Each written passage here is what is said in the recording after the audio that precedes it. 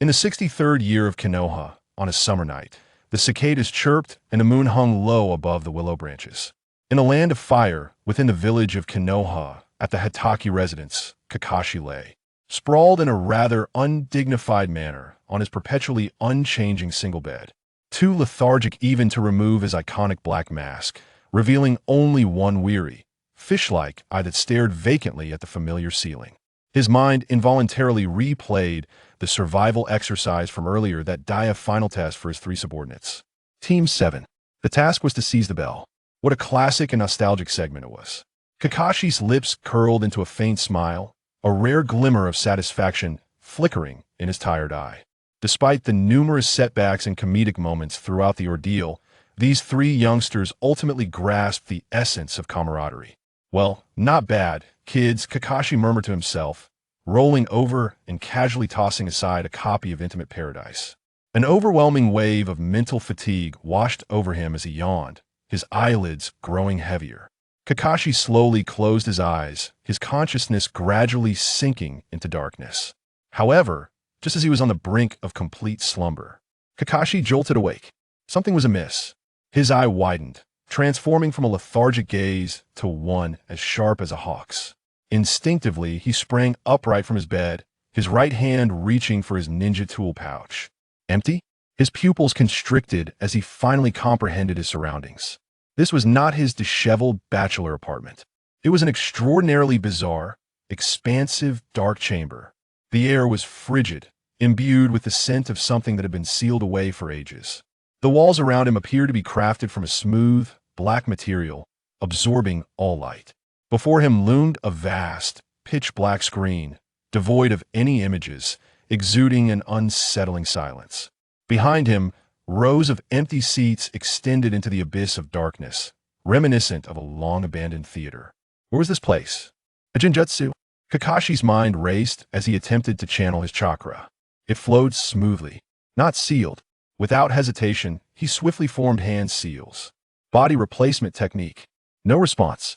The chakra dissipated into nothingness, leaving him rooted in place. Kakashi's expression shifted to one of alarm. Body flicker technique. Still no reaction.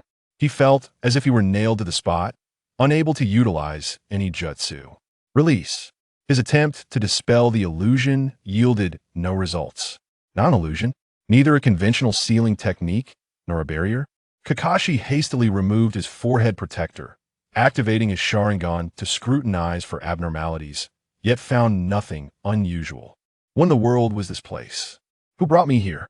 A profound sense of danger surged within him. He was Hitaki Kakashi, an elite jonin of Konoha, the copy ninja with a background in the ANBU, seasoned through countless battles. How could someone abduct him from the safety of his home without him noticing and restrict his abilities? This method was utterly unprecedented. As Kakashi's mind raced, warily scanning his surroundings for any clues, a familiar voice, tinged with surprise and trepidation, suddenly echoed from not far behind him. Ah, Kakashi-sensei. He spun around sharply. There, about 3 or 4 rows back, stood 2 figures in pajamas, gazing at him in shock. Sakura, with her pink hair, was clad in a pink cotton pajama set adorned with cute bunny patterns, her bright green eyes wide and her mouth agape in astonishment. Beside her stood Sasuke, his dark hair and eyes contrasting sharply against the simplicity of his navy, striped pajamas. Although he endeavored to maintain his cool demeanor, the slight furrow of his brow and a hint of panic in his gaze betrayed his unease. Sakura? Sasuke? Kakashi lowered his forehead protector with a calm thought. How did you end up here? Don't know. Sakura's voice trembled, nearly breaking into tears. I was sleeping at home, and when I closed my eyes and opened them again, I was here. She gestured to the empty seats surrounding them and the ominous screen ahead, her voice quivering as she continued. Sasuke-kun and I have been here for a while. We checked thoroughly, and there's nothing here, no way out.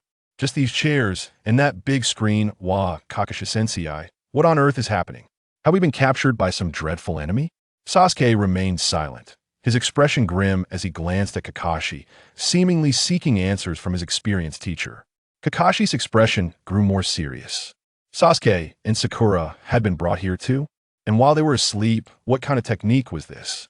its scope so vast, its effects so subtle, that even he had been oblivious. What was the objective of this perpetrator? Gathering Team 7 here. Wait, where was Naruto? Kakashi suddenly realized a crucial detail, his brow furrowing even deeper. Sakura and Sasuke were merely freshly graduated genin, perhaps easily ensnared. But he was a bona fide jonin. To silently transfer him from the heavily guarded village of Konoha to this place, and restrict his jutsu. This was beyond the capabilities of an ordinary ninja. The strength of the perpetrator was likely unfathomable. Just then, Sasuke, who had remained silent, suddenly pointed towards the massive black screen, his expression peculiar. Kakashi-sensei, look at that screen. It flickered for a moment. Although it quickly turned off, I think I saw Naruto's stupid face. He paused, adding in a more uncertain tone. It seems the screen is showing Naruto's dream? Naruto's dream? Kakashi was taken aback, instinctively glancing once more at the enormous screen. At that moment, the previously pitch-black screen lit up without warning. An image appeared. It was unmistakably a familiar training ground in Konoha. At the center of the training ground stood two 12-year-old boys, locked in an intense standoff. One had spiky golden hair, clad in his signature orange tracksuit Naruto Uzumaki. The other had spiky black hair, his expression fierce, with a spark of determination in his eyes. Sasuke Uchiha. However, the two figures on the screen appeared to be in a rather peculiar state. On the screen, Naruto stood with his hands on his hips, laughing uproariously at Sasuke, who lay on the ground. Surrounding him were at least 100 identical shadow clones, each with a smug expression directed at the fallen Sasuke. Yet, despite his disheveled appearance, Sasuke bore no trace of anger or resentment. Instead, he looked at Naruto with an expression filled with admiration and acceptance. Kakashi, Sakura, Sasuke. The three spectators were utterly dumbfounded. What was happening? Then, to their astonishment, the Sasuke on the screen spoke up, addressing Naruto with heartfelt sincerity. "Few you truly are something else, Naruto Uzumaki. I concede defeat wholeheartedly. Your strength is indeed superior to mine. From this day forth, I, Sasuke Uchiha, shall acknowledge you as the strongest of Team 7. Upon hearing this, Naruto's smirk grew even more pronounced, his nostrils flaring as if they might reach the heavens. He pointed at Sasuke and laughed boisterously. "Ha! Sasuke, you're not all that impressive. I thought you were formidable, yet here you are, easily defeated by me, Naruto." In the audience, the real Sasuke Uchiha felt the veins on his forehead throb violently. His handsome face flushed crimson, with rage and embarrassment. This idiot! How could I possibly lose to him? And to utter such words? Sasuke trembled with anger. If his glare could kill, the Naruto on the screen would have been reduced to ashes. Sakura covered her face in exasperation, her expression one of utter disdain. This Naruto is truly beyond redemption. Kakashi displayed his classic deadpan expression, silently observing the screen with an unruffled demeanor, even suppressing a smile. The tense atmosphere lightened slightly due to the commotion on the screen. Meanwhile, in the distant shadows of the audience, a black-haired boy clad in a humble ramen shop uniform revealed a satisfied grin. This was Shiyu. Before him, notifications that only he could see popped up continuously. Ding! Emotional fluctuations from Naruto Uzumaki detected. Emotion value 300. Ding! Emotional fluctuations from Sasuke Uchiha detected. Emotion value 200. Ding! Emotional fluctuations from Sakura Haruno detected. Emotion value 50. Ding! Emotional fluctuations from Kakashi Hatake detected. Emotion value 50. Hey. Shiyu gazed at the rapidly increasing numbers on the panel, a smile stretching across his face that rivaled the most. Exuberant joy. It worked. This Dream Master system is incredible. Not only can it pull dreamers into the fold, but also gathers their close ones as spectators. And the emotions generated by the audience can be collected. Double the delight. How splendid. Shiyu licked his lips, excitement glimmering in his eyes. He was a traveler from another world. 3 years prior, he had been an ordinary individual on Earth, an earnest psychological counselor helping troubled youths navigate their issues. Yet, upon awakening, he found himself reborn in the perilous realm of ninjas. To his dismay, he had not been reborn as a member of any illustrious clan, such as the Uchiha or Hyuga, nor even as a mere member of the Ino Shikacho trio. Instead, he had transformed into a complete war. Orphan, devoid of any bloodline limits, background, or even a semblance of ninja talent. His only stroke of fortune was being adopted by the owner of a humble ramen shop, who treated him as a son. Now, he worked diligently in the ramen shop, leading a life filled with kneading dough, boiling noodles, and washing dishes. For 3 years, he had attempted various methods to alter his fate, akin to the legendary travelers before him. He secretly studied chakra refinement techniques and endeavored to enhance his physical abilities, but the results were negligible, barely surpassing the strength of his adoptive father. Eventually, he was forced to accept a harrowing truth. He was simply a talentless nobody in the realm of ninjas. As time passed, and the year 63 of Konoha approached, with Naruto and Sasuke graduating from the Ninja Academy, he realized that the plot was about to unfold. The thought of the imminent Konoha collapse plan, orchestrated by Orochimaru in collusion with the Sand Village. The death of the third Hokage and the subsequent devastation of Konoha filled him with dread. This would be followed by the Akatsuki's capture of tailed beasts, Pain's invasion, and the Fourth Great Ninja War. Shiryu felt a chill run down his spine. In his current state, even the slightest residual wave from a battle could obliterate him. Just as he was on the verge of despair, contemplating fleeing or simply lying low and hoping to survive until the era of Boruto, his golden opportunity finally arrived. The activation of his Dream Master system the previous night. Dream Master system. Current dream level. Level 1, 700, 100000. Target number of dreamers, 1. Number of spectators, 3. Can draw a designated target into a specific dream space, target's exclusive dream or system-created dream theater. Can read, weave, and even modify the dream content of the target.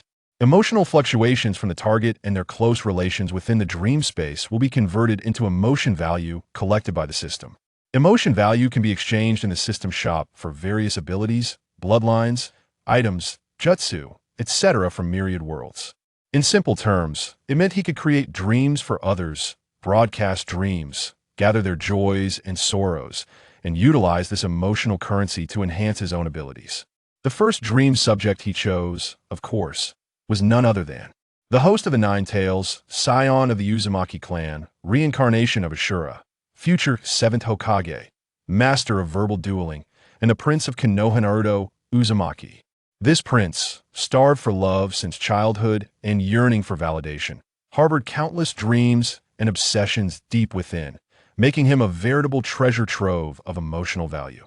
Inviting Kakashi, Sasuke, and Sakurathos closest to Hima's spectators was a stroke of genius. After all, relying solely on Naruto's emotional output might not suffice.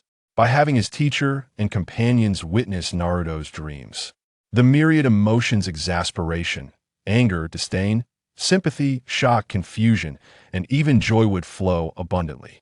Shiryu silently calculated in his mind, his gaze once again drawn to the large screen. The intricately crafted dream was far from over.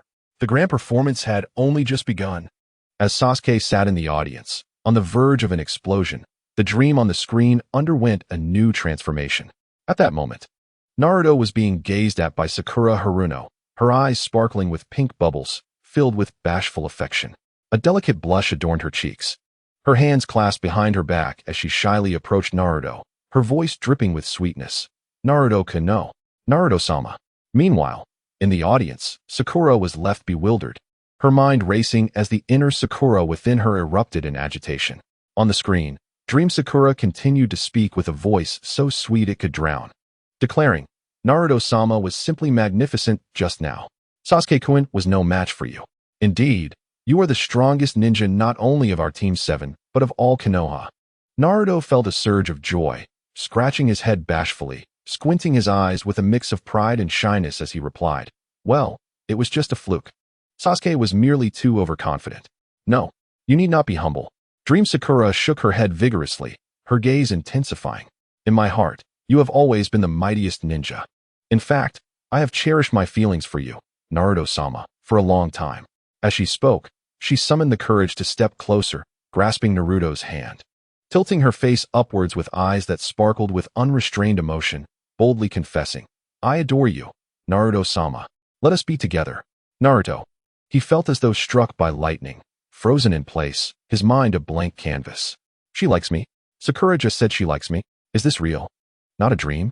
A tremendous wave of shock washed over him, momentarily robbing him of breath. After several seconds, Naruto finally regained his composure. His face flushed with ecstatic color as he gazed at the affectionate Sakura before him, feeling as if he could float away. Happiness had come upon him so suddenly.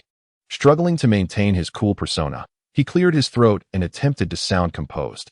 Ahem, since you, Sakura-chan, have expressed such earnestness, I suppose I could consider it. Wahaha. Ultimately, he could no longer contain himself, placing his hands on his hips and letting out a thunderous, joyous laugh. Boom. In the audience, the real Sakura Haruno felt her sanity slip away. She sprang from her seat, veins bulging on her pale forehead, her emerald eyes nearly ablaze with fury.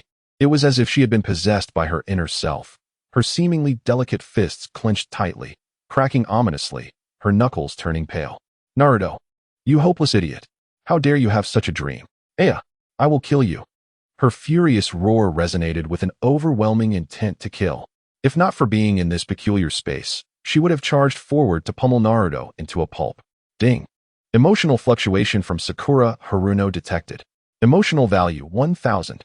In contrast to Sakura's furious outburst, Sasuke stood nearby with an expression of disdain and disgust, as if he had encountered something utterly vile. He instinctively shifted away from Sakura, distancing himself further. How tiresome these two fools are, Kakashi thought, shaking his head in resignation while resting his forehead on his hand. Ding. The emotional fluctuations from Naruto Uzumaki have been captured. Emotional value 400. The dream within the screen continued to unfold. In this dream, Sakura, reluctantly accepting Naruto's confession, clung to his arm like a delicate bird, her voice dripping with sweetness as she cooed. That's wonderful. Naruto, let us go on a date now. I want to go shopping. Of course, Sakura-chan. Wherever you wish to go, I shall accompany you. In this dream, Naruto felt like a victor in life, grandly agreeing with a flourish. Thus, the two of them, hand in hand, departed from the training ground and wandered into the bustling streets of Konoha. Soon, Naruto noticed something even more peculiar. Typically, as he strolled through the streets, he was met with the fearful, disdainful, cautious, or indifferent gazes of the villagers, as if he were a plague or a monster that everyone sought to avoid. However, today was different. "Oh my, is that you, Naruto? You look rather well today," exclaimed a cheerful woman selling vegetables, who promptly handed him a large, ripe tomato. "Naruto, dear, isn't it time for a new outfit? Come take a look in our store. I'll give you a 20% discount," called out the smiling proprietress of a clothing shop. Even a gentle woman clad in a red kimono, holding the hand of a small boy of 5 or 6, approached Naruto with a look of profound respect and admiration. "Good day, Naruto," she greeted with a respectful bow, then gently pulled her shy son closer, saying, "Ryota, look, this is Naruto. You must take him as your example and work hard to become a remarkable ninja like him. Understood?" The boy nodded, somewhat confused. His eyes filled with admiration as he gazed at Naruto. The woman then turned back to Naruto and inquired warmly, "Naruto, have you been training hard lately? Please remember to take care of yourself." Naruto stood frozen, utterly bewildered. He remained rooted in place, feeling as though his heart might leap from his chest. What is happening? The villagers are smiling at me? They care about me? They are praising me? They are calling me Naruto? This treatment was unprecedented, since he could remember. He had always been shunned, isolated, and regarded as a monster. An indescribable sense of happiness and fulfillment washed over him like the warmest tide, overwhelming him in an instant. His eyes grew moist and his vision began to blur. He struggled to discern whether this was reality or an extraordinarily beautiful dream. Though he sensed something odd, he could not help but wonder why everyone was referring to him as Dear Naruto. However, in comparison to this minor query, the villager's profound transformation and attitude brought him an overwhelming sense of joy and happiness. Thank you for your concern, Auntie. I feel great. Training is not arduous at all." Naruto regained his composure and vigorously wiped his eyes, his face blossoming with the brightest and most sincere smile he had ever worn. Clumsily yet joyously, he responded to every villager who greeted him with kindness. As he walked along, he warmly greeted each villager, reveling in this longed-for warmth and recognition. Ding. Emotional fluctuation from Naruto Uzumaki captured. Emotional value, 2000. In the audience, Sakura and Sasuke felt little special about the sight of Naruto being so adored. Sasuke, having grown up amidst the praises of his clan and the adoration of girls, was accustomed to such scenes and even found them somewhat tiresome. After her initial anger, Sakura also found the spectacle a bit dull. Isn't it boring to just keep greeting people? She muttered softly, even stifling a yawn. Only Kakashi gazed at the screen, where Naruto grinned like a fool, his heart a tumult of emotions. He sighed gently. His visible eye was filled with complex feelings, relief, sympathy, helplessness, and a touch of bitterness. As one of the few who understood Naruto's background and the reality of his treatment in the village, Kakashi was acutely aware of the irony that this dreamlike scenario presented when contrasted with reality. This false happiness only served to highlight the harshness of life. Ding. Emotional fluctuation from Kakashi Hatake captured. Emotional value, 500. In the dream world, Naruto remained engulfed in immense happiness. He felt as though he possessed the entire world, having become the most beloved figure in the village. This sensation was so delightful that he was reluctant to awaken. He joyfully interacted with the villagers, sharing his bliss as time seemed to fly by. Ding. Emotional fluctuation from Naruto Uzumaki captured. Emotional value, 100. Ding. Emotional fluctuation from Naruto Uzumaki captured. Emotional value, 100. Ding. Emotional fluctuation from Naruto Uzumaki captured. Emotional value, 100. Ding. Emotional fluctuation from Naruto Uzumaki captured. Emotional value, 100. The emotional values flowed in like a stream, causing Shigeru, who lurked in the shadows, to smile broadly. Just as Naruto's happiness reached its zenith and the sky began to darken, an unexpected twist occurred. As Naruto cheerfully prepared to bid farewell to the last enthusiastic villager and head home, a hand suddenly emerged from behind him, gripping his ear with unexpected force. The pain made Naruto wince. Ouch! Who's that? That hurts. Just as he turned to see who dared to tug at the ear of the esteemed Naruto, a voice filled with both anger and affection thundered in his ear. Naruto, I told you to run a simple errand. Where have you been? It's dark now, and you still haven't returned home. Accompanied by a furious roar, the scene before Naruto abruptly darkened, akin to a television losing its signal, plunging into complete blackness. The dream had come to an end. The screen faded entirely, returning the theater to its prior dimness and silence. Sasuke and Sakura exchanged bewildered glances. Was that truly the conclusion? Sakura blinked, still processing the abruptness of it all. Though the dream had been dull, its ending was rather sudden, wasn't it? Humph, what a tedious dream. Sasuke crossed his arms, letting out a cold snort, yet a hint of perplexity lingered in his gaze. Who was that woman who had appeared so unexpectedly? Only Kakashi reacted. The moment the screen turned black, he leaped from his seat as if jolted by electricity, his body trembling slightly from sheer shock. His lifeless eye widened in disbelief. That voice just now? And the fleeting glimpse of crimson hair? No. This was impossible. Absolutely impossible.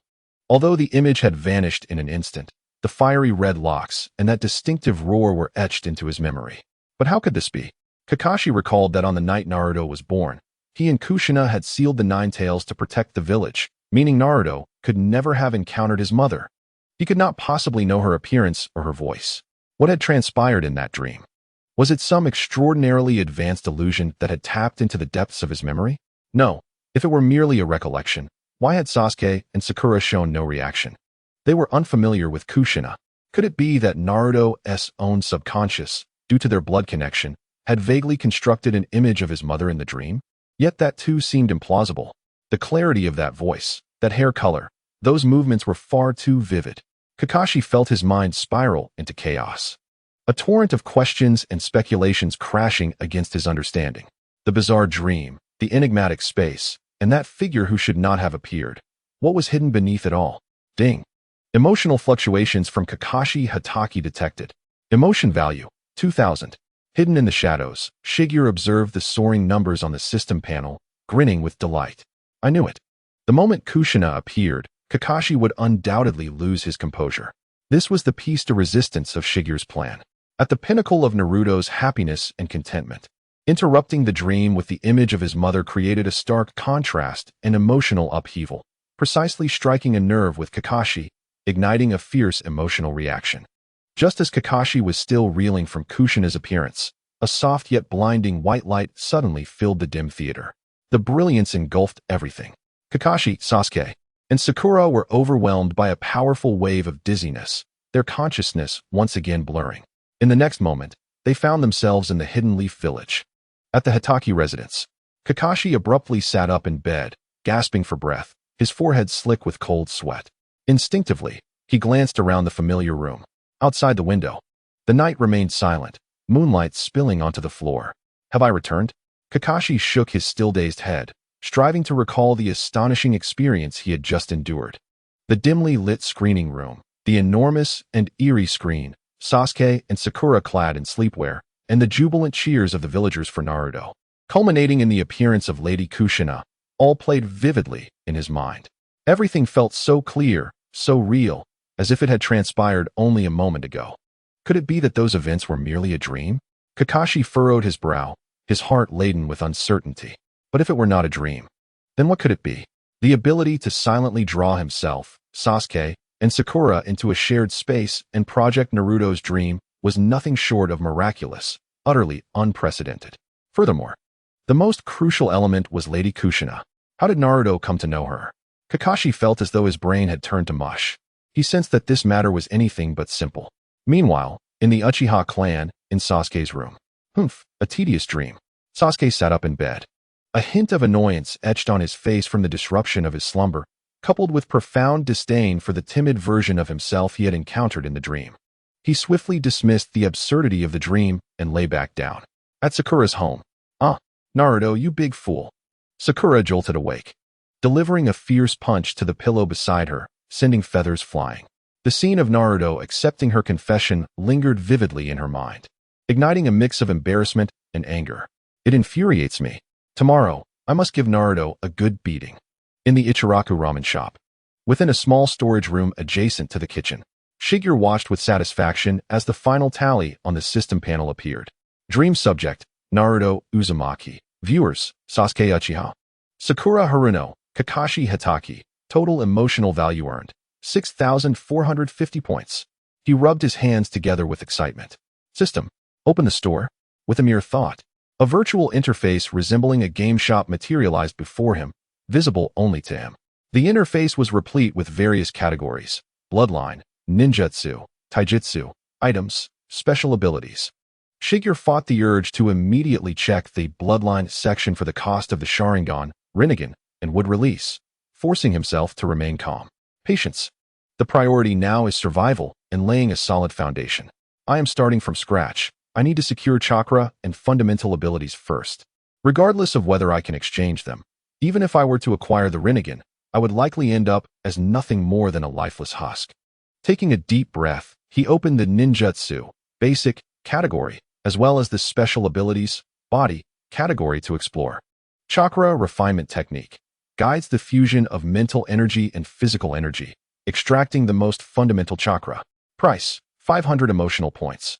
Chakra refinement technique. Advanced package includes the chakra refinement technique, randomly grants affinity for one type of chakra attribute, and significantly enhances the efficiency and quality of chakra refinement. Price, 1,500 emotional points. Chakra refinement technique. High-level package includes the chakra refinement technique, randomly grants affinity for 3 types of chakra attributes, greatly improves chakra refinement efficiency and quality, and optimizes chakra attribute affinity. Price, 3,000 emotional points. Chakra refinement technique. Ultimate luxury package includes the chakra refinement technique, randomly grants affinity for all chakra attributes, tremendously enhances chakra refinement efficiency and quality, and deeply optimizes chakra attribute affinity. Price, 300,000 emotional points. The ultimate luxury package is indeed extraordinary, yet beyond my means. Is the high-level package really 3,000 points? Quite steep, but the benefits must be substantial. Nonetheless, a weak foundation can lead to catastrophic consequences. I shall purchase it. Basic physical enhancement. LV1 comprehensive improvement of physical strength, speed, and endurance by 5 points. Price, 1,000 emotional points.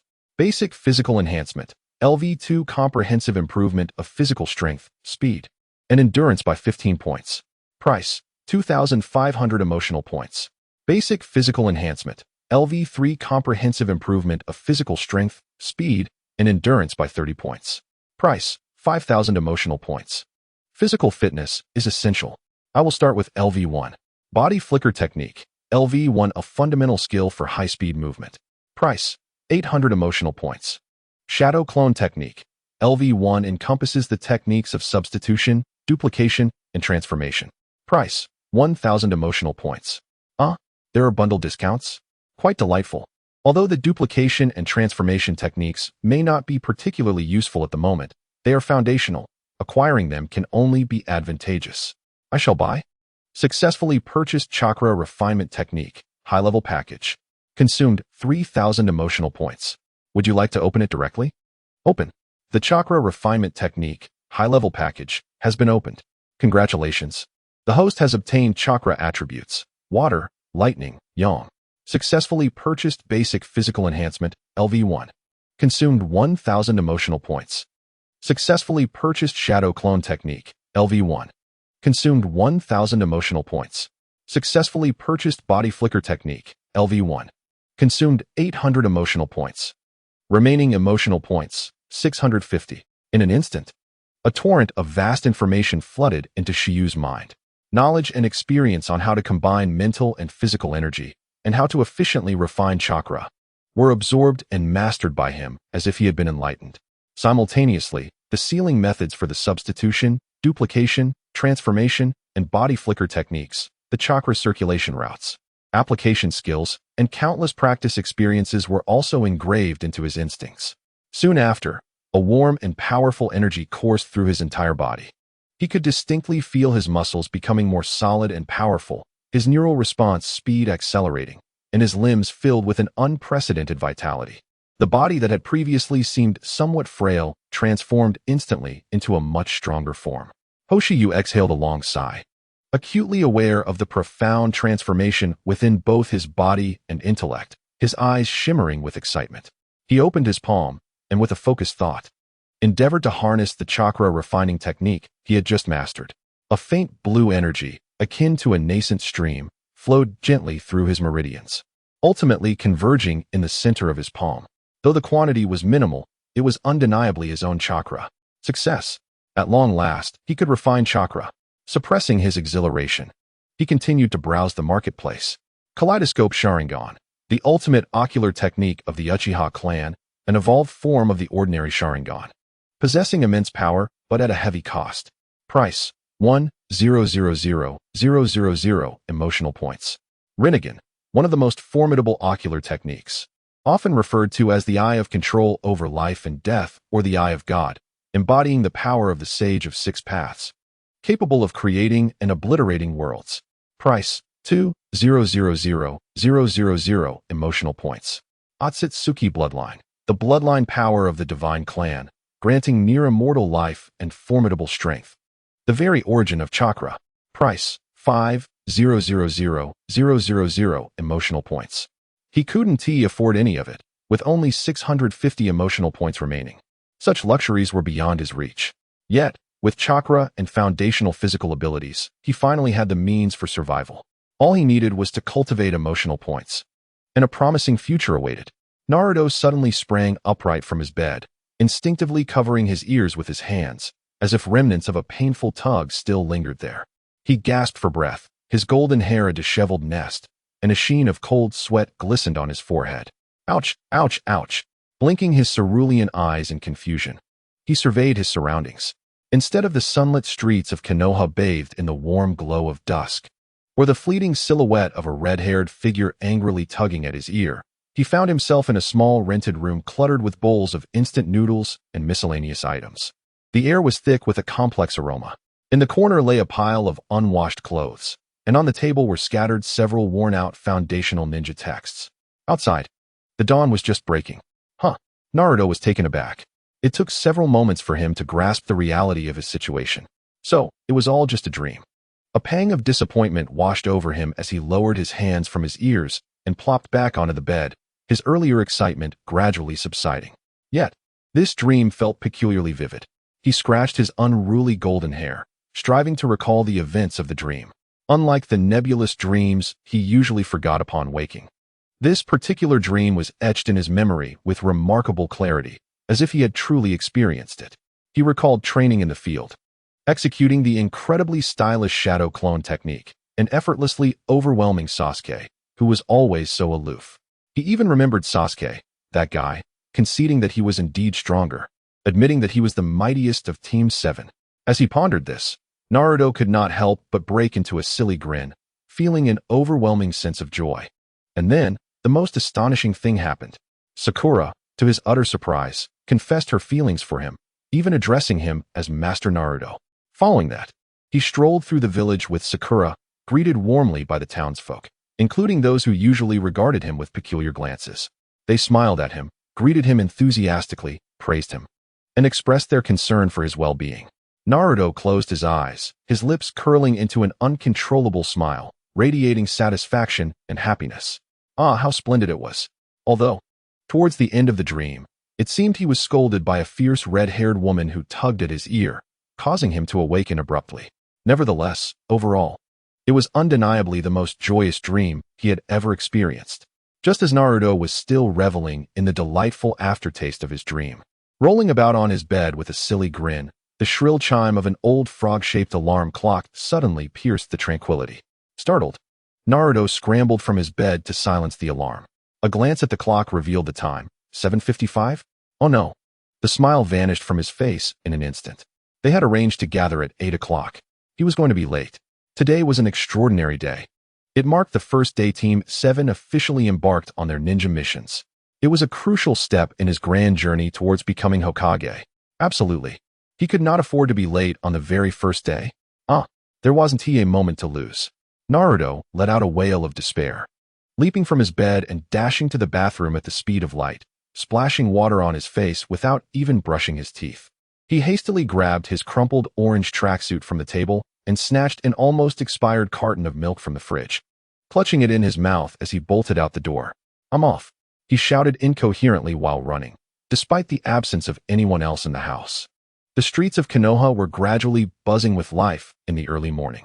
Villagers greeted one another, shops began to open, and the aroma of breakfast wafted through the air.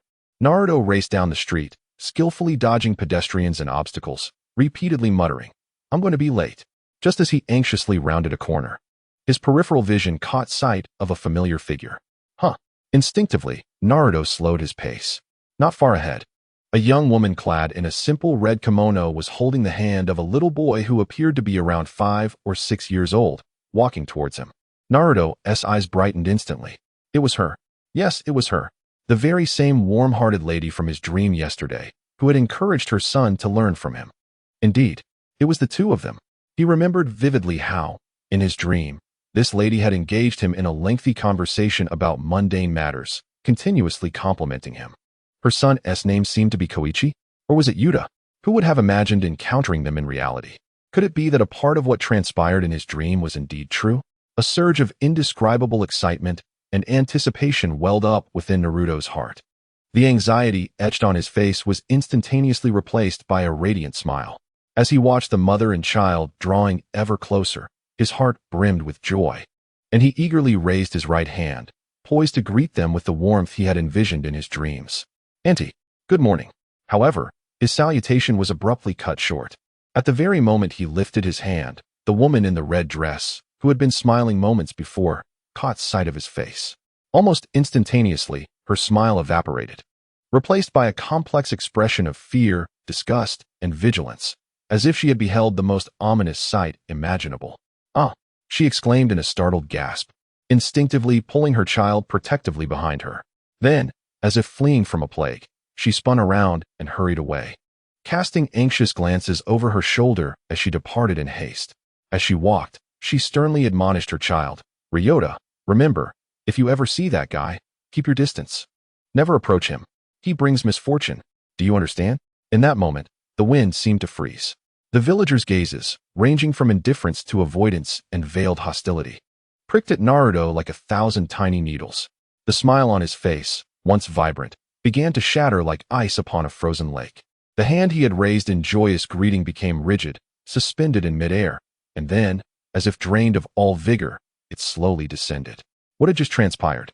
Why? Why did it unfold this way? It had not been like this in his dreams.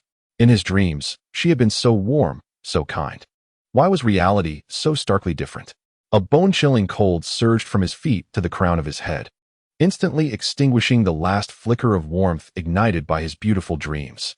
A profound sense of loss and an ineffable bitterness engulfed him like a relentless tide. He stood rooted to the spot, watching the woman and her child scurry away, observing the villagers around him with their cold, evasive, and subtly hostile glances. His throat felt constricted, dry and parched, rendering him utterly speechless. After what felt like an eternity, he murmured softly, his voice barely audible, laden with profound bitterness and self-mockery. Yes, this is reality, not a dream.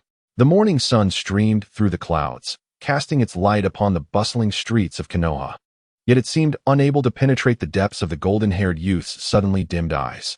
At the entrance of Ichiraku Ramen, when Naruto arrived at their designated meeting spot, he discovered that Sasuke and Sakura had already arrived. Sasuke maintained his usual aloof demeanor, hands tucked into his pockets, leaning against the wall beside the ramen shop. His eyes half closed as if indifferent to everything around him, though the slight shadow beneath his eyes hinted that he had not rested well the previous night. To Naruto's surprise, Sakura did not cling to Sasuke like the usual sticky gum today, chattering incessantly. Instead, she stood a few paces away from him, her hands clasped behind her back. Pacing back and forth with a hint of agitation, her emerald eyes darting anxiously from one end of the street to the other, seemingly searching for someone. Is she looking for me? A sudden realization struck Naruto.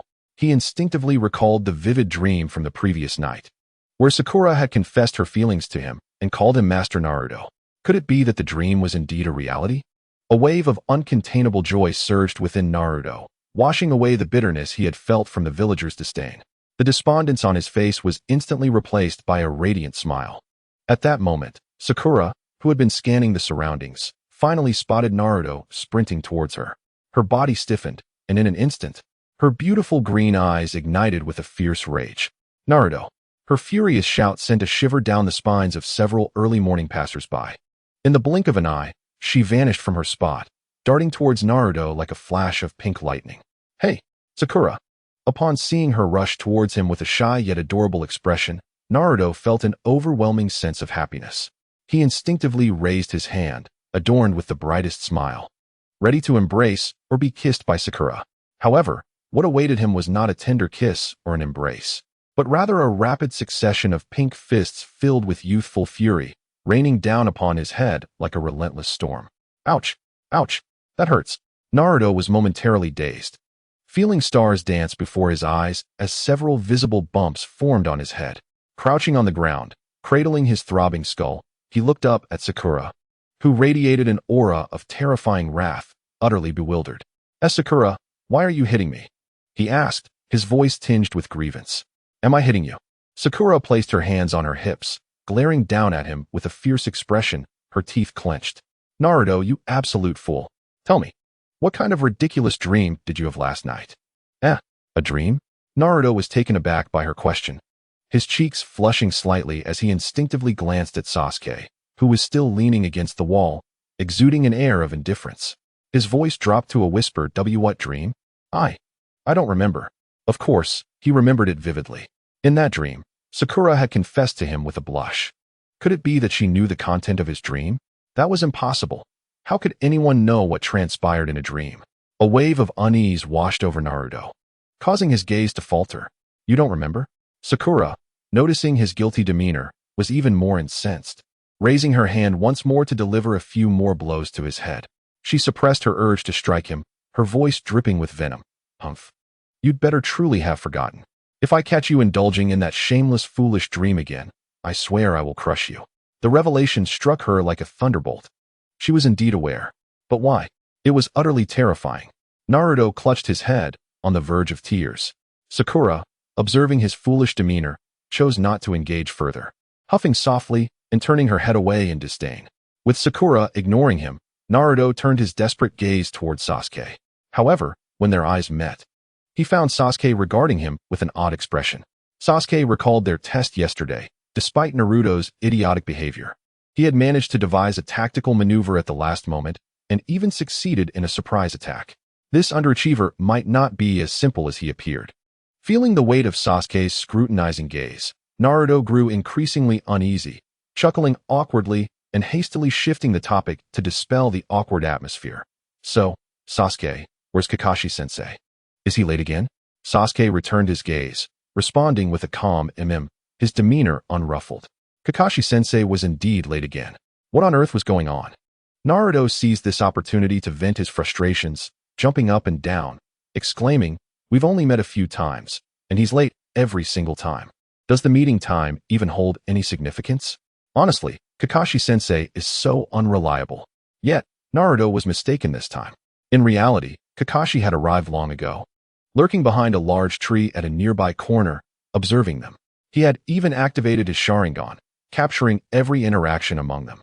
Indeed, both Sakura and Sasuke's reactions confirmed that last night's experience was real and not merely a figment of his imagination.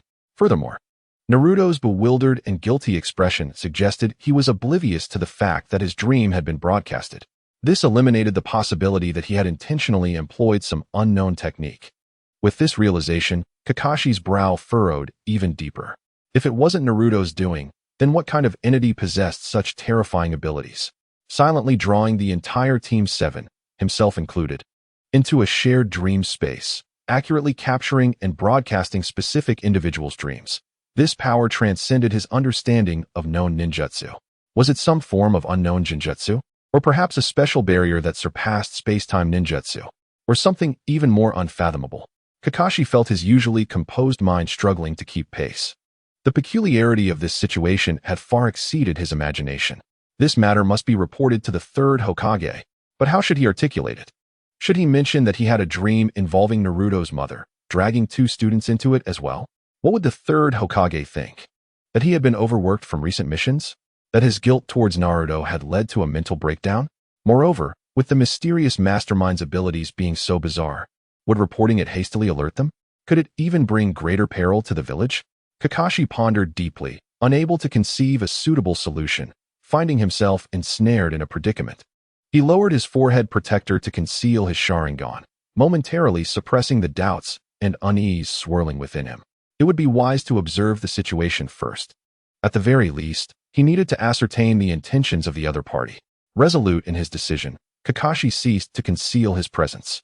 Silently, he materialized before the 3 members of Team 7, wearing his ever-present, languid smile, and raised his hand in greeting. "Good morning, everyone." "Ah, Kakashi-sensei." Upon seeing Kakashi, Naruto instantly forgot his earlier frustrations and pointed at him, loudly lamenting, "You're late again. This is so disappointing." Well, Kakashi maintained his nonchalant demeanor, concocting an implausible excuse about encountering an elderly lady in need of assistance on the way. With little sincerity, he pressed his hands together and mumbled an apology. Sorry. I'll be more mindful next time." His gaze swept over the trio of young ninjas, noting the prominent bumps on Naruto's head, Sakura's still puffed cheeks, and Sasuke's indifferent expression. He couldn't help but shake his head inwardly. Clearing his throat to redirect the conversation, he inquired, "All right, we can save the complaints for later. Have you all had breakfast? We are to commence our official mission today, and working on an empty stomach could hinder our efficiency." Before Naruto could respond, his stomach audibly protested with a growl. Embarrassed, he scratched the back of his head and sheepishly chuckled. "I woke up late and only had some milk." Sasuke's expression remained somewhat sour, evidently affected by the bizarre dream he had the previous night, and he coldly replied, "No." Sakura stuck out her tongue and patted her flat stomach, thinking that she was controlling her figure, though internally, she was too irked by Naruto's antics to have any appetite. Observing the disparate conditions of his young charges, Kakashi resignedly clapped his hands. "All right, since none of you have eaten," a languorous smile broke across his face, "to express my apologies for being late. I shall treat you all to breakfast today. Let us go to Ichiraku Ramen." Wow. Upon hearing they were heading to Ichiraku Ramen, Naruto's eyes sparkled with excitement, and all his earlier discontent was instantly forgotten. He was the first to cheer, raising his arms in jubilation. "That is fantastic. Ichiraku Ramen. Kakashi-sensei is the best."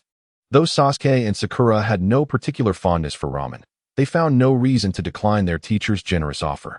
Thus, amidst Naruto's exuberant cheers, the 4 members of Team 7 lifted the curtain adorned with the Ichiraku emblem and stepped into the legendary ramen shop. The hour was still early, and the ramen shop was devoid of other patrons, lending it a somewhat desolate atmosphere. The air was rich with the enticing aroma of tonkatsu broth, stirring appetites with its savory allure. The soul of the shop, the masterful chef, was busy behind the counter, skillfully kneading dough and preparing the ingredients necessary for the day's service. Beside him, a youth with raven hair and dark eyes, donned in a similar apron, methodically washed the dishes and wiped down the bar, his movements swift and adept. It was Shiyu. Ah, Naruto. Hearing the commotion at the entrance, Shiyu looked up, a teasing smile gracing his face as he greeted them familiarly. I could hear your loud voice from afar. What brings you here so early today? Hey, Shiyu. Naruto exclaimed with delight upon spotting him, plopping down on the highest stool at the bar, his excitement palpable. We're off to undertake a mission today. Kakashi-sensei is treating, and I want a massive bowl of luxurious char-siu miso ramen. He continued, effortlessly picking up the menu, adding, by the way, where's Sister Ayam? I haven't seen her today. Shiyu replied casually, while continuing to wipe the bar. Ayam? She went to restock supplies. In the village of Konoha. The ramen shop's master and Sister Ayam, along with the later adopted Shiyu, were among the few who regarded Naruto without prejudice, particularly Shiyu, who had never discriminated against him. In quieter moments at the shop, Shiyu often slipped out to play with Naruto, teaching him peculiar games or lending an ear to his troubles. Thus, Naruto held a deep trust in Shiyu. Kakashi, Sasuke, and Sakura found their places and casually ordered their ramen. Kakashi opted for a bowl of standard miso ramen. Sasuke chose tomato ramen, while Sakura hesitated for a time, ultimately grappling between maintaining her figure and not wasting a treat from their teacher, deciding on a relatively light vegetable ramen. All right, one large char-siu miso ramen, one miso ramen, one tomato ramen, one vegetable ramen. Shiyu noted the orders and adeptly moved to the stove, beginning to cook the noodles, prepare the broth, and gather the ingredients. Having assisted in the kitchen for several years, his ramen-making skills had been imparted generously by the shop's master. Though not quite mastering the craft, he had certainly learned a considerable portion of the authentic techniques. How ironic. Here I am, a distinguished psychological consultant of the 21st century, transported to the world of ninjas, having failed to learn the Flying Thunder God technique or the Spiral Sphere. And yet the first skill I fully develop is making Ichiraku ramen? What kind of absurdity is this? Despite the tumult of thoughts swirling in his mind, Shiyu's hands moved with unwavering speed. Before long, steaming bowls of aromatic ramen were prepared. Here we go. Your ramen is ready, Shiyu announced as he placed each bowl on the bar.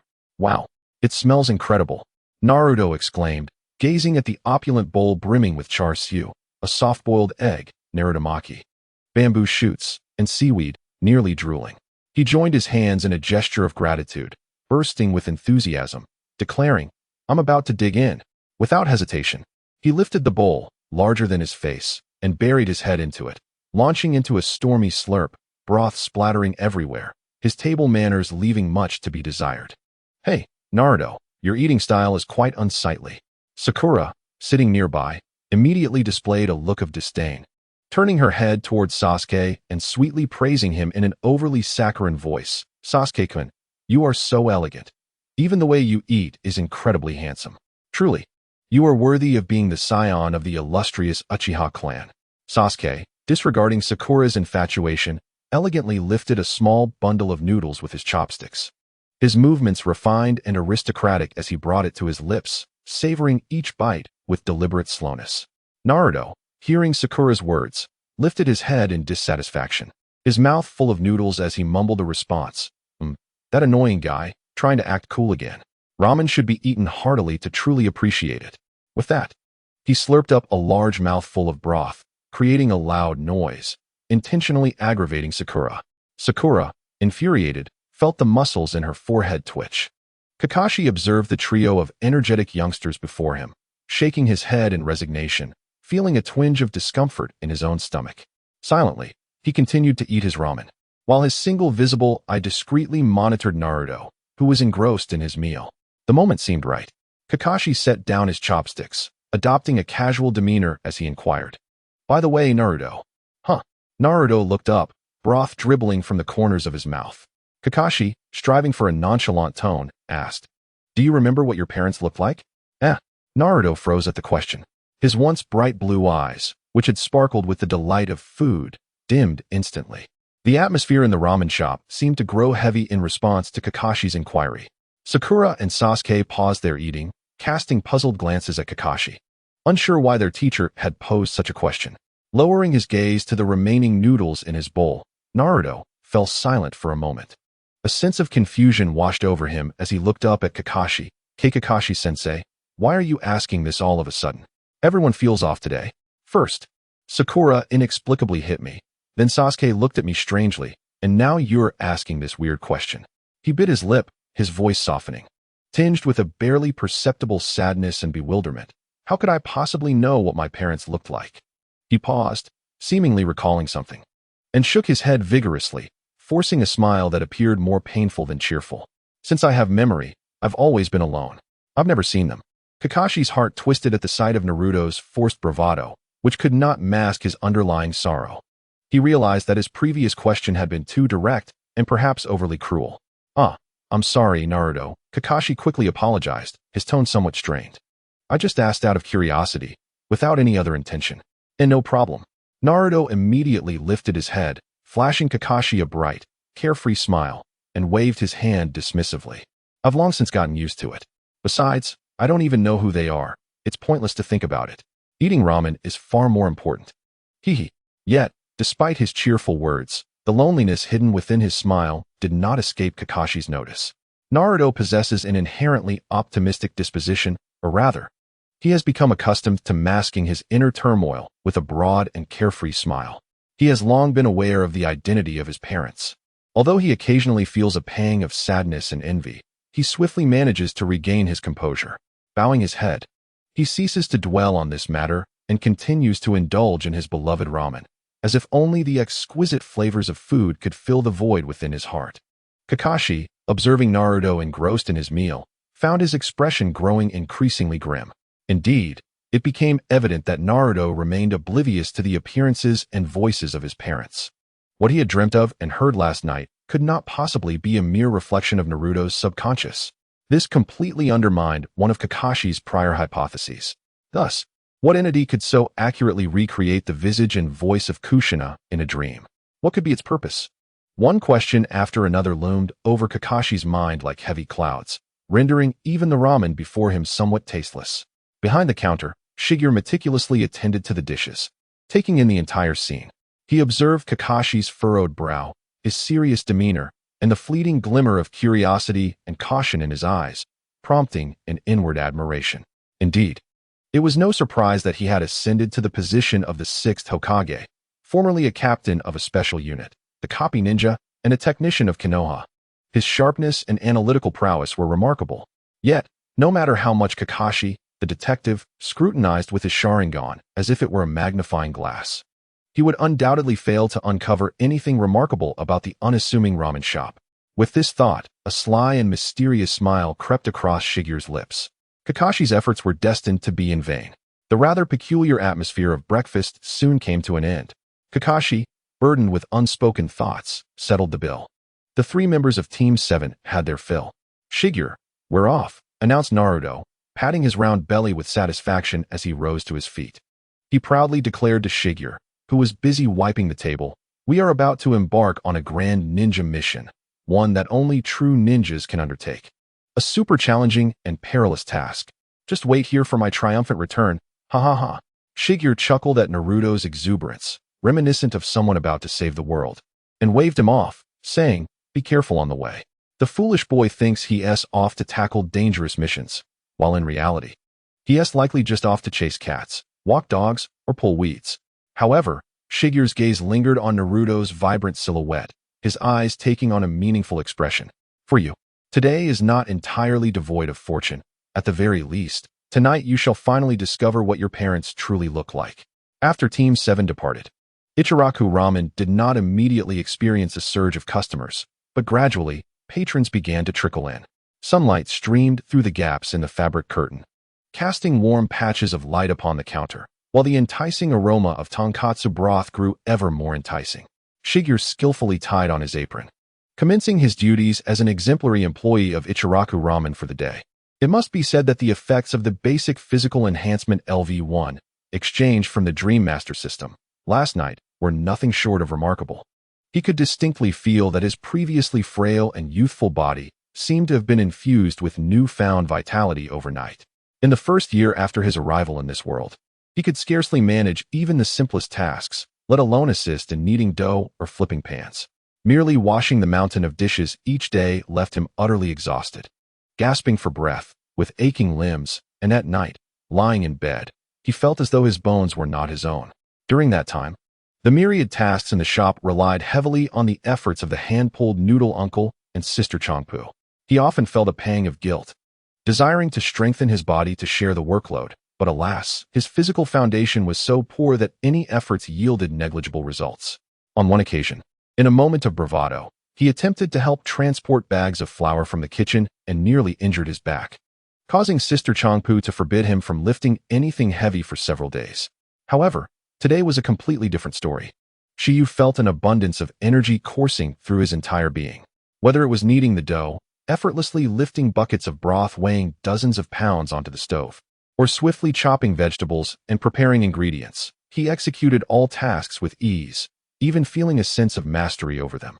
Not only was he not fatigued, but he felt invigorated, as though the more he worked, the more energy he had. Was this the effect of LV1? If he were to reach LV10, would he be able to dance with joy? He not only completed his assigned duties efficiently, but also had the strength to assist the hand-pulled noodle uncle in simmering broth and preparing char siu. Shiyu, you're quite nimble today. After the lunch rush subsided, the shop became a tad more relaxed. The hand-pulled noodle uncle, wiping his brow, looked at the nearly immaculate state of the kitchen thanks to Shiyu's efforts, and couldn't he help but tease, not bad, not bad. Have you been secretly training? Naturally. Shiyu could not disclose the matter of the system to others. A shy yet slightly proud smile graced his face as he scratched his head. Well, I have indeed been exercising a bit lately. I thought it might help, and it seems the results are quite promising. Oh, the hand-pulled noodle uncle was momentarily taken aback. Then his face broke into an exceedingly gratified smile. He had always regarded Shiyu as his own son, knowing that despite the boy's seemingly playful demeanor, he was quite understanding at heart. What a good child you are. The uncle approached and patted Shiyu's somewhat slender shoulder with a hearty hand. His eyes filled with admiration and affection. Good lad, you're starting to care for your old man and sister. He laughed heartily and said, however, merely exercising is not enough. Nutrition must keep pace. How about this? Tonight, I'll prepare a special meal for you to replenish your strength. Really? That is wonderful. Thank you, Dad. Upon hearing about the extra meal, Shiyu's eyes sparkled with delight. Just then, amidst this warm atmosphere, the curtain at the door was lifted, and a vibrant figure walked in. I'm back. Dad, Shiyu. It was Sister Changpu, carrying a large bamboo basket that appeared quite heavy, with beads of sweat glistening on her forehead. Upon witnessing the cheerful exchange between the hand-pulled noodle master and Shiyu, she curiously inquired, Oh, what is the cause of such merriment? Xiaomu, you're back. Shiyu immediately dropped the cloth he was holding and rushed towards her. Dad mentioned there would be extra dishes this evening. As he spoke, he naturally reached for the basket of vegetables in Chao Mu's arms, saying, Let me assist you, sister. You look weary. You? Chao Mu regarded him with mild skepticism, instinctively cradling the basket. Are you strong enough to carry it? Do not overexert yourself and strain your back.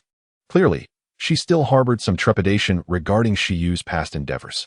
Rest assured, sister, Shiyu confidently flexed his arms. This weight is but a trifling matter. Ha ha ha indeed. The noodle master chimed in, chuckling alongside them. You can trust her, Chao Mu. Shiyu has grown quite robust and has truly become a man. With a mixture of doubt and hope, Chao Mu relinquished her grip. Shiyu grinned and effortlessly lifted the vegetable basket, which weighed at least 30 to 40 pounds, placing it steadily in the storage room. Upon re-emerging, he lifted the curtain, revealing a small cart laden with an array of heavy ingredients, nearly a dozen boxes stacked high. Under Chao Mu's astonished gaze, Shiyu approached the cart, inhaled deeply, and seized two of the largest wooden boxes with determination. Up, he exclaimed, and to everyone's amazement, the hefty boxes were hoisted off the cart. Wow! Chao Mu instinctively covered her mouth, her eyes wide with astonishment.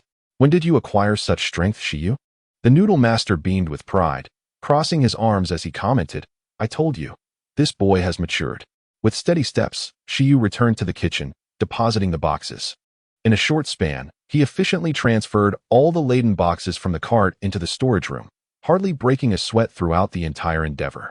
Observing Shiyu's industrious and vibrant figure, along with his confident, sunny smile, Chao Mu was filled with emotion. Indeed, this child had grown. He was no longer the little one from 3 years ago who required constant care from her and their father. She genuinely felt happiness for Shiyu. As Shiyu placed the final box in the storage, he glanced at the tirelessly working noodle master and the approaching Chao Mu, a warm sensation swelling in his heart. Having been selflessly cared for by them for 3 years, it was no wonder they treated Naruto without any prejudices. This 3-year companionship had allowed him to deeply appreciate the simple kindness of this father and daughter duo. Though life was ordinary, they consistently approached those around them with the utmost goodwill, including him, an orphan of uncertain origins, and the ostracized fox spirit. However, after 3 years of subtle observation and testing, Shiyu could ascertain that the Noodle Master was certainly not a formidable figure like Otsutsuki Kagaya, nor was he the legendary sage of the 6 paths.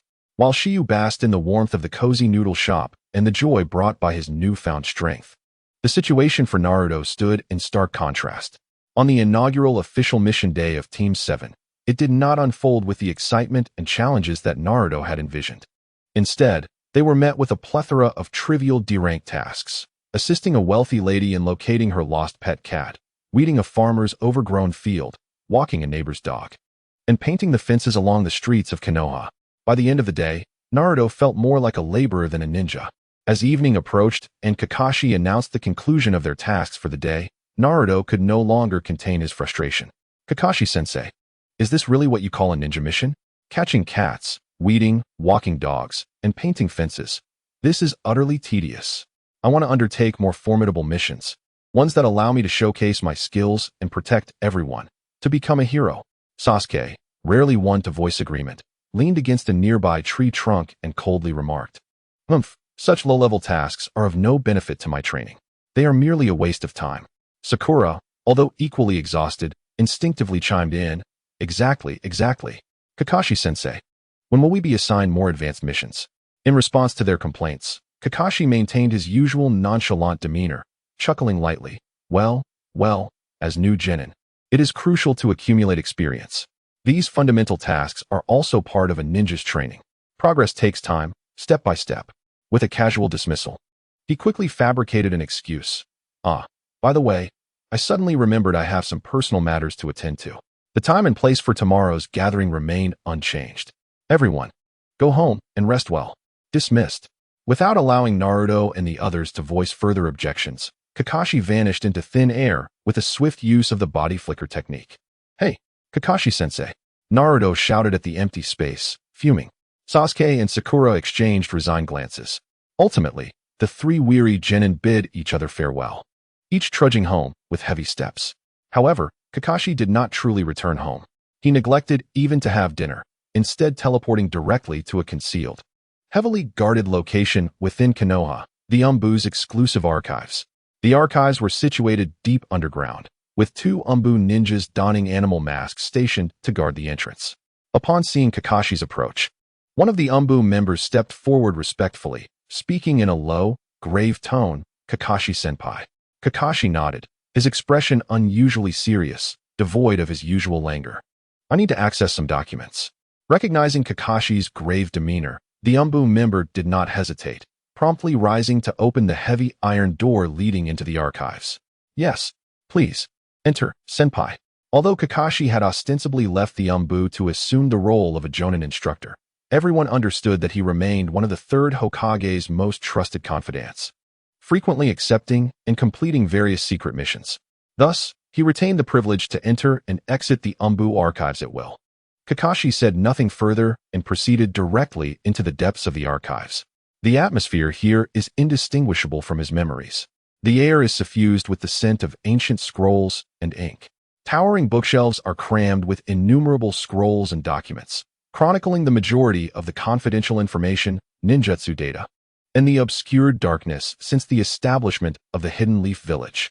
Kakashi navigates this labyrinth with ease, making his way to the section marked for Jinjutsu, meticulously examining each scroll one by one.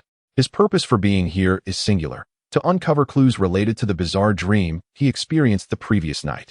He remained steadfast in his belief that it was no mere dream, but rather a sophisticated and rare genjutsu that operates on a mental level, or perhaps a similar forbidden technique. He diligently researches various records concerning mental assaults, dream invasions, memory retrieval, shared perceptions, and even soul-related genjutsu and forbidden arts. However, as time slips away, the outside world has succumbed to the darkness of night. Kakashi has sifted through nearly all potentially relevant scrolls, yet he remains empty-handed. The archives of the Umbu contain known techniques capable of silently drawing multiple consciousnesses into the same space, accurately replaying or even altering specific individuals' dreams, while conjuring images unknown to the dreamers themselves. How could there be no trace at all? In the deep of night, Kakashi, burdened by exhaustion, departs the Umbu archives and returns to his desolate room. He lies on his bed, gazing at the ceiling, filled with anguish and unease. The vast trove of information within the Umbu archives yields no similar accounts. Does this signify that the abilities of the caster exceed the comprehension of an ordinary ninja? What troubles Kakashi further is the apparent target of this enigmatic caster, Naruto. What could their intentions be towards him? Is it for the Nine Tails? Or is there a more profound motive at play? Amidst the relentless fatigue and unresolvable doubts, Kakashi's eyelids grow heavier, and his consciousness begins to blur once more. The familiar sensation of weightlessness washes over him. When Kakashi opens his eyes again, it is no surprise that he finds himself once more in that dim and eerie screening room. He lets out a barely audible sigh, confirming his return. This time, he does not panic as he did on the first occasion, nor does he rush to investigate his surroundings. Acquainted with the experience from the previous night, he has adopted a more composed demeanor. Surveying the area, he discovers that Sasuke and Sakura have arrived before him, both still clad in their pajamas, seated nearby with expressions of resigned curiosity. It appears they too have recognized that this is not a perilous trap, but rather a rule that is difficult to defy. Kakashi greets them and casually selects an empty seat, relaxing his body as he directs his gaze towards the vast, dark screen ahead, patiently awaiting the unfolding events. Following the pattern of the previous night, he anticipates that the screen will illuminate shortly after his arrival. Indeed, it is as he expected. As soon as he settled into his seat, within less than half a minute, the screen flickered to life once again, without any prior indication. The image remained focused on Naruto as the central character. However, the moment Kakashi discerned the scene displayed on the screen, he became as rigid as if petrified, abruptly freezing in his seat. An indescribable complexity of emotions surged through him, erupting like a volcano and obliterating all semblance of calm and pretense. He sprang from his chair, his visible eye wide with shock, fixated intently on the screen. This was impossible. This time, the image was no longer the vague silhouette of a red-haired figure he glimpsed the previous night. Instead, it was a remarkably clear and vivid presence. A beautiful woman with fiery, radiant red hair, adorned with an apron, wore a gentle yet vibrant smile as she busily prepared dinner in the kitchen. Her profile was soft. Her brow held a hint of heroism, and her gaze was bright and warm, brimming with a love for life. It was truly Kushina-sensei, as if she had never left. The living embodiment of Whirlpool Kushina. Moreover, Kakashi's eyes rapidly scanned the background of the image. The kitchen exuded a warm, homely atmosphere. Alongside glimpses of the living room layout visible through the kitchen door, the arrangement of furniture, and the decorative paintings hanging on the walls. This room, this decor style, this layout, was undoubtedly here. It was unmistakably the home of Minato-sensei and Kushina-sensei. He was certain he could not be mistaken. As Minato-sensei's most trusted disciple, he had visited this place countless times to discuss missions with his teacher, dining with his sensei's wife. Although the details in the image slightly differed from his memories, the overall structure and ambience were unmistakably the same. Yet, this house had been sealed and rendered inaccessible long ago, following the conclusion of the Nine Tails incident 12 years prior. Under the orders of the third Hokage, to erase any connection between Naruto and Minato for the latter's safety. Even related records had been classified as top secret. Naruto could not possibly be aware of this house's existence, let alone its internal layout. What on earth was happening before him? If the fleeting glimpse from the previous night could be attributed to coincidence or subconscious projection, what about now? This incredibly clear image, this unmistakable scene, was certainly no coincidence. It was beyond anything Naruto could conjure from thin air. Ding. Emotional fluctuations from Kakashi Hatake detected. Emotional value, 1000. Kakashi-sensei, what's wrong? Came Sakura's concerned voice from beside him. She and Sasuke gazed curiously at Kakashi, who appeared unusually agitated. To them, the scene on the screen seemed rather ordinary. A gentle red-haired woman cooking, nothing particularly special. Why was their teacher reacting so intensely? TSK, Tisk, truly the sixth Hokage. In the shadows of the last row of the screening room, Shiyu gazed at the soaring numbers on the system panel, a smile spreading across his face, revealing only his teeth. To his surprise, within Class 7, the seemingly lethargic Kakashi turned out to be the unexpected reservoir of emotional value. A slight provocation sent his emotions skyrocketing. Shiyu stroked his chin, a glint of calculation shimmering in his eyes. He cast another glance at his system panel. Dream Master System. Current dream level. Level 1, 7, for 50, 100. 000. Number of dream targets. 1. Audience count. 3. Maximum dream copies. 1. Current dream copy. Eternal radiance in that fated night of demise. The yellow light thwarted the enemy's sinister plot. According to the system's explanation, such copies are not mere figments of imagination, but rather shards of parallel worlds constructed by the system based on the real world. Within these shards, certain pivotal historical nodes might alter due to various reasons, thereby giving rise to a future starkly different from the primary world. It is this foundation of tangible possibility that can most effectively evoke genuine emotions in participants, inducing profound emotional fluctuations. Kakashi's intense response stemmed from witnessing not just an image, but a potential past or future that might have existed. However, he also noted the system's limitations. With his current level 1 authority, he was unable to freely create copies.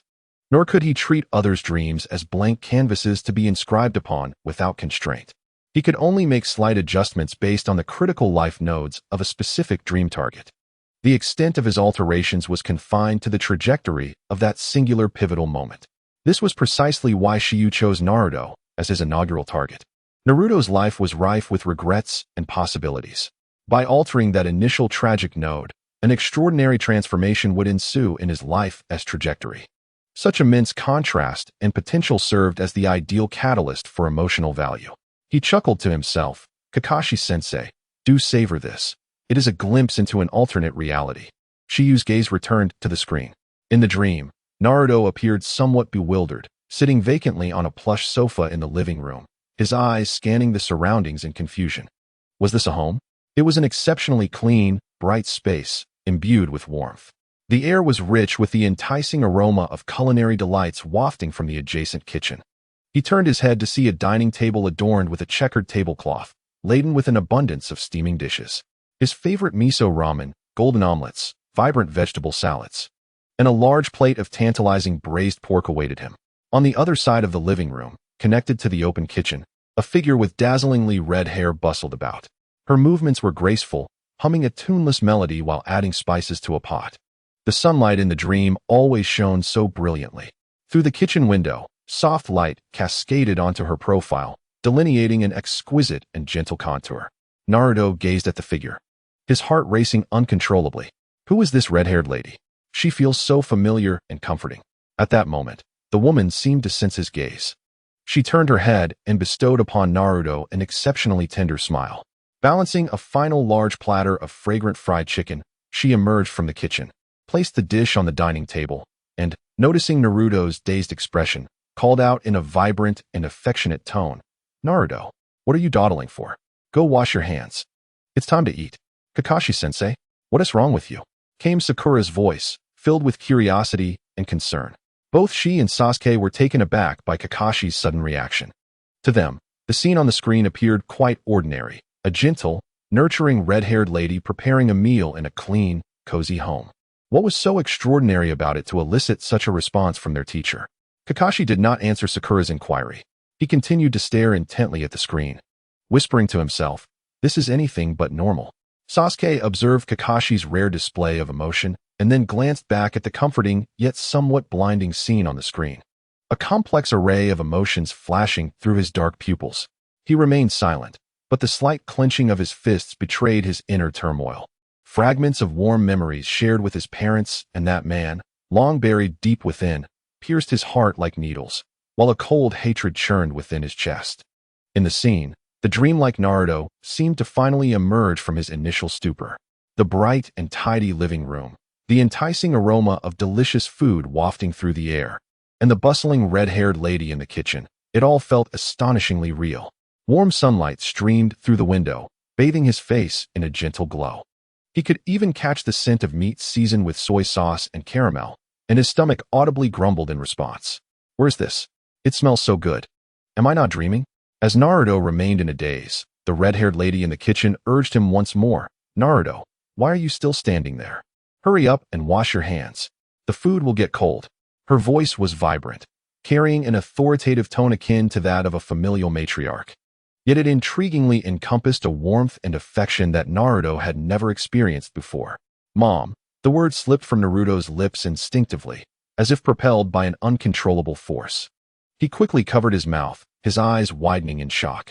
Did I just call her mom? Even in his confusion, he realized. The warmth from the villagers on the street, and now this comforting home with the incredibly familiar red-haired lady. So this is my dream. Could it be that this red-haired lady is my mother from my dreams? A profound and indescribable mixture of sorrow and ecstasy surged through him like a waterfall, overwhelming all his thoughts in an instant. Mother. He had actually seen his mother in a dream, though he had no recollection of her appearance. The red-haired lady before him resonated with the essence of motherhood. It was undeniably his mother. The deep-seated connection, rooted in blood and soul, was unmistakable. Naruto felt a sudden sting in his nose. Tears, hot and uncontrollable, streamed down his cheeks. How many years had it been? 12 years. Countless times. He had envisioned his parents in dreams and fantasies, yearning for a warm home like other children, with a mother and father. And now, this long-desired scene, which he had craved for 12 years, had truly manifested in his dream. Although merely a dream, in that moment, Naruto would give anything to remain in this blissful state forever. I understand now. Mother.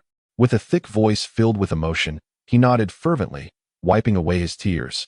A foolishly radiant smile illuminating his face, brighter than the sun. He called out loudly and dashed towards the bathroom. Ding. Emotional fluctuation from Naruto Uzumaki captured. Emotional value, 2,500.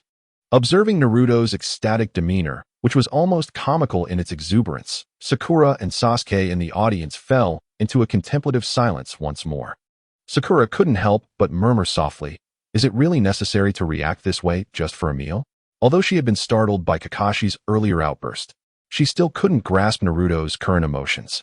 To her, being called by a mother for dinner seemed a rather mundane affair.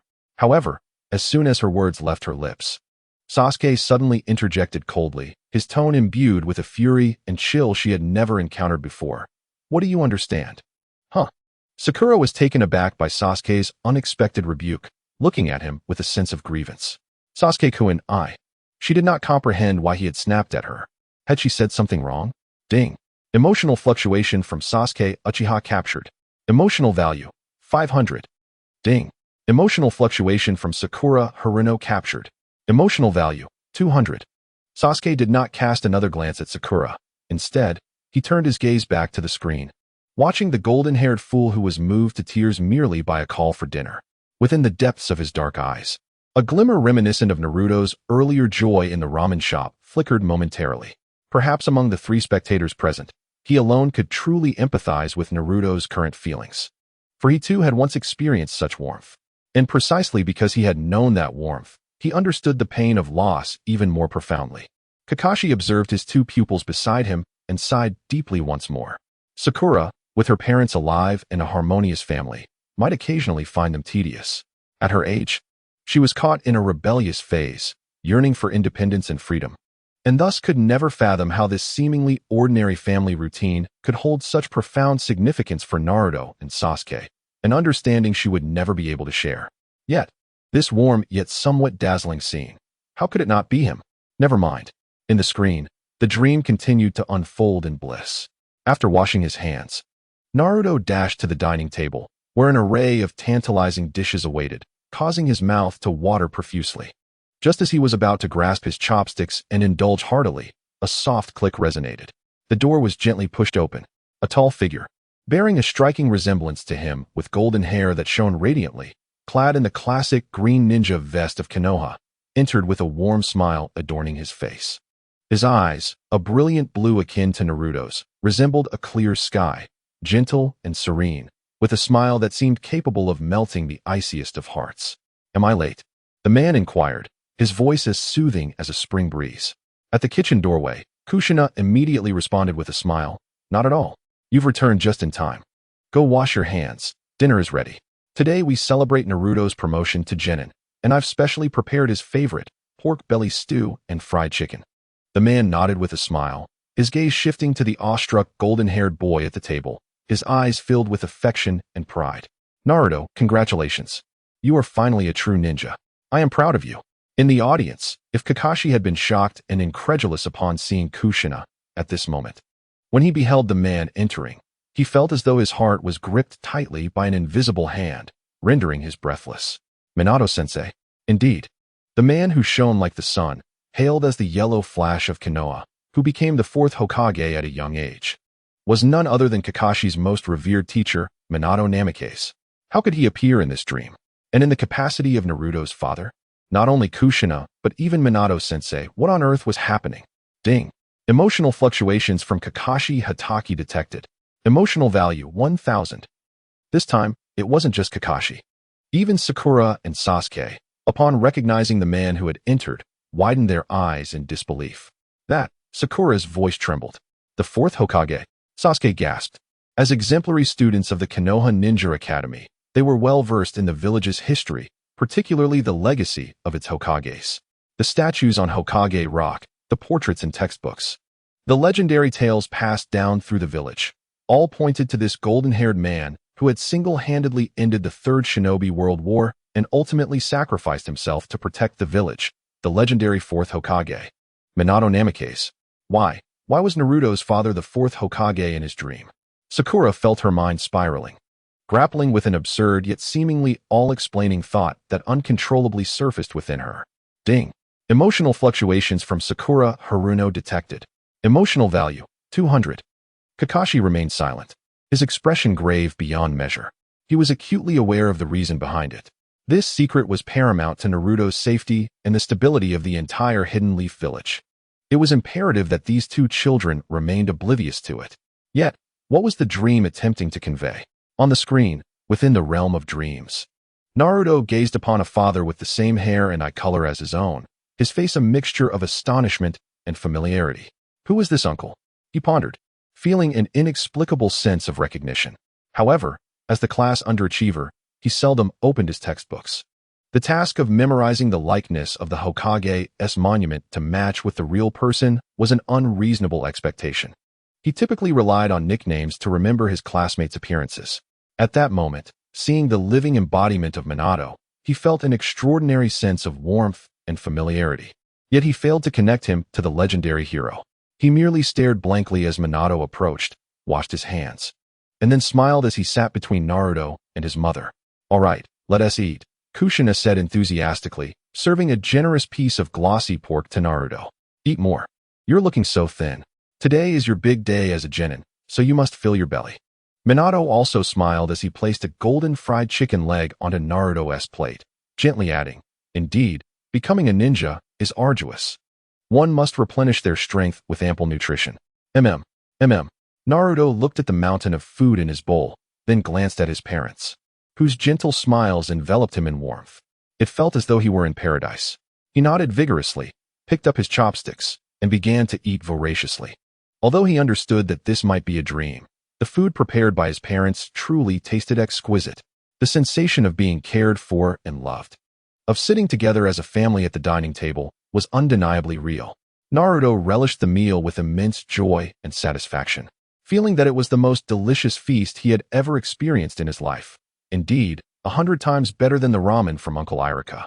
His face was consistently adorned with a silly grin, happiness radiating from him as if he might melt away from sheer bliss. Ding. Emotional fluctuations from Naruto Uzumaki have been detected. Emotional value 2000. Ding. Deep-seated desire of Naruto Uzumaki, dining with parents, has been fulfilled within the dream realm. Congratulations, host. You have triggered a special reward, gaining a one-time emotional value of 10,000 points. In the audience, Kakashi observed the heartwarming scene of the three of them enjoying dinner together, his gaze filled with a complex mixture of emotions. If only on that fateful night 12 years ago, Minato-sensei and Kushina-senpai had not sacrificed themselves, perhaps this idyllic life would have been Naruto's reality. He would have grown up like an ordinary child, basking in the love of his parents, indulging in affection, complaining, and relishing everything that rightfully belonged to him. An indescribable wave of sorrow and regret surged within his heart once more. Ding! Emotional fluctuations from Kakashi Hatake have been detected. Emotional value, 500. In the dream, the tender moments of the dinner soon came to a close. Naruto sat on the stool, joyfully patting his round belly, feeling an overwhelming sense of happiness that nearly made him swoon. Minato rose to his feet, expertly clearing the table of dishes and utensils.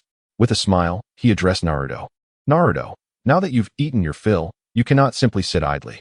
Come on, you are a young man now. It's time for us to wash the dishes. Huh? Wash the dishes? Naruto momentarily failed to grasp the situation. Minato winked playfully, revealing a mischievous grin. Of course. We can't let your mother shoulder all the burden alone, can we? We must assist her with the household chores. Oh, all right. Only then did Naruto comprehend. Promptly leaping off the stool, excitedly exclaiming, I'll help Mom wash the dishes. Thus, the father-son duo made their way to the kitchen sink. Minato took charge of scrubbing the pots, while Naruto tackled the greasy plates and bowls. Having grown up mostly eating instant noodles or Ichiraku ramen, Naruto had little experience in cooking, let alone washing dishes. His movements appeared somewhat clumsy. He either overturned a plate or ended up covered in suds. However, he felt no annoyance. Instead, he reveled in the experience. It felt wonderful to share household duties with his father. As Naruto hummed a little tune, clumsily battling the greasy dishware, Minato, while scrubbing a pot, suddenly spoke in a mysterious tone. By the way, Naruto. Huh? What is it, Dad? Minato paused his task, turning to face Naruto with a warm smile. To celebrate your official promotion to Genin today, I have decided to teach you a super amazing jutsu. A super amazing jutsu? Naruto's eyes sparkled with intrigue, though he quickly became somewhat puzzled. Could one learn jutsu even in dreams? Minato, with a playful smile, kept him in suspense. Once you finish washing the dishes, we will head to the backyard. He added proudly, this jutsu is one I painstakingly created over 3 years, and its power is exceedingly formidable, not to mention its impressive name. Naruto's curiosity intensified, yet he felt a lingering sense of unease. Learning his father's unique jutsu in a dream? The notion seemed rather implausible. In the audience, Sakura, having overheard the mention of a self-created jutsu, became intrigued and asked curiously, what remarkable jutsu has the fourth Hokage created? She glanced at Sasuke and Kakashi, who were nearby. Sasuke shook his head, indicating he was unaware. The history textbooks at the Ninja Academy primarily focused on the fourth's legendary speed and his heroic feat of sealing the 9 tails, offering little insight into his specific skills or self-developed jutsu. Sakura pursed her lips, muttering, in the end, this must be some fantasy conjured up by that fool Naruto, right? How could he possibly be the son of the fourth Hokage? If he were truly the fourth son, he wouldn't have had such a miserable childhood. The fourth sacrificed himself to save the village. Naruto must just be dreaming of being the son of a hero. Listening to Sakura's well-reasoned analysis, Kakashi sighed in resignation once more. This passage pertains to Naruto's lineage and the arrangements made by the third Hokage regarding him, interwoven with a multitude of intricate reasons and inevitable circumstances. Even Kakashi himself remains somewhat in the dark. However, at this moment, he increasingly feels that everything unfolding before him is not merely a figment of Naruto's dreams. The formidable ninjutsu conceived by his teacher, Minato, causes Kakashi's heart to constrict sharply. As Minato's most esteemed disciple, how could he be oblivious to his mentor's ultimate techniques? He not only comprehends what it is, but can also execute it himself, albeit not to perfection. Thus, he has crafted a technique more suited to his own style by referencing that jutsu. Could it truly be that technique? Kakashi's brows furrow tighter as he fixes his gaze upon the screen. In the dream, the setting shifts to the backyard of a cozy home. Is it feasible to truly succeed in learning ninjutsu in a dream? Nonetheless, as long as he is with his father, anything seems possible. He gazes at his father, who wears a gentle smile, and resolves to actively participate. Minato, with an air of mystery, extends his right hand, palm facing upward. In the next moment, without any forewarning, a rapidly spinning, pale blue sphere of chakra energy abruptly materializes in his palm. This azure orb spins at an astonishing velocity, emitting a subtle yet distinctive hum, with the surrounding air seemingly drawn into its vortex, creating visible distortions. In the audience, upon witnessing the emergence of that blue sphere, Kakashi is rendered utterly motionless, as if ensnared by an immobilizing spell. His pupils dilate to their utmost extent. Indeed it is. He can no longer maintain his composure and abruptly rises from his seat. The Rasengan. Alert. Emotional fluctuations from Kakashi Hatake detected. Emotional value, 1000. Indeed, it is the Rasengan. It is the ultimate A-rank ninjutsu that his teacher, Minato Namikaze, spent 3 years meticulously studying the principles of the tailed beast ball to develop, flawlessly combining the essence of form transformation with high-density chakra. All without the need for hand seals. This is no mere coincidence. What sends chills down Kakashi's spine is the way Minato demonstrates the Rasengan. The manner in which he gathers chakra, and even the gentle smile upon his face as he prepares to impart this technique to his disciple. It is strikingly reminiscent of the evening when Minato, shortly after his promotion to Jonin, summoned him to the training ground to showcase and teach him the Rasengan for the very first time. This is unequivocally beyond the realm of a simple dream simulation. The Rasengan is Minato's singularly unique creation, its principles and training methods exceedingly complex. With his untimely demise, he never had the opportunity to disseminate this technique widely. Throughout the ninja world, apart from the teacher himself, only Kakashi and Jiraiya truly possess mastery over this jutsu. How could Naruto, in a dream, encounter such an accurate and vivid teaching of the Rasengan? This is neither an illusion nor an ordinary dream. Who is the entity that manipulates everything from behind the scenes? Kakashi felt a chill surge from his feet to the crown of his head. He had initially contemplated observing further, hoping to gather more clues before reporting to the third Hokage. However, that was no longer an option. He could not afford to wait any longer. The peculiarity of this matter had far exceeded his comprehension. It was imperative that he report everything that had transpired here to the third Hokage without delay. Perhaps only the esteemed third Hokage, renowned as the master of all ninjutsu, could provide the answers and unravel this enigma. Kakashi inhaled deeply. Suppressing the tumultuous waves of emotion within him, he had evidently resolved to take action. The blinding white light of the projection room had not yet fully faded from his retina. Shiyu suddenly sat upright on the creaking wooden bed. His chest heaved violently, as if his heart were about to leap from his throat, his entire being trembling with uncontainable joy. Emotional value balance, 48,800 points. 48,800 points? He had struck gold. This time, he had truly hit the jackpot. The rewards from the second dream far surpassed his expectations. Shiyu had initially estimated that, even with upgraded dream content, earning just over 10,000 emotional points would be commendable, especially considering he had only amassed a little over 6,000 the first time. Yet, he could never have anticipated that the appearances of Minato and Kushina would incite such intense emotional fluctuations, resulting in an explosive increase in emotional value. Especially Kakashi, he was practically a walking emotional value ATM. And Naruto, throughout the dream, while that boy mostly wore a goofy grin, he ultimately unlocked a special reward for achieving his dreams, netting a staggering 10,000 points. Although Sasuke and Sakura's contributions were minimal, even the smallest of efforts count. And every bit adds up. He was now one significant step closer to realizing his ultimate goals, obtaining the Rinnegan, the Otsutsuki bloodline, and even enlisting help to spread the ramen shop throughout the ninja world. Calm down. Calm down. Shiyu abruptly shook his head, forcing himself to regain composure amidst the ecstasy. Now was not the time for champagne. No matter how many emotional points he accumulated, if he did not swiftly convert them into strength, they would merely remain a precarious number liable to vanish should he meet his end. Shiyu understood better than anyone the perilous nature of the ninja world he inhabited. The mortality rate here undoubtedly ranked among the highest across all realms. Without sufficient strength, there was no semblance of security. Forget about protecting his little patch of land. He might struggle to preserve his very life. He must hasten to convert all his points into combat power. A glimmer of determination flashed in Shiyu's eyes as he focused his thoughts and reopened the dazzling array of the shop interface. The options for exchange were clearly displayed: bloodline limits, ninjutsu scrolls, taijutsu techniques, equipment, and special abilities. Shiyu directly bypassed the exorbitantly priced bloodline limit section and clicked on the ninjutsu and special abilities categories.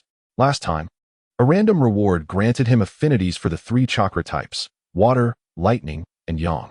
Deep in thought, Shiyu stroked his chin, contemplating that while the yang attribute primarily leans towards supportive healing, enhancing recovery, it lacks offensive capabilities. Thus, at this stage, the focus should still be on water and lightning techniques. Just as he was preparing to meticulously sift through the extensive list of ninjutsu, as he had done previously, a dazzling new icon suddenly appeared in the upper right corner of the interface. The icon pulsated with dynamic, eye-catching text, proclaiming, "This week's promotion. Limited time discount. Don't miss out." Is this truly happening? Shiyu's eyes brightened, and without hesitation, he clicked on the promotional icon. The following morning, Naruto opened his front door, still somewhat groggy, his mind echoing with the residual joy and slight melancholy of the dream he had the previous night. Mother-esque cooking was simply delightful, he reminisced, smacking his lips and swallowing hard, a satisfied yet wistful grin spreading across his face. Although waking up revealed the dream was but a figment of his imagination, which left him feeling disheartened for a while, he suddenly recalled the ninjutsu his father had demonstrated in the dream. It seemed he could truly manifest it. Naruto's eyes sparkled with excitement. After awakening that morning, he attempted to gather chakra, mimicking the sensations from his dream, and to his astonishment, a powerful gust of energy erupted from his palm. This validated that the training in his dream was not mere fantasy, but rather had tangible effects. Clenching his fists, Naruto felt a surge of enthusiasm. With diligent practice, he was certain he could master that extraordinary ball technique. At that moment, he imagined the astonishment and admiration that Sasuke and Sakura would bestow upon him. With renewed vigor coursing through him, he tenderly grasped the weathered rubber ball he had painstakingly unearthed from the clutter as a training tool. With hopeful anticipation, he dashed out of his home, humming a tuneless melody, and raced toward the usual meeting spot for Team 7. However, upon arriving at the designated bridge, the sight before him caused his smile to freeze on his face. There stood Sakura, gushing over Sasuke, chattering incessantly, seemingly inquiring about his sleep the previous night and what he wished to eat that day. Sasuke remained his usual aloof self, hands in pockets, gazing into the distance, not affording Sakura even a glance. How infuriating. Not this again. Naruto fumed internally. Why does Sakura always revolve around that insufferable guy? I am undoubtedly stronger than him, and soon, I will master an incredible ninjutsu. A wave of sour jealousy washed over Naruto. He pouted, displeased, and with no desire to greet them. He strode to the other end of the bridge. He pulled out the rubber ball from his pocket, took a deep breath, and began practicing the ball technique. Placing the ball in his left palm, he pressed his right hand against it, striving to recall his father's teachings from the dream. He concentrated, holding his breath, channeling chakra within him, attempting to make it whirl rapidly in his palm. Naruto gritted his teeth, exerting every ounce of his strength. Nevertheless, he soon realized that the gathering and spinning of chakra proved far more challenging than he had anticipated. The chakra in the palm of his hand occasionally gathered a semblance of strength, only to dissipate in an instant, failing to generate any effective rotational force. The rubber ball merely deformed slightly under the chaotic currents of chakra, wobbling a couple of times. It was a far cry from bursting, let alone hitting the intended target. How infuriating. What is going on? In his dreams, it had not seemed this challenging. Naruto, drenched in sweat and anxiety, dared not relent. He persevered, gritting his teeth, tirelessly attempting again and again. His peculiar antics naturally drew the attention of the 2 individuals nearby. Sakura, initially entangled with Sasuke, soon found herself captivated by Naruto's comical struggle against the air, his visage contorted in concentration. Sasuke slightly turned his head, casting a glance at the rubber ball in Naruto's hands, which was continuously morphing, as well as the faint yet undeniable fluctuations of chakra emanating from his palm. A flicker of barely perceptible interest crossed his dark pupils. This guy is genuinely practicing that technique from his dream? Sasuke mused. Although yesterday's dream had been absurd, the power exhibited by the blue orb at the end was formidable enough to effortlessly shatter a thick tree. Reflecting on the final scene of his dream, a spark of curiosity regarding the technique Naruto was attempting stirred within him. If this underachiever could truly learn that technique from his dreams, it would mean a thought began to form in Sasuke's mind. To defeat that person, to exact revenge, he must become stronger at any cost. He would not let any opportunity to enhance his abilities slip away. With this resolve, Sasuke moved without hesitation. Casually, he approached Naruto, who was engrossed in manipulating the rubber ball, feigning indifference as he cast a glance at the object in Naruto's hands, his tone as neutral as possible, albeit tinged with an unmistakable rigidity. "Hey, underachiever, what are you up to?" Despite his efforts to appear unconcerned, the intensity in his eyes betrayed his curiosity and longing. Startled by Sasuke's sudden inquiry, Naruto lost his concentration, causing the chakra in his hand to disperse completely. He whipped around, discovering Sasuke's peculiar gaze fixated on the rubber ball, and alarm bells rang in his mind. What is wrong with Sasuke today? Why is he so close? And why is he staring so intently at my ball? Does he wish to steal my technique? The mere thought sent Naruto into a panic. This was a secret technique imparted to him directly by his father in the dream. It was his weapon to defeat Sasuke, win over Sakura, and ultimately become Hokage. He could not allow this annoying pest to learn it. Naruto abruptly turned his body, swiftly concealing the ball behind his back, positioning himself defensively against Sasuke. Determined to protect his secret. Steal the technique taught to me by my father? Not a chance. Not even a sliver of opportunity. Once I master it, I will surely show Sakura just how I can overpower you. Letting his anger fuel his determination, Naruto practiced with even greater fervor. His face flushed, he concentrated once more, fervently channeling chakra as he vigorously rubbed the ball in his hands. Sasuke, observing Naruto's suspicious behavior, felt the muscles in his forehead twitch uncontrollably. At that moment, Sakura approached with curiosity. She gazed at the battered rubber ball in Naruto's hands and inquired with concern, "Hey, Naruto, what new jutsu are you practicing? It looks rather exhausting." Upon hearing Sakura's voice, Naruto's wariness dissipated instantly, replaced by a proud grin. He turned around, holding the ball aloft like a treasured possession, puffed out his chest, and declared, "Hee, indeed, this is an incredibly powerful jutsu. Once I master it, you will surely regard me with newfound admiration." Sasuke rolled his eyes in exasperation, nearly succumbing to the urge to unleash a fireball at these two fools. However, Sakura truly piqued Naruto's curiosity. She stared at the ordinary rubber ball in his hand, blinked, and asked, "Oh, really? What is the name of this jutsu? It seems quite formidable." Name? Naruto was momentarily taken aback, scratching his increasingly disheveled blonde hair as he struggled to recall the name his father had mentioned in a dream the previous night. It seemed rather long and convoluted. After a long pause, he finally grasped a vague recollection.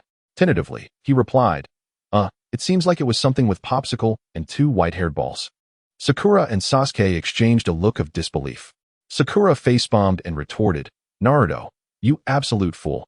No jutsu would have such a long and peculiar name. You must be daydreaming." Sasuke, his patience waning, completely abandoned any hope of extracting useful information from this imbecile. He inwardly chastised himself for ever believing that this underachiever could learn anything of worth from a dream. But there really is. Naruto protested, feeling wronged and stamping his feet in frustration. "In my dream yesterday, my dad, no, the person teaching me jutsu, he said just that. Although, it seems a bit fuzzy now." Sakura and Sasuke exchanged glances, too weary to engage further with him, and instead began to simultaneously lament why Kakashi had yet to arrive. Kakashi-sensei is really something. Late again. It's always like this. This time, the two youngsters had misjudged Kakashi. Typically, he would either arrive precisely on time or be 1 to 2 hours late, concocting various ludicrous excuses without a hint of embarrassment. However, today was different. Although he still arrived late, it was not due to his usual procrastination. In fact, he had risen earlier than ever before. Early in the morning, he had set off with utmost determination toward the Hokage building. At the door to the Hokage's office on the top floor, he confidently knocked. "Come in," came a voice, aged yet commanding from within. Kakashi entered, and the morning light streamed through the windows, illuminating the office where the statues of past Hokages stood proudly, alongside the flourishing streets of the hidden leaf village visible in the distance. Behind the desk sat a venerable elder, reminiscent of the kindly grandfather next door, with an old-fashioned pipe clenched between his teeth. He was none other than Sarutobi Hiruzen, the the current supreme leader of the Hidden Leaf Village, revered as the professor of ninjutsu, a master of all forms of ninjutsu, and the third Hokage. Upon the arrival of Kakashi, a flicker of surprise danced in Sarutobi's eyes. He set aside the documents in his hands, lifted his gaze through the curling smoke, and gently inquired, "Ah, Kakashi, what brings you here so early? Is there something amiss?" A hint of confusion crossed his features, as it was expected that Kakashi would be accompanying Team 7 on a fundamental mission that day. It was unusual for him to appear in the Hokage's office at this hour. Kakashi, eschewing pleasantries, wore an unusually grave expression, one that suggested a weighty matter at hand. He approached the desk and solemnly stated, "Forgive the intrusion, third Hokage. I have encountered some peculiar and inexplicable circumstances that necessitate immediate reporting." Observing Kakashi's unprecedented seriousness, Sarutobi felt a jolt of apprehension. He understood Kakashi's character well. Though often appearing languid and unconcerned, he possessed a keen intellect and was astutely observant, never prone to unwarranted outbursts. For something to disturb Kakashi to such an extent was surely significant. "Please, have a seat and elaborate, Kakashi." Sarutobi gestured to the chair in front of him, inviting him to sit. He placed his pipe aside, his demeanor shifting to one of focused attention, eager to uncover the nature of the incident. "Take your time and explain everything clearly." "Understood," Kakashi replied, settling into the chair. After a moment of contemplation to organize his thoughts, he recounted the bizarre events of the past 2 nights in their entirety. "It began the night before last. My 2 subordinates, Uchiha Sasuke and Haruno Sakura, and I have been compelled each night after falling asleep to enter a dimly lit space reminiscent of a screening room. In this realm, we are rendered immobile and incapable of utilizing most ninjutsu, forced instead to observe a colossal screen displaying the dreams of Naruto Uzumaki." Observing Naruto's dreams? Sarutobi's brows furrowed deeply, his expression one of incredulity. "Is this truly the case?" "Indeed," Kakashi affirmed gravely. "Moreover, the content of the dreams we witnessed was entirely consistent among the 3 of us. Afterward, Sasuke, Sakura, and I meticulously cross-referenced our experiences, confirming that this was not a mere hallucination but a shared reality. Strangely, however, Naruto remains completely unaware of these occurrences. Upon waking, he recalls only dreams that are, well, quite characteristic of him." Sarutobi fell into contemplative silence, inhaling deeply from his pipe, his brows knitting tighter as he endeavored to digest this extraordinary information. The concept of forcibly drawing multiple consciousnesses into a shared space to display the dreams of a specific individual, while the dreamer remained oblivious, seemed utterly fantastical. Yet, the messenger of this unsettling revelation was Kakashi, the prodigious, calm, and rational individual he had long trusted. Sarutobi Hiruzen was acutely aware of Kakashi's character. He would never speak frivolously, nor would he jest about his disciples or their missions. Thus, whatever Kakashi stated must be the truth. What precisely was the content of the dream? Sarutobi inquired, his demeanor exceedingly grave. His foremost concern was whether a hidden adversary had manipulated Naruto through the dream or sought to uncover the secrets of the Nine Tails. Upon hearing this, Kakashi's body stiffened slightly. The pivotal question was at hand. Images from the dream of the previous night involuntarily flashed through his mind. The gentle smile of Kushina, the warm gaze of Minato, that home which felt almost surreal in its warmth, and Naruto's expression of unprecedented joy, tears of happiness streaming down his face, along with Sakura's innocent, childlike admiration. Kakashi swallowed hard, his heart tumultuous. How should he articulate this? Should he candidly inform the 3rd Hokage that they had witnessed the 4th Hokage and his wife vividly manifest in Naruto's dream? That they had seen a long-sealed home? That they had observed Minato himself teaching Naruto the Rasengan? After weighing these thoughts, Kakashi took a deep breath, raised his gaze to meet Sarutobi's piercing stare, and spoke as calmly as possible, omitting the most sensitive details. The dream's content is rather peculiar. Naruto envisioned himself defeating Sasuke, becoming the strongest of Team 7, receiving a confession from Sakura, and being deeply cherished by the villagers. In essence, they are merely absurd and laughable dreams befitting his age. Kakashi paused before adding, although the dream's content appears harmless, even somewhat ludicrous, the ability to forcibly draw another's consciousness into a shared dream space is intrinsically bizarre and perilous. Moreover, the target is evidently Naruto. Sarutobi listened quietly, refraining from interruption. He noticed a fleeting glimmer of hesitation in Kakashi's eyes as he described the dream. From his understanding of Kakashi, it was clear that something was being withheld. However, he chose not to confront him directly. Sarutobi picked up his pipe again, taking a couple of thoughtful puffs. Amidst the swirling smoke, he narrowed his eyes, a brief flash of insight flickering within their depths. After a moment of contemplation, Sarutobi asked, "Is it true that even your Sharingan cannot discern any clues regarding this phenomenon?" Kakashi shook his head, responding with resolute certainty, "That is correct. From the moment I entered that space, I activated my Sharingan to observe. Yet, neither the surrounding environment nor the images on the screen revealed any trace of chakra flow or signs of Jinjutsu. I attempted to employ the body flicker technique and the substitution technique, but both efforts were in vain. It seems that the space itself operates under some peculiar set of rules that obstruct our abilities." He continued, "After concluding the mission last night, I specifically visited the Umbu archive to research all records related to Jinjutsu, mental techniques, space-time barriers, and even dreams and soul-related forbidden arts, but found nothing of relevance. No known technique could elucidate our encountered situation. Hence, I felt compelled to seek the counsel of you, the Hokage and a master of ninjutsu." Upon hearing this, Sarutobi fell into deeper contemplation. Clenching his pipe, his brow furrowed, and a profound expression of thoughtfulness flickered in his murky eyes. The phenomenon described by Kakashi indeed transcends his understanding. The forceful merging of multiple consciousnesses into a shared dreamscape, wherein specific individuals' dreams unfold in a manner impervious even to the Sharingan, reveals a capability he has never encountered despite exhausting his lifetime of knowledge, scouring through records of ninjutsu, forbidden techniques, and ancient legends. Could it be an unprecedented bloodline limit? Or perhaps a form of spiritual secret art, even more enigmatic than illusionary techniques? Might it be a lost power connected to the era of the Sage of Six Paths? Countless conjectures flashed through Sarutobi Hiruzen's mind, only to be dismissed one by one. Even this esteemed instructor of ninjutsu found himself feeling utterly at a loss. After a prolonged silence, Sarutobi Hiruzen finally spoke, his tone grave. "This is indeed quite peculiar. In all my years, I have never encountered such a technique." He took a deep drag from his pipe, exhaling a dense, heavy cloud of smoke. His gaze sharpening suddenly. "And what of Naruto? According to your account, he seems entirely unaware of this situation.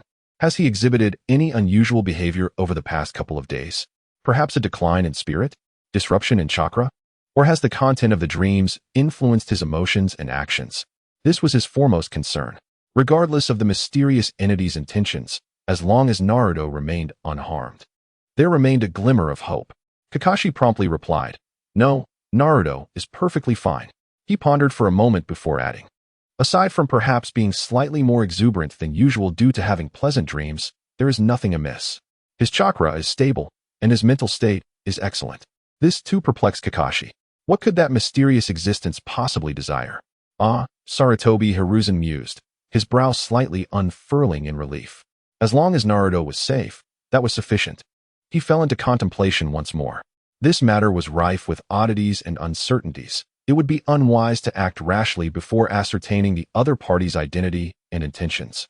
After a brief pause, Sarutobi Hiruzen resolved firmly, "Kakashi, this situation is serious.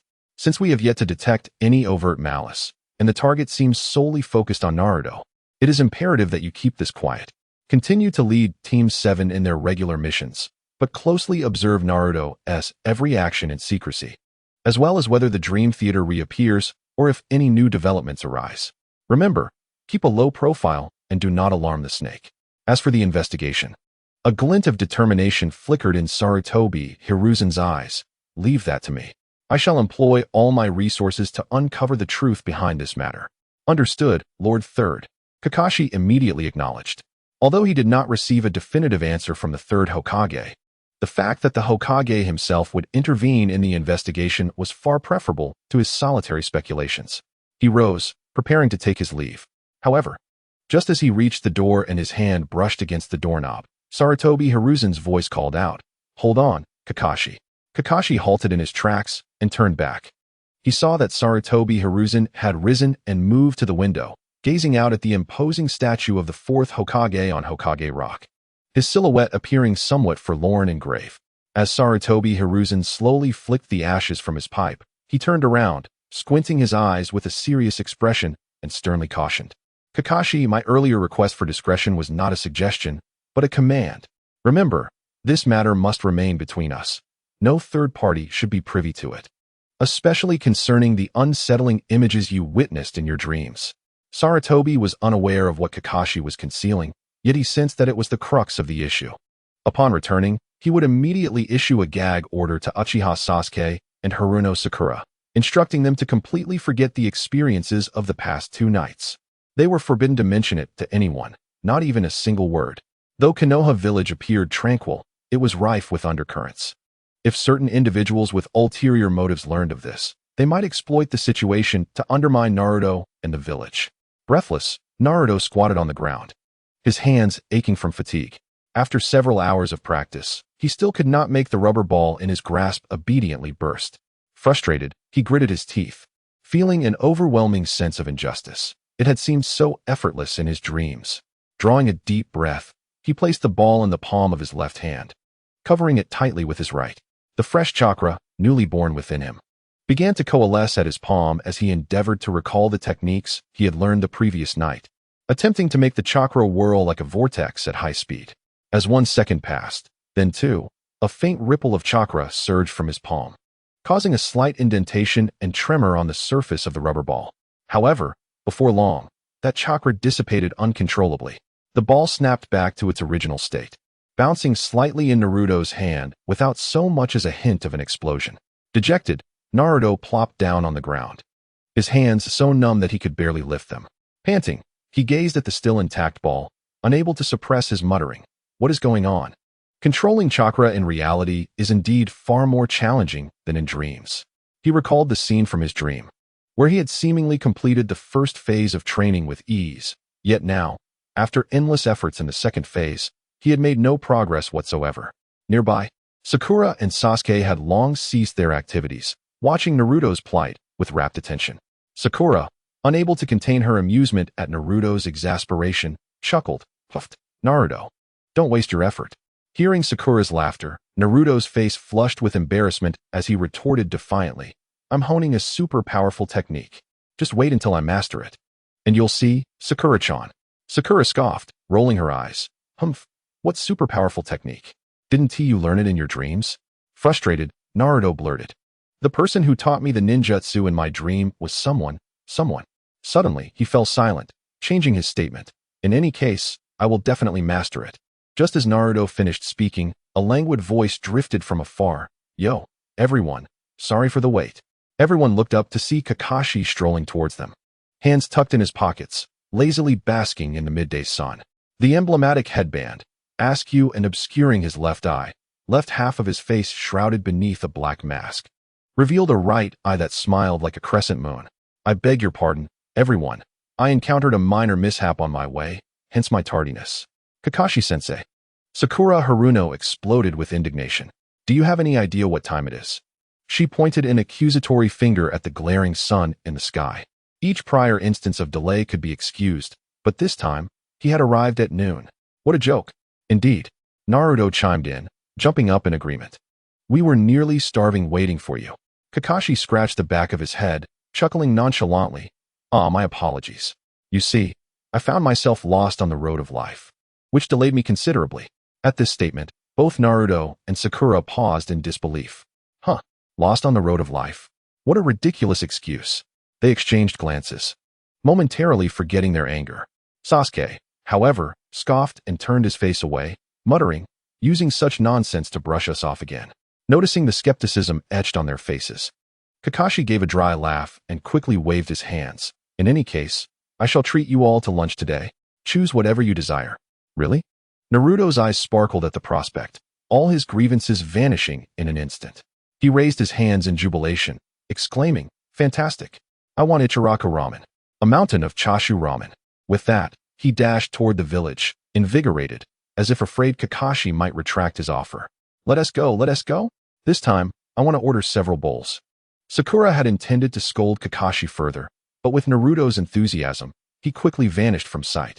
She sighed, exasperated. That fool, what can I do with him? Kakashi. with a smile lingering as he watched Naruto's retreating figure, seemed unfazed by the complaints of his students. Yet, as Naruto's silhouette disappeared around a bend in the forest path, the smile faded from Kakashi's face. He slowly turned to face Sasuke and Sakura, his previously languid demeanor replaced by an unfamiliar gravity and seriousness. "Sasuke, Sakura," Kakashi began in a low voice, his visible right eye locking onto his students. "I must inquire about something. Have you mentioned last night's dream to anyone?" Both Sasuke and Sakura were taken aback. Kakashi's sudden solemnity caught them off guard. They exchanged glances, each reading surprise and unease in the other's eyes. "No." Sasuke was the first to respond, shaking his head resolutely. "I live alone. There's no one to tell." Sakura nodded vigorously. "Me too. My parents are commoners. Even if I wanted to share, I wouldn't know how. Besides, didn't Kakashi-sensei instruct us not to discuss it?" Upon hearing their confirmation that no word had escaped, Kakashi visibly relaxed. He nodded, lowering his voice further. "Good. Remember, it is imperative to maintain secrecy. Never mention this to anyone, especially the specific details of the dream." Sakura nodded in agreement.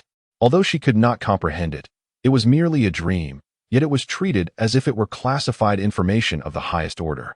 Sasuke remained silent, but the gravity of his expression became unmistakably evident. Observing the two students before him, one anxious and the other contemplative, Kakashi nodded, stating, "I cannot divulge too many details, but rest assured, this is no ordinary dream. In any case, this matter must remain confidential, understood?" "Yes." Sasuke and Sakura exchanged glances, each reflecting confusion and curiosity in the other's eyes, yet they nodded in agreement. Kakashi's solemn tone was a first for them since they began following him, clearly indicating the seriousness of the situation exceeded their expectations. "Very well." Seeing their understanding, Kakashi's demeanor lightened, and he ruffled the tops of their heads, returning to his usual nonchalant self. "Now, let us not allow Naruto to order all the chashu in the shop." With that, he turned and leisurely headed in the direction Naruto had departed. Sakura, still somewhat bewildered, chuckled and shook her head upon hearing Kakashi's banter, hurrying to catch up. Sasuke took a moment before following suit. After a few steps, he could not resist glancing back at the empty training ground, Kakashi's words still echoing in his mind. If the content of the dream was entirely fictitious, then speaking of it would pose no threat. Since Kakashi-sensei insisted on keeping our lips sealed, it implied that the absurd scenes within the dream were likely not merely Naruto's fantasies, but rather held some deeper significance. Sasuke's fists unconsciously clenched within his pockets. "Sasuke, what are you daydreaming about? Let us go," came Sakura's call from ahead. Sasuke looked up to see Sakura waving at him from a short distance, while Kakashi and Naruto had vanished from sight. "I'm coming." He gathered his thoughts, temporarily suppressing his myriad of questions, and quickened his pace to join her. At Ichiraku Ramen, the lunch hour was bustling with patrons. As he pulled aside the curtain, the aroma of steaming broth enveloped him, intensifying his hunger. He expertly leapt onto the high stool at the counter, boisterously declaring, "Hey, old man, I'll have 3 bowls of ramen, double chashu." "Coming right up," came the cheerful response from behind the stove. Beside him, Ayam smiled sweetly. "Naruto, you're here quite early today." Naruto grinned sheepishly, scratching his head. "It's because someone's treating, so of course, I have to eat a bit more." "Don't mind him, Ayam," Sakura said as she took a seat next to Naruto, smiling wryly. Regardless of who was treating, Naruto always managed to eat an extraordinary amount. "That's true." Ayam chuckled softly, covering her mouth. She turned back to help her father prepare the ramen, her slender figure in an apron exuding a tranquil beauty. At that moment, a clear and gentle voice interjected, "What's the occasion? Naruto seems in high spirits today." Naruto turned at the sound, spotting a familiar face peeking over the counter. It was a boy around 14, with a clean and handsome visage, grinning at them. "Shigeru." Upon recognizing an old acquaintance, Naruto's face lit up with joy. "Of course I'm happy today," he exclaimed, mysteriously lowering his voice and elongating his tone to pique curiosity. Suddenly, he straightened his posture, energetically raising his fist as he declared, "I am about to master a super powerful jutsu. You will be utterly astonished." Shigeru paused, intrigued, and raised an eyebrow. "Oh, a super powerful jutsu? That sounds impressive. Can you share what it is?" With a puffed chest and a proud grin, Naruto replied, That's a secret for now? But its power will be astonishing. Just wait and see. I will certainly leave you, well, speechless." As he spoke, his azure eyes burned with fierce determination and anticipation, betraying none of the earlier frustration he had felt after failing in training. Shigure, influenced by the confident demeanor of the golden-haired youth before her, could not help but smile sincerely. Is that so? I shall eagerly await the revelation. Humph, boasting again, interjected Sakura, arms crossed, mercilessly exposing him. Naruto, your chakra control is abysmal. I hope you don't blow yourself up during training. I won't, Naruto retorted, his face flushed. This time is truly different. Just you wait, Sakura. As the bickering resumed, Kakashi, seated nearby, cleared his throat with a sigh. Ahem, Naruto.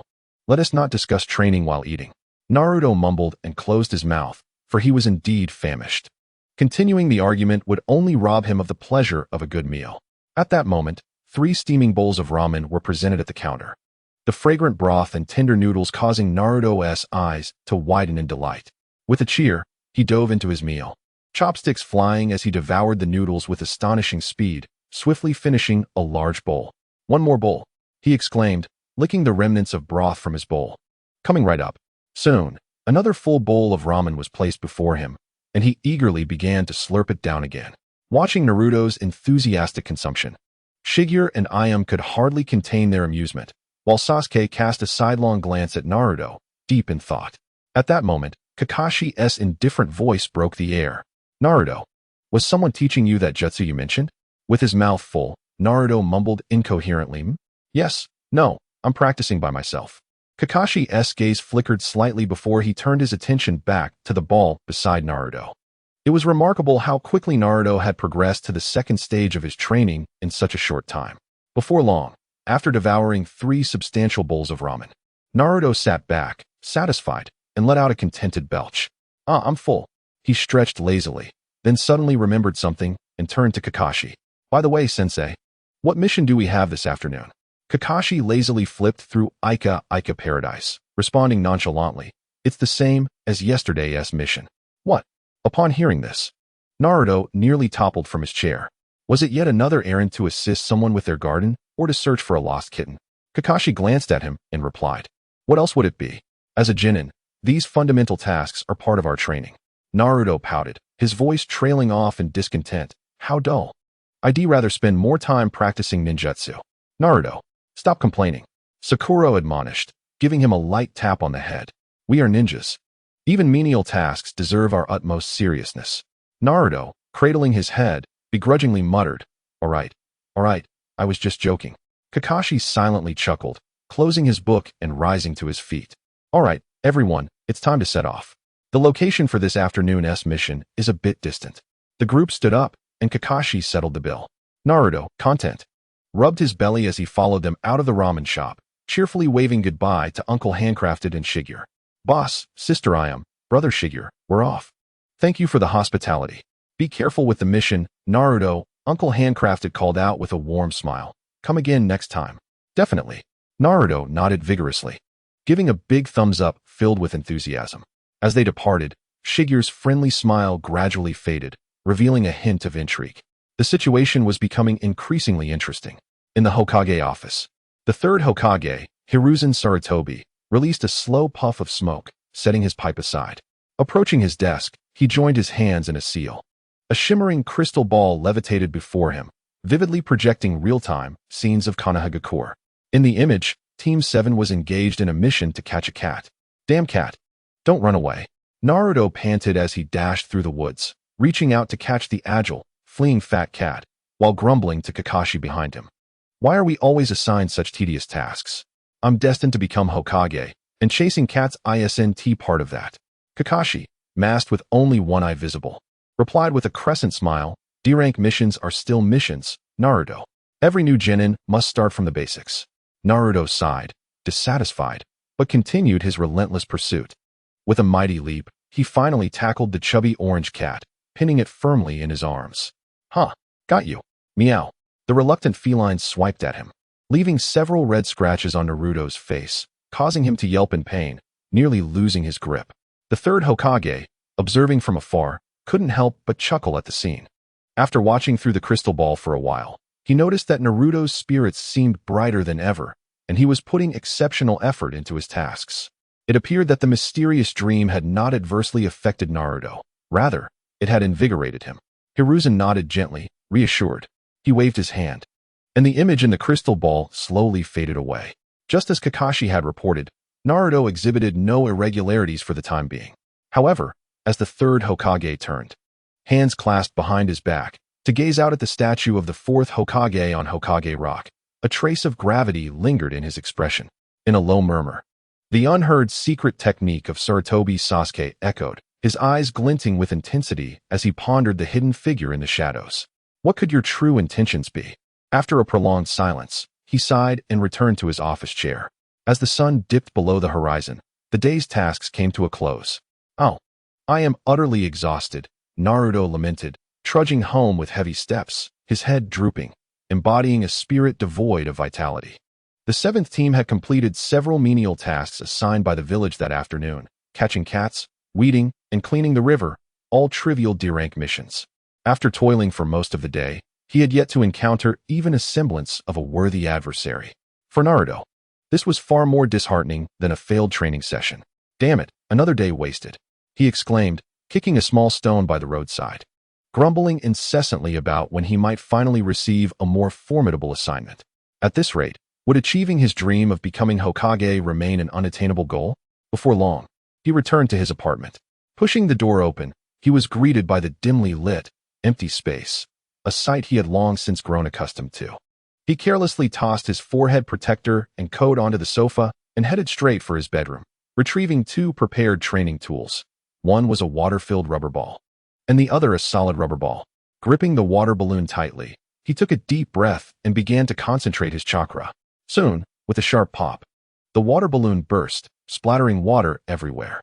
Phew, that went smoothly, he said, shaking his wet hands and discarding the remnants of the exploded balloon. Now came the main event.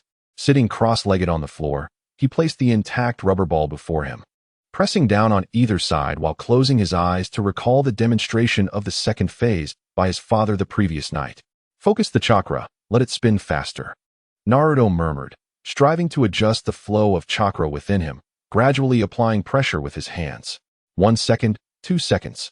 After a brief moment, he felt a subtle vibration in his palms. A slight dent appeared on the surface of the rubber ball, emitting a faint, buzzing sound. That's it. Naruto's spirit surged. Just as he was about to increase his effort, he suddenly sensed his chakra spiraling out of control like a wild stallion, bursting forth from his palms with a resounding thud. Without the sustaining chakra, the rubber ball instantly reverted to its original form, rolling far from his grasp. Damn it, he exclaimed in frustration, striking the floor with his fist, a wave of pain shooting through him as he gasped. It had not seemed so difficult in his dreams. Rising, he retrieved the ball and placed his hands upon it once more. However, after several hours of rigorous training, his energy was nearly depleted, his muscles ached terribly. Despite his efforts, Naruto was still unable to make the rubber ball burst as the water balloon had. Breathing heavily, he collapsed onto the floor, beads of sweat trickling down his cheeks and dripping onto the ground. Enough for today, he decided, his vision blurring. No matter how unwilling he was to concede, he had to temporarily surrender. Dragging his weary body to bed, he carelessly pulled the blanket over himself and lay down. In the fleeting moment of closing his eyes, he could not help but secretly yearn within his heart. If only he could see his father in a dream tonight, he would surely seek his guidance on the nuances of the second phase.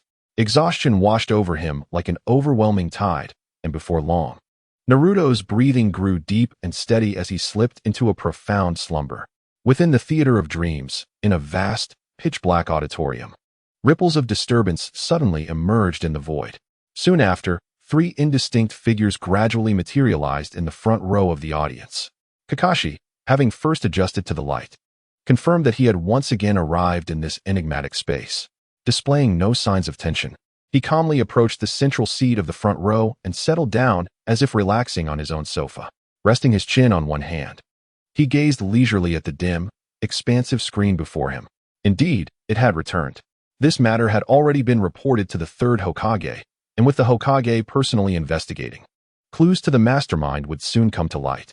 With this thought, Kakashi chose to wait patiently for the film to commence. Meanwhile, Sasuke surveyed the dim theater in silence, making his way toward a seat in the middle rear section, where he sat among a row of empty seats. His expression was more serious than during the previous two encounters. His fists clenched slightly, and his dark eyes fixated unwaveringly on the still dark screen ahead. His body slightly leaned forward, adopting a posture of earnest attentiveness. Tonight, he resolved to discern every detail displayed upon the screen.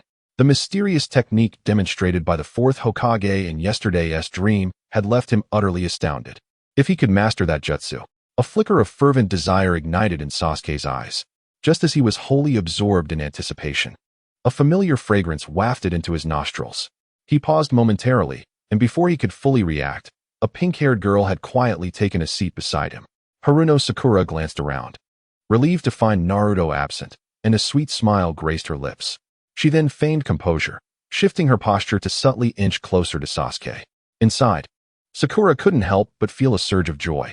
During the previous two instances, she had been filled with unease and trepidation. However, with each experience, she gradually realized that this place seemed devoid of malice. Rather, it felt akin to watching a film.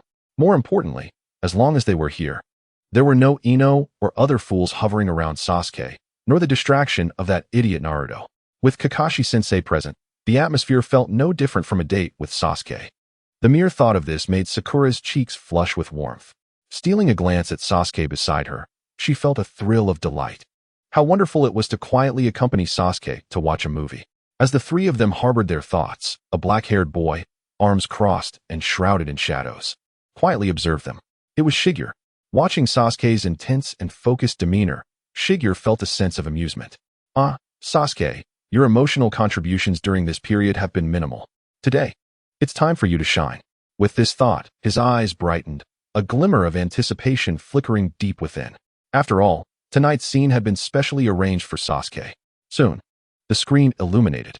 A sudden flash of brilliant light illuminated the screen, gradually revealing a modest, yet warm bedroom.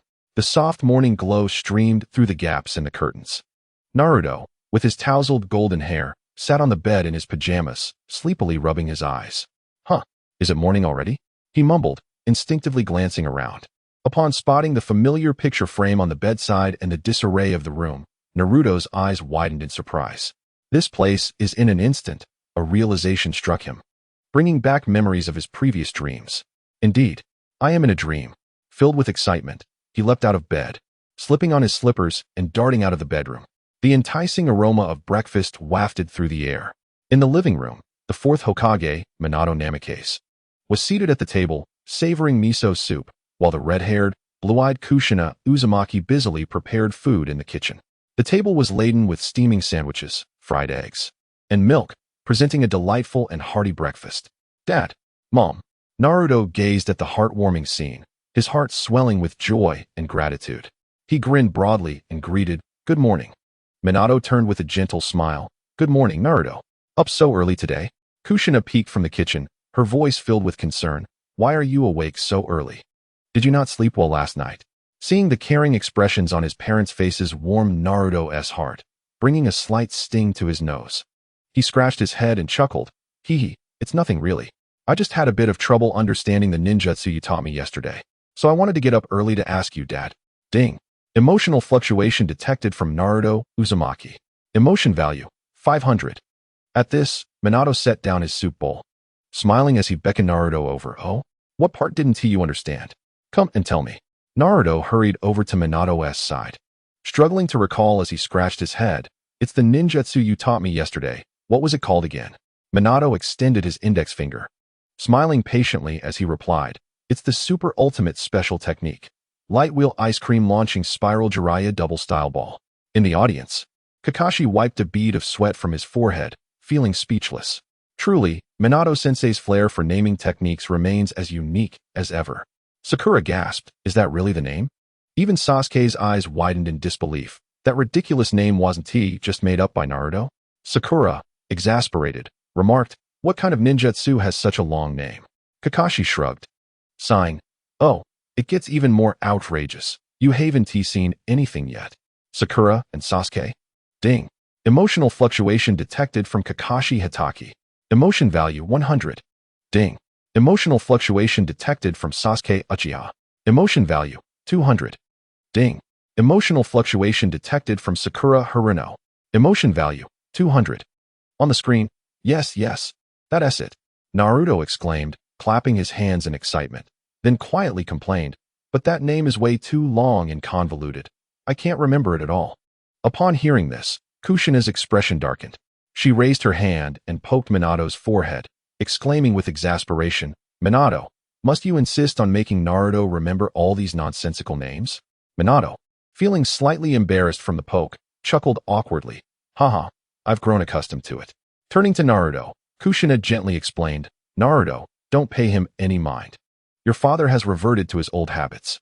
In truth, the name of that jutsu is quite simple. It's just a few syllables, Rasengan. Naruto mumbled the name Rasengan several times, finding it particularly smooth and natural to pronounce. A grin spread across his face. Hee, my mom's name is much better. It's far more pleasant than the previous one. In the audience, Sakura let out a sigh of relief. Finally, things are somewhat normal. I knew that long string of names couldn't possibly be the real one. The usually taciturn Sasuke nodded in agreement. Kakashi observed the two on the screen, feeling a wave of nostalgia wash over him. While he may not know the identity of the mastermind behind this, his understanding of Minato-sensei and Kushina was remarkably profound. Even Minato's peculiar habit of giving jutsu strange names had been perfectly replicated. Since entering this dreamlike theater, Kakashi had maintained a tense demeanor. But now he felt himself relax slightly.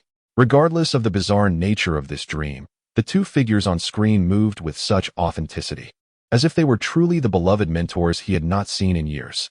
Wait a moment, what if the figures in this dream truly are Minato-sensei and Kushina herself? Kakashi's thoughts raced, causing his heart to skip a beat and his pupils to narrow slightly. The sudden realization startled him, and a thin sheen of sweat broke out along his spine. Ding! Emotional fluctuation detected from Kakashi Hitaki. Emotional value, 800. On the screen, Naruto scratched his head, about to ask his father for guidance on the second stage of training, when he was interrupted by Kushina. All right, no need to rush into practicing jutsu. Come here, let me ruffle your hair, she said with a gentle laugh. Since you're up so early, go wash your face and brush your teeth. Then change your clothes and come back for breakfast. As she spoke, she lifted the spatula in her hand, adding, after we eat. We still need to visit the Uchiha household for Sasuke's celebration. With all the busyness surrounding your graduation, Meichin and I haven't had the chance to catch up in a while.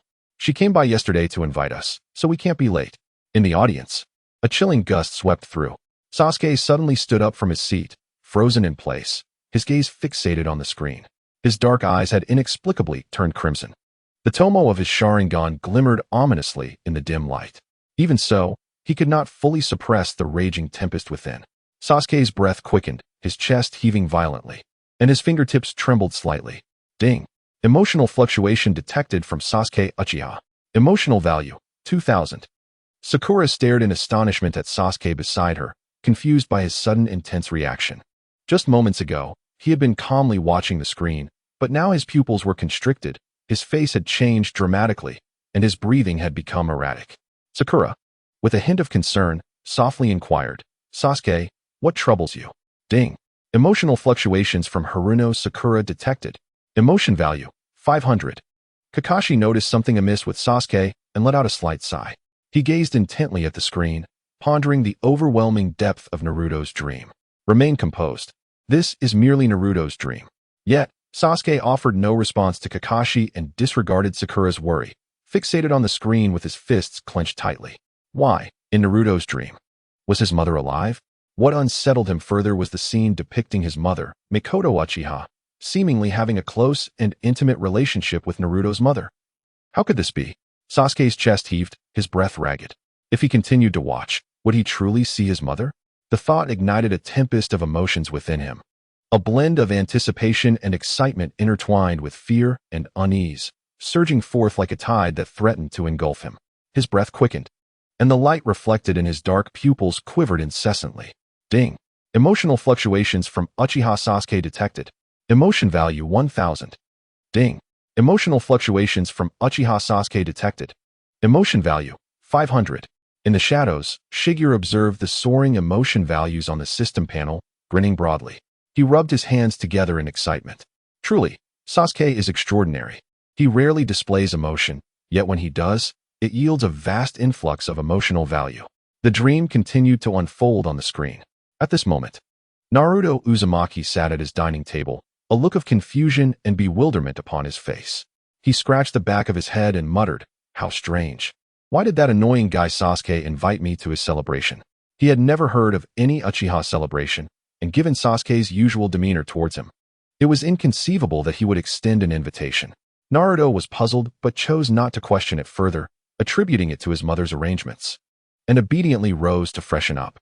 Shortly thereafter, Naruto returned to the dining table, invigorated after his wash, and happily enjoyed a sumptuous breakfast with his parents.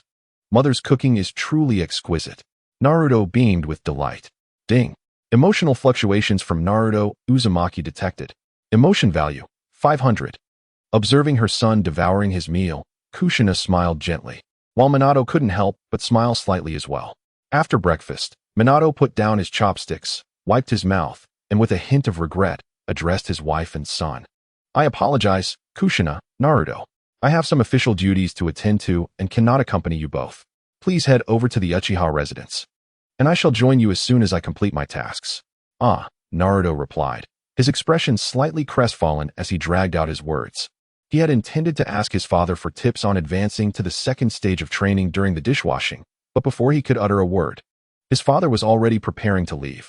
The sparkle in Naruto's eyes dimmed as he nodded. "All right, then hurry back, Dad." Minato affectionately ruffled Naruto's hair before rising to depart. As the door closed, Naruto pouted while tidying up the dishes. "Humph, Dad is always so busy with endless tasks." Despite his complaints, he obediently gathered the bowls and chopsticks and hurried to the kitchen to wash them. Ding. The emotional fluctuations of Naruto Uzumaki have been captured. Emotional value, 100. Kushina observed this and smiled with a sense of satisfaction, stepping forward to assist in drying the dishes. "Naruto, stop sulking. Your father is busy for the sake of the village. It's fine if we arrive a little late." Naruto nodded sullenly, choosing not to respond further. He swiftly finished washing the dishes and dried his hands. At that moment, Kushina had already organized everything they needed for their outing and called out from the entrance, "Naruto, let us go. Don't keep Sasuke and the others waiting." Naruto acknowledged her with a quick reply and hurriedly ran to put on his shoes. The mother and son set out, heading towards the Uchiha clan's territory. It was early morning, and sunlight bathed the streets of Konoha. As Naruto walked beside Kushina, he noticed the villagers they passed greeted them with warm and respectful smiles. "Good morning, Lady Kushina." "Good morning, young Master Naruto." Many neighbors greeted them affectionately. In stark contrast to the cold indifference they usually received, the warmth of the villagers made Naruto feel somewhat unaccustomed at first. Yet an indescribable joy and satisfaction soon welled up within him. He straightened his back and responded to each villager with a beaming smile, his face radiating warmth like the golden sun. Ding. The emotional fluctuations of Naruto Uzumaki have been captured. Emotional value, 400. The three spectators in the audience exchanged glances, their emotions becoming complex as they beheld the scene. In the footage, Kushina guided Naruto through winding paths, and before long, they arrived at a spacious district. The buildings lining the street were neat and ancient, and the air seemed imbued with an atmosphere distinct from other streets of Konoha. The vermilion fan emblem could be seen everywhere, signifying that they were indeed in Uchiha territory. Following his mother down a cobblestone path, Naruto noticed many formally dressed clan members passing by, all seemingly heading in the same direction. Curious, he looked around. It was his first time attending a gathering in Uchiha territory. Strangely, he felt an unfamiliarity with the surroundings, which seemed different from his impression of the Uchiha area. However, he could not pinpoint what exactly was different. Perhaps it was simply because he had never been to the Uchiha clan's territory before. Naruto scratched his head, not delving deeper, and kept pace with Kushina, who moved with practiced ease. However, just as the two entered Uchiha territory, Sasuke in the audience suddenly widened his eyes in disbelief and sprang to his feet. "No, this is wrong," he exclaimed, his voice trembling with agitation. Sakura, startled by his outburst, looked up at him in confusion. "What's wrong?" Sasuke's face turned pale, disbelief etched in his features. He pointed towards the footage of the Uchiha district on the screen, raising his voice by an octave. "This isn't our Uchiha residence. The buildings and roads are all wrong. In Naruto's dream, everything concerning the Uchiha clan is fundamentally erroneous." As a series of questions escaped his lips, Sasuke's chest heaved violently. his expression fraught with anxiety and agitation. What about my parents? Could that also be a fabrication? A torrent of queries flooded his mind. Sasuke found it incomprehensible that Naruto's dream depicted the Uchiha homeland in such an utterly alien manner. If even the clan's territory was altered, could the parents he saw in the dream be mere illusions? This terrifying thought pierced Sasuke's heart, intensifying his emotions. Ding!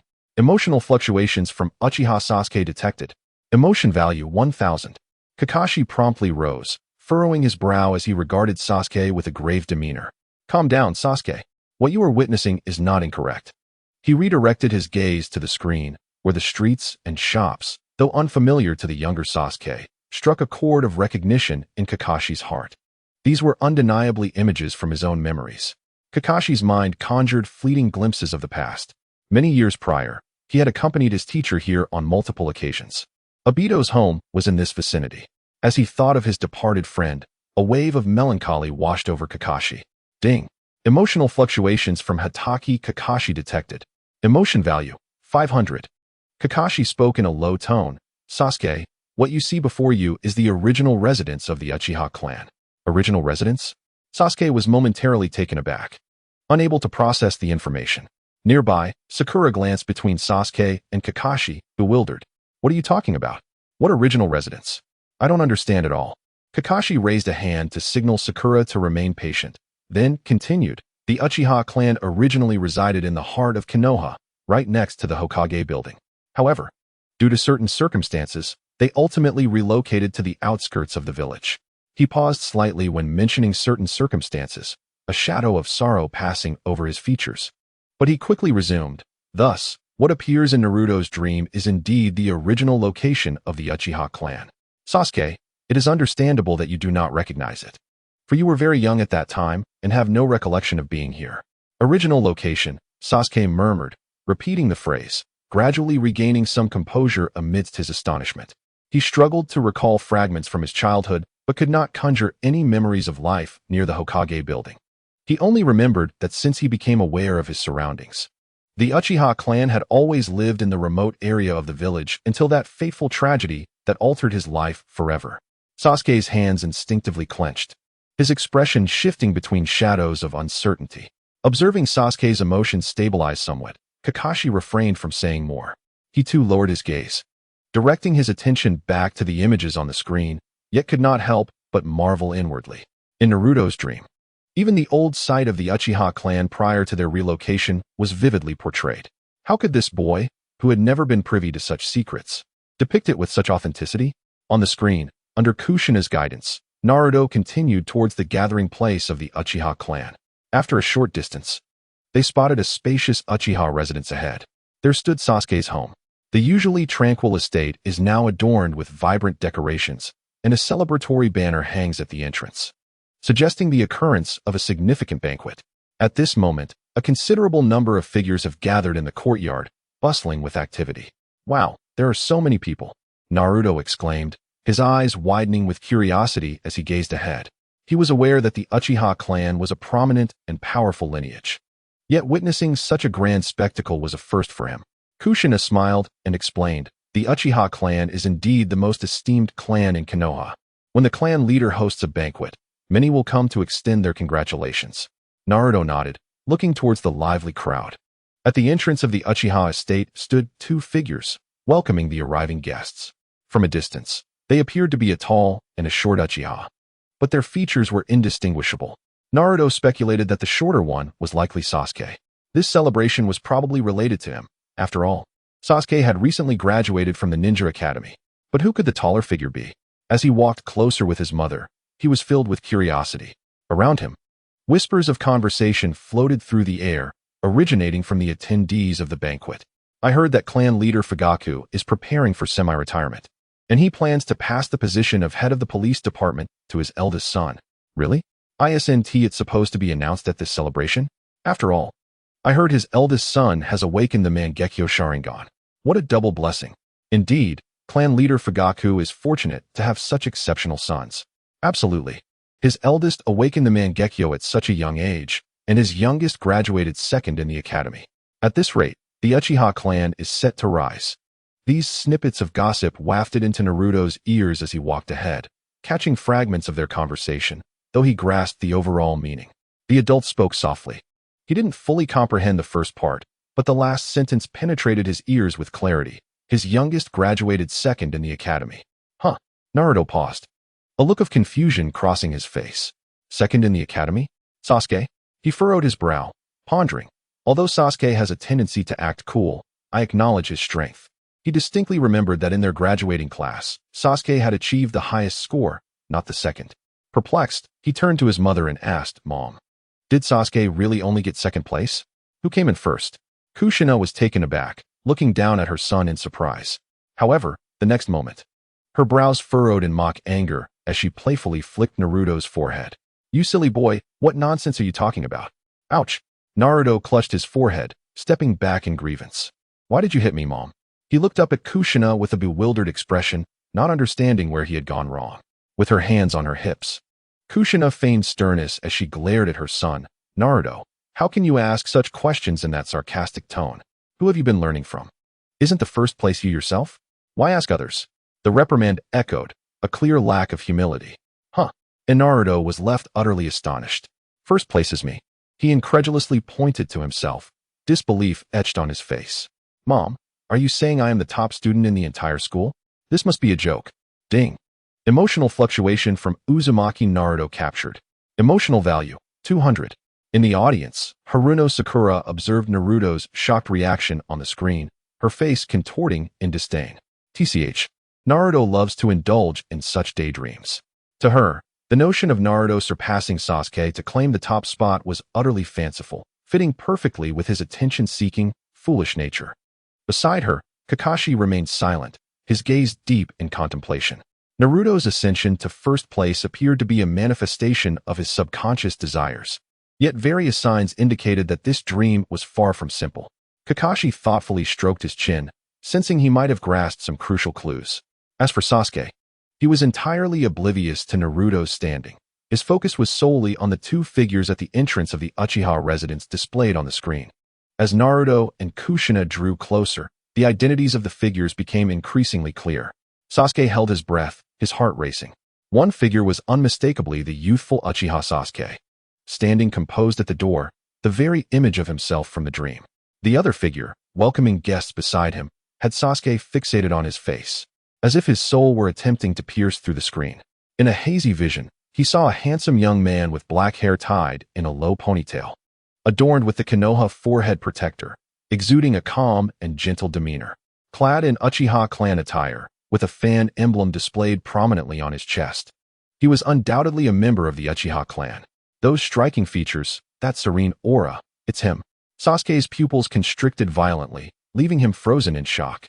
Despite the passage of many years, he instantly recognized that longed-for visage. With a hoarse voice, he exclaimed in disbelief, eyes wide as he fixated on the young man at the door, who wore a tranquil smile. It was the person he knew best, yet felt most estranged from, Uchiha Itachi. His brother. Ding. Emotional fluctuation from Uchiha Sasuke captured. Emotional value, 2,000. Impossible. Sasuke cried out, his voice cracking with overwhelming emotion. His eyes widened, struggling to comprehend the presence of Uchiha Itachi in his dream, a figure who had brutally slain their entire clan and murdered their parents. Now brazenly appearing at a welcoming event with clan members? No, it can't be. Why is he here? Sasuke's emotions spiraled out of control, his breath coming in rapid gasps. Sakura blinked in confusion. Who is that person? Being an outsider, she did not recognize Uchiha Itachi. Kakashi silently gazed at the screen, letting out a soft sigh. He was undoubtedly aware of the identity of the youth standing at the doorway, fully cognizant of what this individual represented to Sasuke. Observing Sasuke's expression on the brink of collapse, he was about to offer words of comfort when, unexpectedly, Sasuke erupted with a thunderous cry. This is all a lie. A lie. His voice, hoarse and nearly choked with emotion, carried an undercurrent of red flickering in his eyes. He struggled vehemently to deny everything before him, as if such denial could expel the overwhelming tidal wave of turmoil that besieged his heart. In the audience, Sasuke's chest heaved violently, a tempest of sorrow, anger, and grief intertwining behind his eyes. Sakura was rendered speechless by his appearance, momentarily hesitant to inquire further. Meanwhile, the dream on the screen persisted. Kakashi spoke in a low tone. Calm down. Sasuke, I understand your distress. But remember, it is merely a dream. Yet, in that moment, his words fell upon Sasuke like whispers in the wind. Sasuke's gaze remained stubbornly affixed to the screen, unwilling to divert his attention even for an instant. He knew in his heart it was a dream, yet reason could not quell the surging tide of emotion within him. The scene of his mother alive and his brother standing at the doorstep with a welcoming smile pierced through him like a series of sharp kunai, inflicting pain so profound he could scarcely breathe, yet he found himself unable to look away. Seeing that Sasuke had momentarily stabilized and refrained from further outbursts, Kakashi chose not to elaborate further. He himself was not without inner turmoil. The sudden appearance of Itachi in the dream, along with the previously exhibited variations, suggested that this dream might represent an alternate reality. If his conjectures were accurate, Kakashi's thoughts raced, fragments coalescing into a vivid tableau in his mind. In this dream world, Minato-sensei had thwarted the mastermind behind the Nine-Tails incident on the very night it occurred, thus preventing the subsequent series of tragedies. With the Nine-Tails unrestrained by the Sharingan, the village would not attribute the calamity to the Uchiha clan. Minato's amicable relationship with Fugaku, combined with Kushina and Mikoto's close friendship, would allow for diplomatic mediation, preventing the tensions between the village and the Uchiha from escalating to an irreparable state. Furthermore, Minato's formidable strength, complemented by the retired third Hokage, would serve to intimidate the more militant factions within the Uchiha clan and influence the decision-making of certain elements within Konoha's leadership. As a result, the Uchiha clan could continue to coexist harmoniously within the village, averting the impending tragedy of their annihilation. Thus, in this dream, Itachi bore no blood debt and would not defect. The Uchiha clan thrived, and Itachi stood proudly, earning honor for his family through his own merit. As Kakashi contemplated this, a tender part of his heart seemed to be stirred. The current scene, manifesting as a dream, fulfilled the desires of all involved. Kakashi gazed at the composed young Itachi on the screen and then glanced at Sasuke, whose reddened eyes remained fixed on the display. He sighed softly. The dream conjured by Naruto was remarkably plausible, strikingly vivid. It is difficult to fathom that such a young Naruto could conjure a world so intricately woven unless witnessed firsthand. Frankly, when Kakashi first beheld Naruto's dream on that fateful night, he found the scenario rather absurd and laughable. Perhaps it was merely a manifestation of a child's boundless imagination lurking in the depths of their subconscious. Yet at this moment, he could not deny the richness of the dream's details, which left him unable to pinpoint any flaws. Were it not for his profound understanding of reality, he might have nearly believed this to be a genuine depiction from a parallel universe. Contemplating further, he thought, had Minato-sensei not perished, and had Naruto grown up with the guidance of loving parents, free from the discrimination he endured due to the Nine-Tails, then it would be entirely reasonable for him, as the son of a hero, to live a life of comfort and excel at the Ninja Academy. Kakashi lowered his gaze slightly, a bittersweet smile gracing his lips. In the shadows, Shigeru observed the unfolding scene, his heart brimming with delight. In just one night, he had discreetly glanced at Sasuke, who remained engrossed in shock, thinking to himself that this boy had indeed not disappointed him. Itachi's entrance had already provided so much. On the screen, the dream continued to unfold. At the entrance of the Uchiha residence, Naruto and Kushina approached. "Sasuke, congratulations," Kushina called out cheerfully from a distance, her face radiant with joy. She took Naruto's hand and moved forward, warmly greeting the two boys at the door. In the dream, Uchiha Sasuke stood confidently at the entrance, welcoming guests. Upon seeing Kushina and Naruto, his initially reserved expression blossomed into a rare smile. "Aunt Kushina, Naruto, you've arrived." Standing beside him, Uchiha Itachi nodded with a smile. "Aunt Kushina, it's been a while." His voice was clear and polite, his gaze gentle. "Welcome, Naruto. Don't be so formal." Kushina waved her hand cheerfully. "On such an important day, how could we not come?" As they spoke, Itachi and Sasuke stepped closer. Itachi slightly bowed, engaging in friendly conversation. Mother is still inside attending to the guests. Upon learning that Aunt Kushina would be coming, she prepared your favorite osmanthus rice cake well in advance. The following morning, as the sun rose, Naruto arrived at the training ground where Team 7 had gathered, humming a cheerful tune. He was in high spirits, the joyous moments from his dream still echoing in his mind. causing an involuntary smile to grace his lips. "Good morning." Naruto waved from a distance, greeting Sasuke and Sakura, who were already present. However, before he could finish his sentence, he was met not with a friendly response. Sasuke suddenly turned around, his dark eyes fixed intently on Naruto. "Naruto." He stepped forward abruptly, gripping Naruto's collar and forcefully pinning him against a tree. As Sasuke, Naruto was taken aback by this unexpected aggression. "What are you up to?" Sasuke's expression darkened as he growled through clenched teeth. "I want to know what mischief you've been up to." Naruto, bewildered, raised his hands in a gesture of surrender, his face a picture of innocence. In truth, his mind was a chaotic mess. Why was Sasuke acting so strangely early in the morning? What had prompted him to confront him out of the blue? He reflected that he had spent the entirety of yesterday training and had not provoked Sasuke at all. "Stop it, Sasuke." Kakashi appeared beside them, grasping Sasuke and forcibly pulling him away from Naruto. "Calm down, what are you trying to do?" Sasuke's chest heaved with agitation. Restrained by Kakashi, he refrained from further aggression, merely shaking off Kakashi's hand with a scowl, turning his face away in indignation. Freed from the confrontation, Naruto suddenly became aware of the beads of sweat forming on his forehead. Puzzled, he rubbed the wrinkled collar of his shirt and murmured, "Kakashi-sensei, is Sasuke all right? He seems like a completely different person." Kakashi raised a hand to signal Naruto to remain calm before turning his attention back to Sasuke. Sasuke clenched his jaw, awkwardly averting his gaze, unwilling to face Naruto and Kakashi.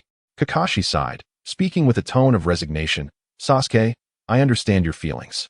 However, you should also recognize that much of what transpired in that dream is not something Naruto could possibly know." He paused, choosing his words with care, and continued. "In other words, while Naruto was the protagonist of last night's dream, the creator of that dream may not have been Naruto himself." At this, Sasuke's body trembled, and he abruptly looked up at Kakashi. "Are you suggesting?"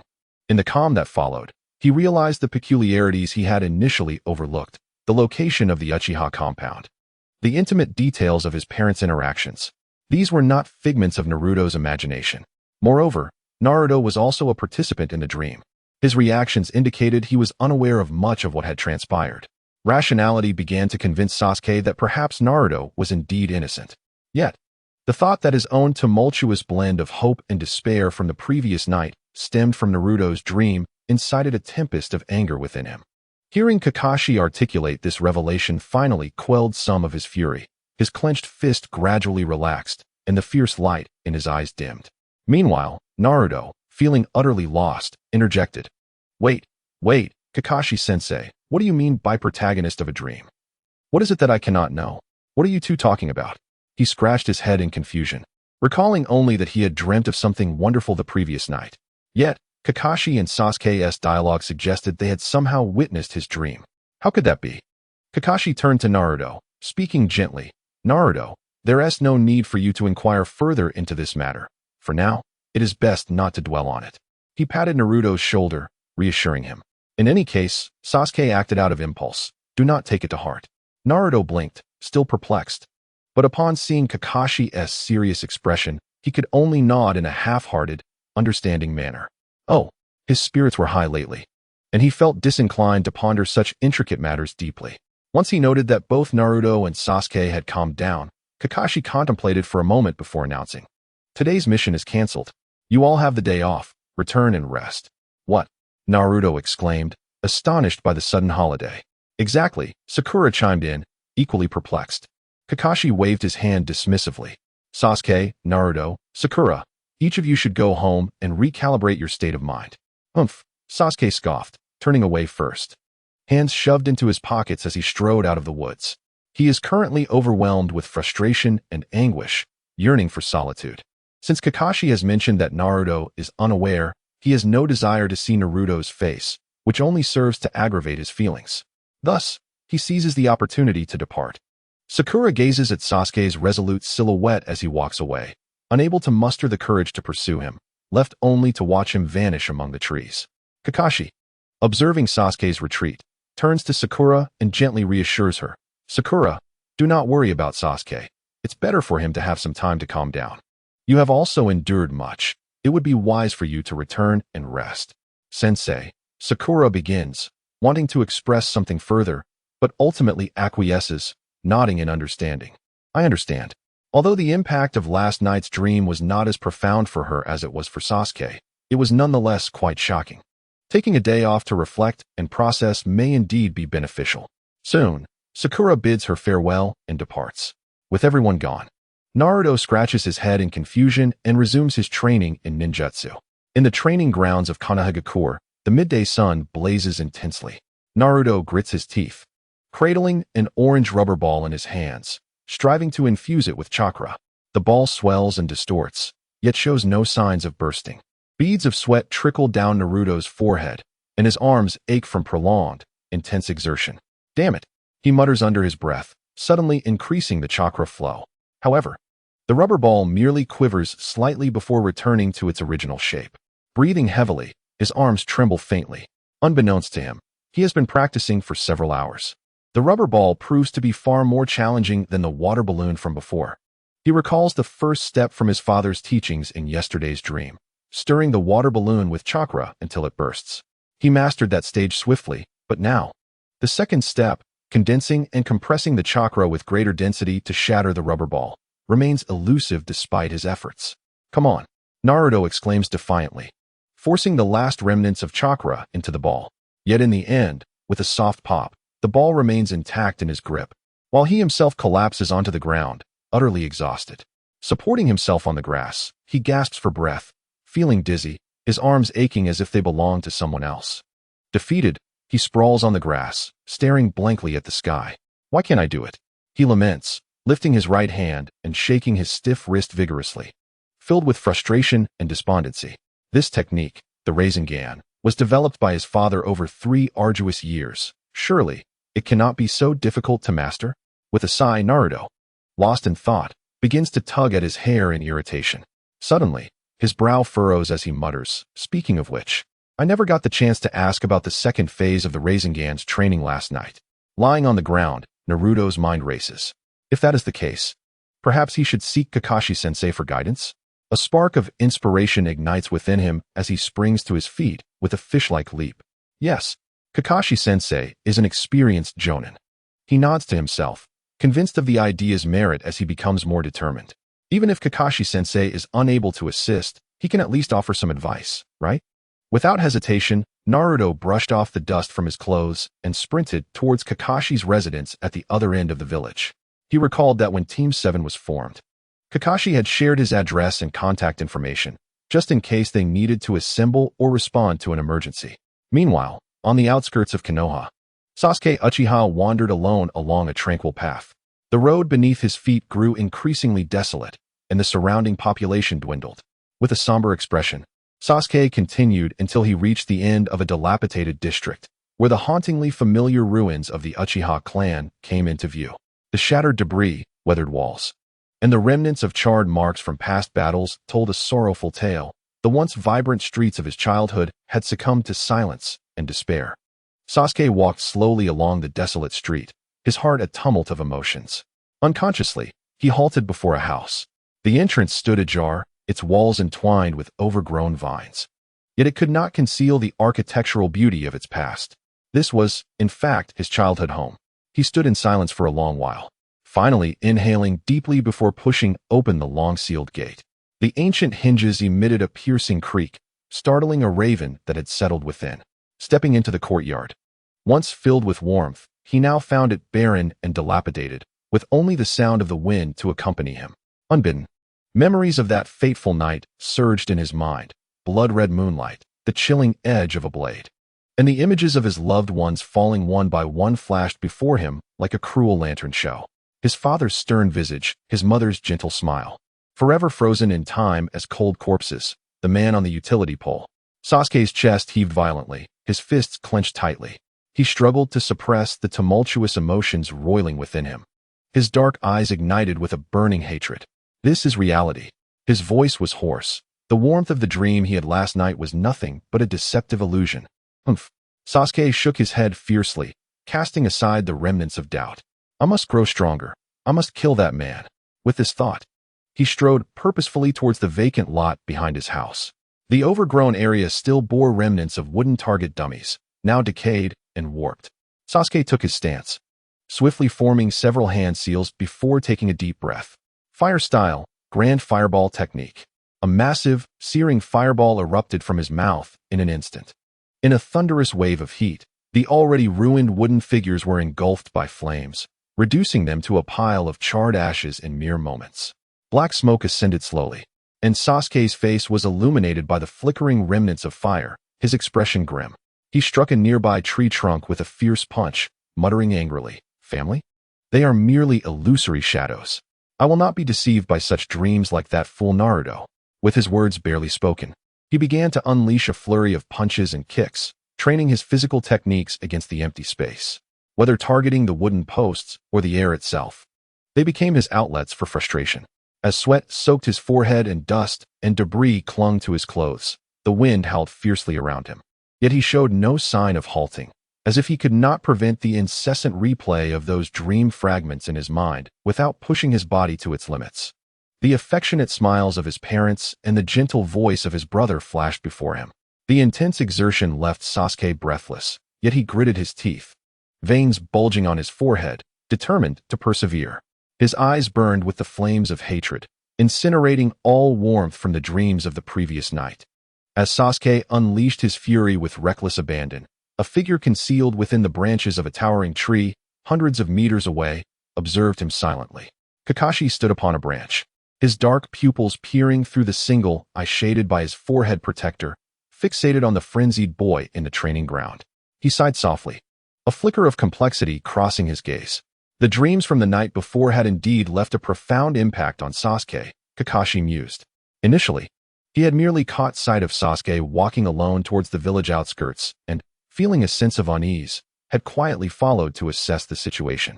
To his surprise, Sasuke had made his way directly back to the Uchiha compound and had begun to train relentlessly. However, given the current circumstances, it seemed that Sasuke showed no signs of engaging in reckless behavior. He was simply fervently training. Kakashi felt a measure of relief.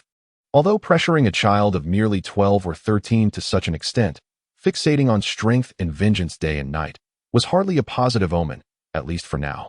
Sasuke remained in the village, not losing his sanity, nor falling into peril. "I hope you can endure, Sasuke," Kakashi whispered softly. After casting one last glance at Sasuke's solitary figure, drenched in sweat, he vanished silently from the tree. Thud, thud, thud. In front of a modest dormitory building somewhere in the Hidden Leaf Village, Naruto stood outside a familiar door, vigorously pounding on it with his fists. "Kakashi-sensei, Kakashi-sensei." "Naruto?" A voice, tinged with surprise, emerged as a figure appeared a short distance behind him.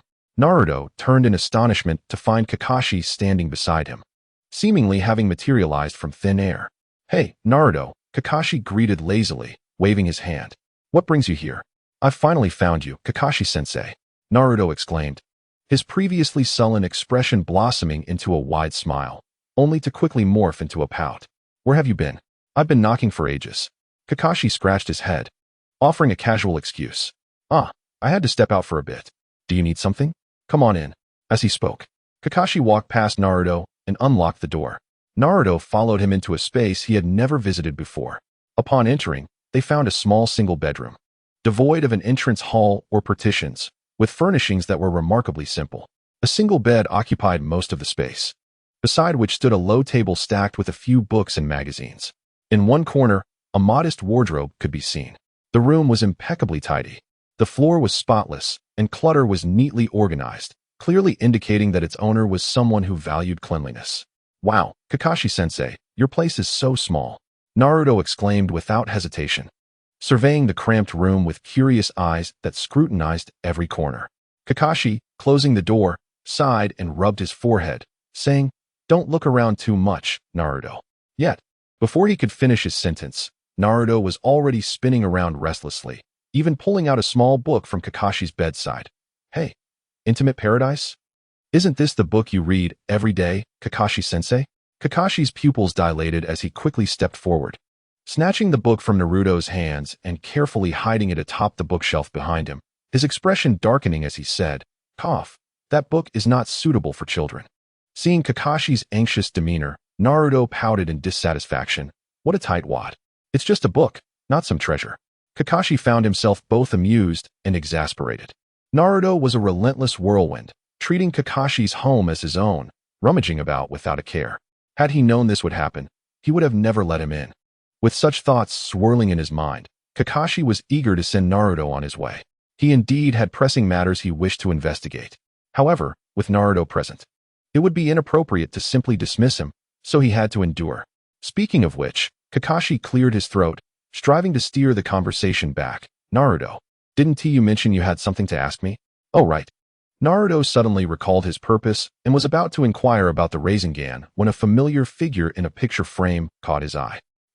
Narrowing his gaze, Naruto stepped closer to the bedside table, picking up an aged photograph. Upon closer inspection, he noticed 4 individuals in the picture. In the front row stood 3 people: a beaming black-haired boy wearing goggles, a white-haired boy with a smug expression, and a girl flashing a peace sign in the middle. Behind them stood a blonde man, his hands resting on the heads of the 2 boys. It was this blonde man who caused Naruto's eyes to widen in disbelief as he exclaimed, Dad? Kakashi-sensei, why do you have a picture of my father? Kakashi, startled by Naruto's outburst, turned sharply to see Naruto holding the old photograph, his eyes wide with astonishment. Naruto excitedly raised the frame to Kakashi. Pointing at the blonde man's face, this guy looks just like my dad. Oh, no. Wait, he's the dad from my dreams. Kakashi-sensei, I've been dreaming about my father these past few days, and it's him. In that moment, the room fell into a brief silence. Kakashi was left speechless, his mind nearly short-circuiting. How could he have forgotten that Naruto had seen the 4th Hokage in his dreams? Seeing Kakashi's silence, Naruto thought he hadn't understood and hurriedly explained again. Kakashi-sensei, look, this blonde uncle in the photo resembles my dad from my dreams. I always thought the figure in my dreams was just a figment of my imagination, but it turns out there really is someone like him, and you know him. The more Naruto spoke, the more exhilarated he became, scrutinizing the photograph for several moments, growing more certain. It's true, they look exactly alike. Golden hair, azure eyes.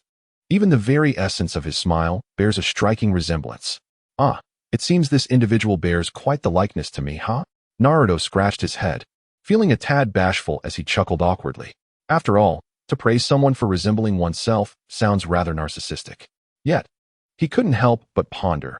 This enigmatic figure from his dreams, indeed, existed in reality, and right here, in Konoha. To think that Kakashi-sensei was acquainted with him? With this thought, Naruto gazed eagerly at Kakashi, filled with anticipation for an answer. However, Kakashi remained silent, shrouded in his thoughts. Kakashi-sensei? Naruto queried, tilting his head in confusion. He noticed Kakashi had one hand pressed against his forehead, his expression somewhat stiff, and the single visible eye dared not meet his own. Kakashi's mind was a tumult of confusion, and after a prolonged silence, words eluded him. What could he possibly say? Was he to reveal to Naruto that, yes, this man is indeed your biological father, the 4th Hokage of Konoha, Minato Namikaze? Could he so casually divulge a secret that had been concealed for over a decade? Yet, remaining silent was equally daunting, for Naruto's persistent nature was well known. Kakashi found himself in a quandary, a bead of cold sweat forming on his brow. After what felt like an eternity, Kakashi's throat moved as he attempted to formulate a response, only to find Naruto had shifted his gaze, seemingly no longer fixated on the question at hand. Naruto's attention was captured by the picture frame, where he suddenly noticed a white-haired boy with a rather arrogant expression. Bursting into laughter, he exclaimed, Kakashi-sensei, that sulking little brat can't possibly be you, right? Ha ha ha, just like Sasuke, with that haughty demeanor. He waved his hand dismissively, feigning disdain. Yet, his gaze soon fell upon the black-haired boy wearing goggles, his eyes lighting up as he remarked, Now, this guy looks pretty cool. He resembles my younger self a bit. Upon hearing Naruto divert his attention and begin to jest about the figures in the photograph, Kakashi quietly sighed in relief. Thank goodness. Naruto was indeed a sweet soul, otherwise he would have been at a loss for how to proceed. That was my companion from childhood. Kakashi stepped closer, taking the frame from Naruto's hands, his tone unexpectedly somber. And my teacher, they are no longer in this world. Naruto froze, momentarily at a loss for words. He stared blankly at Kakashi, who was now gently wiping the photograph, his typically carefree demeanor replaced by a lowered head that obscured his expression. The individuals in the photo were, in fact, Kakashi-sensei's former companions. In an instant, Naruto grasped the reality that beneath Kakashi's seemingly indifferent exterior lay a man who, like himself, navigated the solitude of this world, having lost so many significant people along the way. A sudden wave of sorrow washed over him, dispelling the joy and curiosity that had previously filled his heart, replaced by a profound, dull ache. He clenched his fists tightly, only to quickly relax them again. Scratching his head as he murmured, "I apologize, Kakashi-sensei. Brothers, the double rewards are about to conclude. I humbly ask for your support and votes. Although we cannot unleash a massive update at present, should the data prove favorable, I shall fervently release a plethora of stored chapters. On the day of launch, I guarantee a minimum of 10 chapters, and the better the data, the more I shall unveil, with no upper limit. The extent of the release shall depend on the esteemed readers who follow our journey. Please assist me in ascending the new book rankings and expedite the process to initiate the burst update mode." Inside the Ichiraku ramen shop in Konoha Village, Shiryu quietly summoned the system panel in his mind, a faint blue screen appearing before him, visible only to his eyes. His gaze was instantly drawn to the numbers in the corner, representing the accumulation of his current emotional value, which was just over 10,000 points away from leveling up. A flicker of ecstatic joy crossed Shiryu's eyes as he quickly reined in his excitement, scanning his surroundings to confirm that only he and the noodle master were present in the shop at that moment. Finding an excuse to slip into the kitchen, he focused intently on studying the system interface. The anticipation of the system's first upgrade nearly overflowed from his chest. Would the upgraded system unlock more formidable abilities? Surely, it could not merely be an increase in the target capacity. Perhaps a brand new dream mode, or even more extraordinary functions awaited him. Suppressing his racing heart, Shiryu willed the system mall interface to appear. The virtual marketplace displayed a dazzling array of items, including various ninjutsu scrolls, bloodline limits, physical enhancements, and special tools, encompassing an extensive variety that dazzled the senses. His attention shifted to the physical enhancement category, and he noticed that after redeeming the basic physical enhancement, the option for intermediate enhancement had indeed been unlocked below. However, upon examining it, he could not help but gasp. The required emotional value for just the intermediate physical enhancement LV1 far exceeded his current balance. It seemed he could not afford it at the moment. Perhaps next time, he sighed, redirecting his focus to browse other items in the marketplace. As for offensive ninjutsu, he did not intend to invest emotional value in upgrades just yet. After all, he had yet to truly test the effects of the ninjutsu he had redeemed. He would consider upgrading once he had experienced their efficacy. Convinced that there was nothing urgently needed for redemption, Shiryu's thoughts flickered, and he closed the system panel, watching as the sky outside darkened. A hint of relief spread across his face. At least at this stage, he possessed a modicum of self-defense capability. For now, he could manage his daily life and work without haste to further enhance his skills.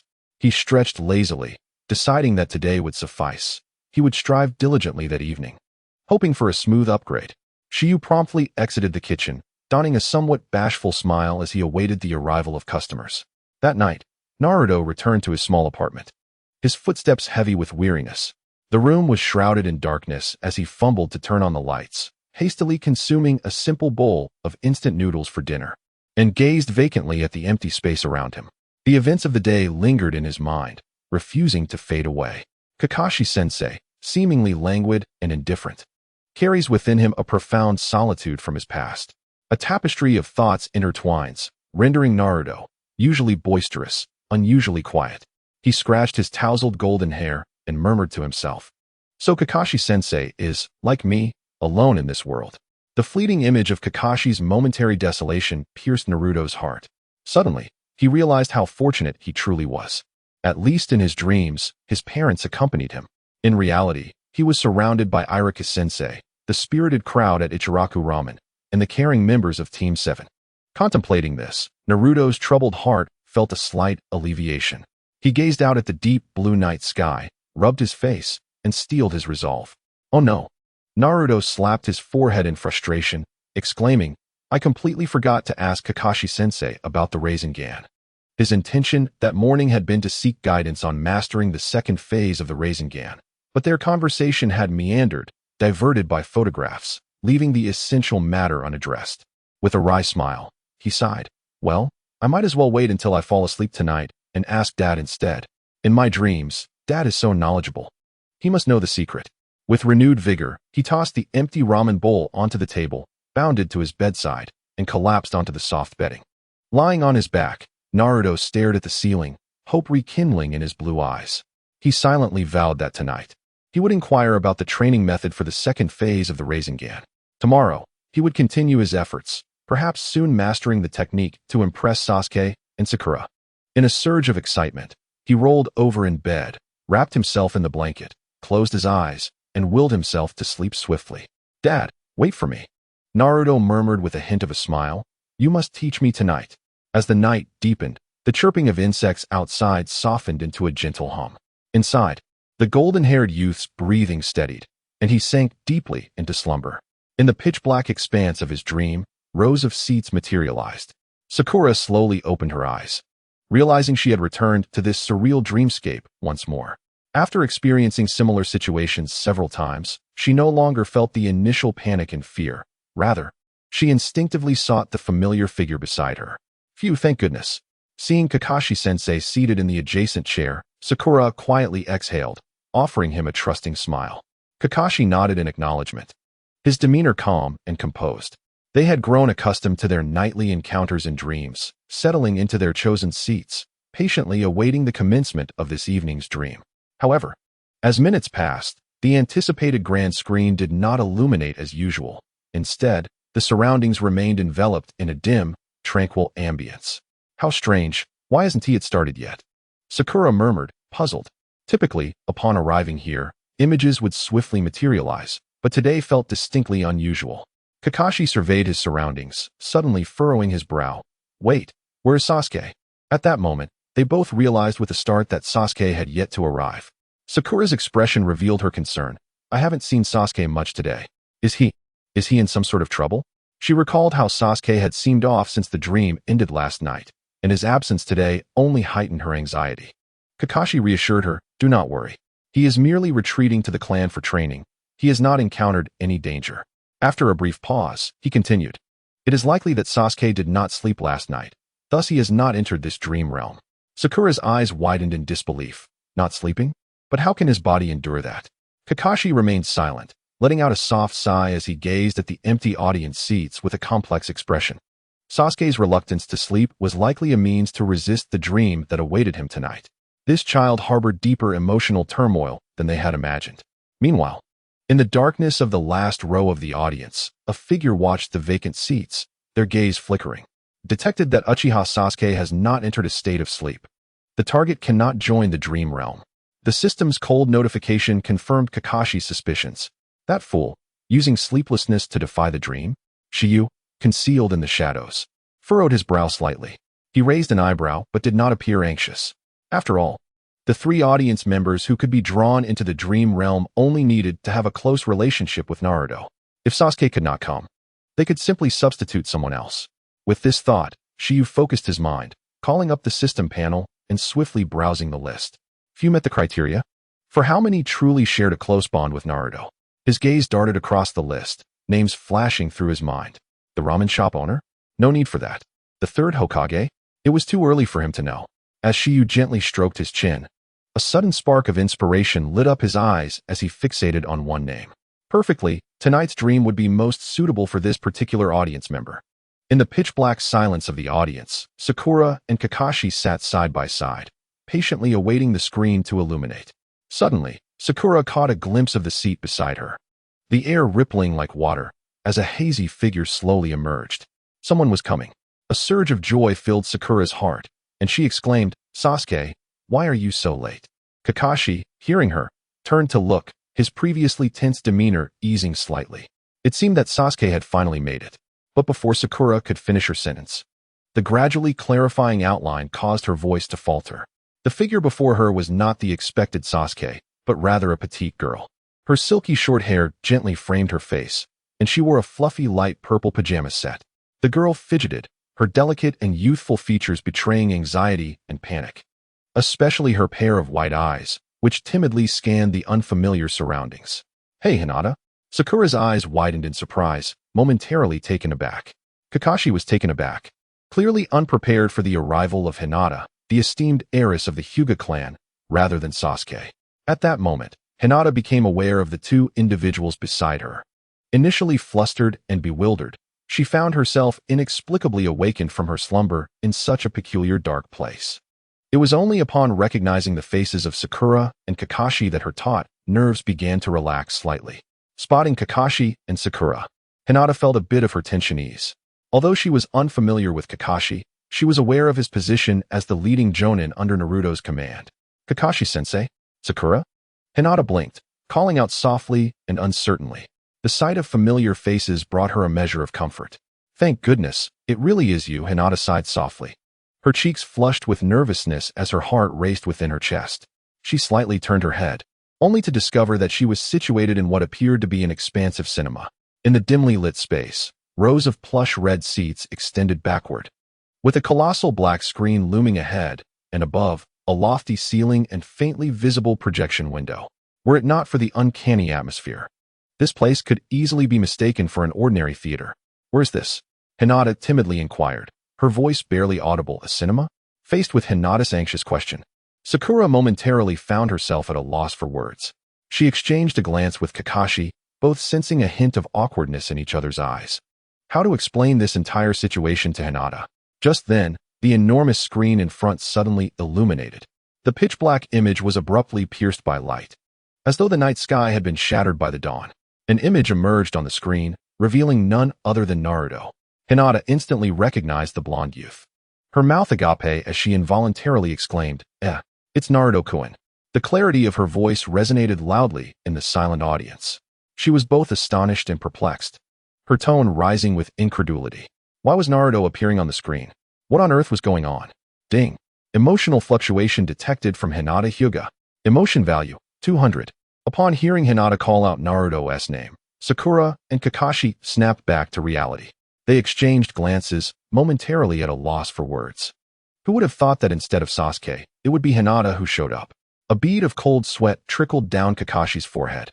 Although the young girl before him was merely a delicate chunin, she was nonetheless the daughter of the Hyuga clan, leaving him uncertain about how to explain the bizarre circumstances unfolding before them.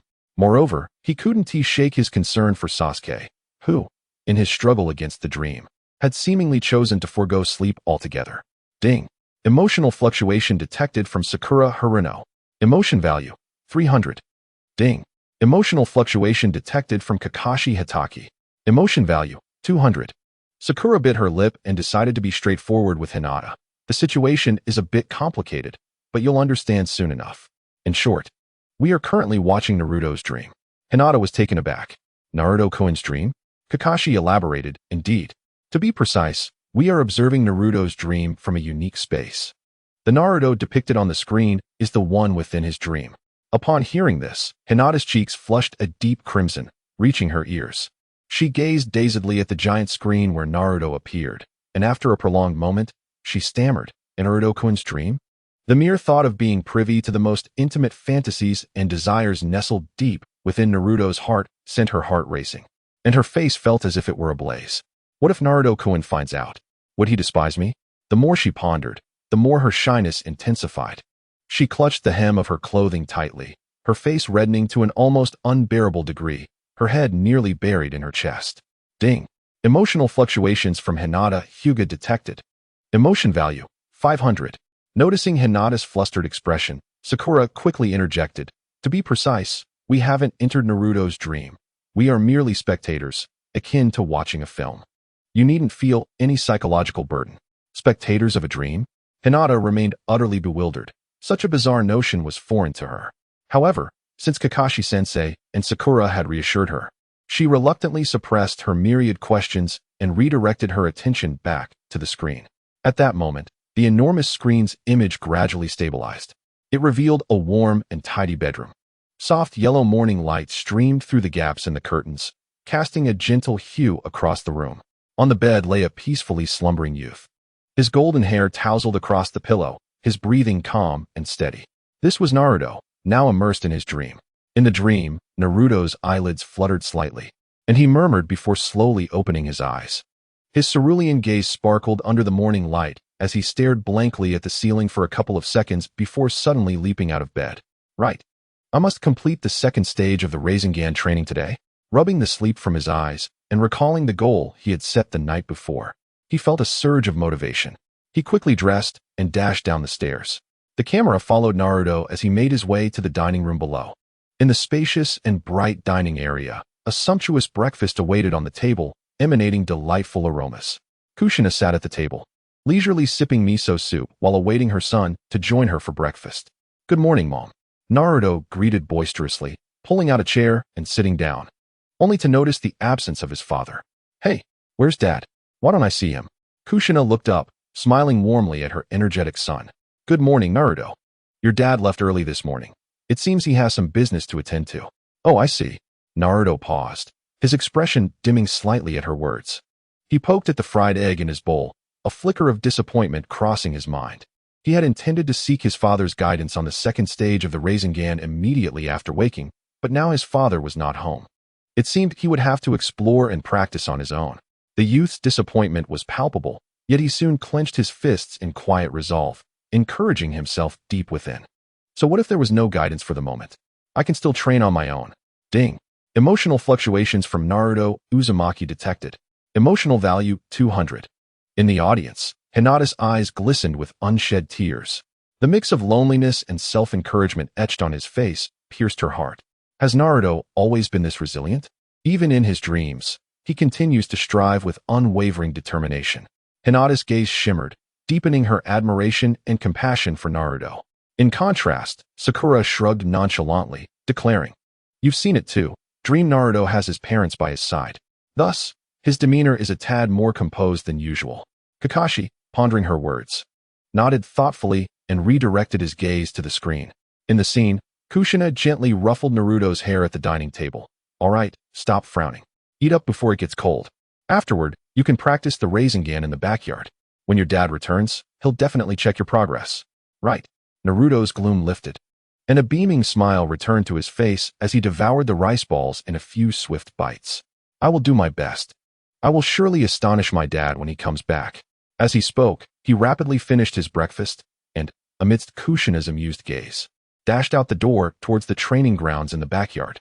In the backyard, wooden targets and practice posts lay scattered, clearly the site where father and son honed their skills. Naruto retrieved a brand new rubber ball from his ninja tool pouch and steadied himself. His gaze was intense as he recalled the guidance his father had once imparted, and he began to gather chakra in his hands.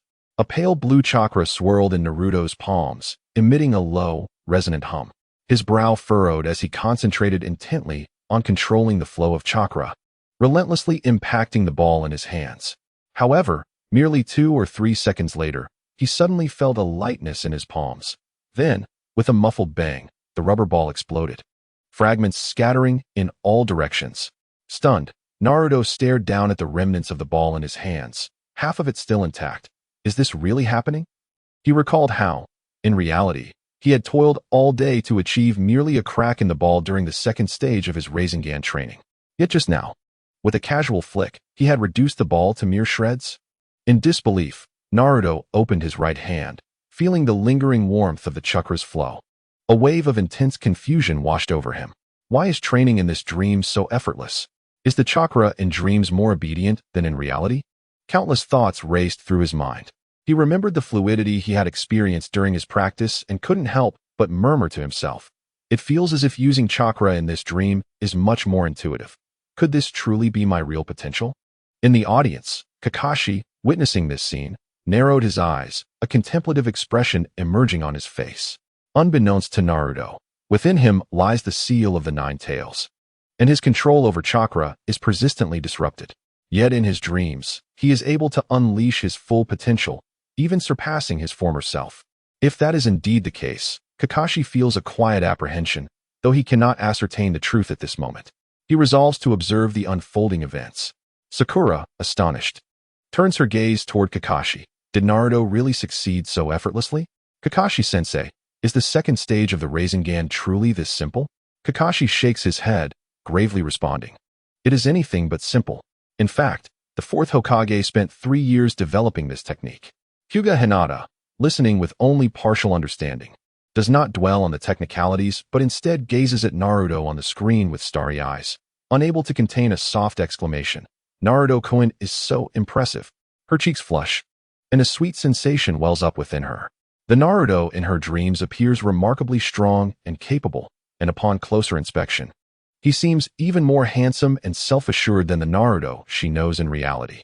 Hinata stares, entranced, at the golden-haired youth in the morning light, her pure white eyes reflecting his image, a smile gracing the corners of her eyes. Naruto-kun looks so different. Huh. Sakura tilts her head toward Hinata, bemused. What is different? Isn't he still the same underachiever? Hinata's face turns crimson as she realizes she has inadvertently voiced her thoughts. Flustered, she waves her hands. No, that's not what I meant. I meant the Naruto-kun in the dream seems a bit more handsome and cheerful. Huh, handsome? Sakura echoes the assessment with a perplexed expression, struggling to reconcile those two words in her mind.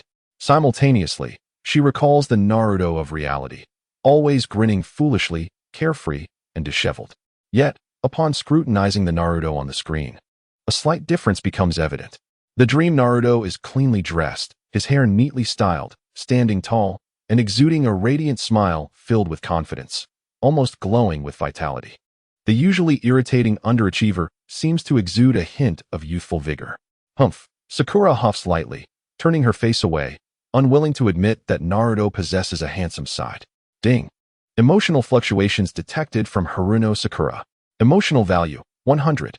Ding. Emotional fluctuations detected from Hyuga Hinata. Emotional value, 200. On the screen, Naruto remains perplexed by his progress. He stands in contemplation for a moment, about to attempt once more when he suddenly hears his mother, Kushina, calling from within the house. Naruto, someone is at the door. Go answer it. Oh. Naruto responds loudly, hastily brushing the dust off his hands and swiftly making his way out of the backyard toward the front door. Upon reaching the entrance, the doorbell continues to ring insistently, indicating that the visitor outside possesses considerable patience. Who could be visiting so early in the morning? Naruto scratches his head in confusion, yet he reaches for the doorknob, slowly opening the door. The scene that unfolds before him causes Naruto to widen his eyes in astonishment. Standing outside the door was none other than the dignified yet refined leader of the Hyuga clan, Hyuga Hayashi. Beside him, a half-step away, stood his eldest daughter, Hyuga Hinata. Quietly, clad in a loose-fitting, elegant dark kimono adorned with a white clan emblem, Hayashi's long, inky purple hair cascaded down his back like a waterfall. With his hands clasped behind him, he stood tall and straight as a pine tree, the forehead protector accentuating his remarkable white eyes. At this moment, the usually stern and cold demeanor of the clan leader was replaced with a warm smile as he gazed gently at Naruto, who stood before him, visibly taken aback. Hinata, standing slightly behind her father, appeared somewhat anxious. The young girl curiously yet nervously observed the surroundings at Naruto's doorstep, her hands cradling a rectangular gift box carefully wrapped in silk, peeking out with half her face as she stole glances at Naruto inside. Good morning, Naruto. Hayashi greeted with a slight nod, his tone gentle. I apologize for the intrusion. I brought my daughter over. I hope we haven't disturbed you. Naruto snapped back to reality, initially tempted to blurt out that it was the strange girl from his class before graduation. However, the thought of his mother's potential reprimand quickly restrained him. He waved his hands awkwardly and stammered. My dad isn't home right now. My mom is. Unlike his usual tendency to call out odd nicknames, Naruto found himself at a loss for words, feeling the pressure to behave well in front of his mother. He scratched the back of his head and forced a smile. If you're looking for my dad, he might be back later. Before Naruto could finish his sentence, a cheerful voice from within the house called out, Who is there? Naruto? Kushina had set down her dishes and hurried to the door, her hands still damp from washing. Upon seeing the visitors, she paused in surprise. Isn't this Hyuga Hayashi? Good day, Mr. Hayashi. Kushina quickly approached, her face radiating warmth. What a rare visit. Minato left early for the Hokage office. If you seek him, he is over there. Kushina assumed that Hayashi's visit was of great importance. She was polite and courteous, even attempting to smooth things over for her husband. Hayashi, however, merely smiled gently and replied, You misunderstand. I have come to visit with my daughter, not to seek out Lord Hokage. He then turned his gaze to Naruto, his eyes softening with affection. In fact, I specifically came to see Naruto. Me? Naruto was completely taken aback, and Kushina's expression mirrored his astonishment. In the audience, Sakura watched this unfold, equally surprised. Wait a moment, Hinata. That girl on the screen is you, right? The enormous screen displayed the very image of Hinata standing at Naruto's doorstep. Beep. Emotional fluctuation detected from Haruno Sakura. Emotion value, 200. Hinata was equally stunned, never having imagined she would find herself at Naruto's home. Although Hinata's every gesture in the scene mirrored her own, she, as an observer, was overwhelmed by an indescribable sense of strangeness and shock. Why had her father brought her to visit Naruto's home? Moreover, it appeared he had thoughtfully prepared a gift. Confusion and surprise filled Hinata's mind. Yet a greater sense of joy prevailed. Could it be that Naruto dreams of me too? If that is the case. Ding. Emotional fluctuation from Hinata Hyuga detected. Emotional value 300. Kakashi's expression suddenly grew serious. He fixated on the figures of the Hyuga father and daughter on the screen, his brow furrowing deeper. It was indeed coincidental that Hinata entered this space just as Naruto's dream featured her. Kakashi keenly sensed that this was likely not mere coincidence, but rather concealed a pattern he had yet to comprehend. Could it be that Naruto's dream world adapts according to the identity of the viewers who enter? If that were true, the individual orchestrating all of this possessed an unfathomable ability. Kakashi's thoughts raced, yet he maintained a composed exterior, softly reassuring. Do not dwell too much on this dream. Hinata, bewildered, nodded and suppressed her racing heart, redirecting her gaze to the screen. In the scene, upon realizing that the Hyuga clan leader had come to see him, Naruto and Kushina exchanged puzzled glances. Why would the Hyuga clan leader seek out Naruto? Naruto's mind was a blank slate. Aren't you going to invite us in for a chat? Hinata's father, Hayashi, smiled as he observed the stunned mother and son, teasingly remarking. Kushina, appearing somewhat embarrassed, replied, "Oh dear, how rude of me. Hayashi-san, please, come in and let us talk." The Hyuga father and daughter stepped into the foyer. Hinata dutifully changed into indoor slippers, carefully cradling the gift in her hands as she followed her father, her head slightly bowed, her breathing noticeably subdued from anxiety. Is this Naruto's home? It feels so warm and inviting, unlike her own, which exudes coldness and authority.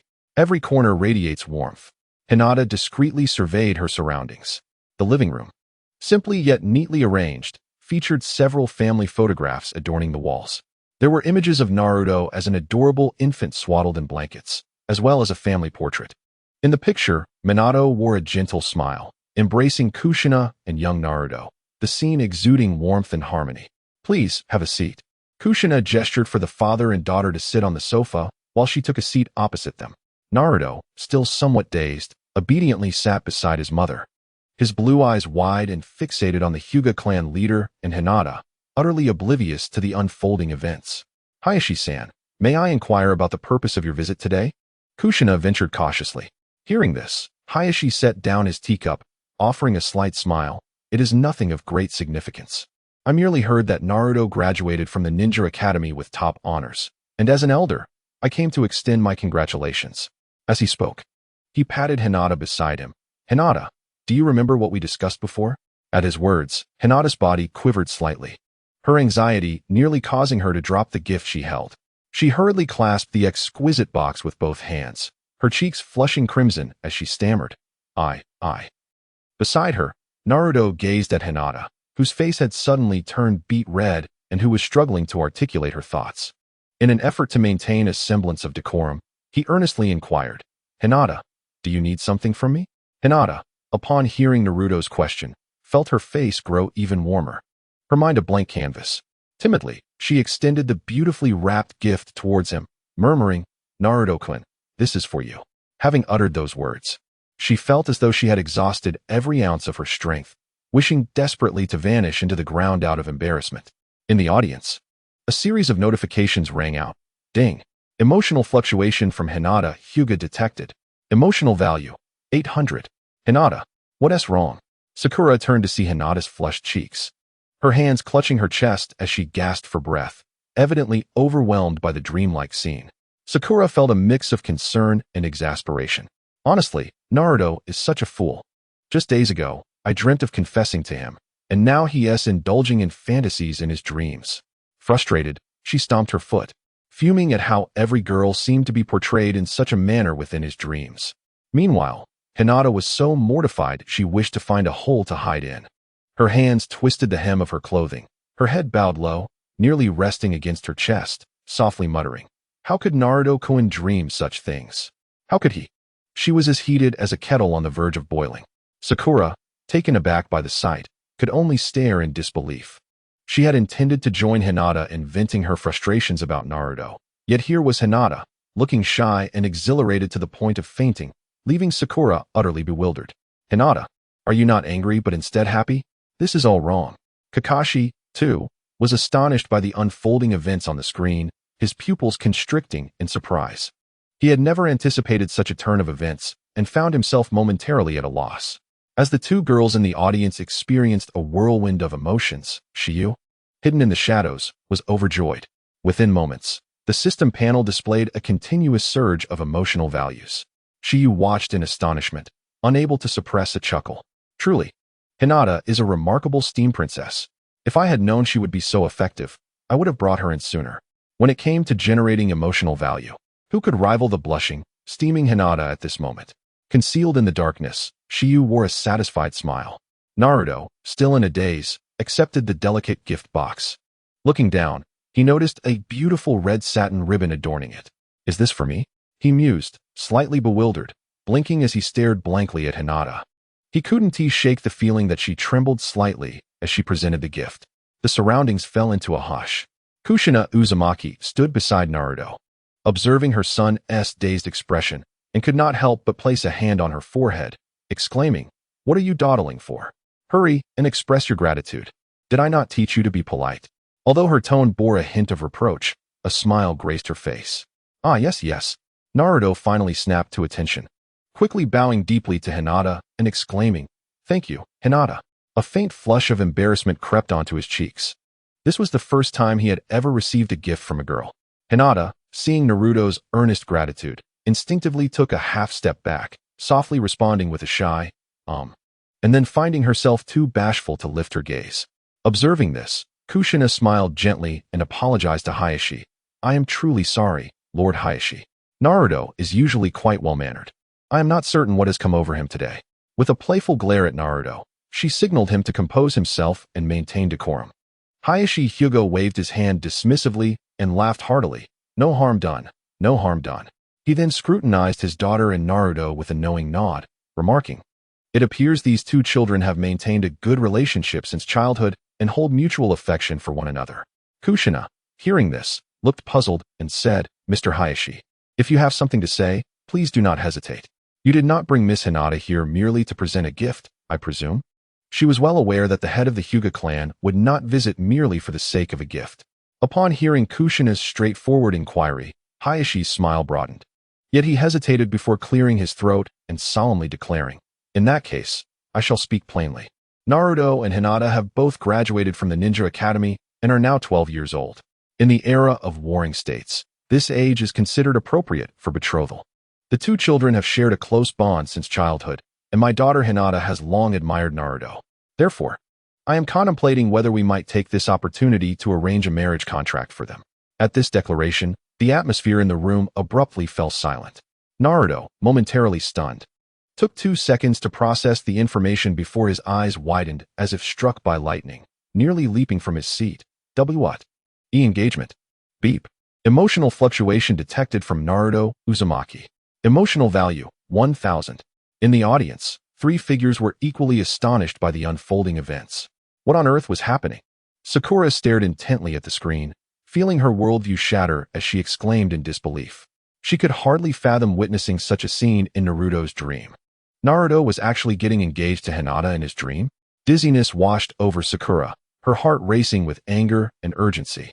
As the saying goes, thoughts during the day lead to dreams at night. How could it be that Naruto, who professed his affection for her in daylight, was secretly contemplating marrying Hinata?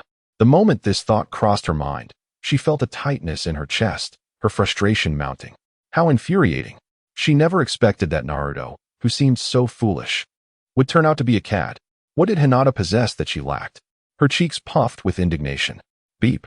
Emotional fluctuation detected from Sakura Haruno. Emotional value, 300. Beside him, Kakashi Hitaki exhibited a rare expression of astonishment.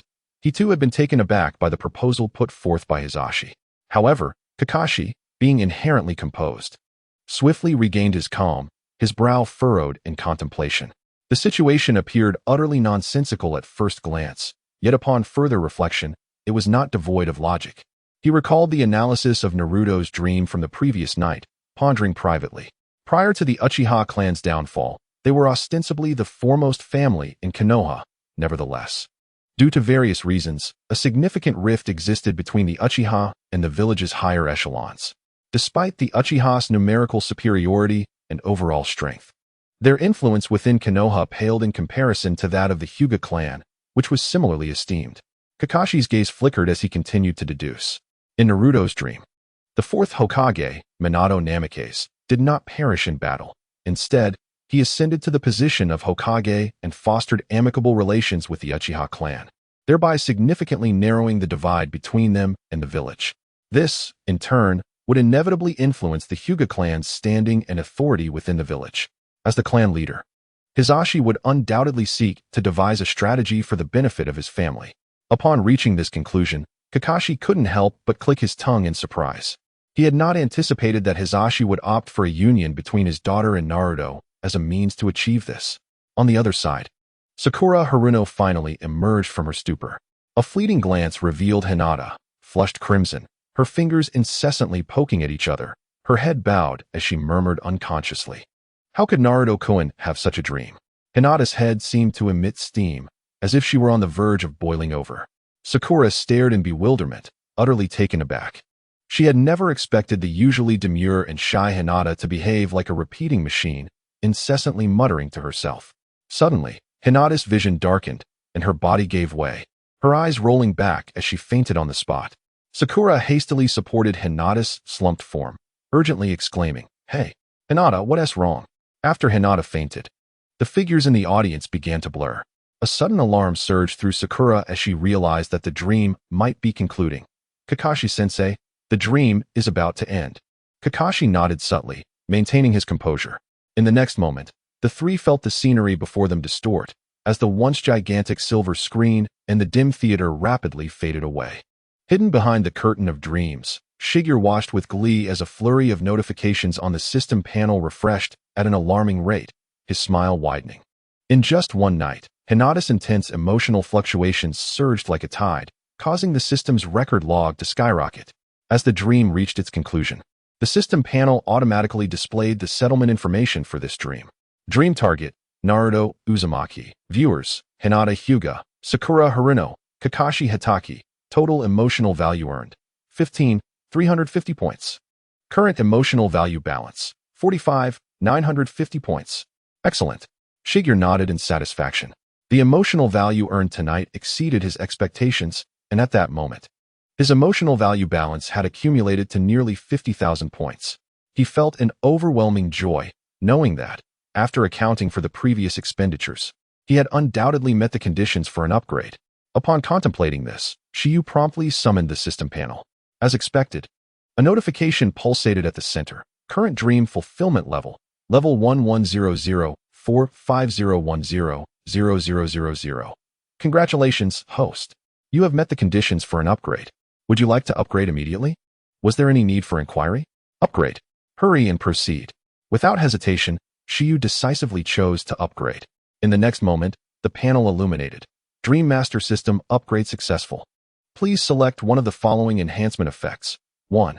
Dream Target Count 1-2. Dream Instance Expansion Pack 4-Wheel Brothers. 3. Permanent 5 discount on all store items. Shiyu's gaze swiftly traversed the three options. Dream Target Count 1. Expansion Pack, Store Discount. He murmured, rapidly weighing the pros and cons in his mind.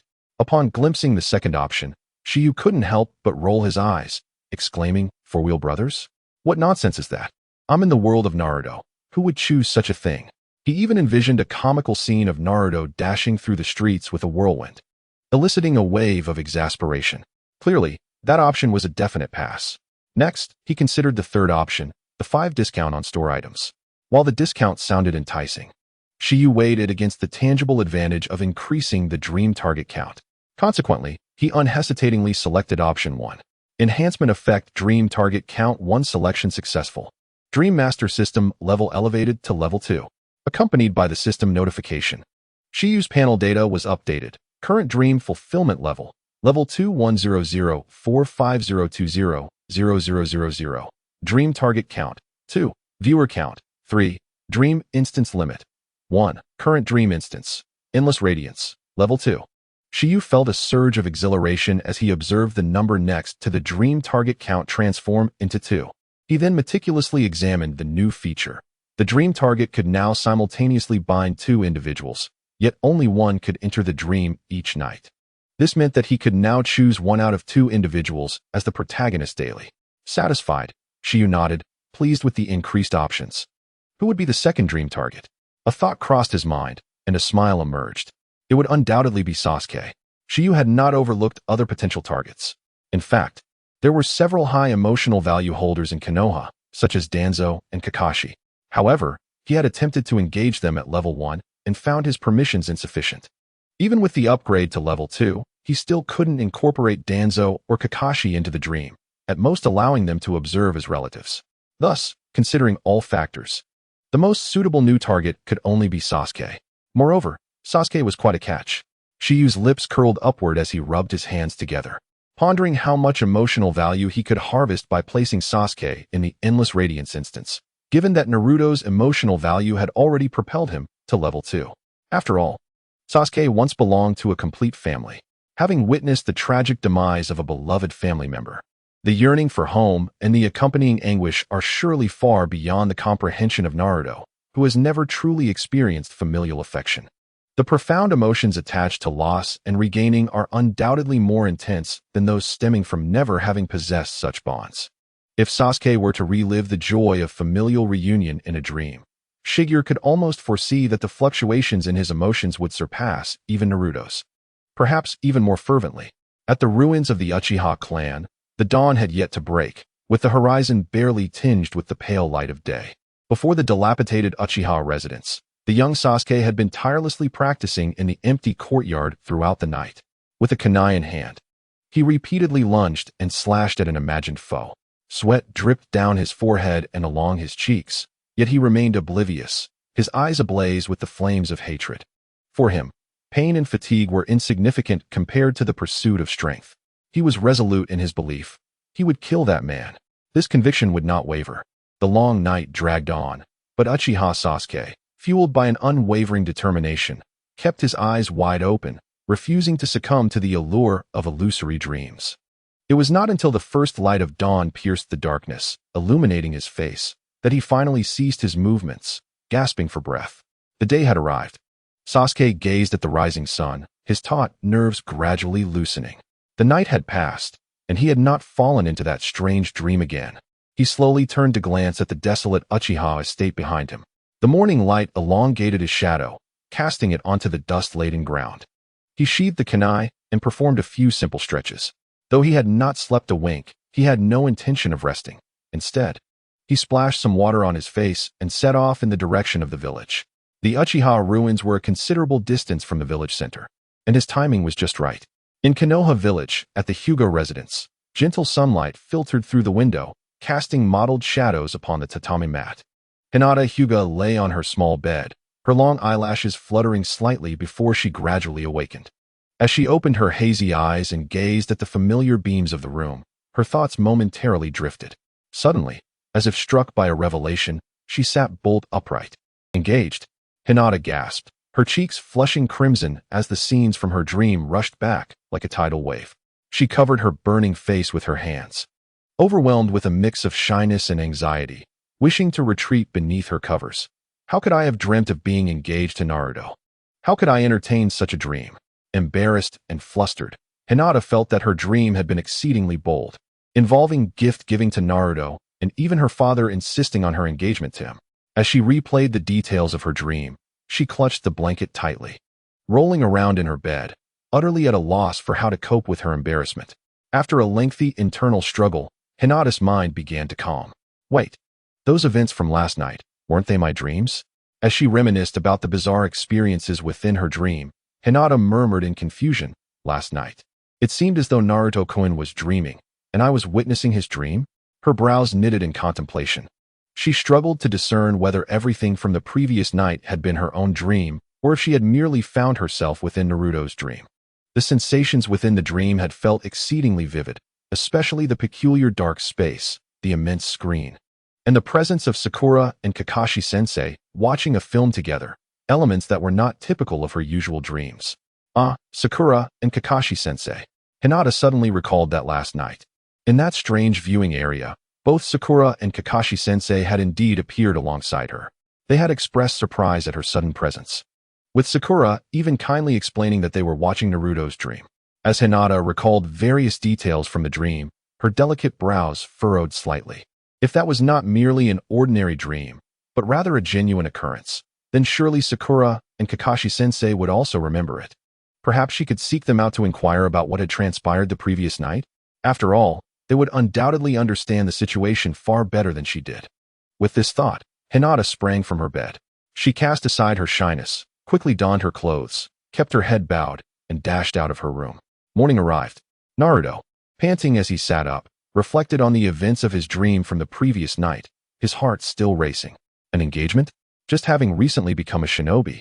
The mere thought of those two words overwhelmed him. Fortunately, in the dream, his mother had gracefully declined the proposal. Otherwise, he would have been at a loss on how to face Hinata. However, more pressing in his mind was another matter. Naruto rolled out of bed and retrieved the rubber ball he had prepared the day before from the corner, weighing it in his hands. Closing his eyes, he recalled the sensation of training from his dream, slowly channeling chakra into the ball.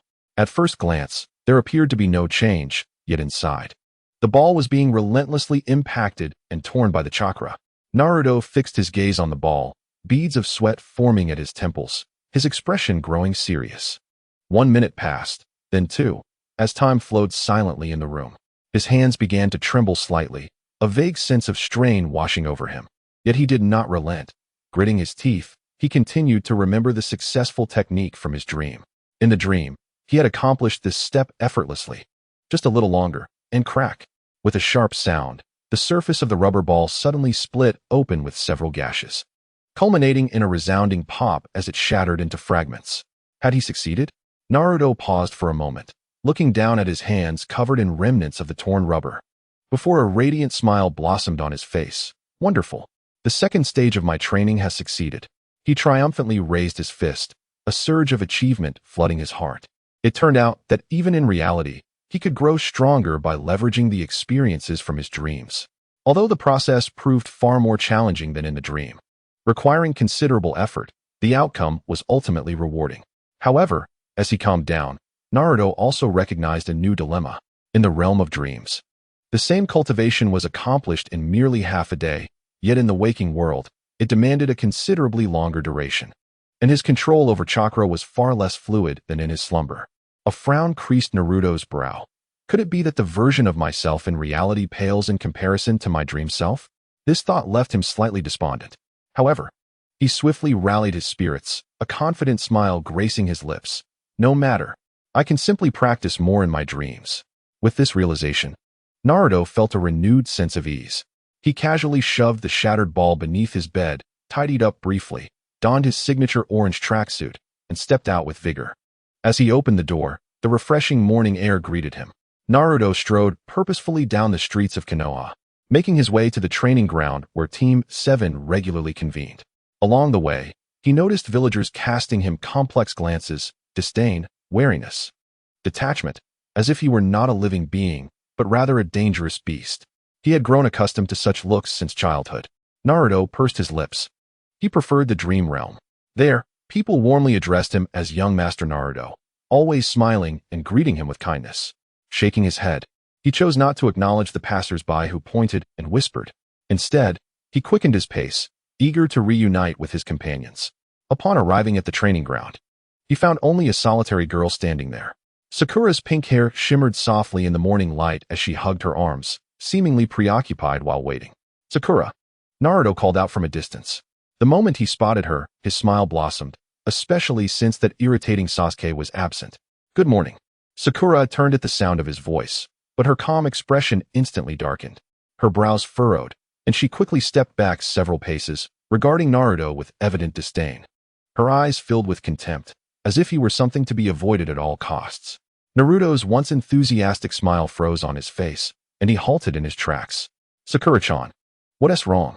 He scratched his head, puzzled by her reaction.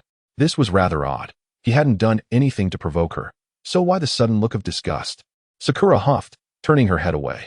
Humph, you know very well what is going on. Stop pretending to be oblivious. You're such a scoundrel. Huh, Naruto replied, bewildered. Scratching his head again. Scoundrel? Are you talking about me, Sakura? Who else could it be?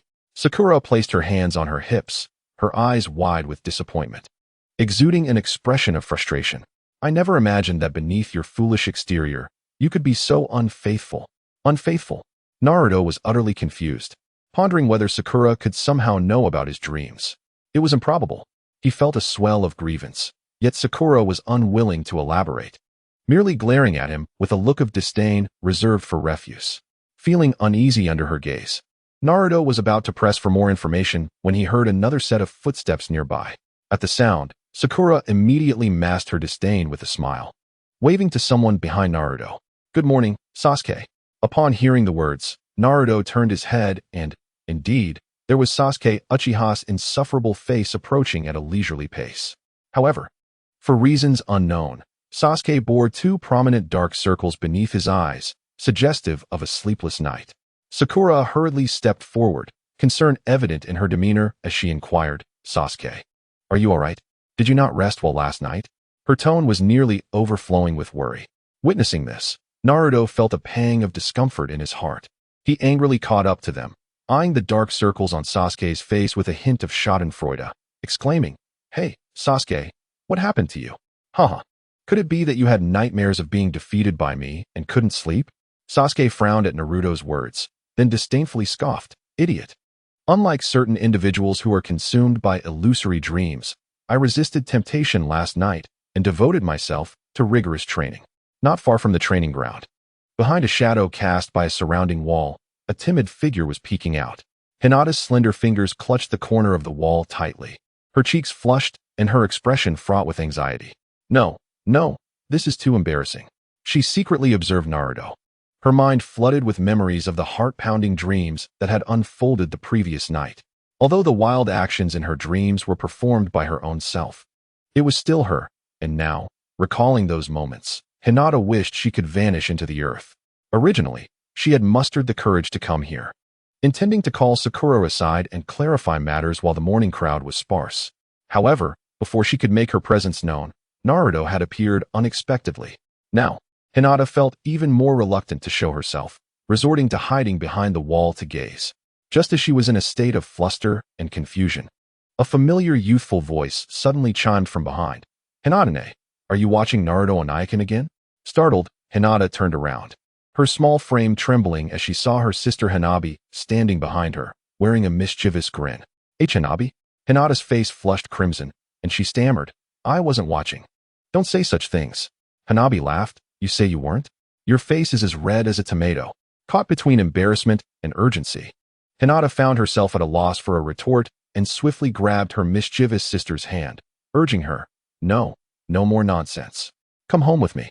Thus, the two sisters dashed away, one following the other.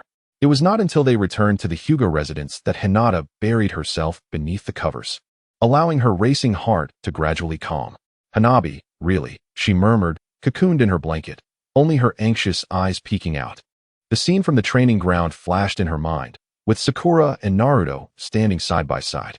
At this thought, a wave of sadness washed over Hinata, accompanied by a tinge of disappointment.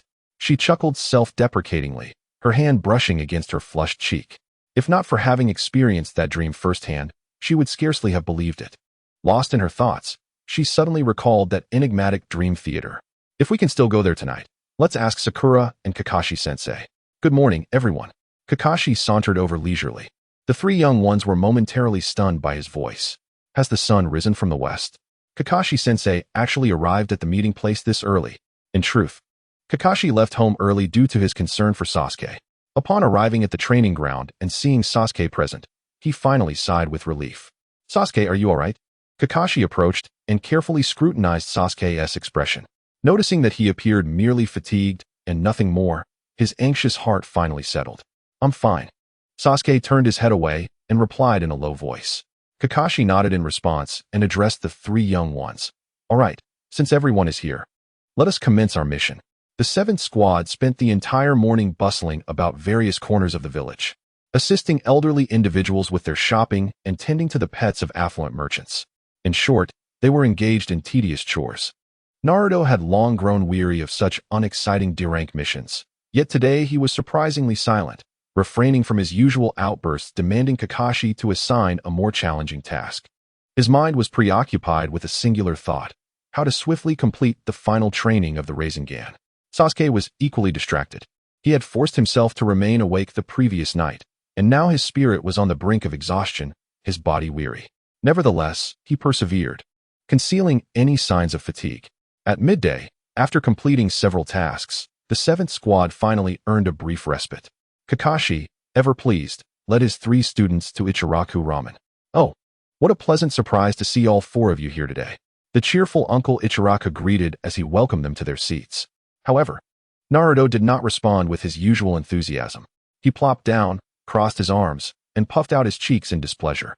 Kakashi and Sakura exchanged knowing smiles. It was evident he was sulking over Sasuke. Sasuke, unfazed, nonchalantly sat beside Naruto and ordered a bowl of soy sauce ramen with a blank expression. "Boss, I want a double serving of chashu miso ramen," Naruto declared, unwilling to back down. Soon, the ramen arrived, and the 4 ate in silence, each lost in their own thoughts. Naruto consumed 10 bowls of ramen, growing increasingly frustrated. Sasuke was acting as if he had taken the wrong medicine today, perpetually sulking and speaking in a sarcastic tone. "Hey, Sasuke, once I master that jutsu, I will definitely defeat you. Just wait," Naruto grumbled. With a cold smirk, Sasuke retorted, "Fool, being obsessed with that kind of thing will never make you stronger than me." Sakura, exasperated, covered her face. "Here we go again, these two." Kakashi, equally at a loss for words, remarked, "Since we've all eaten our fill, let us continue with our tasks." As Shigeru emerged from the kitchen, he smiled at the departing figures. "Hey, don't get too ahead of yourself, Naruto." As usual, the 7th squad's tasks continued to be menial chores. They toiled until the sun set, finally completing all the assignments for the day. "Phew, it's finally over." Naruto stretched languidly, having toiled all day, eagerly anticipating the comfort of sleep. Kakashi observed the 3 children, glistening with sweat, and nodded in satisfaction. "You've all worked hard. That will be all for today. We can disperse." No sooner had he spoken than Naruto dashed away, waving enthusiastically. "Goodbye, Kakashi-sensei. Goodbye, Sakura. Sasuke, prepare to be defeated by me." Watching Naruto's hurried retreat, Sakura couldn't help but smile. What's gotten into him, suddenly so motivated? Sasuke, with a cold huff, gazed contemplatively in the direction Naruto had vanished, offering no reply. Kakashi turned to Sasuke. "Are you returning to the clan tonight?" Sasuke nodded. "Of course. Perhaps you should skip practice tonight and get some proper rest," Kakashi suggested, genuinely concerned about Sasuke's well-being. "No need." Sasuke firmly rejected, his expression resolute. Without waiting for Kakashi's response, he strode purposefully in another direction. As night fell, the Uchiha clan's ruins lay shrouded in darkness. The desolate streets were cloaked in shadows, with only starlight filtering through the remnants of crumbling walls, casting faint glimmers. Sasuke stood alone before the ruins of his home, enveloped in silence. At his feet lay several empty cans, once filled with high-concentration energy drinks he had specially purchased that afternoon. Regrettably, even after consuming them, waves of drowsiness still overcame him, his eyelids heavy as lead. "Damn it," Sasuke muttered, pinching his thigh to stay awake. He lifted his gaze to a towering rock wall at the center of the courtyard.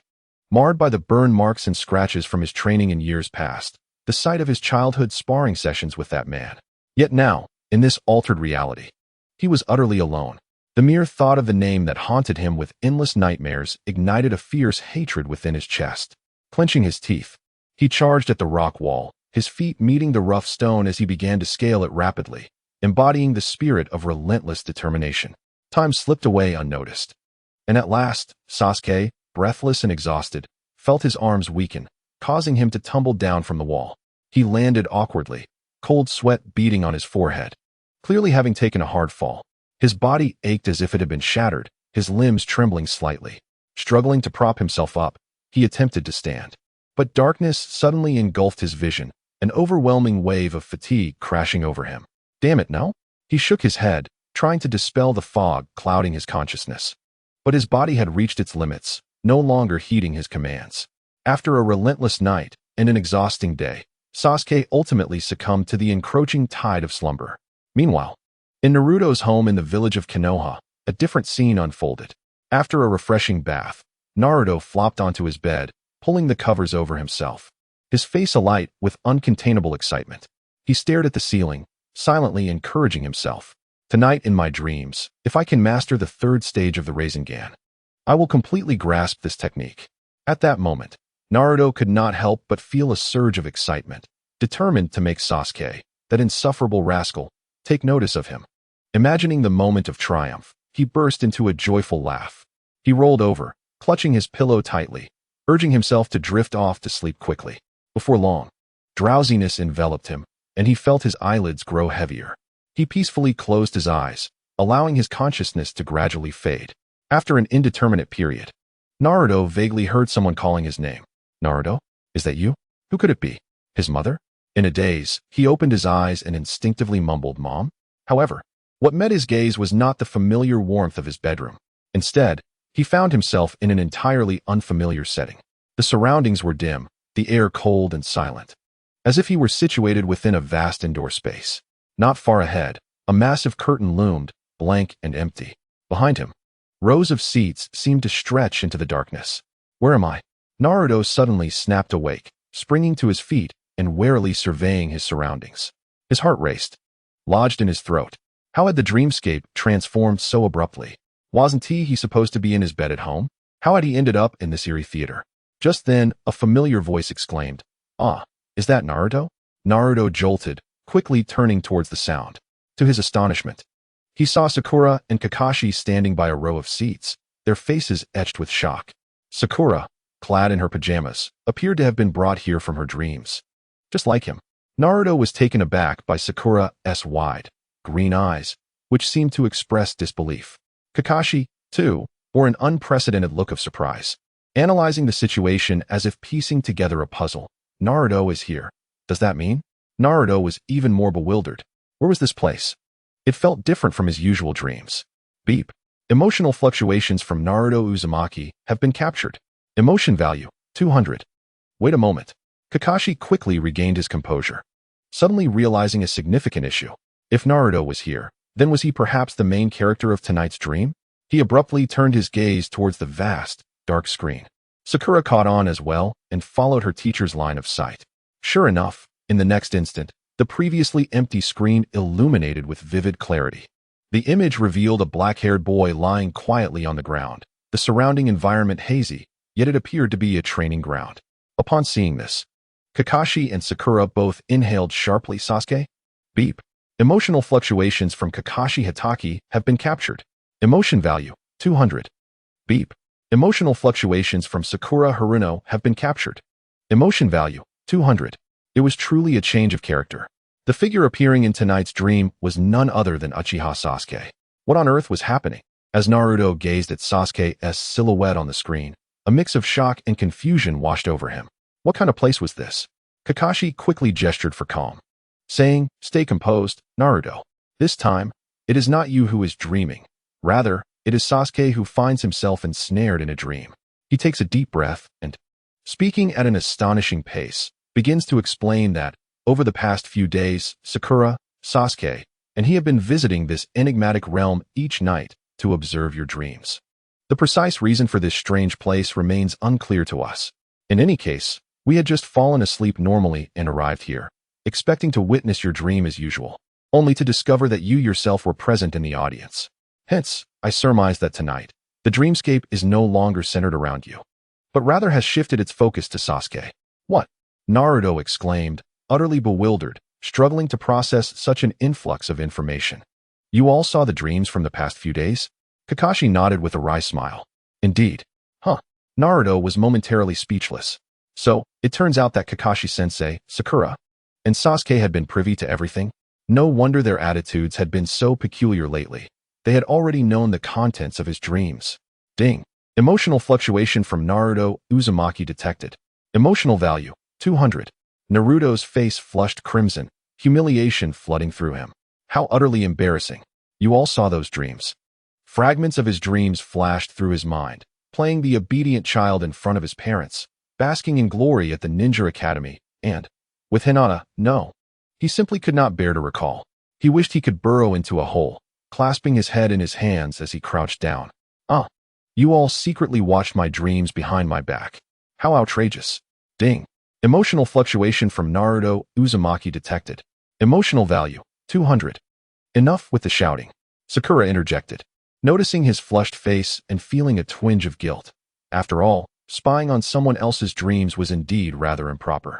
Yet, one could not deny that Naruto's obliviousness for so many days was somewhat amusing. She feigned sternness and chided, "Can you blame us? You were simply too slow to realize." Naruto was at a loss for words, his ears burning. He knew this was not something to hold against Sakura and the others. Yet he felt an overwhelming sense of embarrassment.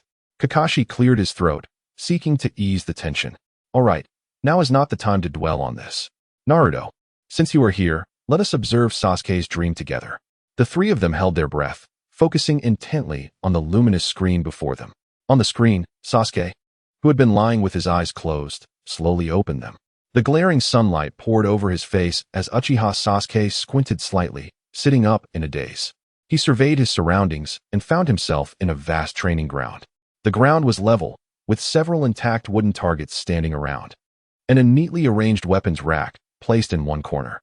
The air was imbued with a faint fragrance of grass and wood. In each corner, blue flags adorned with the Uchiha fan emblem fluttered. This place, Sasuke paused in thought, seemed to be the training ground within the Uchiha clan's territory. Unlike the dilapidated and desolate training ground in reality, this facility was well maintained, the ground clean and even, and the equipment far superior to that of the neglected training site. The passage of time leaves no trace. A sudden wave of ominous premonition surged within Sasuke's heart. He abruptly stood up, scanning his surroundings with heightened vigilance. It dawned on him that he was ensnared in an extraordinary situation. Vividly, he recalled practicing rock climbing in the clan's territory just moments ago, and then, oh no, he cursed inwardly, now fully aware of the unfolding reality. Ultimately, fatigue had overwhelmed him, leading him to succumb to slumber. And the peculiar training ground he now found himself in was likely that cursed dream. Strangely, however, this dream was unlike any he had experienced before. He was not in the theater, witnessing Naruto's dreams. Instead, it felt as if he were trapped within a dream of his own. The thought deepened the shadows on Sasuke's face. "Wake up," he bellowed, swiftly biting his tongue in a desperate attempt to rouse himself from this nightmare through pain. Yet, even as agony coursed through him, he remained rooted in place, unable to break free from the dreamscape. Indeed, this was no ordinary dream, but a vivid illusion capable of simulating even the sensation of pain. Just as chaos reigned in Sasuke's mind, a familiar voice suddenly resonated behind him. "It's almost noon. I have to leave. The security department has a lot going on this afternoon." The voice conveyed a sense of regret. Sasuke froze, as if struck by lightning, his entire being paralyzed in disbelief. This voice was both intimately familiar and painfully distant. No, it couldn't be. His pupils constricted, his mind buzzing. He could scarcely summon the courage to turn around. Suddenly, a warm hand gently rested on Sasuke's shoulder. In that instant, a taut string deep within him snapped.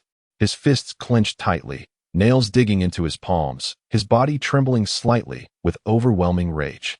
Even after all these years, he could never be mistaken. Even if reduced to ashes, he would remember. Ding. Emotional fluctuations from Uchiha Sasuke detected. Emotional value, 4,000. Hatred erupted within him like a volcano, and as he turned, his vision reddened. Just then, a light touch grazed his forehead. "I'm sorry, Sasuke. Let's talk next time." He forcefully swatted the hand away, retreating several meters. "How dare you? How dare you make such a move towards me again?" Sasuke roared, veins bulging on his forehead. The Sharingan awakening with a fierce flash, his scarlet eyes fixated on the figure before him. It was a tall young man, his raven hair billowing in the wind, bearing an appearance that was both hauntingly familiar and deeply loathed. "Uchiha Itachi, go to hell!" Sasuke screamed, forming hand seals as his chest swelled. Unleashing a torrent of searing flames. Fire release. Great fireball technique. Boom. The massive fireball surged towards Itachi, the air twisting and churning in its wake, waves of heat radiating outward. Yet, in the face of his brother's fierce assault, Itachi remained unperturbed. With a slight sidestep, he effortlessly allowed the fireball to pass by him, crashing into the distant ground. Sasuke, hold on. Itachi frowned, surprised by Sasuke's sudden aggression. However, Sasuke was beyond hearing his words. With a swift motion that missed its target, he immediately drew several shurikens. His wrist flicking as the glimmering projectiles shot forth in a fan shape towards Itachi. Clang, clang, clang. Itachi, momentarily swaying, effortlessly evaded the onslaught of hidden weapons, with the shurikens embedding themselves into the wooden posts behind him. In the audience, Sakura's eyes widened in disbelief. What was happening with Sasuke? Why did he attack that person as if possessed? Just days ago, hadn't they welcomed guests together in Naruto's dream? Their relationship seemed quite amicable. Kakashi sighed softly at her words. He understood the reason for Sasuke's emotional turmoil, but struggled to find a way to explain it to Sakura. Meanwhile, Naruto stared blankly at the enormous screen before him, his blue eyes filled with despondence. Tonight, he had not entered that warm dream realm. Did this mean he wouldn't see his parents again? Was yesterday truly their last encounter? Would he ever see them again? The thought left Naruto in turmoil, his breath quickening. Ding! Emotional fluctuations from Uzumaki. Naruto detected. Emotion value, 800. The scene on the screen continued to unfold. There stood Sasuke, his face ablaze with fury, fixated on the towering, familiar figure before him. Suddenly, he roared, "I will not let you escape. After all this rigorous training, it is for this moment." No sooner had he spoken than Sasuke's arms trembled, sending forth a barrage of shurikens that glinted ominously. The projectiles carved sharp arcs in the sunlight, hurtling towards Uchiha Itachi from all directions. Itachi's gaze sharpened, instinctively reaching for his ninja tools, his form transforming into a mere afterimage. Clang, clang, clang. The sharp sounds of metal clashing resonated as Itachi's kunai deflected each incoming shuriken. Sasuke let out a cold huff, seizing the moment to form hand seals, summoning a colossal surge of chakra that swirled violently in his throat. Fire style, great fireball technique. Boom. A massive, blazing fireball erupted, engulfing the air in a torrential wave of heat as it surged towards Itachi. The impact scorched a large patch of the training ground, warping the very air with its intensity. Faced with his brother's sudden assault, Itachi furrowed his brow, retreating swiftly. Just before the fireball could engulf him, he leaped, narrowly evading the direct hit. Seeing his fireball miss its mark, Sasuke shouted in frustration, using the cover of the flames to rush towards Itachi, delivering a fierce horizontal spinning kick. Itachi, unable to dodge in time, crossed his arms defensively in front of him. Bang! Sasuke's kick struck Itachi's guard squarely, the tremendous force forcing Itachi back several steps, leaving deep gouges in the ground beneath him. Itachi glanced down at his wrist, a flicker of surprise crossing his eyes. His brother's strength had noticeably increased. In just a few days apart, Sasuke's mastery of fire techniques, taijutsu, and shuriken skills had evidently progressed. Reflecting on this, Itachi felt a pang of guilt. His brother must have been diligently training for this sparring session. Otherwise, such marked improvement would have been impossible. Due to the recent demands of his duties at the police department, Itachi had been unable to keep his appointments, leaving him with little time to spend with Sasuke.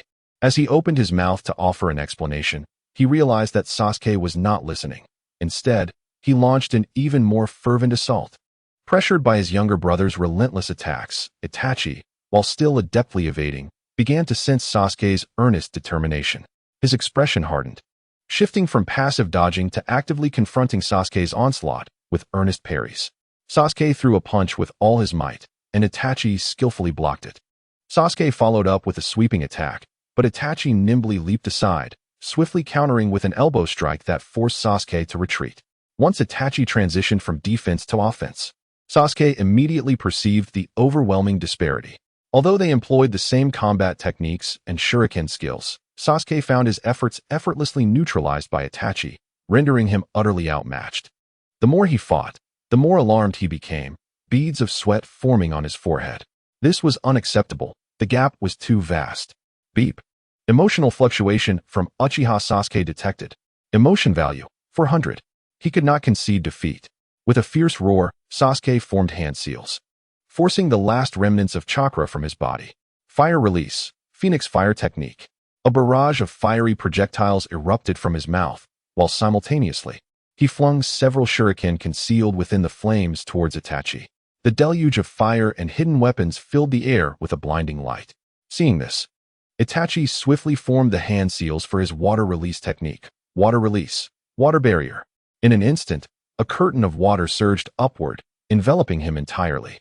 The sound of sizzling filled the air as the fireballs collided with the water barrier, creating a cloud of steam that enveloped the training ground, extinguishing Sasuke's flames and causing the shuriken to clatter to the ground.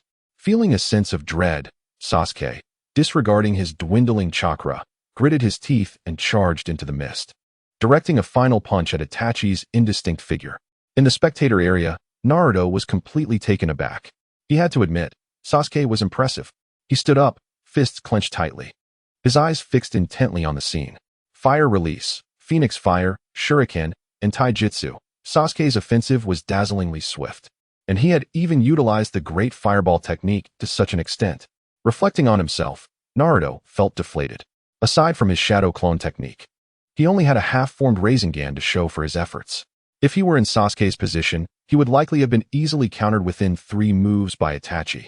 Realizing this, he clenched his fists, silently vowing to master the Rasengan as soon as possible. Sakura, on the other hand, had her hands cupping her cheeks, her eyes sparkling with admiration. Sasuke is so cool. The flames reflected in her glistening eyes, reminiscent of a fan watching an idol drama. Kakashi nodded slightly, acknowledging that while he might not possess the same flair, he appeared unusually serious. Considering the standards of a freshly graduated genin, this performance is indeed exceptional. His chakra control and adaptability leave little room for criticism. In the scene, Itachi, sensing Sasuke's resolve, showed no signs of holding back any longer.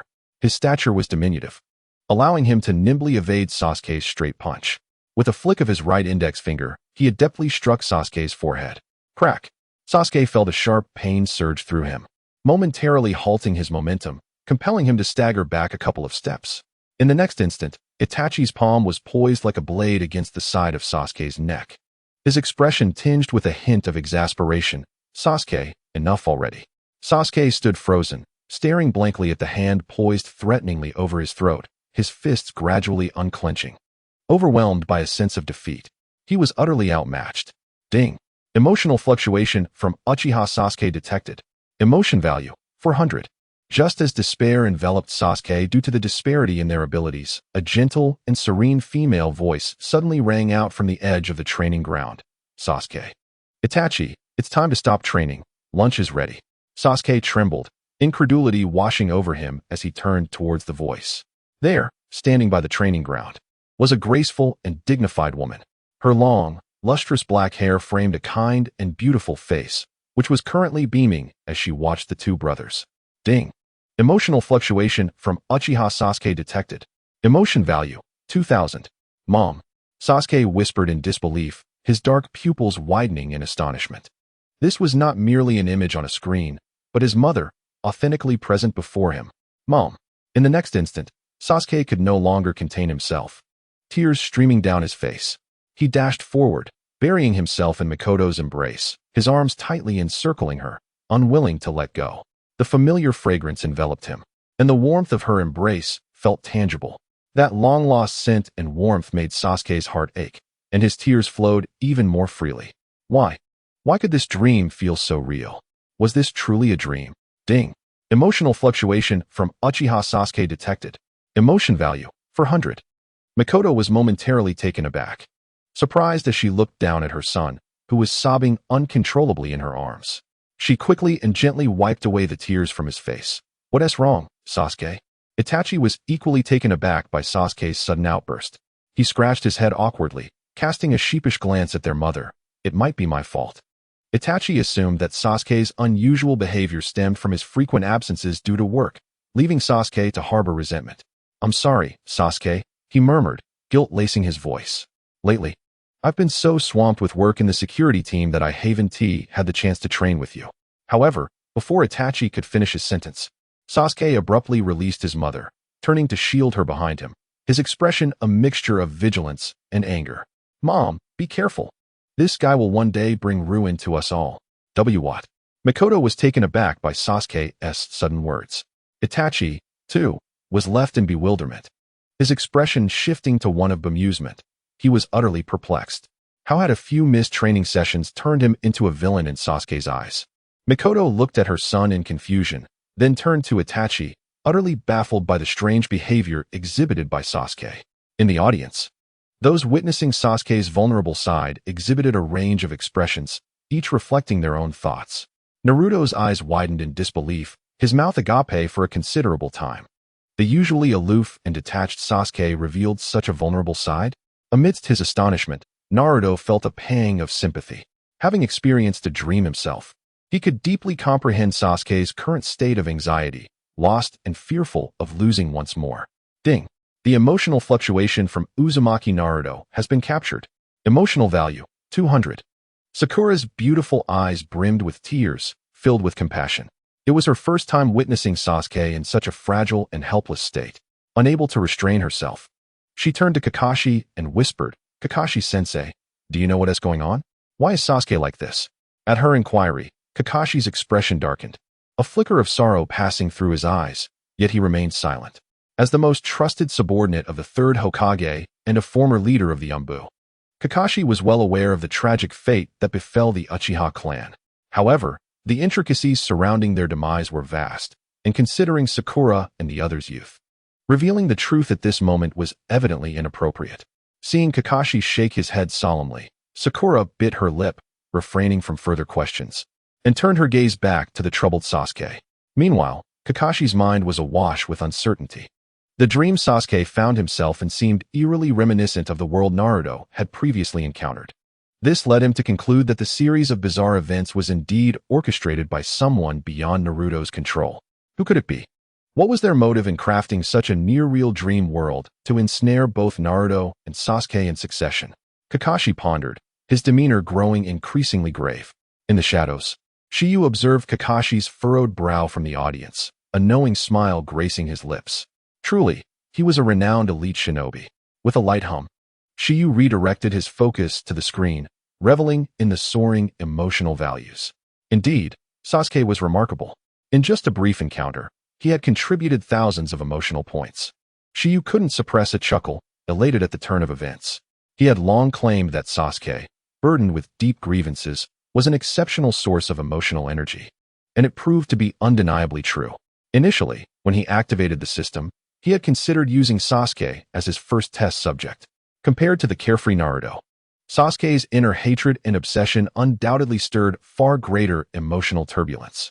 If he were to create an infinite loop of the night of the Uchiha massacre for Sasuke, akin to a horror experience, allowing him to endlessly relive the pain of losing his loved ones, he would likely reap substantial emotional value daily. However, Shiyu shrugged. After all, he was a master of dreams, not a creator of nightmares. In the arena, Mikoto gently patted Sasuke's back, soothing him for a while until his tumultuous emotions began to stabilize. All right. No more tears. She tenderly wiped his tears and softly said, "Come on. Let's go back and have dinner." Itachi, seeing his brother's emotions calm, stepped forward to lend a hand. "Sasuke, let's head back." Yet, upon noticing Itachi's approach, Sasuke instantly shook off his hand, turning away with a fierce glare. "Don't touch me. Humph. I'll be watching you. This time, you shall not lay a finger on mother." The emotional fluctuations of Uchiha Sasuke have been detected. Emotional value, 400. Itachi gazed at his younger brother's sulky demeanor, a wry smile forming on his lips as he thought to himself that Sasuke's temper truly was formidable. It seemed he could no longer afford to casually leave him behind. Before long, Mikoto took Sasuke's hand, and the mother and son made their way home. Sunlight filtered through the lush canopies lining the road, casting dappled shadows upon the ground, while the Uchiha clan members occasionally appeared in small groups along the path. Along their journey, the clan members greeted Mikoto and her son warmly, inquiring about Sasuke's recent activities. Witnessing this ordinary yet heartwarming scene, Sasuke felt a familiar sting at the tip of his nose. The peaceful life crafted within this dream felt so genuine that he struggled to distinguish reality from illusion.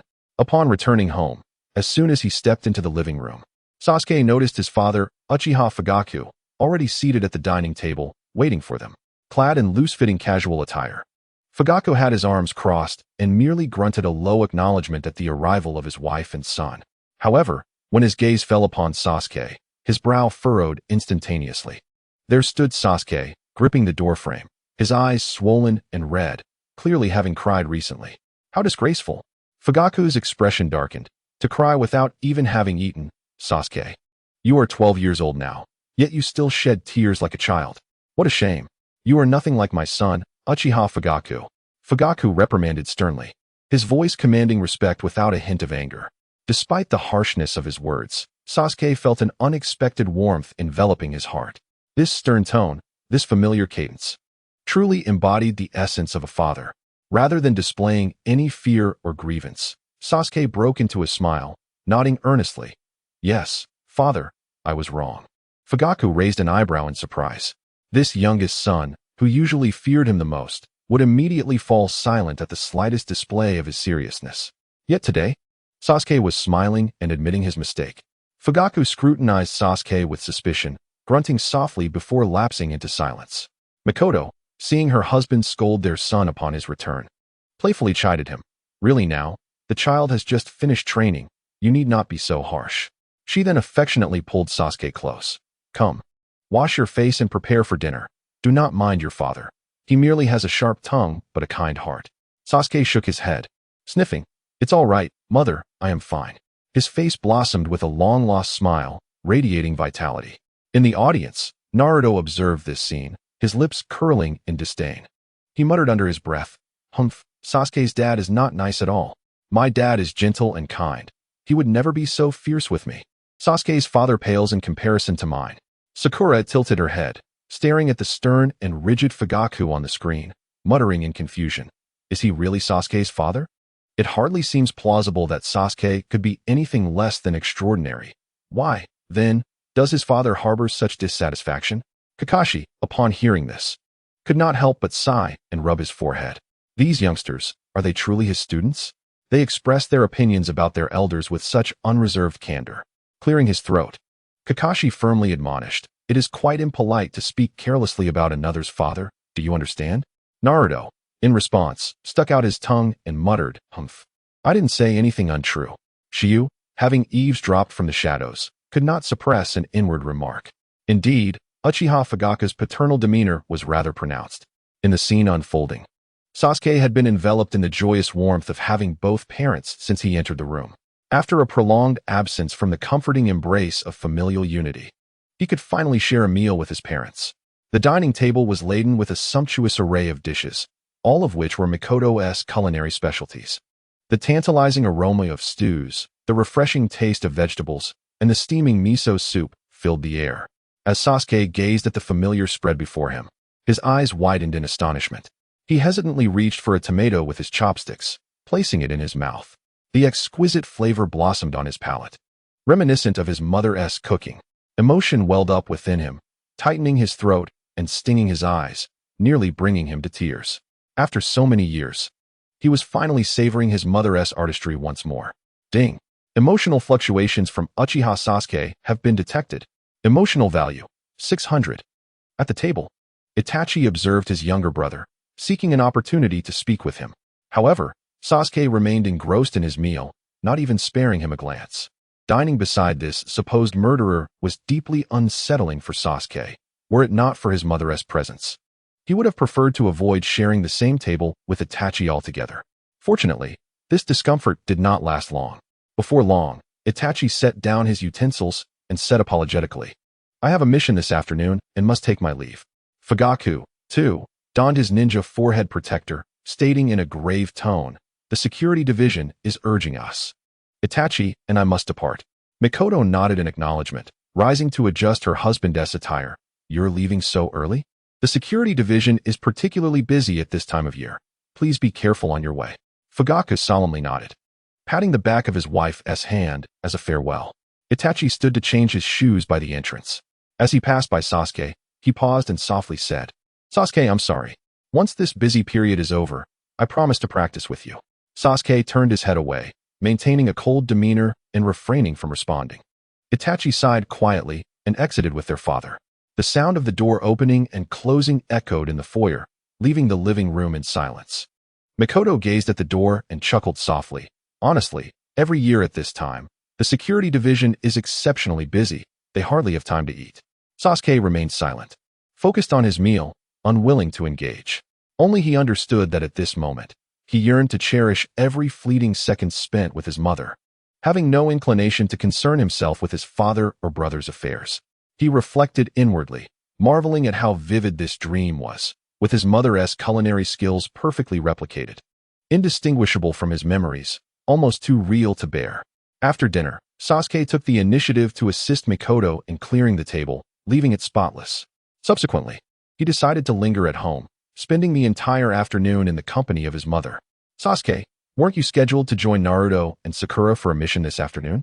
Are you not going?" Mikoto inquired with a smile, noticing her son's reluctance to leave her side. "Not going," Sasuke replied without a second thought, a joyful smile gracing his lips. "What is the point of undertaking such a tedious assignment? I would much rather spend time with mother. It's far superior." Ding. Emotional fluctuation from Uchiha Sasuke detected. Emotional value, 500. "Oh dear, you child," Mikoto said, shaking her head in exasperation yet filled with affection. During the ensuing hours, Sasuke helped Mikoto tidy the courtyard and organize the house, engaging in lively conversation with her as they worked. He animatedly recounted his training experiences over the years, along with amusing anecdotes about his teammates, eager to make up for the lost moments of mother-son bonding. Mikoto listened, her face radiant with joy, when a thought suddenly struck her. "By the way, Sasuke, your class leader is Kakashi, right? What is he like?" While sweeping, Sasuke responded, "Kakashi-sensei? He can be quite laid back and often arrives late, but he is exceptionally skilled." Mikoto nodded with satisfaction. "I see. Remember, it's essential for comrades to support and trust one another, understood?" Sasuke replied with a firm nod. The mother and son cherished this rare moment of warmth and tranquility together. In the audience, Naruto fixed his gaze on the screen, visibly agitated. Hey, Sasuke, you dare to say I'm lost in a dream? You're grinning even more foolishly than I am," he exclaimed. "Is this it? I'm at least not crying." Kakashi, overhearing Naruto's complaints, struggled to contain his amusement. Wasn't Sasuke's expression just a mirror of Naruto's own silly grin? Ding. Emotional fluctuation from Hatake Kakashi detected. Emotional value, 100. Sakura, on the other hand, was beaming with delight, her eyes crescent-shaped with joy. "So what? I find this version of Sasuke-kun incredibly adorable. Hey, this is so unfair." Naruto stomped his feet in frustration. "Sakura-chan, you're biased. I was super cute that day too. I mean super handsome." Upon hearing this, Sakura immediately turned on him, crossing her arms and giving him a disdainful look. "Don't talk to me, you scoundrel." Naruto's lament echoed through the audience. Dream target, Uchiha Sasuke. Viewers, Uzumaki Naruto, Haruno Sakura, Hatake Kakashi. Total emotional value earned, 35, 300 points. Current emotional value balance, 81, 250 points. That evening, Shiyu was truly elated. Watching the soaring emotional value displayed on the system interface, he could hardly contain his laughter. Not bad, not bad." Shiyu clenched his fists, letting out a quiet exclamation. Just from Sasuke alone, he had amassed nearly 20,000 emotional points. Harvesting the fruits of Sasuke's endeavors is indeed delightful. However, despite the surge in emotional value, Shiyu did not rush to spend it. He stretched his arms, feeling invigorated with newfound strength. Now, his physical condition has sufficiently improved to effortlessly handle the tasks at Ichiraku Ramen, allowing him to assist the old man and I am considerably. Memories of the enticing high-tier exchange options in the system shop flooded his mind. The formidable bloodline limits and the ultimate forbidden techniques, once an unattainable power, now seemed to inch closer to him. Shiyu took a deep breath, suppressing the urge to immediately check the bloodline list, a subtle smile curving at the corners of his mouth. It wouldn't be long before he could exchange for the strength he had long coveted. For the time being, his current abilities were adequate. It would be wiser to accumulate emotional points and wait for the update to the version featuring the Eye of the Beast Brawl before acquiring extraordinary skills. The first light of dawn barely illuminated the horizon. Naruto stirred from his slumber, groggily opening his eyes, feeling the darkness still enveloping the world around him. Rubbing his sleepy eyes and sitting up, he noticed that the outside remained shrouded in shadows, indicating that it was indeed dawn, with the sun yet to fully rise. He surveyed his room, familiar sights greeting him, tangled bedding, scattered clothing, and a pile of instant noodle containers in the corner, each a testament to his daily life. Yet, An inexplicable heaviness settled in his heart. Last night, he had failed to enter that dream, and thus, he had not seen his parents, let alone practiced ninjutsu alongside his father. Instead, he found himself a bewildered spectator in a strange place, witnessing Sasuke's dream. Before Kakashi-sensei and Sakura, Naruto had feigned ease, concealing his disappointment. However, now, alone with his thoughts, he could no longer suppress the anxiety within. Was the dream of reuniting with his parents merely a final farewell? No, it couldn't be. He shook his head vigorously, dispelling that dreadful thought. He would surely see them again, without a doubt. Memories of the warm moments from the previous night's dream involuntarily surfaced in his mind. His father held his hand, patiently guiding him through the practice of the Rasengan, while his mother stood by, gently smiling and offering him a towel to wipe his sweat. Such happiness, how he wished it could last forever. Just yesterday, he had savored the exquisite taste of char siu ramen, lovingly prepared by his mother, a flavor far more delightful than anything he had ever enjoyed at Ichiraku Ramen. Gazing at his father's affectionate smile and his mother's bustling figure, Naruto felt like the happiest person in the world. After tossing and turning for what felt like ages, Naruto still found no trace of drowsiness. With a sigh of resignation, he threw off the covers, got dressed in a lackluster manner, and trudged out the door, heading toward the usual gathering spot for Team 7. The early morning in Konoha was crisp and silent. The streets were sparsely populated, with only a few breakfast stalls flickering to life. As he walked along the roadside, a heavy air of contemplation surrounded him, rendering him oblivious to the curious gazes of passers-by that he usually scrutinized. Those once piercing looks of disdain seemed to have lost their significance in that moment. Before long, he arrived at the training ground designated for Team 7's assembly. The surroundings were enveloped in silence, devoid of any human presence. It was only then that Naruto realized he had risen far too early. With a wry smile, he decided to sit down on the ground, gazing vacantly at the sky gradually brightening with dawn. What if he could never return to that dream, never see his parents again? Lost in such thoughts, he abruptly slapped his cheeks with determination, striving to awaken his senses. He silently encouraged himself. No, I cannot remain in despair. My parents would surely wish for me to gather my spirits. Meanwhile, Sasuke had also begun to awaken. Upon opening his eyes, he felt a sudden chill on his cheek. A drop of cold dew, having fallen from the leaves above, landed squarely on his face. Startled, he instantly became more alert. He sat up abruptly, realizing he was lying on the grassy hillside behind his clan's estate, his back pressed against the cold rock wall. In the faint morning light, the remnants of the estate behind him remained in a state of disrepair. Stunned for a moment, Sasuke soon came to the realization that everything he had just experienced was indeed merely a dream. Yet, despite understanding it was a dream, the vivid imagery lingered in his mind, leaving him unable to find solace. It felt so real, he murmured softly. He had not been unfamiliar with dreams of his parents. On the contrary, the horrors of that fateful night lingered on, becoming a shadow that often haunted him in nightmares. He frequently dreamt of his deceased parents, of the murderer who annihilated his entire clan. However, last night's dream was entirely different. There was no blood-soaked night, no endless fear or despair.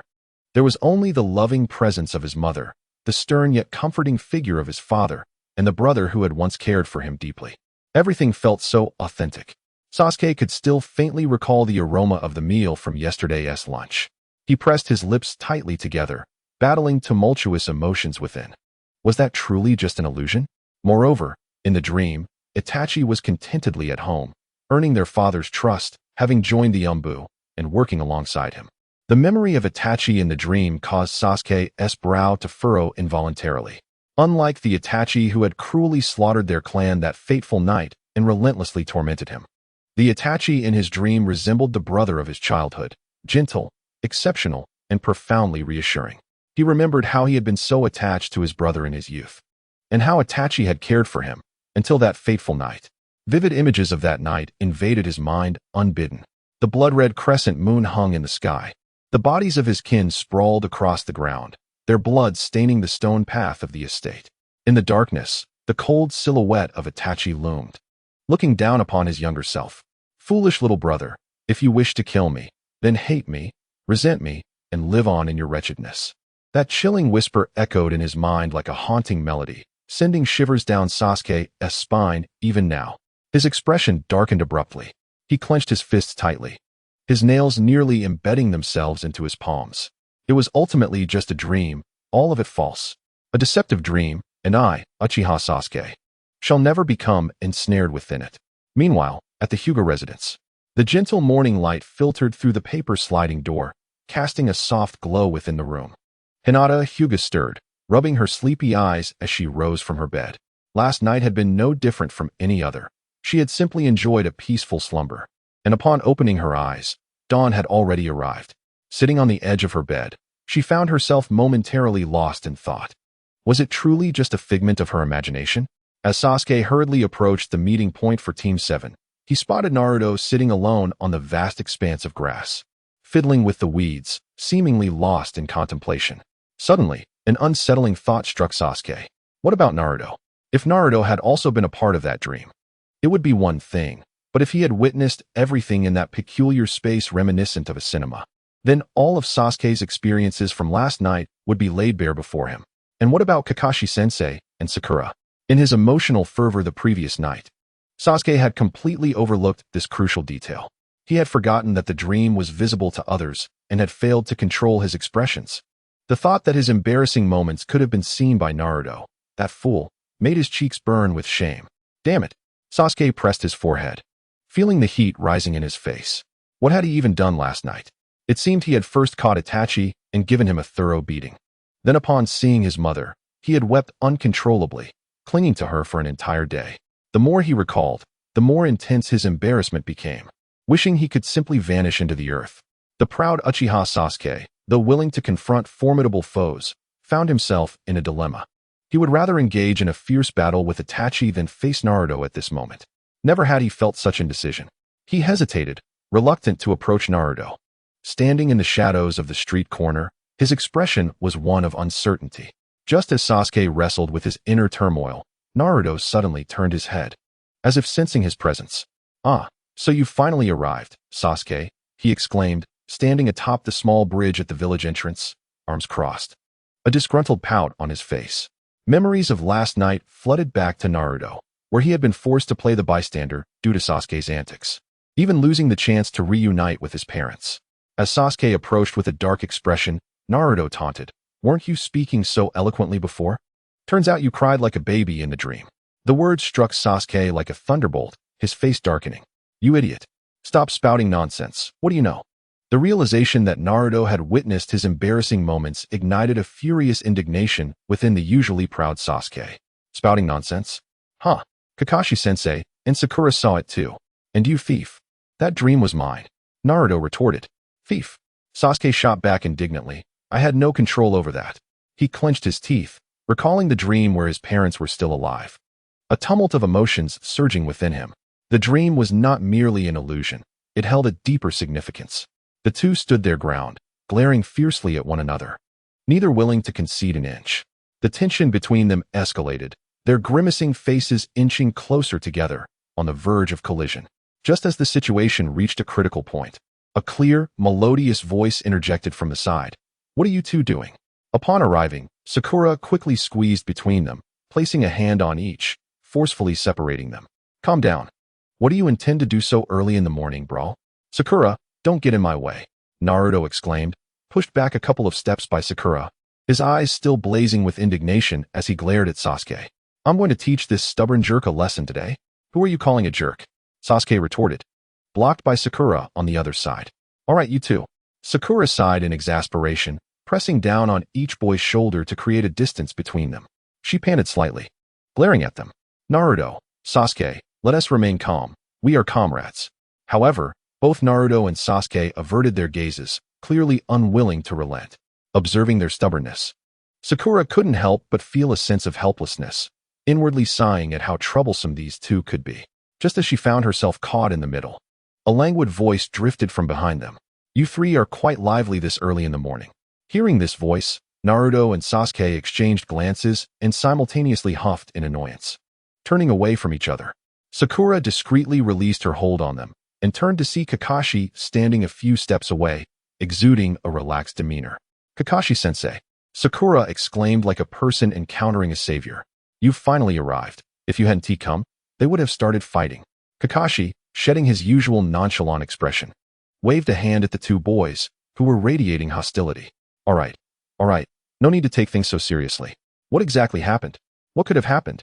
It's just about last night's dream, Naruto mumbled, eager to complain, but was silenced by a fierce glare from Sasuke. Clearly, Sasuke was reluctant to divulge the embarrassing details of his dream, turning his face away to prevent Naruto from speaking. Kakashi, perceptive as ever, immediately caught on. He scratched the back of his head, lazily remarking, "It's merely a dream. Don't take it to heart. Now, let us not dwell on this squabble.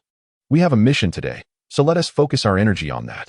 Upon hearing this, although Naruto and Sasuke remained defiant, they recognized the authority in their teacher's words and refrained from further arguing, each huffing coldly in response. Sakura, relieved to see the temporary ceasefire, finally exhaled in relief. Just as Kakashi was about to say something further to ease the atmosphere among his team, suddenly, whoosh, a shadow appeared unexpectedly beside them. Its speed so swift that it was nearly imperceptible. The figure donned a dark, form-fitting attire, layered beneath a grayish-white vest, and adorned with a mask resembling a cat's head. Unmistakably a member of the Umbu. Kakashi's expression turned serious as he turned to the Umbu operative, inquiring, "What is it?" The Umbu knelt on one knee, respectfully reporting, "Senior Kakashi, the Hokage requests your presence." "What?" Kakashi was momentarily taken aback, quickly realizing this likely pertained to the intelligence from his dream. His gaze sharpened slightly as he hastened to confirm, "Now?" "Indeed, the Hokage awaits you in the office," the Umbu replied, offering no further elaboration before vanishing in an instant. Kakashi pondered briefly before addressing his three subordinates, expressing his apologies. "I regret to inform you that today's mission must be cancelled. You may all return home to rest." We're disbanding just like that?" Naruto, who had anticipated an exciting mission, pouted in disappointment. "TCH, so boring," Sasuke remarked coolly, showing little objection. Sakura, though also feeling a sense of loss, understood the circumstances at hand. Kakashi nodded, assuring them, "I will inform you once this matter is resolved." His gaze swept over Naruto and Sasuke, and he admonished, "And you too, refrain from quarreling over trivial matters, understood?" To his surprise, both Naruto and Sasuke turned their faces away, muttering in unison, "Understood." Kakashi shook his head in exasperation at the antics of the two youngsters. As he watched Naruto and Sasuke depart in opposite directions, he sighed once more, thinking to himself, "Truly, they are a pair of troublesome youths." Soon, he stood before the door of the Hokage's office. After straightening his attire, he raised his hand and knocked firmly on the door. "Enter," came a voice, aged yet commanding from within. Kakashi pushed the door open. Upon entering, he beheld Sarutobi Hiruzen seated behind the desk, intently manipulating a crystal ball on the table. A pipe lay abandoned nearby, wisps of smoke swirling in the air, permeating the room with a faint scent of tobacco. Kakashi recognized the crystal ball. It was a medium employed by the Hokage for the clairvoyance technique, allowing the user to observe various corners of the hidden leaf village. "Hokage-sama." Kakashi stepped forward a few paces and bowed respectfully. "It is you, Kakashi. You've arrived." Sarutobi Hiruzen lifted his gaze, and a warm smile spread across his wrinkled face upon recognizing Kakashi. The urgency in Kakashi's eyes became evident as he directly inquired, "Is your summons related to that matter?" At this, Sarutobi's smile gradually faded, replaced by a solemn expression. He nodded slowly. "Yes, we have made some progress."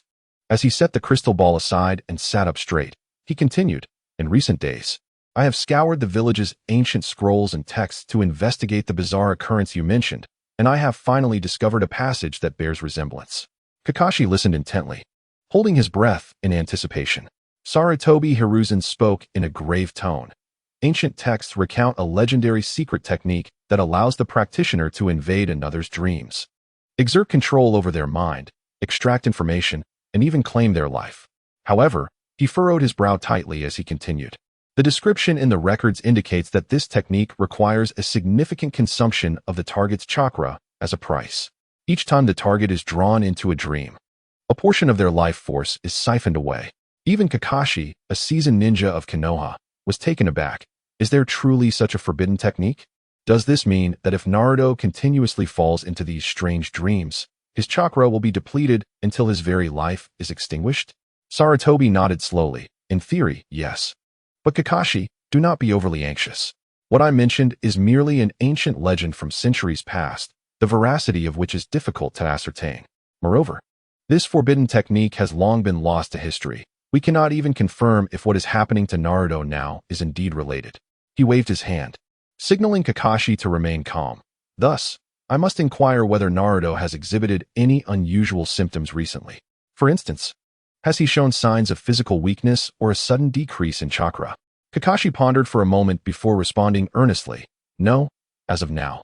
Naruto appears to be perfectly normal. His movements are as usual, and his chakra remains stable. Upon hearing this, Sarutobi exhaled softly, his expression relaxing slightly. That is reassuring.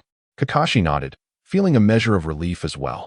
Yet, in the next instant, Sarutobi narrowed his eyes and asked with a knowing look, "By the way, Kakashi, I have noticed that Naruto seems to be practicing the Rasengan lately." Kakashi's pupils constricted, momentarily rendering him speechless. Sarutobi raised his pipe to his lips, took a gentle puff, and slowly released a cloud of smoke, his murky yet profound eyes fixed intently on Kakashi. Although this technique was developed by the fourth Hokage, is it not a bit premature for you to begin teaching it to him? Kakashi was uncertain whether Sarutobi had sensed something or if he genuinely believed that Naruto was too early in his training for the Rasengan. The Hokage, Kakashi opened his mouth, unsure of how to articulate his thoughts. He certainly had not taught Naruto the Rasengan, yet it was undeniable that Naruto had mastered it. If he did not report the truth promptly, Sarutobi would only grow more suspicious. Resolving himself, Kakashi spoke gravely. "Hokage-sama, this matter involves peculiar dreams." "Oh." Sarutobi's eyes glimmered with intrigue. "What is it?" Kakashi took a deep breath and stated solemnly, "Regarding Naruto's training with the Rasengan, it was not I who taught him, but rather the fourth Hokage." At this revelation, Sarutobi's hand trembled, nearly dropping his pipe. He stared in disbelief. "You mean who? The fourth? Minato?" "Yes." Kakashi affirmed with a nod. "It was indeed the fourth Hokage, Namake's Minato, my teacher, who taught Naruto the Rasengan in his dreams." A profound silence enveloped the office. Sarutobi Hiruzen stared in bewilderment at his usually composed and reliable subordinate, momentarily doubting the clarity of his own ears. Furrowing his brow, he remarked, "Kakashi, surely you have not fallen victim to some illusion, mistaking dreams for reality? Minato has been deceased for many years." Kakashi offered a wry smile. "Hokage-sama, I am fully aware. And it is precisely for this reason that I consider the matter grave and felt compelled to report to you. Naruto is training in the Rasengan, not in the real world, but within that peculiar dreamscape. The one guiding him is none other than the fourth Hokage." Subsequently, Kakashi recounted the various occurrences surrounding the dream realm over the past few days, including the revelation that the individual who entered the dream last night was not Naruto, but Sasuke, with Naruto relegated to the role of an onlooker. As Sarutobi Hiruzen absorbed this information, the astonishment on his face deepened. Meanwhile, after Kakashi's departure, Naruto returned home, feeling despondent and alone. Upon opening the door, he was greeted by an unusual odor. Scattered across the dining table were remnants of instant noodle packaging, while the corners of the room were cluttered with empty milk cartons. His bed was in disarray, the blankets tossed haphazardly aside. Naruto couldn't help but wrinkle his nose, realizing he had neglected to clean his room for quite some time. Simultaneously, the image of the warm and tidy home from his dream the previous night involuntarily surfaced in his mind. Immaculate floors, meticulously arranged items, and neatly made bed linens. Contemplating these memories, and contrasting them with the chaotic reality before him, Naruto couldn't help but grimace, feeling a profound sense of disappointment. "If only my home could resemble that dream," he thought, shaking his head and chuckling at himself. However, the smile quickly faded as he recognized that rather than indulging in idle fantasies, it would be more prudent to take tangible steps towards change. Let us start with tidying up the room. With determination, Naruto slapped his cheeks, rallying himself. Without delay, he rolled up his sleeves and set to work. He began by gathering the scattered refuse from the floor and tossing it into the trash bin, discarding the remnants of his instant noodles and washing the bowls and chopsticks. Next, he fetched a cloth and wiped down the dusty surfaces of the table and windowsill, meticulously mopping the floor afterward. In the small room, the young boy's figure was busy and industrious. At last, it was clean. After an indeterminate amount of time, when Naruto set down the broom, the room had undergone a remarkable transformation. All the rubbish had been cleared away, stains scrubbed clean, and the sour odor that had pervaded the air dissipated. Although it could not compare to the warmth of the home he had known when his parents were alive, at the very least. This small space now appeared far more refreshing and pleasant. Wiping the sweat from his brow, an idea struck him, prompting him to rearrange the furniture. He laboriously pushed his small single bed to the window, relocating the bedside lamp to the low cabinet on the right. Stepping back a few paces, he squinted at the overall layout of the bedroom. Yes, with these adjustments, the room bore a striking resemblance to the bedroom in his dream home. After completing his tasks, Naruto lay contentedly on his bed, his hands nestled behind his head, gazing at the somewhat outdated ceiling above him, a smile involuntarily gracing his lips. I must admit, tidying up does make for a far more pleasant atmosphere, he mused, imagining that if his mother from his dreams could see how spotless his room had become, she would undoubtedly wear a satisfied smile. The thought made him unconsciously curl his lips into a grin. How wonderful it would be if his mother were truly by his side. Just as Naruto was basking in his sense of accomplishment, a series of distinct knocks echoed from the living room, piercing the tranquility of the small abode. Who could it be? He wondered, momentarily taken aback, before springing from his bed and hastening to the door. Upon opening it, he was greeted by an elderly man, his face lined with wrinkles. A pipe nestled between his lips, who was smiling warmly at him. "Ah, it's Grandpa Hokage," Naruto exclaimed, his eyes widening in surprise. The visitor was none other than the third Hokage, Hiruzen Sarutobi. After receiving a report from Kakashi, he had pondered deeply and deemed it essential to pay Naruto a personal visit.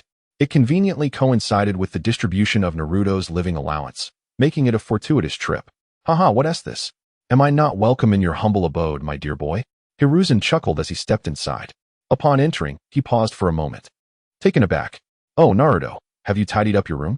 Naruto scratched the back of his head, feeling a bit bashful as he chuckled softly. "Yeah, it was a bit of a mess, so I took some time to clean it up."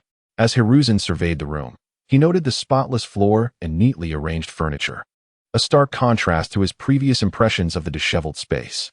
He nodded appreciatively. Well done, well done. You've grown up and learned to take initiative in keeping your surroundings tidy." Hearing the praise filled Naruto with joy, a proud and happy smile illuminating his face. Hiruzen turned around and presented a bulging envelope from within his robes. "This is your living allowance for this month, all accounted for. Take good care of it." "Wow," Naruto exclaimed, quickly accepting the envelope with both hands. "Thank you, Grandpa Hokage." He grinned widely, clutching the envelope tightly. At that moment, he remembered what his mother had said in his dream about expressing sincere gratitude for the kindness of others. As Hiruzen prepared to speak, he was taken aback when Naruto, with utmost seriousness, bowed deeply before him. "Grandpa Hokage, thank you for all your care and support." This bow was earnest, devoid of the usual carefree demeanor Naruto exhibited. Hiruzen stood there, momentarily stunned, gazing at the golden-haired youth before him. The Naruto of the past would never have displayed such politeness. Clearing his throat, Hiruzen regained his composure, a smile of satisfaction gracing his face. He gently lifted Naruto back to his feet. "Good boy. No need to thank me. It is my duty." "No, I must thank you," Naruto insisted, straightening up and nodding vigorously, his sincerity reflecting his heartfelt appreciation for the support and care he had received throughout his journey of growth. "Ha, very well," Hiruzen chuckled, feeling warmth bloom in his heart. He stroked his beard and added, "By the way, Naruto, I am curious. Who taught you to express such sentiments?" Naruto paused for a moment, then scratched his head and smiled, saying, My mother taught me. She said that when you receive a gift or help from someone, you must express your gratitude. It is the most basic form of courtesy." "Mother?" Sarutobi Hiruzen was taken aback, his face reflecting deeper confusion. "Who are you referring to?" "My mother, of course," Naruto replied with an air of certainty. "The one in my dreams. She has beautiful red hair, a lovely voice, and her cooking is absolutely delightful, although she can be a bit stern at times. She is mostly very kind to me." Sarutobi Hiruzen listened in a daze, unable to respond for quite some time. He knew perfectly well that the mother with red hair, whom Naruto spoke of, was none other than Kushina Uzumaki. In an instant, a tumult of emotions surged within him. Kakashi's words rang true. Naruto had indeed encountered both Kushina and Minato in his dreams. While Kakashi's previous report had been quite detailed, hearing Naruto speak these words in person was a shock that transcended mere written accounts. After all, Kushina had passed away over a decade ago. and Naruto had never seen her. It was impossible for him to conjure an image of her appearance and personality out of thin air. Yet in his dreams, Naruto met his mother and learned about manners he had never been exposed to before. All of this confirmed that the incredible occurrences Kakashi had described were, without a doubt, true.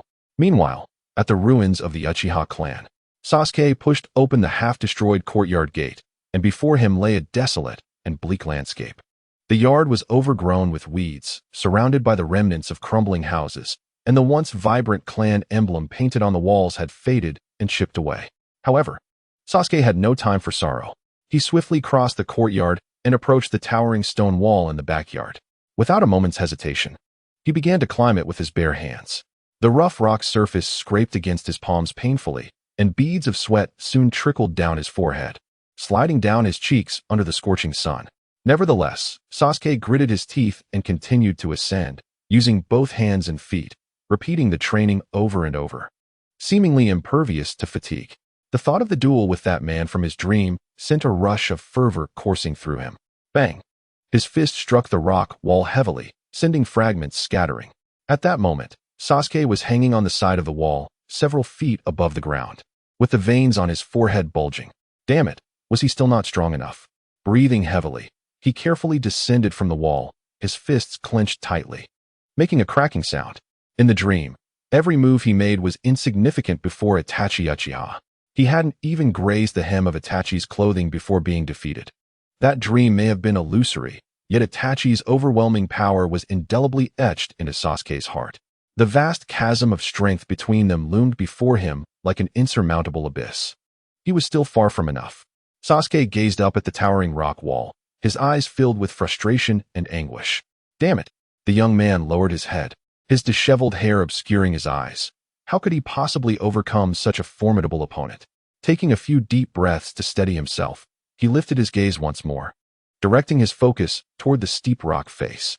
Though his body was weary, the inner drive invigorated Sasuke's gaze, sharpening it with renewed determination. One day, I shall defeat you with my own hands and erase the shame of my clan. As night fell, the village of Konoha gradually succumbed to tranquility. The dim streetlights flickered to life, casting a gentle glow that filtered through the window into Naruto's bedroom. Lying on his bed, Naruto was restless, his mind a whirlwind of thoughts that kept sleep at bay. Staring blankly at the ceiling for a moment, he abruptly turned over and sat up, pressing his palms together and closing his eyes in a posture that resembled prayer. Oh, heavens, I implore you, allow me to see my parents once more tonight. He silently made his wish, inhaled deeply, and lay back down, pulling the blanket up to his chin. He had gone to bed earlier than usual today, hoping to fall asleep before Sasuke. Perhaps then, he would be the one to enter the dream realm tonight. The mere thought of possibly reuniting with his parents in his dreams filled him with both anticipation and anxiety, his heart racing wildly.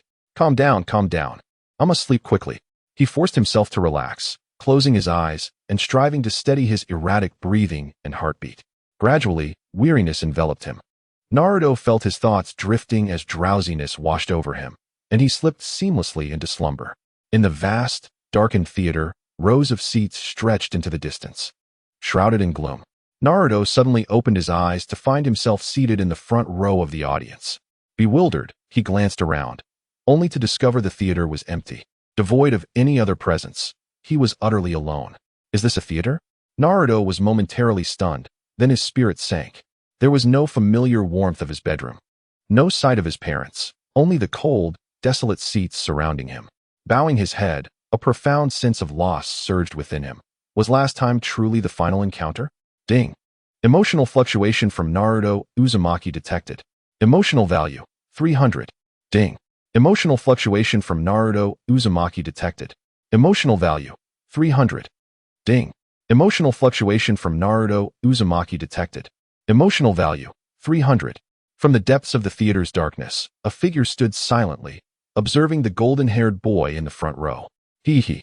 How could I allow you to dream so swiftly again? How tedious.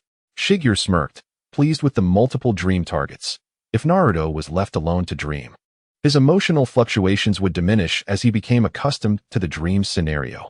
However, with Sasuke now involved, both would feel the pressure of competition, enriching the emotional dynamics immensely. This is what they call the catfish effect, he chuckled. Time passed, though it was hard to tell.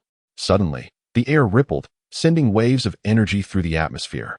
Two indistinct figures abruptly materialized in the front row of the audience. Hearing a rustle beside him, Naruto shot up. Kakashi-sensei? Sakura? Yo. Kakashi greeted lazily. Sakura, on the other hand, scoffed and muttered under her breath, calling him a scoundrel, a greeting of sorts. Frustrated, Naruto observed the two individuals appear before him. Realizing that today was likely another instance of Sasuke lost in his dreams, he could only seethe with impotent rage, his arms crossed defiantly, lamenting the fact that it was once again Sasuke. Kakashi, noticing his distress, suddenly interjected, Naruto, do not be disheartened, perhaps through Sasuke's perspective. You may witness the events unfolding within his dreams. Naruto's body jolted as visions of his parents flashed through his mind. Indeed, if Sasuke were still dreaming in that world, it was possible that his father and mother would also make an appearance. Contemplating this notion, his earlier frustration eased somewhat, and his gaze instinctively drifted towards the vast black curtain before him. At that moment, the pitch-black screen at the front of the theater crackled to life, illuminating the scene gradually, revealing the silhouette of Sasuke. In the frame, Sasuke stood within the confines of his living room. Before him was a graceful, dark-haired woman, radiating gentle elegance, his mother, Mikoto Uchiha. Mikoto, observing her son's procrastination, chuckled softly, urging, Sasuke, why are you still here? Aren't you supposed to join Naruto and the others for a mission today? Sasuke lowered his gaze, muttering softly, I want to stay at home with you a bit longer, Mom. Mikoto paused in surprise, then burst into laughter, shaking her head. Oh, what am I to do with you? I noticed your mood was off yesterday, so I allowed you to rest at home, even informing your teacher Kakashi and the others. I never expected you would still want to linger here today. With a half-serious, half-playful demeanor, she adopted a more authoritative tone. You're already a genin. You can't just remain at home all day. Go on, join your comrades. Don't keep them waiting, all right? Though reluctant, Sasuke acquiesced under his mother's slightly stern gaze. Nodding reluctantly, all right, I understand. Seeing her son finally comply, Mikoto's face illuminated with a warm smile. That's more like it. Be careful on your way, and ensure your safety. Sasuke gazed at his mother's gentle smile, feeling a warmth spread through his heart. He opened his mouth, seemingly wishing to say more, but ultimately settled for a soft, I'm leaving now.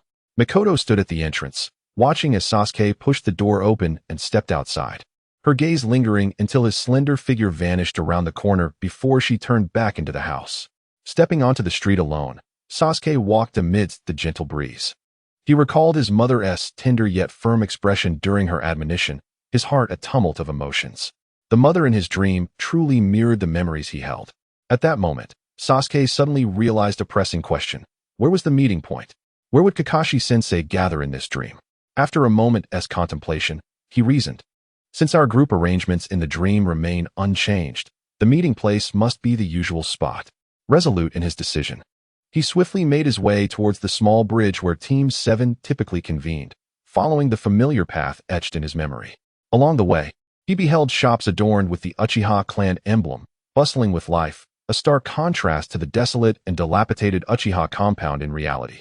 Each site here now seemed exquisitely precious. Many shopkeepers are acquaintances from the Uchiha clan. Upon seeing Sasuke pass by, they warmly greeted him, saying, Young Master Sasuke, are you off to complete a mission today? Good luck. Sasuke responded to each with a smile and a nod, yet within him, a storm of emotions brewed. These clan members, who spoke to him with such joy, had long since departed from reality. Clenching his fists, Sasuke suppressed the tumultuous feelings within and made his way through the crowd to the rendezvous point etched in his memory. Indeed, he found Naruto and Sakura waiting there. Sakura was chattering animatedly around Naruto, who lounged lazily against the tree by the bridge, his hands cradling his head, a carefree smile gracing his lips, exuding a remarkable air of confidence and ease. Sasuke paused, his brow furrowing in confusion. There was something peculiar about Naruto. Both his demeanor and appearance seemed slightly different from what he remembered. Upon closer inspection, Sasuke realized that Naruto appeared to have grown half a head taller, which was impossible, as the Naruto in reality was slightly shorter than him. How could this version of Naruto be taller? While pondering this, the blonde youth ahead noticed Sasuke's presence. Naruto looked momentarily taken aback, then approached with a bright, gentle smile, accompanied by Sakura, and waved at Sasuke, saying, "Good morning, Sasuke. We were just about to look for you to gather." Sakura also waved sweetly, her face radiating joy. "Good morning, Sasuke." As Sasuke observed Naruto and Sakura running towards him. With Naruto's brilliant smile radiating warmth akin to the sun, he instinctively felt a sense of unfamiliarity towards the Naruto before him. Why did this smile seem somewhat handsome? Sasuke shook his head, secretly vexed that he was so captivated by Naruto's smile. He quickly composed himself, adopting a more serious expression. Naruto soon stood a short distance in front of Sasuke, his eyes curving in a friendly manner. He scrutinized Sasuke with concern, saying, "Sasuke-kun, you're here. Aunt Mikoto mentioned yesterday that you weren't feeling well. Do you feel better today?" As Naruto spoke, he carefully examined Sasuke from head to toe, his expression brimming with genuine care and earnestness. The warmth of Naruto's concern was palpable, akin to a gentle spring breeze. Yet, it left Sasuke feeling utterly bewildered. Who was this cheerful, polite individual? Was this truly Naruto? Ding.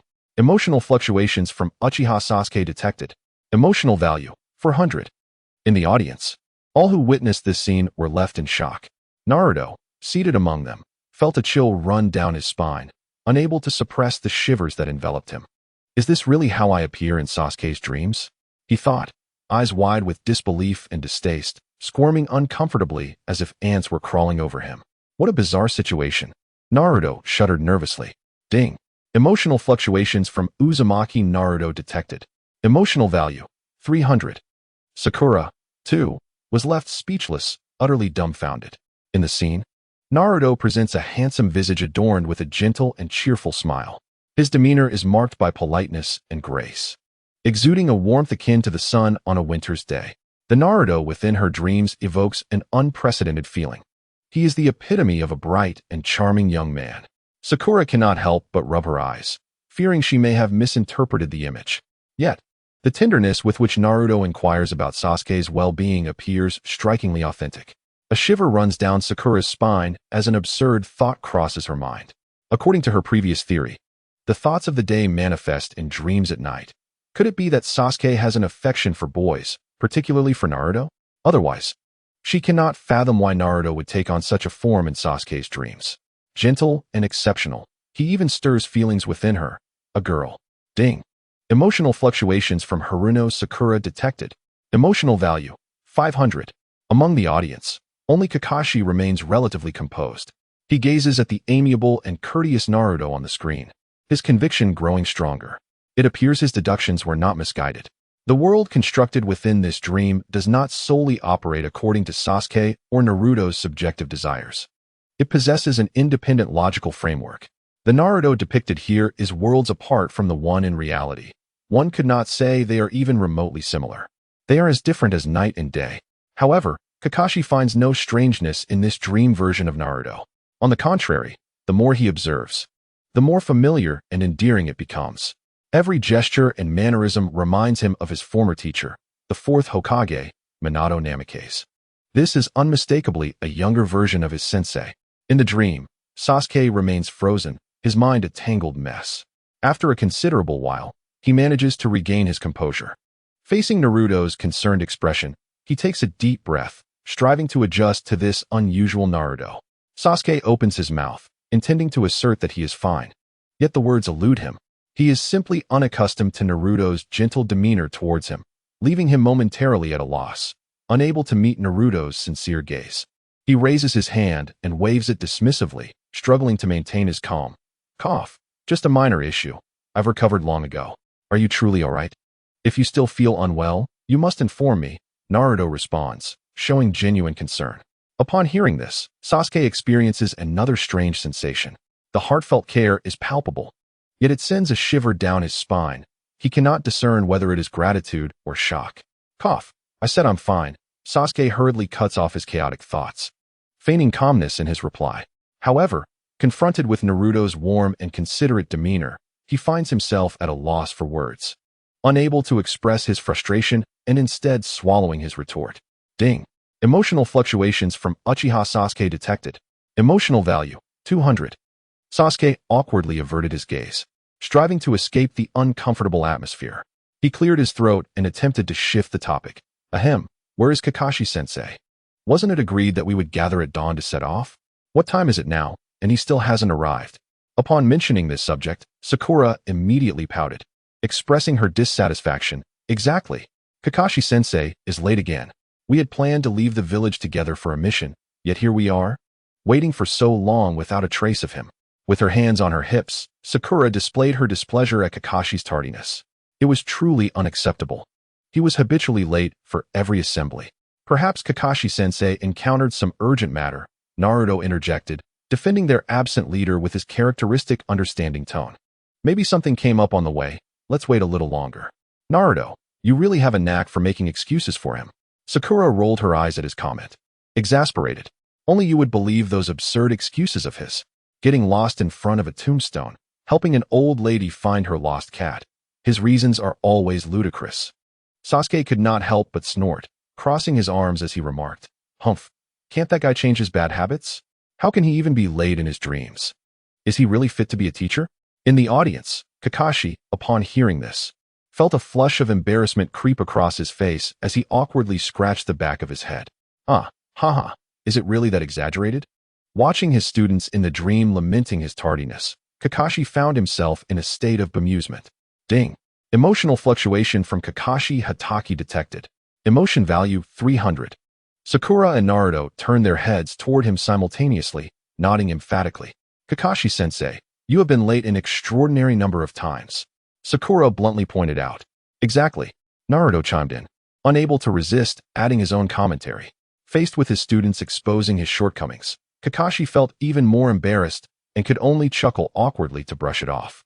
In the dream, with Kakashi still absent, the trio continued to wait at the village entrance. Time ticked away, and the morning sun cast a warm glow upon them. After a while, Sasuke, growing impatient, looked around. To his surprise, he found Naruto had somehow settled under a large tree, engrossed in a book. Sasuke widened his eyes, observing Naruto's concentrated reading, feeling a twinge of absurdity wash over him. Indeed, it was a dream. Everything could only be explained as such. In reality, Naruto was a restless individual who, once a book was opened in class, would surely be asleep within 3 seconds.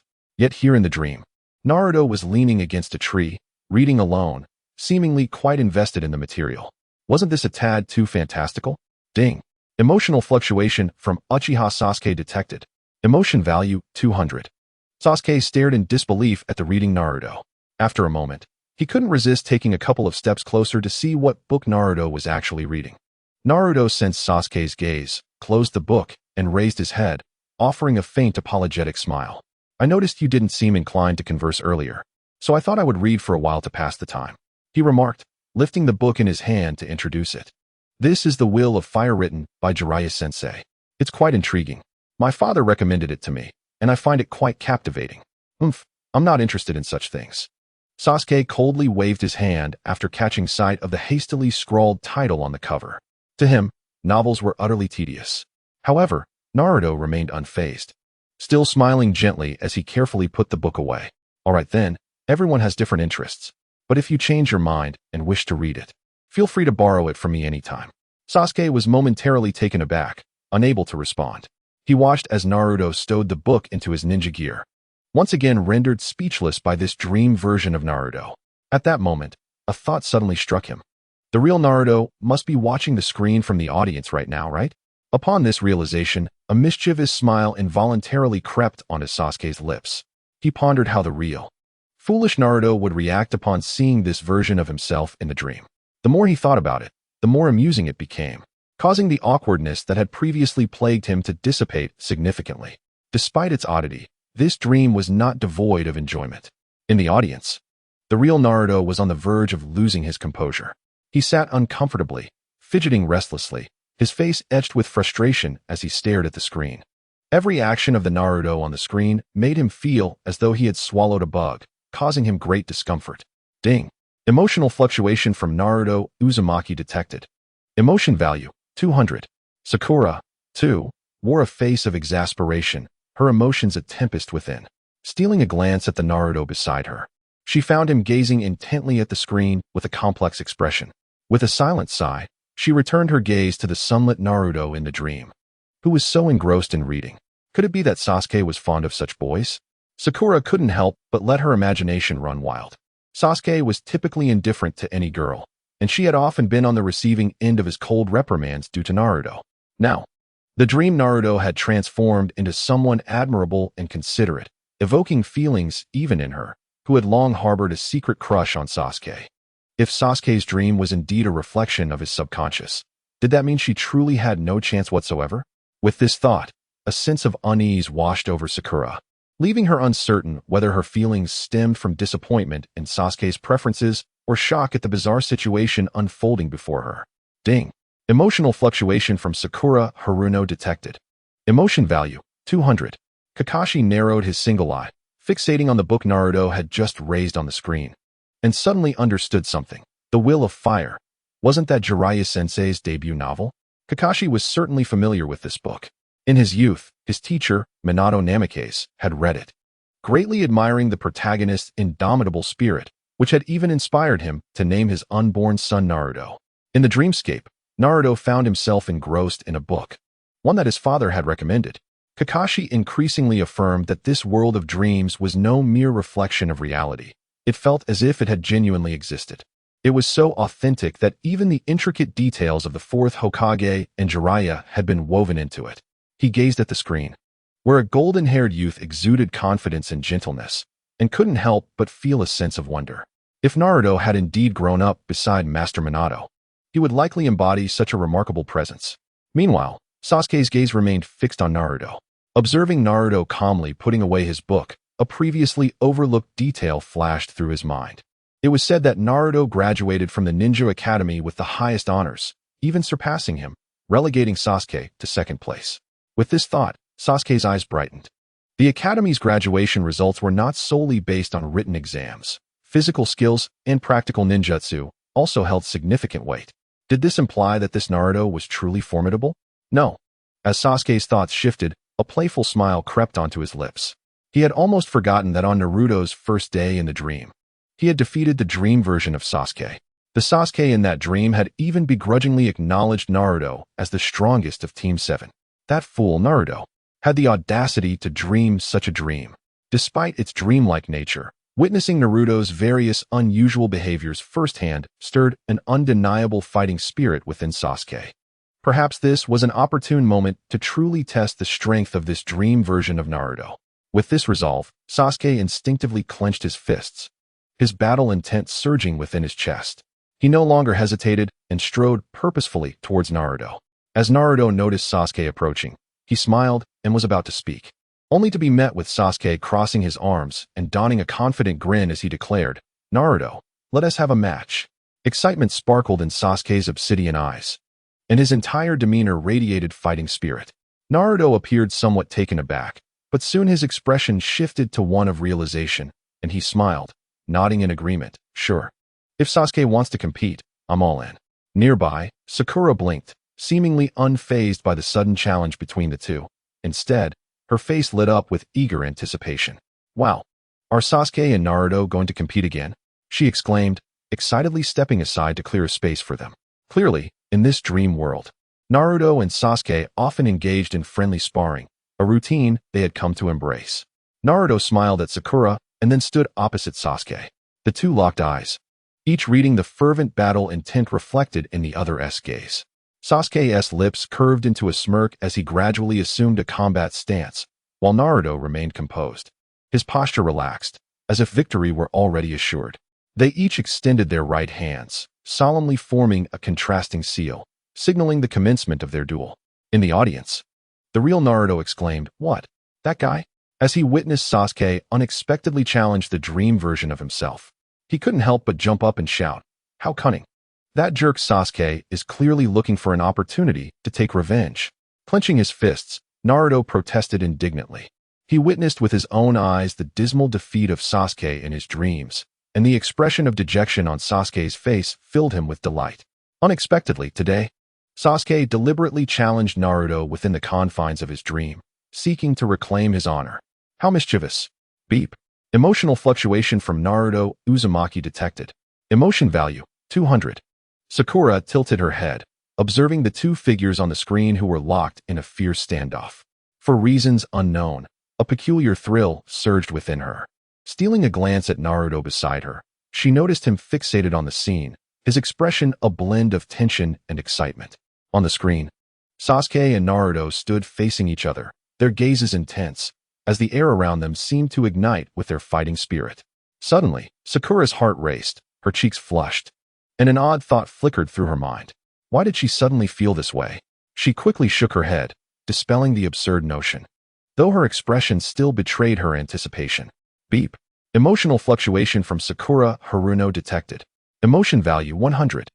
Kakashi rested his chin on one hand, watching the confrontation on the screen with keen interest, a glimmer of curiosity in his eyes. Just how formidable was the dream version of Naruto? With the guidance of Minato-sensei, he must possess extraordinary abilities. In the scene, amidst the clearing in the woods, Naruto and Sasuke confronted one another, the atmosphere thick with tension. A gentle breeze stirred, lifting a few fallen leaves from the ground, swirling them between the two. Sasuke made the first move, leaping backward to create distance from Naruto. Rather than launching an attack, Naruto remained composed, observing Sasuke's actions with a steady gaze. Sasuke, noticing Naruto's lack of aggression, felt a twinge of unease. The Naruto he knew in reality was brash and combative, likely to charge in with a shout. Yet the Naruto before him was calm and collected, exuding an air of tranquility. This demeanor irked Sasuke. Does he look down on me? Does he think that by not attacking he can disrupt my rhythm? With a cold snort, Sasuke decided to test the waters. He swiftly drew 2 shurikens from his ninja tool pouch, flicking his wrist as they shot towards Naruto's face with lethal precision. The shurikens approached at an acute angle, yet Naruto remained unfazed. At the last moment, he tilted his body slightly, narrowly evading the deadly projectiles. Sasuke narrowed his eyes. Naruto's evasive maneuver was clean and swift, exceeding his expectations. A tremor of surprise coursed through him. Is this really the same Naruto who once lagged behind? Beep. Emotional fluctuation from Sasuke Uchiha detected. Emotion value, 200. Sasuke's gaze darkened. 2 mere shurikens posed little threat, but Naruto's composure heightened his vigilance. What about this? He plunged both hands into his tool pouch, swiftly retrieving a handful of shurikens. With a sharp command, he released 7 or 8 shurikens simultaneously, a flurry of icy glints hurtling through the air. These shurikens collided at clever angles, altering their trajectories as they assailed Naruto from all directions. This is precisely the unique shuriken throwing technique of the Uchiha clan. All shurikens reached their target almost simultaneously, rendering defense nearly impossible. In the face of Sasuke's fierce assault, Naruto remained calm and collected, clearly accustomed to such maneuvers. He deftly shifted his stance, swiftly forming hand seals, and declared in a low voice, Shuriken Shadow Clone Technique. Simultaneously, he hurled a shuriken into the air. In an instant, the single shuriken he threw exploded into countless replicas, overwhelming the sky with a dense barrage of shurikens. With a series of sharp clinks, Sasuke's thrown shurikens were entirely knocked down to the ground. The remaining shurikens maintained their momentum, hurtling towards Sasuke with a piercing whistle. What? Sasuke was taken aback. Utterly unprepared for Naruto's counterattack, he had assumed Naruto would panic and evade his onslaught. To his astonishment, Naruto not only refrained from dodging, but instead employed a ninjutsu that completely countered his attack. In that fleeting moment, Sasuke felt a chilling light approach him. Without time to ponder, he swiftly drew a kunai, swinging it to block. The clash of metal resonated, sparks flying. Sasuke barely managed to deflect the incoming shurikens, but in his haste, he appeared somewhat disheveled, beads of cold sweat forming at his temples. Ding! Emotional fluctuation from Uchiha Sasuke detected. Emotional value, 400. After landing, Sasuke took several steps back, staring in astonishment at Naruto, his chest rising and falling slightly. He had never anticipated that Naruto would employ such a complex technique as the Shuriken Shadow Clone technique to counter him. Mastering this technique requires a certain finesse. Even for a Chunin, the Naruto in reality could not possibly wield such a sophisticated ninjutsu. Yet, the Naruto before him not only executed it, but did so with impeccable timing, effortlessly neutralizing his attack. Sasuke's heart was tumultuous. Had he not reacted swiftly, he might have truly been turned into a pincushion. He gritted his teeth, suppressing his shock and a hint of embarrassment. How infuriating. He had almost fallen into a grave mishap due to a moment of carelessness. Sasuke secretly lamented, the veins at his temples twitching. He fixed his gaze on Naruto, for the first time considering the seriousness of this battle. Ding. Emotional fluctuation from Uchiha Sasuke detected. Emotional value, 300. In the audience, cheers erupted. Yes, well done. Give him a good thrashing. The Naruto, in reality, witnessing the valor of his dream self, couldn't help but leap from his seat in excitement, joyfully bouncing and calling out, wishing he could applaud the Naruto in his dream. The sight of Naruto's stylish counterattack was immensely satisfying, especially seeing Sasuke forced to retreat in a flustered manner. Naruto felt a surge of triumph. Take that, you underestimated me. The me in my dreams is no pushover, haha. Ding. Emotional fluctuation from Naruto Uzumaki detected. Emotional value, 200. Sakura, with a bewildered expression, looked at the overly excited Naruto and quipped, "Hey, Naruto, is your excitement really necessary?" However, she had to admit that the scene before them was indeed astonishing. Sasuke was actually being pushed into a perilous situation by Naruto. She gazed at the screen, noting how Sasuke's hand trembled slightly around the kunai, a clear indication that his recent forced defense had drained considerable stamina. Meanwhile, Naruto stood a short distance away, his demeanor calm and composed, his expression even tinged with a hint of remorse, as though he feared causing Sasuke any harm. This stark contrast left Sakura utterly astonished. Is this truly Naruto? She murmured to herself, recalling the image of that inept underachiever who had never managed to put Sasuke in such a precarious position. Indeed, Kakashi's eyes flickered, observing the situation unfold, silently critiquing the scene. It appeared that Naruto, having trained under Sensei Minato, was far from the inept fool he once seemed. In the scene, Sasuke steadied his mind, fixating on Naruto's sheepish expression, which only fueled his irritation. How infuriating! Surely, the Naruto in reality was outside relishing the spectacle of his blunders. The thought of Naruto reveling in his humiliation ignited a flame of fury within Sasuke. He silently vowed to reclaim his honor. He could not afford to be defeated so easily. Naruto, you have some skill, Sasuke declared in a low voice, his fighting spirit intensifying. However, I shall not underestimate you any longer. Before he could finish his sentence, his eyes widened in shock as he activated his Sharingan, swiftly forming hand seals. Drawing a deep breath, a surge of scorching chakra coalesced within his chest. Fire release, great fireball technique. Sasuke completed the seals and unleashed a massive fireball from his mouth. The searing flames erupted forward, instantly turning the space ahead of vivid crimson. The fireball carrying a wave of blistering heat towards Naruto. Confronted by the oncoming inferno, Naruto's expression sharpened. He did not retreat. Instead, he stood firm, hastily forming seals as his chakra rapidly shifted in nature. Wind release, great breakthrough.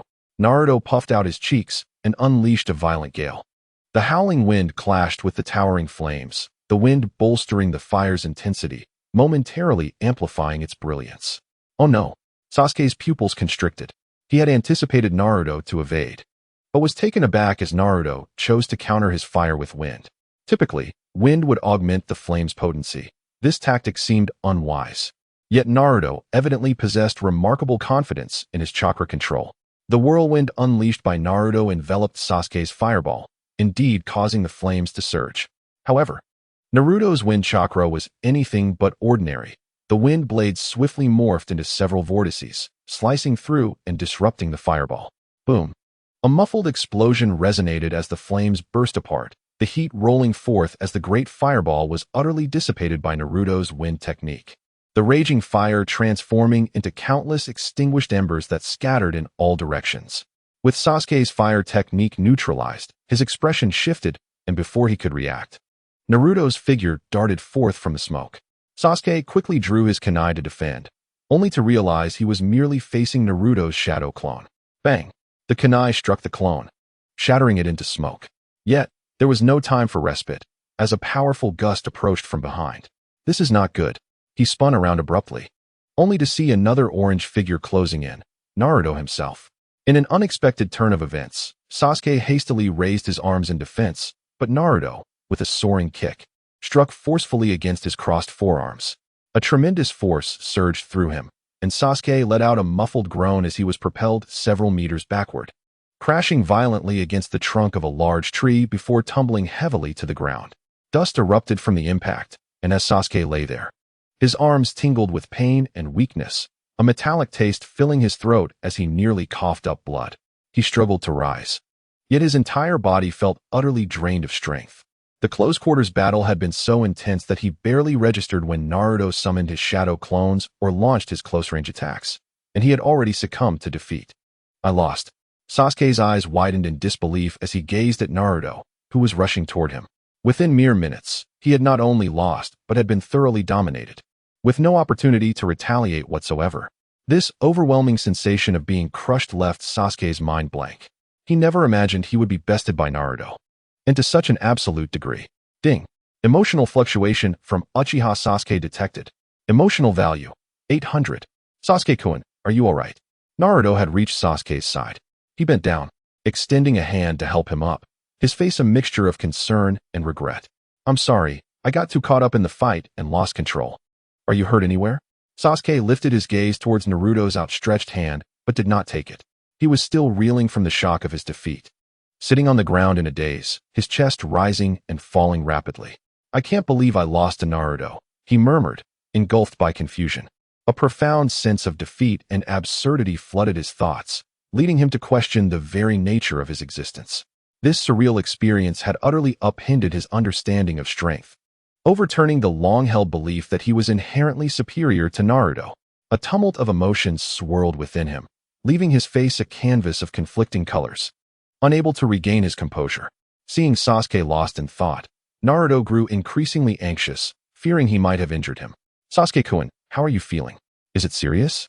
It's all my fault for being too forceful, he expressed, his voice filled with genuine remorse, seemingly unconcerned about the outcome of their match, solely focused on his friend's well-being. After a prolonged moment, Sasuke managed to gather himself. Gritting his teeth, he shakily stood up, waving his hand dismissively as he replied, I'm fine. Though he feigned strength, the complexity of his gaze betrayed the turmoil within. Not far away, Sakura had already rushed over, her face etched with concern as she watched Sasuke, anxious that he might be gravely injured. Yet, Sasuke silently brushed aside her hand, fixating intently on Naruto, unable to articulate a single word. Observing this, Naruto discreetly withdrew his hand, still burdened with guilt, softly saying, That's good. By the way, Sasuke-kun. He hesitated, appearing somewhat perplexed. During the fight, you even used your Sharingan, but why didn't you employ any Genjutsu? I've been on guard for quite some time. Genjutsu? Sasuke blinked, still somewhat dazed. What Genjutsu? He instinctively retorted. A profound silence enveloped the audience. Everyone was profoundly shaken by the recent fierce confrontation, leaving a lengthy silence in its wake. After a few moments, exclamations of astonishment erupted in waves. Naruto stared blankly at the now dark screen, taking a while to regain his composure. He swallowed hard and murmured softly, Am I really that strong? The power and skills he exhibited in the dream had nearly shattered Naruto's self-perception. The mastery of wind release, the various applications of shadow clone jutsu, and martial arts. He appeared to be adept in all. Sasuke had been utterly overwhelmed by the dream version of himself. This turn of events left Naruto feeling both astonished and perplexed, his emotions tumultuous and lingering. Ding. The emotional fluctuations of Uzumaki Naruto have been captured. Emotional value, 300. Incredibly, Sakura had also regained her composure. Reflecting on the scenes of Naruto battling Sasuke in the dream, she still felt as if it were all a surreal fantasy. Was that truly Naruto? He had dominated Sasuke throughout the encounter. Kakashi exhaled slowly, casting a glance at the dazed Naruto seated before him. His eyes filled with a mixture of admiration and melancholy. Who would have thought? The Naruto in the dream not only wielded the techniques of his mentor, Minato, but his fighting style bore a resemblance to that of the great Jiraiya. With such prowess, it was no injustice for Sasuke to have lost. In the audience, from the depths of the shadows, Shiryu concealed himself, a glimmer of surprise flashing in his eyes. The performance of Naruto in the dream was nothing short of remarkable. Compared to the original character, a mere underdog fresh from the Ninja Academy, this version of Naruto appeared as if he had returned after 2 years of training under Jiraiya.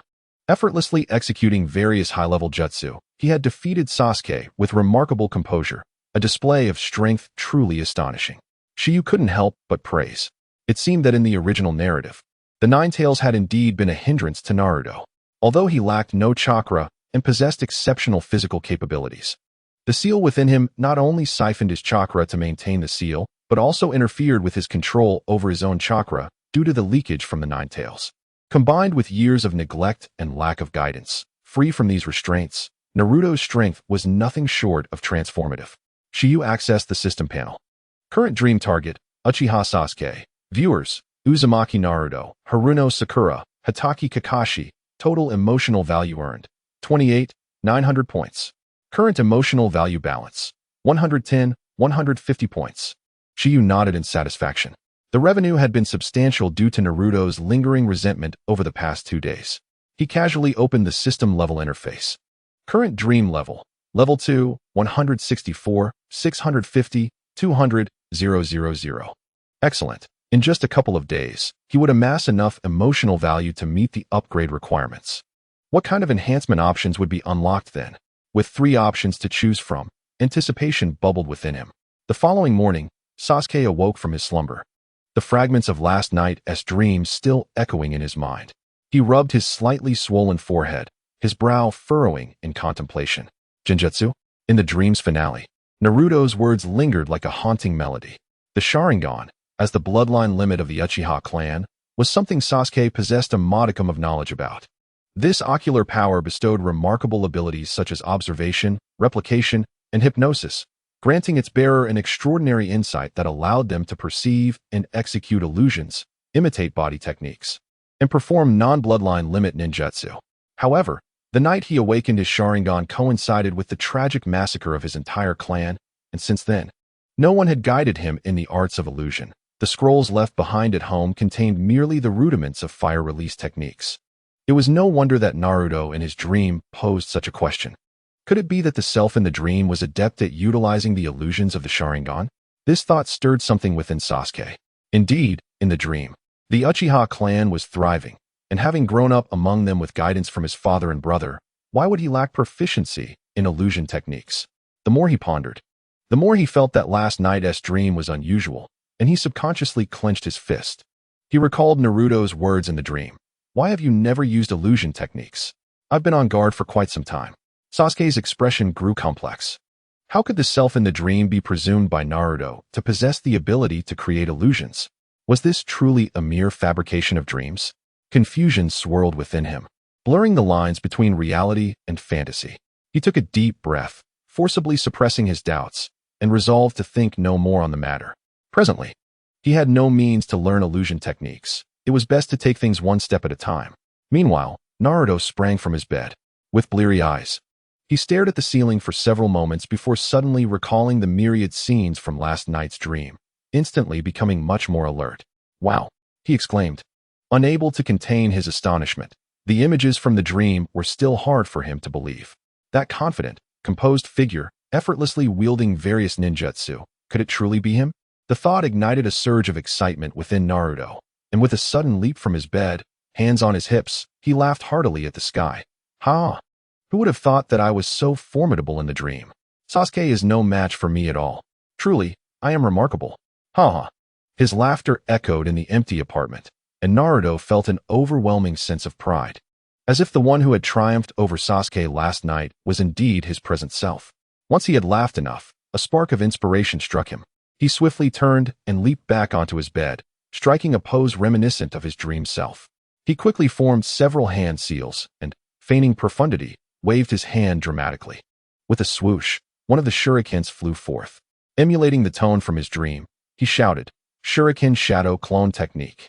Of course, the grand spectacle of countless shurikens did not materialize. Instead, just a solitary shuriken lodged itself firmly in the wall. Yet he was unfazed. Wow, that was so cool. The me in the dream was incredible. Naruto's face was alight with rapture as he eagerly began to mimic the techniques of his dream self once more. Taking a deep breath, he puffed out his cheeks and, with a mighty exhale, unleashed a gust of air forward. Wind release, great breakthrough. Unfortunately, lacking the true mastery of wind release ninjutsu, the breath merely caused the curtains to flutter gently, leaving no real destructive force in its wake. Naruto, with his characteristic carefree spirit, mimicked the spinning kick he had unleashed on Sasuke the previous night. Chuckling to himself as if he could feel the gust of wind swirling beneath his feet, he spent a considerable amount of time in the cramped room. indulging in his playful antics. After a spell of exuberance, he finally collapsed onto his bed, panting heavily. Once the momentary thrill subsided, silence enveloped the room, and Naruto's expression gradually turned somber. He gazed at his empty hands and sighed softly, lamenting, "What a pity! I lack the prowess to master such formidable ninjutsu. I truly understand nothing." He opened his right palm, striving to gather chakra. A thread of blue chakra began to take shape, swirling unsteadily in his hand. Yet it stubbornly refused to coalesce into a perfect sphere. Indeed, it was merely a half-formed Rasengan. With a wry smile, he dissipated the incomplete technique, murmuring in disappointment, "I may never be able to fulfill the profound teachings my father imparted to me." After tidying up, Naruto changed his clothes and set off toward the designated meeting place for Team 7. The memory of his dream from the previous night lingered in his mind, lending an unusual buoyancy to his steps as he swiftly arrived at the training ground outside the village. There, Sakura was already waiting in the open space. Upon spotting Naruto, she waved her hand enthusiastically, exclaiming, "Naruto, good morning." Naruto approached with a broad grin, responding, "Sakura, good morning. Has Kakashi-sensei arrived yet?" He glanced around, puzzled. It was peculiar. Kakashi, who was usually tardy, seemed to be even later today. Just as he pondered this, Sasuke appeared on a nearby path. Upon seeing him, Naruto's face brightened with a mischievous smile. He bounded over, positioning himself in front of Sasuke, his eyebrows raised in playful challenge. "Hey, Sasuke." With a triumphant gleam in his eye, he scrutinized Sasuke, teasingly prolonging his words. "Sasuke, you were defeated by me in my dream, and in your dream, you were also defeated by me. Ha ha ha. Sasuke, you're not so formidable after all." The exaggerated boast triggered an immediate scowl on Sasuke's face. "You idiot." Sasuke's temples throbbed with frustration, feeling a lump of indignation rise in his chest. How infuriating. He glared at Naruto's insufferably smug expression, suppressing his irritation as he retorted, "That figure in your dream is not me. It has nothing to do with you." As he said this, he turned his face away. How could it be unrelated? Naruto refused to back down, crossing his arms defiantly and tilting his chin upward. "That dream version of me is still me." "Humph." Sasuke scoffed, attempting to sound dismissive. "The Naruto in that dream possessed far more ninjutsu than you. I merely let my guard down." Naruto was momentarily left speechless, his retort caught in his throat, unable to counter Sasuke's claim. His grin faltered, and after a long pause, he finally muttered, "Conceited jerk." Yet, deep down, he could not deny the truth in Sasuke's words. The version of himself in the dream wielded an array of impressive techniques, while the reality was starkly different. Naruto's gaze fell, and his expression dimmed. Observing Naruto's loss of confidence, Sasuke felt a slight alleviation of his own frustration. Yet, in the next moment, he noticed a peculiar shift in Naruto's expression. The once vibrant glow on Naruto's face dimmed, replaced by an aura of despondency and shame. Bowing his head and clenching his fists, he eventually forced out a whisper from his throat. "Indeed, I am utterly inept." Naruto's voice was soft and muffled, leaving Sasuke momentarily taken aback. At that instant, Naruto took a deep breath, suddenly raising his right hand and forcefully pressing it against the trunk of a nearby tree. With a powerful shout, he channeled a surge of chakra into the tree. A faint crackling sound echoed, and the tree, roughly the diameter of a bowl, bore several shallow fissures on its surface. However, the cracks were fine and superficial. The trunk merely swayed gently a couple of times before regaining its composure. Retrieving his hand, Naruto gazed at the tiny cracks in the bark, offering a bitter smile. "You see, this is the extent of my current strength." Bowing his head, he self-deprecatingly remarked, "This is the ultimate technique my father imparted to me, yet I have only grasped a mere fraction of it. The might I once wielded in dreams is now beyond my reach." Witnessing this scene, Sasuke felt a pang in his heart. It was the first time he had seen Naruto display such profound despondency. He could deeply empathize with the feeling of something lost, and then regained only to be lost again. The words he had just spoken in anger felt excessively harsh. Regret washed over Sasuke as he opened his mouth to apologize, yet pride held him back. After a moment of silence, he asked in a subdued tone, "Hey, what about the technique you were using earlier? Is it still missing the final stage?" Naruto nodded glumly. "The Rasengan. I have only completed the second stage. The subsequent phases seem impossible for me to master." As he spoke, he glanced at the residual chakra lingering in the palm of his right hand. a wave of deep frustration and regret swelling within him.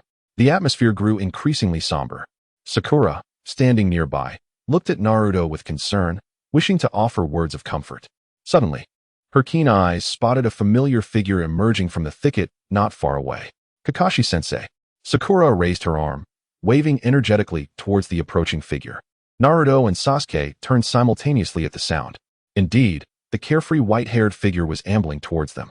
Oddly enough, Kakashi, who was known for his habitual tardiness, had arrived early today.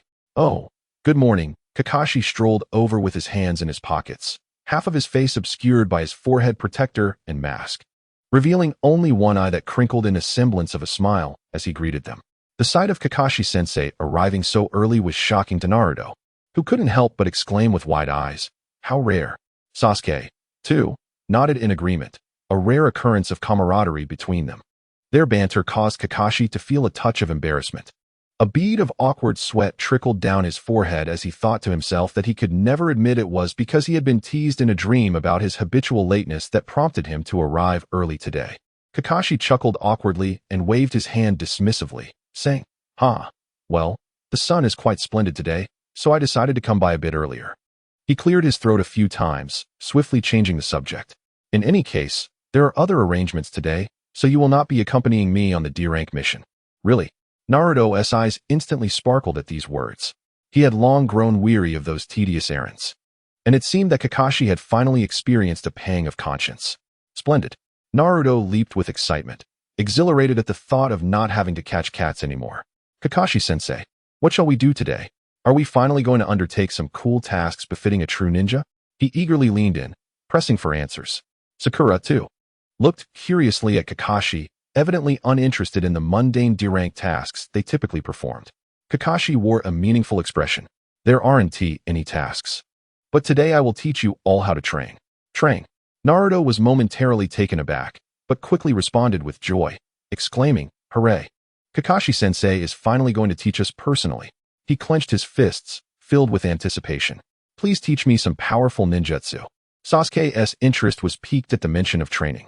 For him, the prospect of becoming stronger was always compelling, regardless of time or place. He discreetly took a step forward, attentively awaiting Kakashi's next words. However, Kakashi's subsequent statement caused both Naruto and Sakura to display expressions of disbelief. "Today, I will teach you how to climb trees," Kakashi said with a half-closed smile. "Huh?" Naruto and Sakura exclaimed in unison. "Climbing trees? What is there to teach? It sounds so boring." Naruto's face fell instantly, his disappointment palpable. He had expected Kakashi-sensei to impart some unfathomable secret technique, only to be met with a lesson on something as trivial as tree climbing. Sakura, too, wore a puzzled expression. "Is learning this considered training?" She tilted her head, uncertain of what Kakashi was truly hinting at. Observing their disparate reactions, Kakashi took on a serious tone and clarified, "This is not merely ordinary tree climbing. Watch closely." As he spoke, he stepped back a few paces and approached a sturdy tree trunk. Before the three of them, Kakashi slowly lifted one foot and gently placed it upon the trunk. An astonishing scene unfolded. His foot firmly adhered to the trunk as if held by an invisible force. He then raised his other foot, and to their amazement, he began to walk upward along the vertical trunk as if it were flat ground. "Wow." Naruto's eyes widened in disbelief. Kakashi casually strolled up the trunk, hands in pockets, reaching branches several meters above the ground, as effortlessly as if he were walking on level ground. Sakura gasped, covering her mouth, her expression one of incredulity. "So that is how it is. He's using chakra to adhere to the trunk?" Sasuke's gaze flickered, quickly grasping the concept. His shock diminished slightly, yet he couldn't help but nod in quiet approval. Kakashi paused on the trunk and called down to them. "By mastering this technique, you can enhance your chakra control. Once you can skillfully walk on the trunk using chakra, the power and precision of your ninjutsu will significantly improve." "So that is how it works." Sakura suddenly realized, her excitement palpable as she nodded fervently. Sasuke's eyes sparkled with interest. It must be said that Kakashi's explanation struck at his Achilles heel. If he could compensate for his shortcomings through such training, it would greatly enhance his strength. With this thought, Sasuke could hardly contain his eagerness to try. After Kakashi finished speaking, he leapt gracefully from the tree. Before he could instruct his students to begin their practice, Sakura eagerly dashed toward the towering tree, exclaiming, Kakashi-sensei. May I start now? Without waiting for a response, she lifted one foot, cautiously placing it against the trunk. Meanwhile, Sasuke was also preparing to make his attempt. In stark contrast to his companion's enthusiasm, Naruto remained rooted in place, an expression of disdain etched on his face.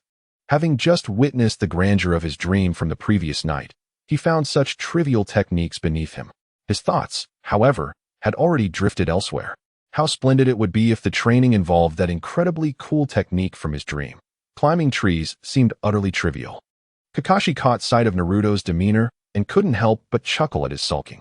Yet, he was not displeased. Rather, he squinted his eyes and beckoned Naruto over. Come here for a moment. What for? Naruto mumbled as he approached Kakashi, his impatience evident. Kakashi remained silent, suddenly raising his right hand before Naruto's eyes. A mysterious smile gracing his lips. Watch closely.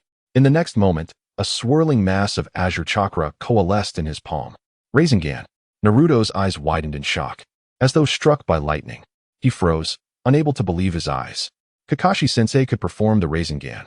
With a casual flick, Kakashi dispersed the Rasengan, looking at the dumbfounded Naruto with a grin. So, are you feeling motivated now? When you can climb to the top of that tree, I will teach you the method to create the Rasengan. Really? Naruto snapped back to reality, his heart racing with excitement. Seeing Kakashi nod solemnly in affirmation, his spirit soared, brimming with determination. That's fantastic. He pumped his fist, a fire igniting in his eyes. Just wait, Kakashi-sensei. Climbing a tree is a piece of cake.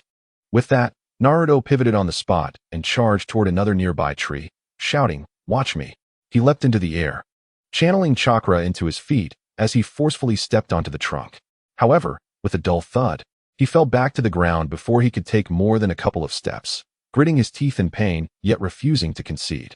No worries. This little pain is nothing. He wiped the dirt from his mouth and once more raced toward the tree. This time, he was more cautious, stabilizing his chakra as much as possible before carefully pressing against the trunk. 1 step, 2 steps, 3 steps, haha, I did it. Naruto laughed exuberantly. Yet, before his laughter could fade, his foot slipped, and he tumbled down from halfway up the tree. No, I can do this. Again, Naruto rubbed his sore backside, undeterred, and continued to persevere in his training. With the excitement of mastering the Rasengan, he seemed invigorated, pouring his heart into the endeavor. Thus, all 3 members of Team 7 joined the ranks of tree climbers. The training ground echoed with the sounds of thuds as they landed, the rustling of leaves beneath their feet, and Naruto's determined shouts. Damn it, I failed again. Ouch, that hurts. Here I go again. Meanwhile, Kakashi, leaning against a tree with a copy of Ica Paradise, observed his students with keen interest. Noticing that the trio had nearly grasped the technique, his demeanor shifted to one of seriousness. Suddenly, Kakashi vanished in a flash. The 3 continued their practice until the sun dipped below the horizon, gradually winding down their efforts. This day of training had thoroughly exhausted them. Sakura, possessing exceptional talent, was able to ascend and descend the tree freely in less than half a day, even plucking a few leaves from the top. Sasuke followed closely, expending a considerable amount of chakra to manage a shaky walk on the trunk, though he still had a way to go before reaching the summit. Naruto initially lagged behind, but, fueled by his immense chakra and sheer determination, eventually caught up, managing to scale within 5 or 6 meters of the treetop. As the sun set, casting a warm glow across the sky, Sakura descended and plopped down onto the ground. Panting heavily, my legs feel like they belong to someone else, she exclaimed, glancing down to pat her thighs, a mix of joy and fatigue washing over her. The day's accomplishments filled her with a sense of achievement. Sasuke paused halfway up the tree, gracefully leaping down, beads of sweat dotting his forehead. He gazed at the remaining distance to the treetop and clenched his fist, vowing to master it by tomorrow. Breathless, Naruto slid down the tree, collapsing onto the ground, wiping the sweat from his brow. Phew, I'm so tired, he said, yet a smile graced his face, satisfied that he had managed to keep pace with Sasuke. Once I learn to climb trees, I can start practicing the Rasengan. Sasuke gently stretched his sore arms, and after a moment of silence, he feigned casualness and coughed lightly. Ahem, it's getting late. I'm a bit hungry, so I think I'll head back for dinner and train again tomorrow. He averted his gaze, trying to appear nonchalant. Sakura couldn't help but chuckle at his excuse, finding it endearing. That excuse is too cute. As expected, Naruto rolled his eyes, dismissively exposing his friend's ruse. Just admit you want to go back and dream. Stop pretending to be hungry. Who wants to dream? Sasuke retorted, his face flushed as he quickly defended himself. I don't want to. It's you who's impatient. Indeed, I do want to. Naruto cheerfully admitted, shrugging and grinning. Unlike you, who's clearly itching to admit it, but one T. How boring. With that, he clasped his hands behind his head, gave a light hum, and swaggered away. All right. I'm off to rest. See you tomorrow. Watching Naruto's retreating figure, Sasuke felt a mix of frustration and helplessness, turning away with a scowl. Sakura stifled a chuckle, shaking her head in exasperation. Honestly, you too. She was well aware that both of these fools were equally eager at heart. One was simply straightforward while the other was aloof. As the last rays of the setting sun flickered, the trio from Team 7 dispersed, each lost in their own thoughts. Naruto, in a hurry, dashed home, quickly boiling water to prepare a bowl of instant noodles. After hastily devouring his dinner, he rushed through his evening routine and flopped onto his bed with a thud, eagerly pulling the blanket over himself. I must sleep. I must sleep. Naruto shut his eyes, his mind flooded with the vivid scenes of the dream world, longing to drift into slumber at once. He cracked open one eye and murmured, Please, please, let it not be another dark and empty night. As night deepened, Naruto tossed and turned in bed several times before finally succumbing to sleep, brimming with anticipation. Time slipped away, and suddenly, he found himself in a familiar darkness. The well-known theater reappeared.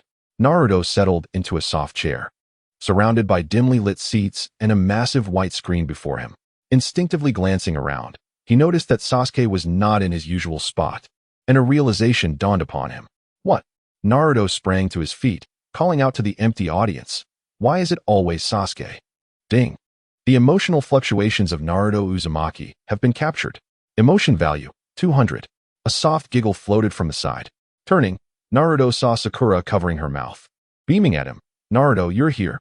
After last night's dream featuring the bright and cheerful Naruto, Sakura found him much more appealing at this moment, especially with his flustered expression, which struck her as quite amusing, and she couldn't help but chuckle again. Naruto pouted in dissatisfaction and plopped back into his seat. So what if I'm here? It's still just watching others dream, he grumbled. Stealing a glance at Sakura, he realized they were the only two in the audience, and his heart raced. Wasn't this akin to a date at the movies? In the past, Naruto would have been ecstatic. However, now, he felt no excitement at all. Rather, he wished fervently for Sasuke to return to the audience and swap places with him. He wouldn't even mind if Sasuke sat beside Sakura. Naruto thought to himself, Humph, that guy Sasuke would definitely say he doesn't want to, but deep down, he is probably dying to. Otherwise, he wouldn't have rushed home to sleep so early. Lost in his musings, he soon heard soft footsteps approaching from behind.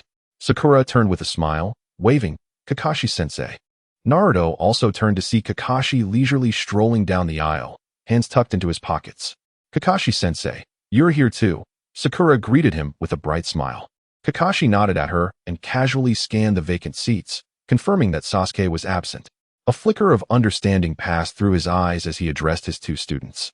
It seems it's still Sasuke dreaming tonight. In the depths of the darkened audience, the concealed Shiryu gazed at the boisterous Naruto, a sly smile curling at the corners of his mouth. Of course, it was all for the purpose of extracting your emotional value.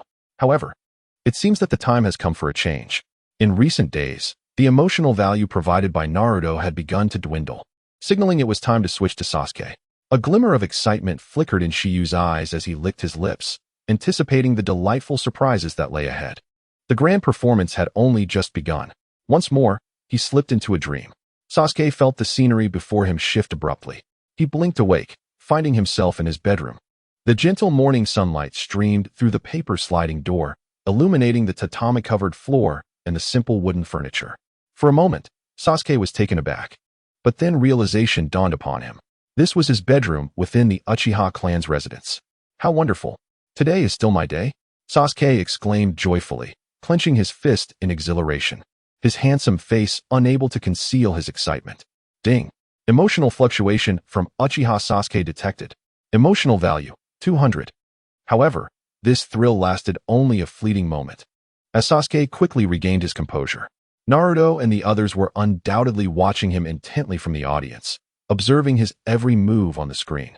His expression shifted, and he swiftly suppressed his inner joy, feigning nonchalance as he cleared his throat, striving to restore his usual cold demeanor.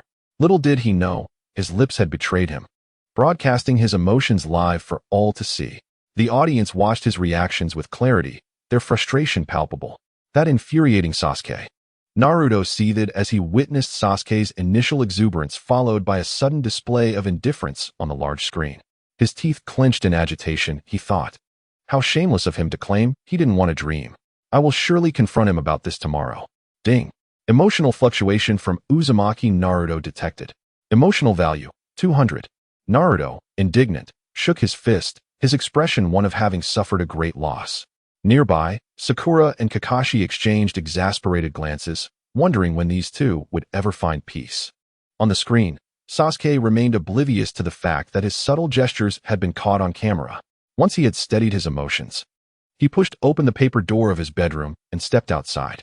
The corridor beyond felt familiar as always, the air infused with a hint of morning dew, while distant bird calls added a touch of tranquility to the morning atmosphere of the clan grounds. Sasuke hurried into the living room, only to find that his mother, who usually awaited him there, was absent. Instead, two men occupied the space.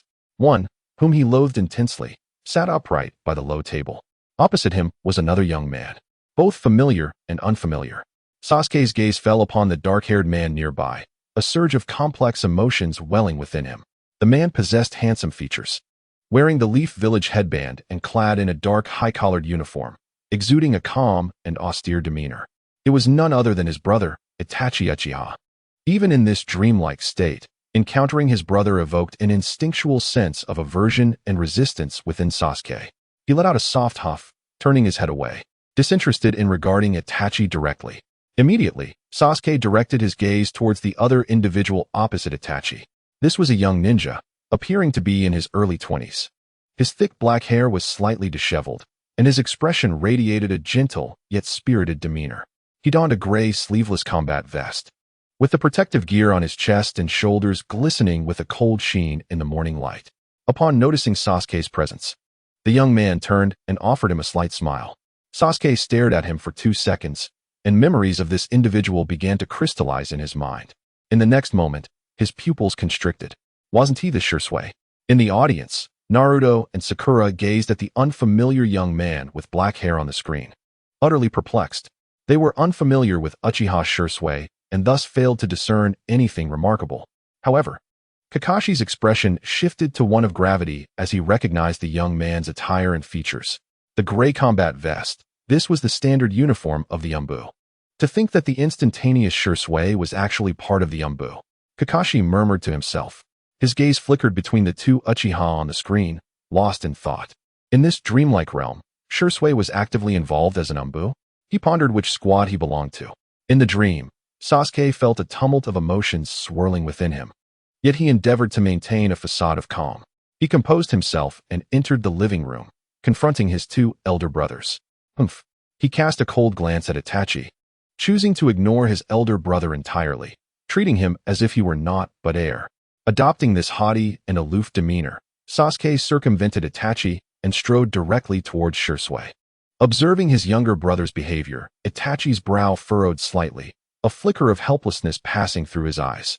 Yet, he ultimately said nothing, merely letting out a soft sigh.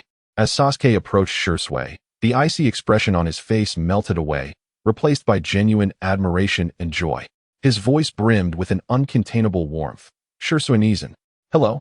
This heartfelt greeting came forth as naturally and affectionately as it had in their childhood encounters.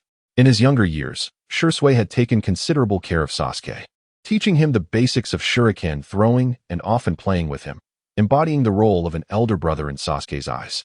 After years of separation, witnessing Shursui sitting here, safe and sound, stirred an indescribable excitement within Sasuke. Ding. Emotional fluctuations from Uchiha. Sasuke detected. Emotional value, 200. Shursui, who had been conversing quietly with Itachi, was momentarily taken aback by Sasuke's enthusiastic greeting. He widened his eyes in disbelief, shifting his gaze between Sasuke and Itachi. Was this still the little Sasuke who clung to Itachi all day long, revering his elder brother with unwavering admiration? How had he transformed so completely? Noticing the astonished expression on Shirsue's face, Itachi helplessly rubbed his forehead and sighed. You see, didn't I tell you? Sasuke has quite a strong opinion of me now. Shirsue snapped back to reality, chuckling softly. Haha, it seems that is indeed the case. He rose from his seat, brushed off the creases on his uniform, and turned to Itachi with a serious expression. Very well, Itachi, you need not accompany me on this village investigation task. It would be best for you to stay here and spend time with your younger brother. After speaking, Shirsue pushed the empty teacup aside, clearly intending to take his leave.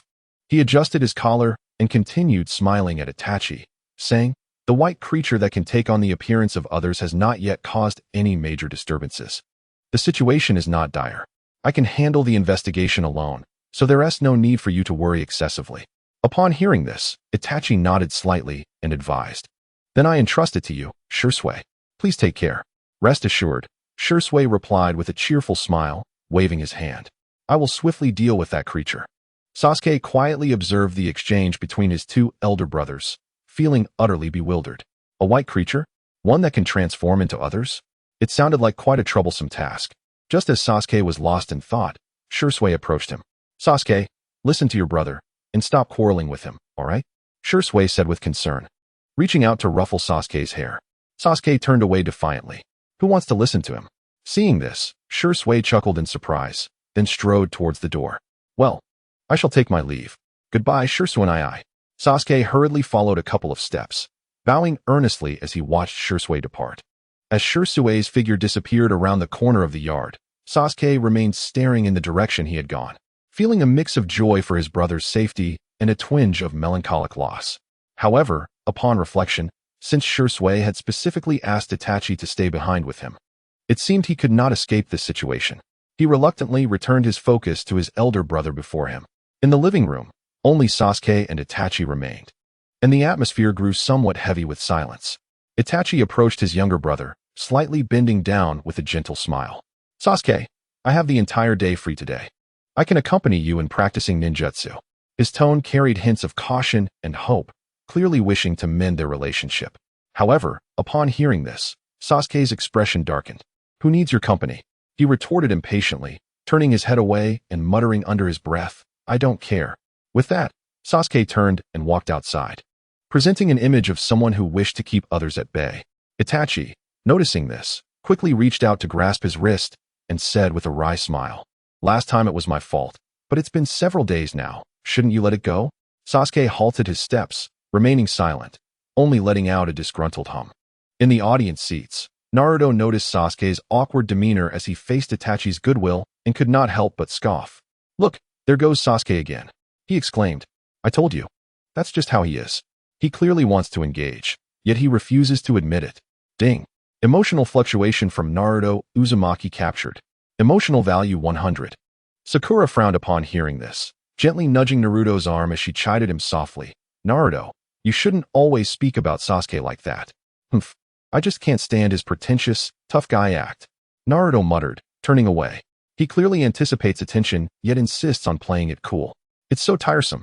Kakashi sat beside the two young ones, listening to their playful banter with a resigned shake of his head.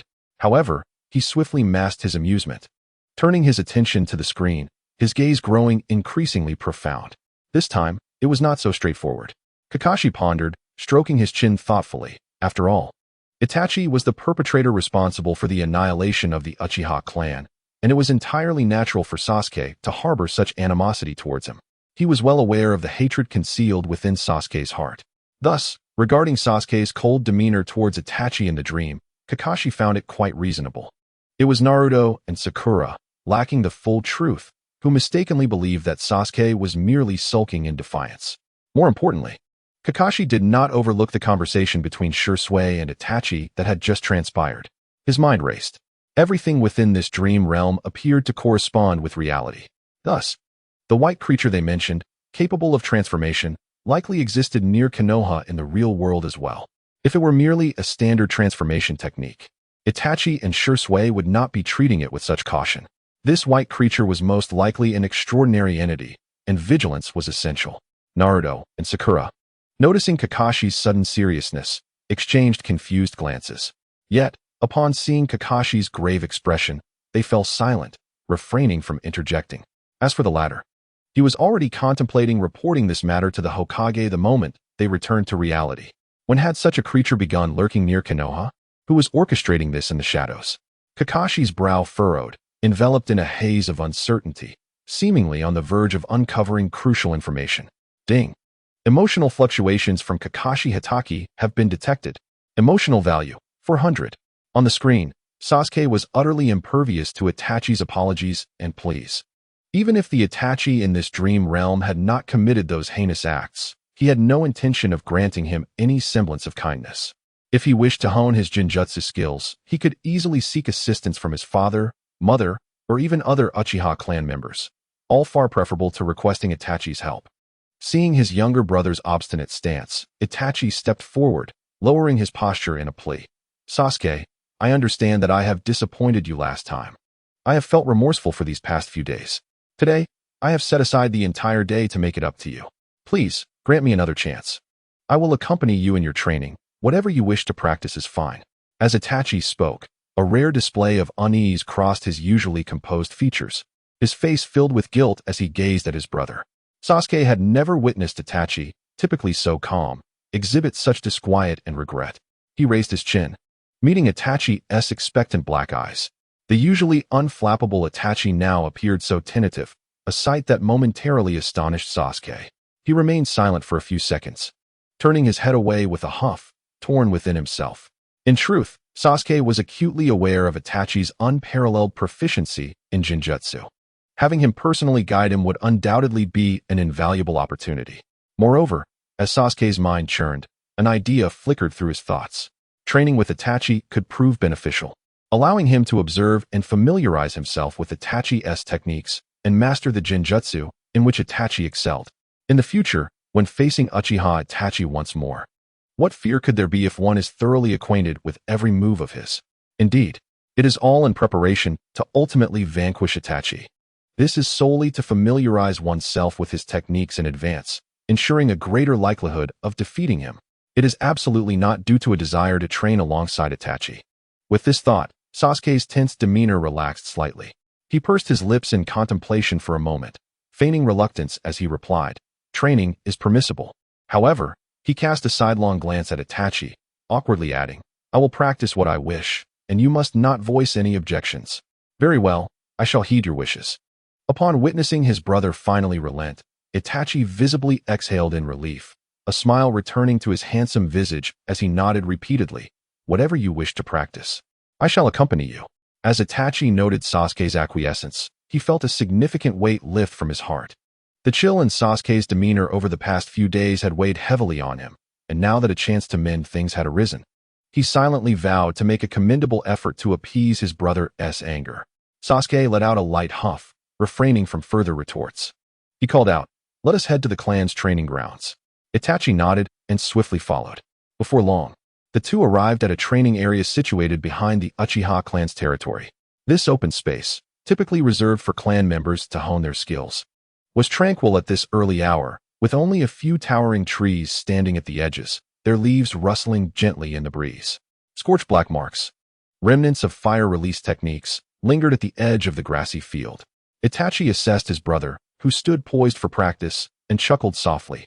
"Sasuke, during our last spar, I noticed your taijutsu has improved significantly. However, your control over fire release has become rather rough, leading to considerable chakra wastage. Would you care to revisit chakra control? Alternatively, I could teach you a more advanced fire release technique, such as the dragon fire technique." Sasuke immediately shook his head, coldly interrupting, "No need for that. What I wish to learn is the Jinjutsu of the Sharingan." Itachi paused, visibly taken aback. "Oh? You wish to learn the Jinjutsu of the Sharingan?" Yet, despite his surprise, Itachi did not inquire further. He quickly nodded in agreement. "Very well. Since you wish to learn Jinjutsu, I can teach you a technique I excel at using the Sharingan."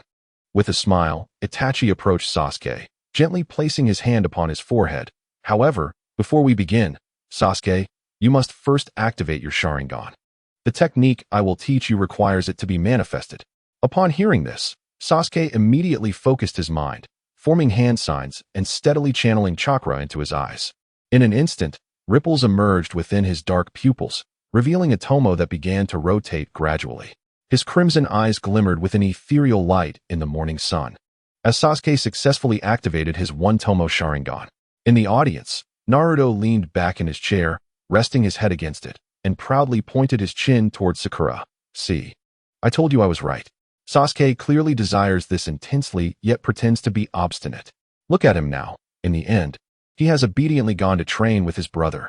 Though he uttered otherwise, Naruto's gaze remained fixated on the screen, depicting Itachi patiently instructing Sasuke. While his heart bubbled with envy, he murmured, "How unfair. That guy Sasuke learns new jutsu even in his dreams, advancing his prowess at an astonishing rate. What about me?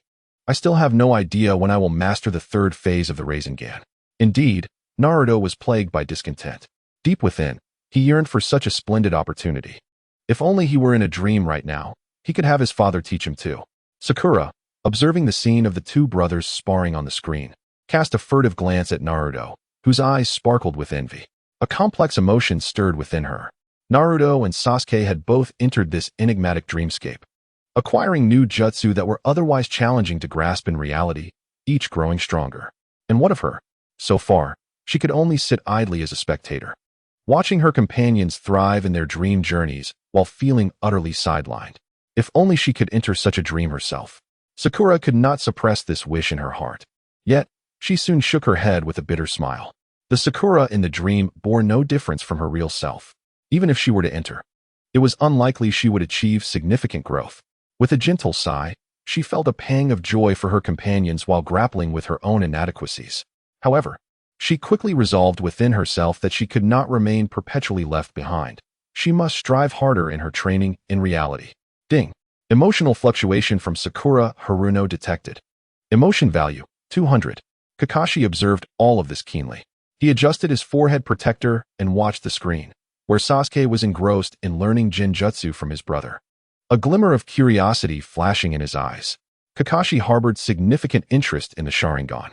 After all, he had transplanted Sharingan in his left eye for many years, yet had only managed to wield it at a rudimentary level, far from mastering its intricacies. Following the conclusion of the Third Shinobi World War, the Uchiha clan, out of respect for the fourth Hokage and the hero Obito, did not forcibly reclaim the eye, allowing Kakashi to retain it. Lacking the systematic inheritance of the Uchiha clan, Kakashi refrained from utilizing the Sharingan in his daily life, as the chakra consumption was excessively taxing.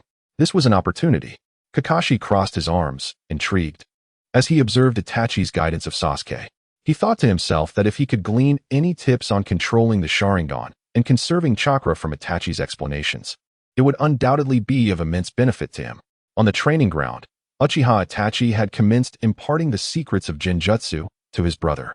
"Pay close attention," he gently urged, lifting his chin towards Sasuke. No sooner had he spoken than Itachi's eyes abruptly shut before snapping open again.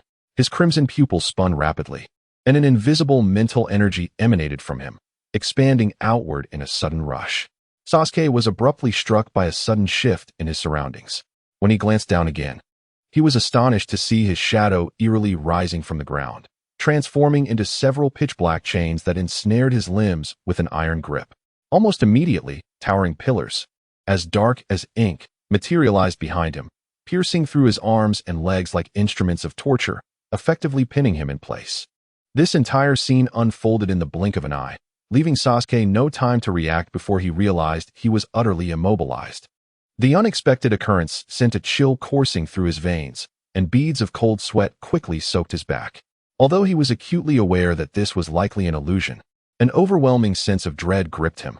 The feeling of being completely unable to move was unbearably intense. Sasuke struggled fiercely to break free, yet it was as futile as a stone sinking into the sea. His complexion paled, and his eyes widened in alarm.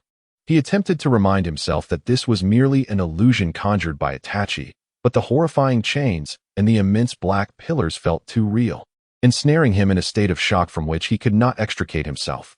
Just as fear enveloped him, a warm and strong hand suddenly pressed against his forehead. "Release." Itachi's deep voice resonated in his ears. In the next moment, Sasuke felt an abrupt jolt as the chains and pillars binding him shattered like mere bubbles, vanishing without a trace, and his stiff limbs regained their freedom. He was drenched in cold sweat, and his chest heaved violently. Gasping for breath, Sasuke realized that, for that fleeting instant, his mind had been entirely under Itachi's control. This was the illusionary technique known as the magical chains of the Sharingan. Itachi explained with a smile, gently patting Sasuke's shoulder to offer comfort. Do not be anxious. I merely allowed you to experience the effect without inflicting any real harm. Sasuke felt a blush creep across his face, knowing he had momentarily lost composure and felt a pang of regret within. The chains technique is a jinjutsu that binds its target within an illusion. Itachi continued softly, what I demonstrated was merely the most benign level of this technique. When employed against an enemy, the illusory pillars would pierce their limbs, inducing excruciating pain and rendering them incapable of fighting back. He paused, emphasizing gravely, however, while this technique is undeniably effective against ordinary individuals or ninjas of lesser strength, it may not succeed against opponents like ourselves, who possess the Sharingan or possess formidable mental fortitude. If the opponent perceives the illusion, they may immediately counterattack. Sasuke nodded solemnly, committing Itachi's teachings to memory word for word. Next, I shall teach you the nuances of this jinjutsu, Itachi said, noticing his brother's focused demeanor, which brought a smile of satisfaction to his face. The Sharingan's illusion relies primarily on the manipulation of ocular power. In simpler terms, it involves channeling chakra through eye contact to directly influence the opponent's mind, creating a myriad of false images. However, achieving this requires meticulous attention to the nature, distribution, and flow of chakra. Itachi spoke in a gentle tone, meticulously explaining the principles and activation methods of the chains technique with unwavering patience. From the precise control of chakra flowing through the pupils to the mastery of seizing an enemy's moment of vulnerability for mental suggestion, he imparted every detail with unwavering generosity. After the explanation, Itachi encouraged Sasuke to attempt it immediately. Following Itachi's guidance, Sasuke concentrated intently to summon his ocular power.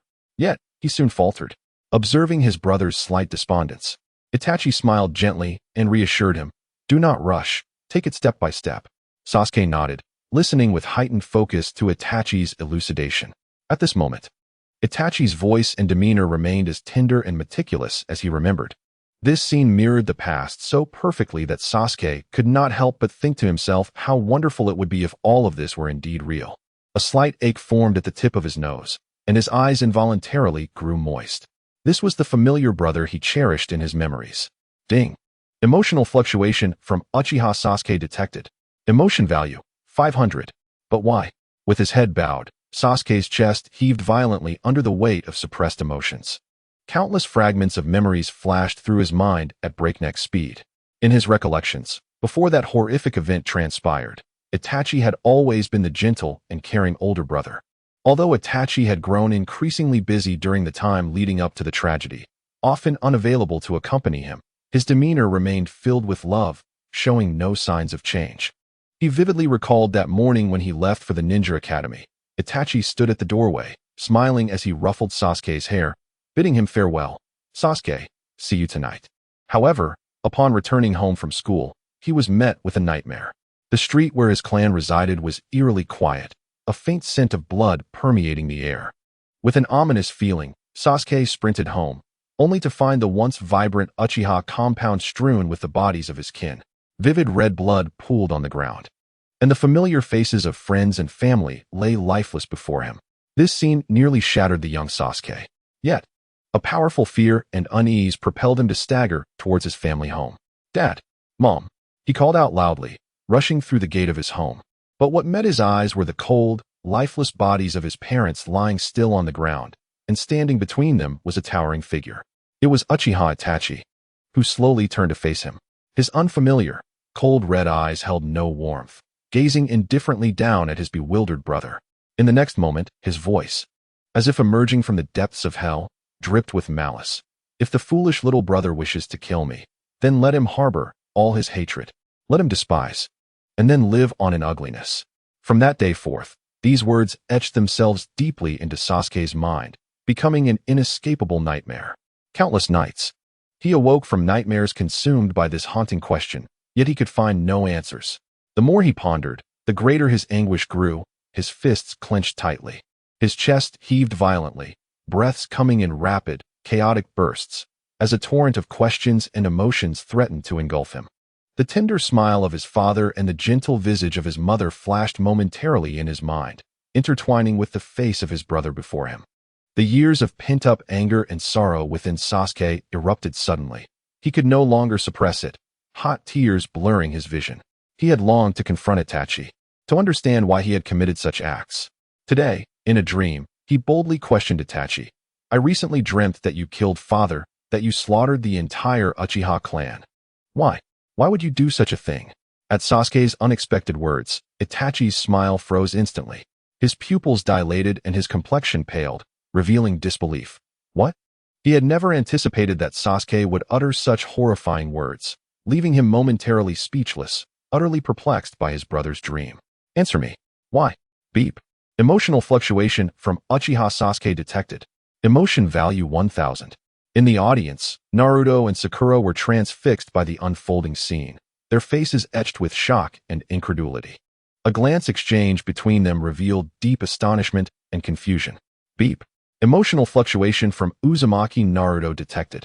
Emotion value 600. Beep. Emotional fluctuation from Sakura detected. Emotion value 800. Naruto and Sakura quickly recalled the moment of their Team 7 formation not long ago. On the rooftop, during their self-introductions, Sasuke had coldly uttered words that would forever linger in their memories. Now, confronted with the enigmatic figure before them, both felt a chill. Could the person Sasuke referred to be his own brother? Sakura covered her mouth in disbelief and turned to Kakashi, her voice trembling. "Kakashi-sensei. The one who slaughtered the Uchiha clan is." Kakashi paused in silence for a moment, then gently sighed. Observing the shock on Sakura and Naruto's faces, he realized that further concealment was futile. With a slow nod, he quietly confirmed, "Indeed. I had hoped you would remain unaware of this for a while longer, but alas. The truth is that Sasuke's nemesis is none other than his own brother." "What?" Naruto's eyes widened, his mind blank with shock. Sakura's face turned pale, disbelief rendering her speechless. "His own brother? How could that be?" Kakashi solemnly explained. "Itachi Uchiha, Sasuke's brother, was responsible for the massacre of the entire Uchiha clan 5 years ago before defecting from the village. Sasuke was the sole survivor of that tragic event." It was true. A shiver ran down Sakura's spine, an overwhelming sense of sympathy and shock washing over her, her gaze toward Sasuke becoming complex. Naruto clenched his fists, sorrow weighing heavily on him as he lowered his head. Damn it, Sasuke. How could he have endured such a thing? Both were filled with turmoil and confusion. Rendered speechless, their hearts heavy with an indescribable ache. After a moment's pause, Naruto suddenly lifted his head and asked urgently, "Why? Why would his brother do such a thing? How could he harm his own family?" Ding. Emotional fluctuation detected from Naruto Uzumaki. Emotional value 500. Ding. Emotional fluctuation detected from Sakura. Emotional value 500. Confronted with the two young faces filled with confusion, Kakashi slowly shook his head, refraining from providing a direct answer. "I am uncertain as well. The intricacies of this matter are likely far from simple. While I have some conjectures, speculating without evidence will only lead to further complications." In the scene, Itachi Uchiha momentarily froze, seemingly astonished by Sasuke's sudden question. He furrowed his brow, scrutinizing his younger brother's serious expression. Once he confirmed Sasuke was not jesting, he softened his tone and earnestly replied, "Sasuke, you and Mom and Dad are the most important people to me. How could I ever bring harm to you? No matter what happens, I would never hurt you." Sasuke gazed into Itachi's sincere and gentle eyes, momentarily taken aback. In the dream, Itachi's demeanor was open, devoid of any deceit, and that familiar tone of affection struck Sasuke's heart. In an instant, his mind became a whirlwind of confusion. The brother before him bore no resemblance to the one who had mercilessly slaughtered their clan 5 years prior. Sasuke's breathing grew heavy. In his memory, Itachi's cold, bloodied visage repeatedly clashed with the image of the gentle, caring brother standing before him, leaving him disoriented. One was a tender brother who cherished him, while the other was a ruthless, bloodthirsty demon. He found it impossible to reconcile these two personas within the same individual. Why? Why has it come to this? Sasuke clenched his fists tightly. As he sank into a profound state of confusion and uncertainty, a fragment of a previous conversation suddenly flashed through his mind. Itachi and Shisui had privately discussed intelligence referring to a strange white creature, said to be capable of perfectly disguising itself as anyone. A creature that can impersonate others? Sasuke's pupils contracted sharply as he whispered in disbelief, could it be? In an instant, a bold thought struck Sasuke with the force of lightning. His breath halted, and his heart raced uncontrollably. Could it be that the Itachi Uchiha who appeared in the clan that fateful night was an imposter? Ding. Emotional fluctuation detected from Sasuke Uchiha. Emotional value, 1000. Dream target, Sasuke Uchiha observers, Naruto Uzumaki, Sakura Haruno, Kakashi Hatake. Total emotional value gain, 25, 561 points. Current emotional value balance, 135, 711 points. Current dream level, level 2, 190, 211, 200, 000. Hidden in the shadows, Shigeru smiled with satisfaction. Just a little more, and his dream system would reach level 3. He couldn't help but anticipate the rewards that came with the upgrade, hoping it would allow him to open another instance. But he certainly hoped it wouldn't be something like Four-Wheel Brothers again. The following morning, Kakashi sat groggily on the edge of his bed, his mind still entangled in the myriad thoughts provoked by his dreams from the previous night, leaving him nearly sleepless. Suddenly, a knock at the door jolted him back to reality. Who could it be at such an early hour? Squinting with his only visible right eye, he approached the door in a daze. To his surprise, it was Sasuke standing outside. "Sasuke?" Kakashi exclaimed, momentarily taken aback as he scrutinized the young man with dark hair who had come to visit him so early. "What brings you here at this hour?" Sasuke's demeanor was somber as he inhaled deeply and got straight to the point. "Kakashi-sensei, I know you were once the captain of the Umbu, and Itachi initially carried out missions under your command." He paused, his dark eyes fixed intently on Kakashi. "I want to ask you something. What was Itachi doing during the 2 days leading up to the tragic incident 5 years ago? Also, what kind of person was he in the Umbu?" Upon hearing Sasuke's sudden inquiries, Kakashi scrutinized the youth before him. Sasuke's face was etched with seriousness and tension. His fists instinctively clenched, a clear indication of the importance these questions held for him. Over the past couple of days, Kakashi had gleaned much information from the enigmatic world of his dreams, revealing aspects of the past he had previously been unaware of. Both Sasuke and Naruto had missed out on many invaluable experiences in their lives. At this moment, Sasuke's visit likely stemmed from the revelations of the previous night's dream. Stirring something within him, Kakashi sighed inwardly, wishing for Sasuke to release the grip of hatred that threatened to consume him for a lifetime in the shadow of revenge. After a moment of contemplation, Kakashi spoke softly. "As for Itachi, I don't know much. Shortly before the incident, he was ordered to be reassigned from my team. Therefore, I am not privy to what exactly transpired that day." "I see," Sasuke replied, his brow furrowing slightly, the glimmer of hope in his eyes dimming as a shadow passed over his handsome face. Observing this, Kakashi added, "However, I can assure you of one thing. Itachi was indeed a cold-blooded ninja who followed orders without hesitation while in the Umbu." Yet, he shifted his tone, looking earnestly at Sasuke. Itachi was certainly not the type to indiscriminately kill the innocent. There may be deeper circumstances surrounding that incident. Sasuke abruptly lifted his gaze, astonishment and joy flickering in his black eyes. Kakashi's words had undoubtedly validated the suspicions that lingered in his heart. Sasuke's breath quickened. "Yes, it must be so," he nearly shouted internally. The Itachi from that fateful night could not have been his brother. The true Itachi would never have mercilessly slaughtered their parents and clan members. How could he have stealthily entered their homes under the cover of darkness, indiscriminately taking lives, young and old alike? How could he have recorded the entire horrific event with his Sharingan, forcing himself to watch it repeatedly? Recalling the events of that day, Sasuke's teeth clenched audibly. Indeed, the one capable of such heinous acts could not possibly be his brother. It had to be someone masquerading as Itachi. With this realization, Sasuke felt his blood boil. He trembled slightly with rage, his knuckles whitening as unprecedented hatred and murderous intent flared in his eyes. "That beast not only slaughtered my parents and kin, but also dared to impersonate my brother, sowing discord between us. Such a person is utterly unforgivable." When Kakashi arrived at the training ground, accompanied by Sasuke, Naruto was already engaged in tree-climbing exercises not far away. Naruto was upside down, clinging to the trunk of a large tree, his feet firmly planted on the vertical surface, motionless as he concentrated on controlling his chakra. Sasuke had only begun practicing the technique of walking on trees the previous afternoon, seeing Naruto perform such a feat, now raised an eyebrow in surprise. Noticing the approach of Kakashi and Sasuke, Naruto looked down and, upon seeing them, leaped from the trunk with a grin, immediately flashing a teasing smile at Sasuke. "Hey Sasuke." Naruto elongated his voice. "How did you sleep last night? Did you have any dreams?" Sasuke frowned at the question, replying tersely, "Boring."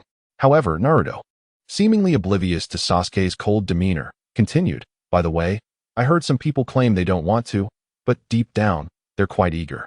He winked exaggeratedly, suddenly mimicking Sasuke's haughty expression from their parting the day before, crossing his arms and lifting his chin as he mockingly imitated, "Who would want to have such dreams? Not me." After delivering this line, he abruptly spun around, pumping his fists in the air, exclaiming, "Yay, it's me again today." Naruto's gestures were exaggerated as he playfully enacted the stark contrast of their two personalities, resembling a monkey in his antics. Sasuke, who had been trying to maintain a stern face, felt a vain throb on his temple and could no longer contain himself. The humiliation of having his dream performance publicly showcased by Naruto was a grave affront to his pride. Sasuke's handsome face flushed crimson with indignation as he rolled up his sleeves, shouting, "Idiot Naruto, keep talking nonsense like that, and I'll flatten you." "Come on," Naruto retorted, undeterred. "You've already been defeated, don't try to act tough." Just as these two youngsters seemed poised to come to blows, Kakashi, in exasperation, covered his forehead, swiftly appearing between them and pressing down on their heads to forcefully separate them. "Enough, enough, settle down," he scolded, looking pained at their early morning quarrel. "You both have an abundance of energy." With a mutual huff, Naruto and Sasuke turned their heads away, finally ceasing their argument. At that moment, light footsteps approached, and Sakura, panting, arrived at the training ground. Noticing the tense standoff between Naruto and Sasuke from a distance, she tilted her head in curiosity. "What is going on?" "Nothing." Kakashi shot her a look that said not to inquire further, then sighed deeply, resignedly stating, "All right, continue your practice. By the way, I must inform you that Lord Third Hokage has assigned us a more challenging mission. In a few days, we shall embark on our mission." "Truly? Splendid." Upon hearing of the task at hand, Naruto and Sasuke finally reached a consensus. With a mutual disdainful snort, they reluctantly abandoned their standoff, each turning back to their respective trees to continue their diligent practice of tree climbing. Sakura, witnessing this, could not help but smile, hastening towards a nearby tree. Having already demonstrated commendable chakra control, she had mastered the art of climbing the day before, but now, seeing Naruto and Sasuke brimming with determination as they ascended to greater heights, a pang of anxiety gripped her heart. She realized she had fallen behind in overall strength. No matter what, she must not lag too far behind. The girl clenched her fist resolutely and threw herself back into her training. In the soft morning light, the trio of Team 7 diligently practiced their foundational skills while time quietly slipped away. After a rigorous morning of intense training, their progress was markedly evident. Sasuke was the first to successfully reach the treetop, scaling the highest branch. Naruto, not to be outdone, swiftly followed suit, touching the very tips of the tree. Ironically, it was Sakura, who had initially shown the quickest progress, now struggling to keep up with their speed. Clearly, through persistent effort, Naruto and Sasuke had overtaken her, gradually widening the gap between them. "Excellent. Everyone has performed admirably," Kakashi remarked with a satisfied smile as he squinted his eyes. "That will be all for today. Return home and rest well to recharge your spirits. In a few days, we will be on a mission, so do not falter then." "Yes," the trio cheered, joyfully concluding their training session. Upon learning they could rest in the afternoon, Naruto was positively elated, bouncing with delight. After a brief farewell, Sasuke and Sakura departed the training ground, each heading home for a well-deserved break. Kakashi-sensei, with his companions gone, Naruto lingered. He dashed towards Kakashi, eyes wide with anticipation, exclaiming, "You promised to teach me the method for mastering the third stage of the Rasengan. Can you teach me now?" Kakashi paused for a moment. Then a knowing smile crossed his face. "Watch closely." Half an hour later, Naruto finally grasped the technique for the third stage of training. After bidding Kakashi farewell, he eagerly sprinted home, ready to embark on his solitary training. Upon returning home, Naruto ignored the rumbling of his stomach and immediately immersed himself in practice in his backyard. He attempted to utilize shadow clones to aid in stabilizing his chakra, but the third stage of the Rasengan proved far more challenging than the previous two. He needed to compress the chakra in his hand and stabilize it without bursting this delicate balloon. The difficulty was immense. Relying solely on Kakashi's teachings and his own exploration, he found himself at a loss. Throughout the afternoon, Naruto tirelessly persevered, repeatedly gathering chakra and compressing it in rotation, only to face failure time and again. As the sun began to set, he finally paused. At this point, his entire body was drenched in sweat, his hands ached, and his stomach growled in hunger. Yet he paid no mind to food. Exhausted, he dragged himself back to his bedroom, collapsing onto his bed, gasping for breath, his limbs sprawled weakly. However, a satisfied smile lingered at the corners of Naruto's mouth, his azure eyes brimming with joy. "I'm utterly exhausted," he murmured to himself while gazing at the ceiling. The third phase of the Rasengan, though challenging, posed no insurmountable obstacle. With this thought, Naruto excitedly turned over, clenching his fists and gently pounding the bed. "The ninjutsu my father taught me. I shall master it with my own strength." Contentment washed over him as he closed his eyes. The gentle smile of Minato Namikaze flashing in his mind. A smile graced his lips, and soon he drifted into slumber. Meanwhile, Sasuke returned to his abode in the evening, his body aching from the day's exertions. Rather than resting immediately, he poured himself a large glass of cool water and drank it in one gulp. He then stood silently in the center of the living room, the words he had heard from Kakashi earlier still echoing in his mind. Gradually, a long-lost smile of ease crept upon Sasuke's lips. He had come to a realization. The knot that had troubled him for years had finally unraveled during the previous night and today. Although a tempest of anger still churned within him, along with a profound hatred for the true culprit, Sasuke felt an unprecedented clarity. He had come to understand that the true architect of his ruined life was never his gentle brother, but rather that despicable impostor.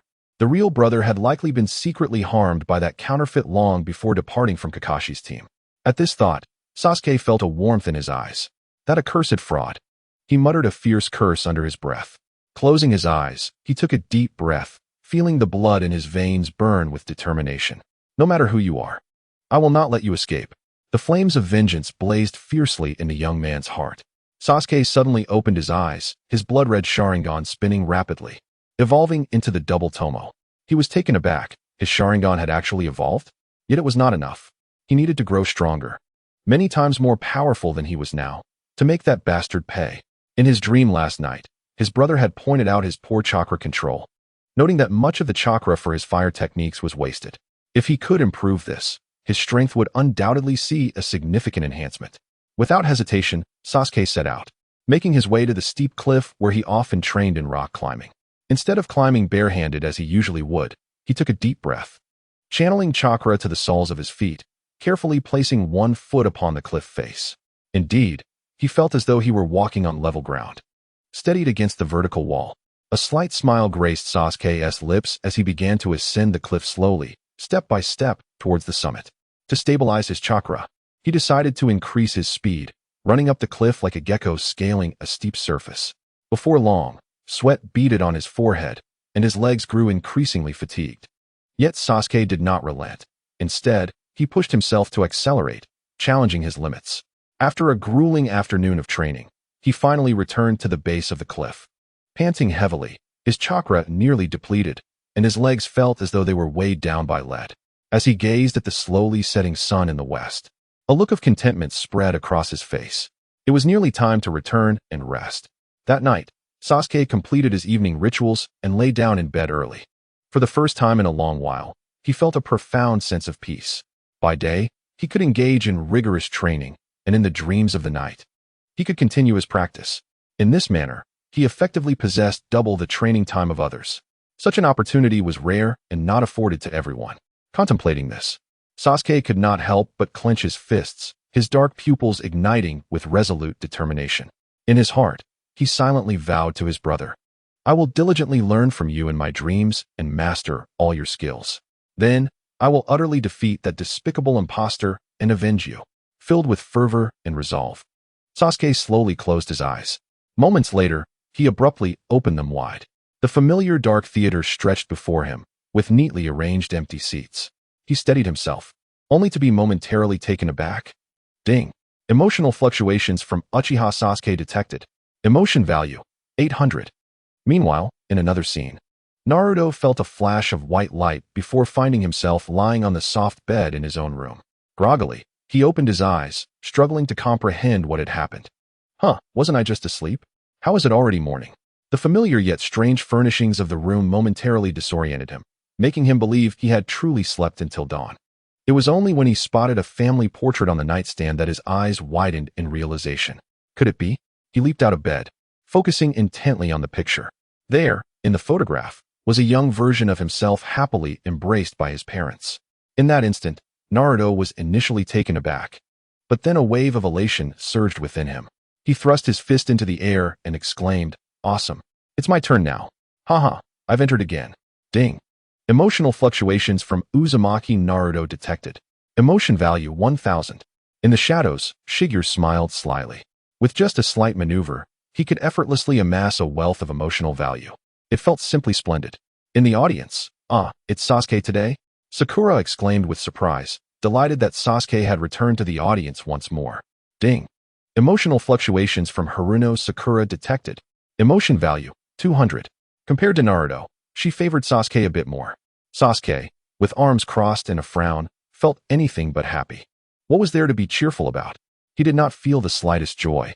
At that moment, he was filled with resentment. How infuriating. That idiot was once again enjoying himself, reflecting on how he had finally uncovered the truth the previous night, only to lose the opportunity to validate it himself. Sasuke's heart brimmed with bitterness. However, a thought crossed his mind. It seemed this dream world allowed him and Naruto to alternate entry. So if he waited a few more days, it would surely be his turn next. Ding. Emotional fluctuations from Uchiha Sasuke detected. Emotion value 500. Kakashi watched Naruto on the screen with a sense of nostalgia.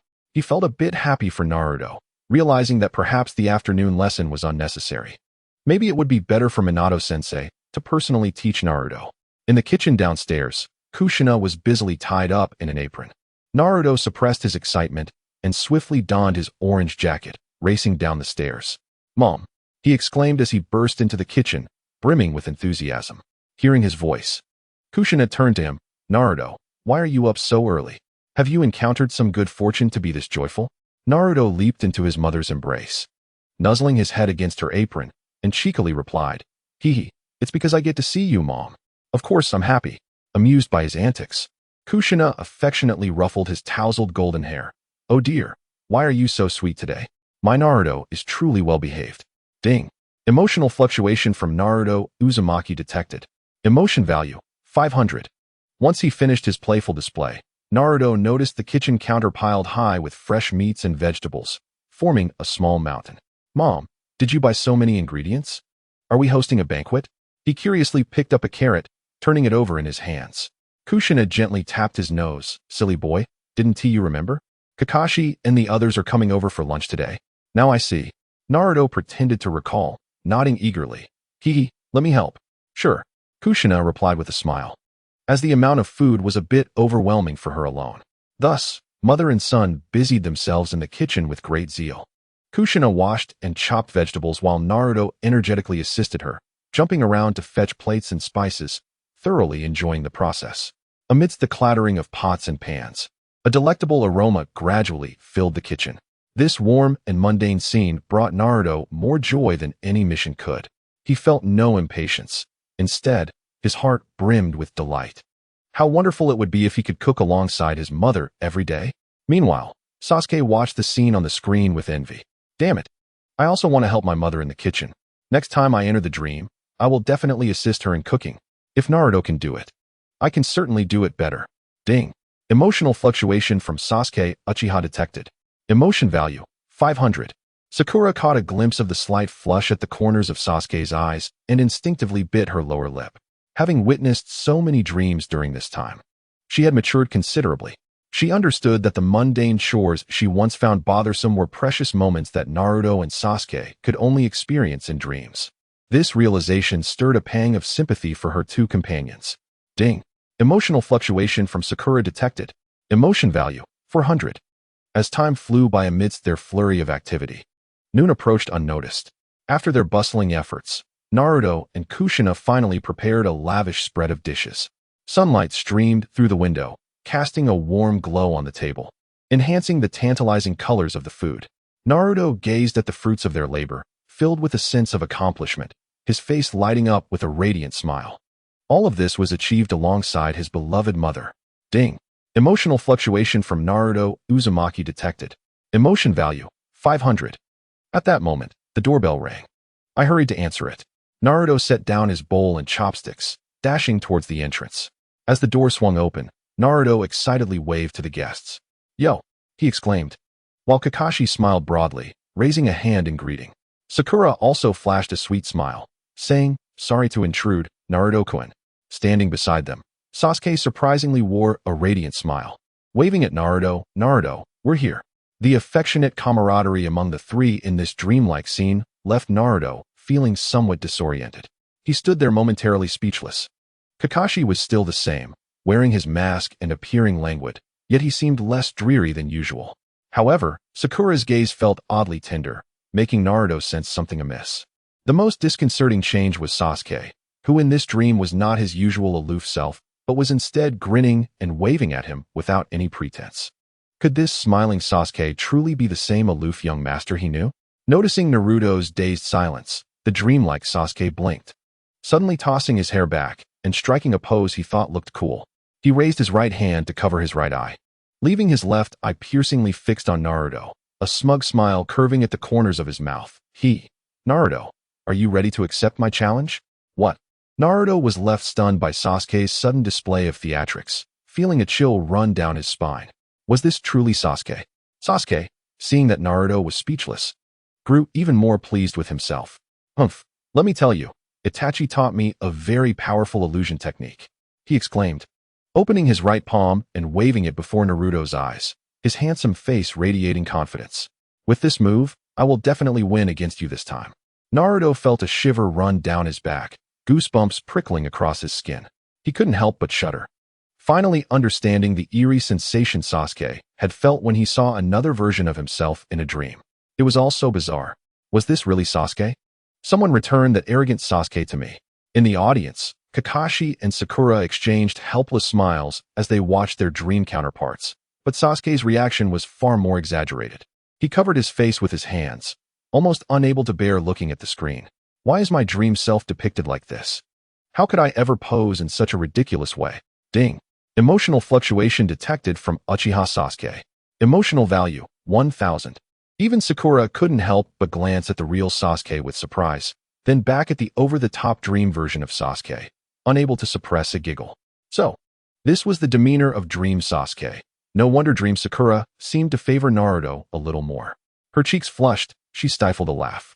Sasuke, feeling utterly humiliated, burned with embarrassment, wishing he could leap into the screen and beat himself up right then and there. It was exceedingly awkward. I could only turn my face away, utterly unable to meet the gaze of Sakura or Kakashi-sensei. That insufferable Naruto. Couldn't he dream of something normal for once? Ding. Emotional fluctuation detected from Uchiha Sasuke. Emotional value, 500. In contrast, Naruto on the screen felt a sudden jolt of unease. A challenge? To fight that peculiar Sasuke? What a ridiculous jest. To be frank, although he had vanquished Sasuke in the dream before, it wasn't truly him who did so. Upon awakening, he realized that the Sasuke in his dream had already been defeated and was lying on the ground in surrender, meaning it was another Naruto who had thoroughly bested Sasuke. That Naruto had been quite merciless yesterday. Now, to face a Sasuke who frequently trained with that Naruto? He was no Sasuke. He wasn't foolish enough for that. With this thought, Naruto chuckled nervously. Hey, hold on, Sasuke, he began, but before he could finish, Kushina appeared at the doorway of the dining room, carrying a steaming pot of food. All right, enough of that. Dinner is ready. Let us eat first. As soon as mealtime approached, all this talk of sparring seemed tiresome. Yes, eating is paramount, haha. We'll talk after we've eaten. Naruto nodded vigorously in agreement, merrily sprinting towards the table, his heart jubilant. Long live Mom. Observing this, Sasuke crossed his arms and let out a cold laugh, leaning in to taunt Naruto quietly. What's the matter, Naruto? Are you afraid of my new moves? Naruto quickly waved his hands in denial, insisting, it's time to eat. We'll discuss it later. Of course, Naruto would never admit to being scared. He simply didn't want to embarrass the Naruto in the dream. In the audience, Sasuke watched Naruto's feigned bravado with an amused smirk, scoffing, "Humph. A bottom feeder is still a bottom feeder. He is already backing down so quickly." Sakura mischievously winked, "But Sasuke-kun, you lost quite miserably last time too." Sasuke's expression faltered, his handsome face flushing red as he hastily defended himself. "I was unprepared. I was careless." Ding. Emotional fluctuation detected from Uchiha Sasuke. Emotional value, 500. Kakashi couldn't help but chuckle at Sasuke's flustered demeanor. This boy truly became less candid when it involved Naruto. Just as they were joking, the door to the dining room creaked open. "I'm back."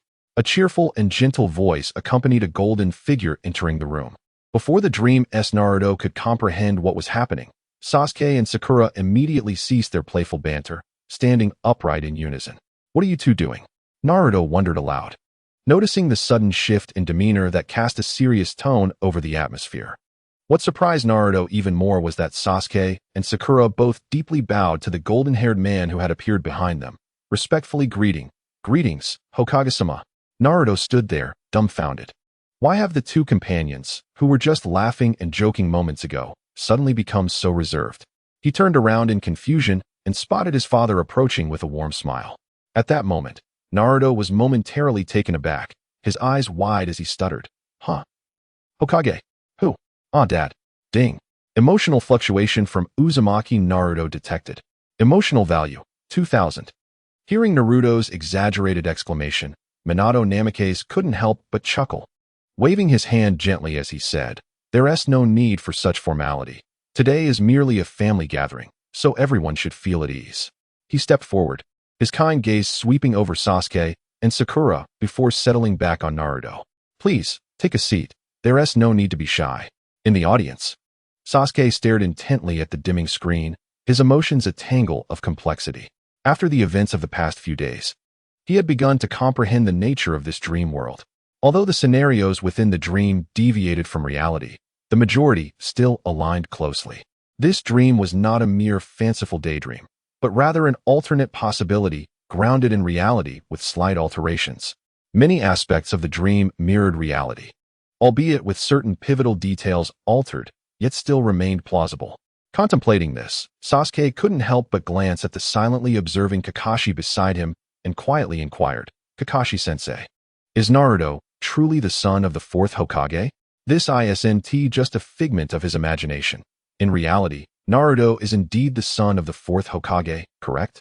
Upon hearing this, Sakura's eyes widened in disbelief, clearly still reeling from the shock.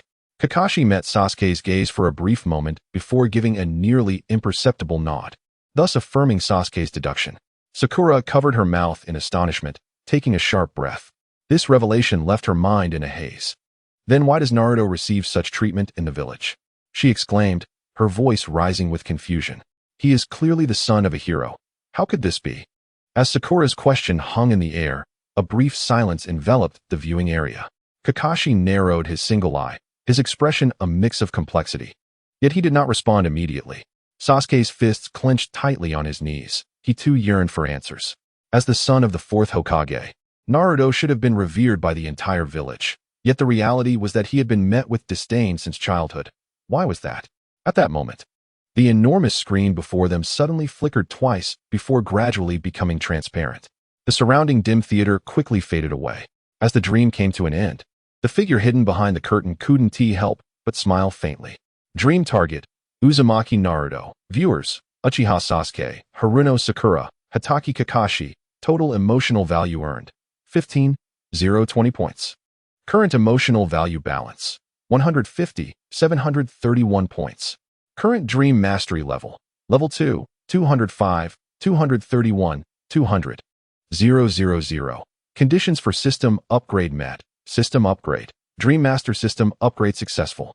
Please select one of the following enhancement effects. 1 audience count 1, 2 Dream Instance Expansion Pack, Chinese Cooking Master, 310. 000 emotion points. Shiyu's gaze swept across the rewards presented by the system, and without hesitation, he dismissed option 3. Ridiculous, a mere 10. 000 emotion points were inconsequential to him.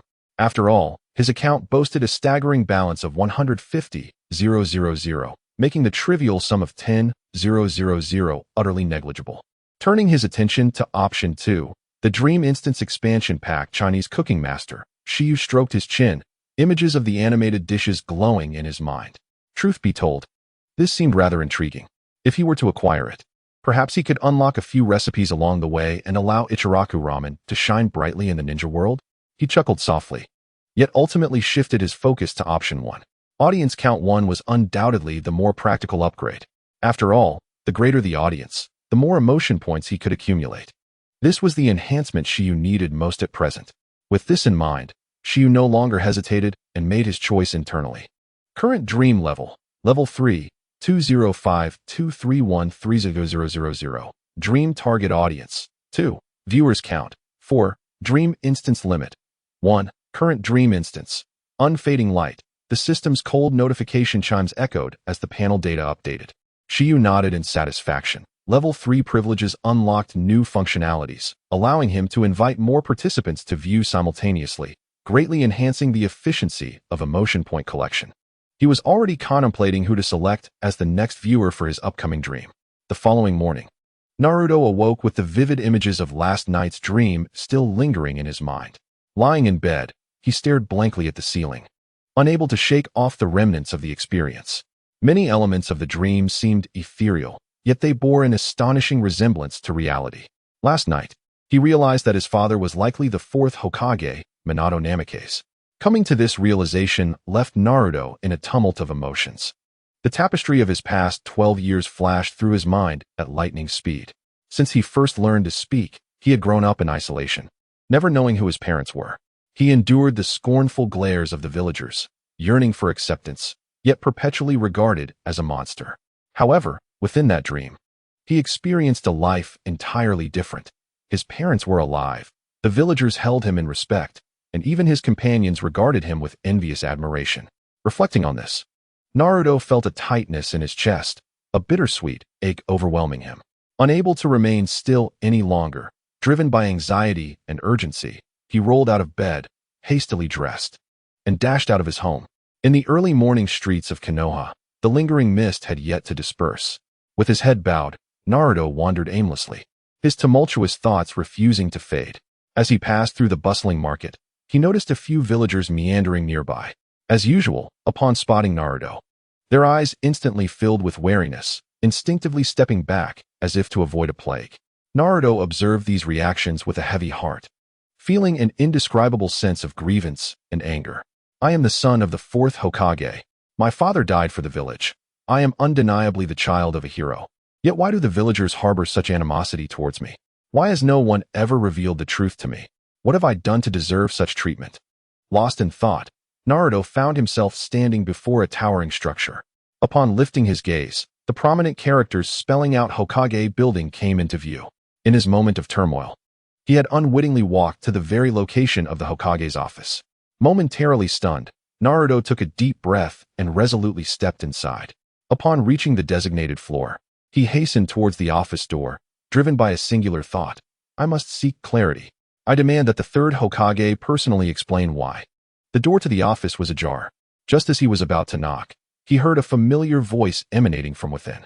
They are still inexperienced novices. Would assigning them this task be too daunting? The voice was laced with deep concern and urgency. Naruto's heart stirred. Was that Irika-sensei? Gently, he pushed the door open a crack and peered inside. The scene before him confirmed his suspicions. In the spacious Hokage office, the third Hokage sat behind his desk, pipe in mouth, perusing documents, while his teacher, Irika, stood earnestly at the desk, seemingly attempting to persuade the Hokage regarding a matter of importance. Every individual begins accumulating experience with simpler tasks. Hokage-sama, assigning Naruto's team a C-rank mission might be premature for them. Sarutobi Hiruzen listened intently, slowly setting down the document in his hands, preparing to respond. Suddenly, both he and Irika heard a faint noise at the door, instinctively turning to look. There stood Naruto, cautiously leaning half his body into the room. Realizing he had been discovered, Naruto boldly pushed the door open and strode inside. Naruto? Sarutobi Hiruzen was momentarily taken aback, not anticipating the boy's sudden appearance. Quickly, he smiled and waved him in. What brings you here so early today? Is there something on your mind? Irika, standing nearby, also looked puzzled. Naruto, what brings you here? Naruto opened his mouth, but hesitated to respond. His gaze darted past Irika, landing squarely on the third Hokage's face. At that moment, the multitude of questions swirling in his mind seemed poised to erupt. However, the third Hokage, unaware of Naruto's thoughts, assumed he had merely come as he often did, whether for matters trivial or significant. With this in mind, Sarutobi Hiruzen spoke with a smile, just in time. I have something to discuss with you.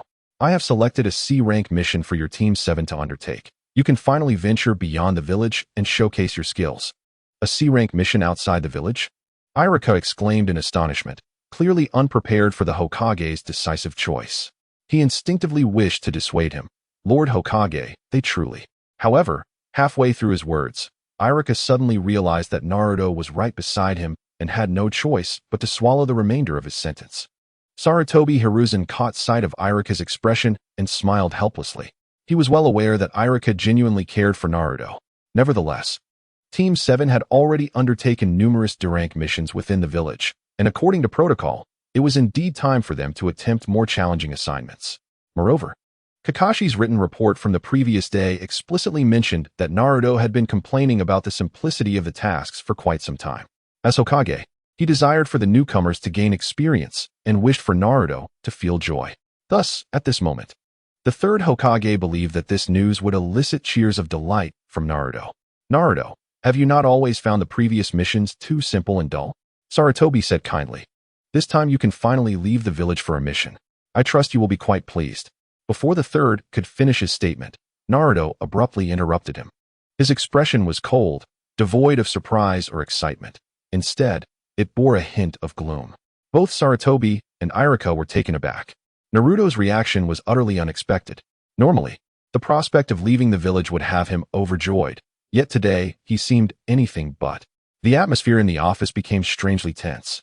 The third Hokage, pipe in mouth, looked puzzled at the changing expressions of the youth before him, silently lamenting that something was amiss.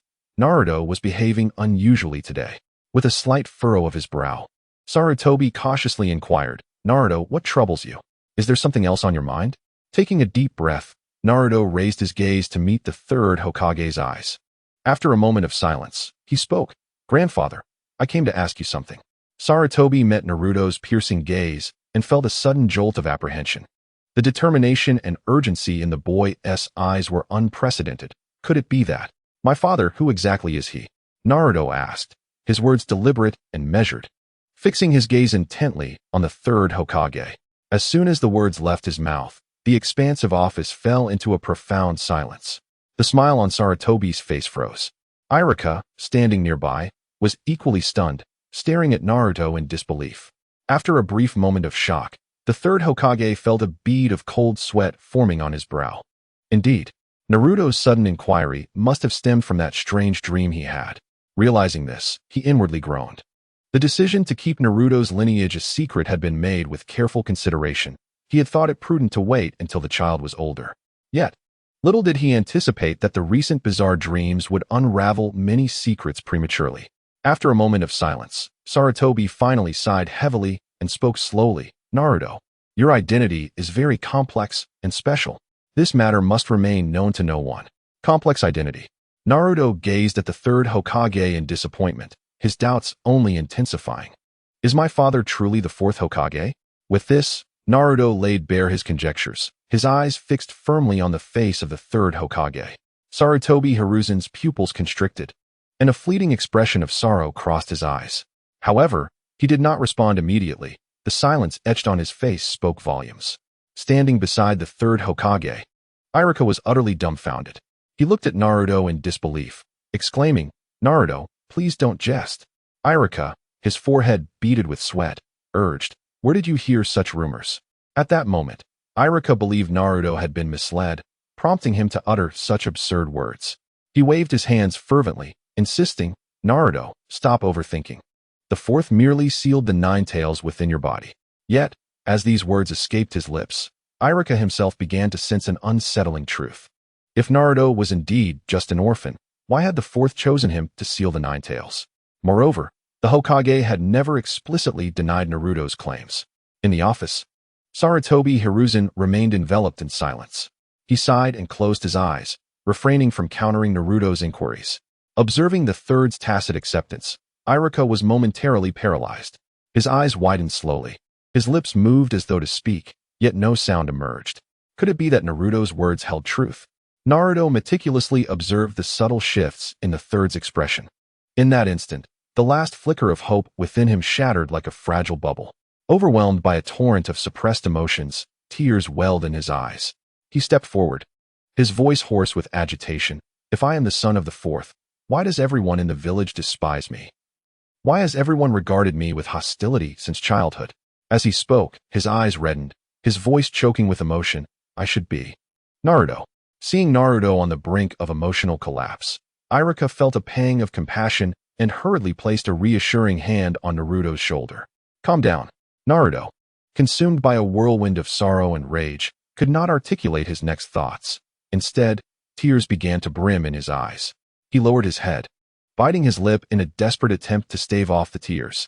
At that moment, the third Hokage felt as if he were trapped in a frigid abyss, his entire being immobilized in his chair. Naruto's sudden arrival left him unprepared, and in his haste, he found himself at a loss for words. Only able to issue a remorseful sigh. I'm sorry, Naruto. Beyond apologies, he felt powerless to express anything further. The atmosphere in the office grew palpably tense. Suddenly, Iruka inhaled deeply, his gaze sharpening as he emerged from his shock. He glanced at the aging third Hokage, then at Naruto, whose shoulders trembled slightly. An irresolute light flickered in his eyes. Though the revelation of Naruto's heritage had profoundly impacted him, filling him with guilt, he realized that if it was indeed the fourth who had sealed the nine tails within Naruto, then Naruto was not merely an innocent child. He was a hero, a living prison for the beast. Iruka lamented his previous misjudgment of Naruto for so long. Fortunately, under the third's guidance, he had reconciled with himself and laid down his hatred. Otherwise, he would have had no face to confront Naruto. Nevertheless, Iruka firmly believed that the third Hokage's actions were driven by deep-seated reasons. Now was not the time to pursue the truth. He needed to help Naruto find his composure. Naruto. Iruka endeavored to muster a faint smile, gently patting Naruto on the shoulder. Let us step outside for some fresh air. Naruto paused for a moment, lifting his gaze to his mentor. Iruka offered him a gentle nod, refraining from further words, instead wrapping an arm around Naruto's shoulder and guiding him, somewhat insistently, toward the exit. I'll treat you to Ichiraku ramen, all right? Naruto wiped his eyes, his emotions stabilizing slightly. He sniffed, offering no resistance as Iruka assisted him out of the Hokage's office. Behind them, Sarutobi Hiruzen watched their departing figures with a long sigh, weariness overtaking him as he closed his eyes. Upon exiting the Hokage building, the crisp morning air greeted them. Naruto's senses sharpened a bit, the earlier uncontrolled fury gradually transforming into a weary dejection. He silently followed Iruka, the two exchanging no words. Iruka, too, remained quiet, merely accompanying Naruto, casting worried glances at him from time to time. He understood that speaking further would be futile. Allowing Naruto some tranquility was far more beneficial. Before long, they arrived at Ichiraku Ramen. Iruka beckoned Naruto to take a seat at an empty table. With his head hung low, Naruto leaned on the table with his elbows, embodying a sullen demeanor. Even the familiar aroma of his favorite ramen failed to uplift his spirits. Iruka felt a pang of sorrow but was at a loss for how to offer comfort, as he himself had yet to fully digest the revelations of the recent secret. Hey Naruto, Iruka-sensei, good morning. At that moment, a vibrant voice resonated through the air. A cheerful boy, around 15 or 16 years old, peeked out from the kitchen, none other than Shigeru. What brings you here so early today? The usual 2 bowls of miso chashu ramen? Shigeru inquired with familiarity. Naruto, what's wrong? You seem a bit under the weather. Hearing Shigeru's concerned question, Naruto managed a feeble smile, muttering, I'm fine, really. A flicker of worry crossed Shigeru's brow.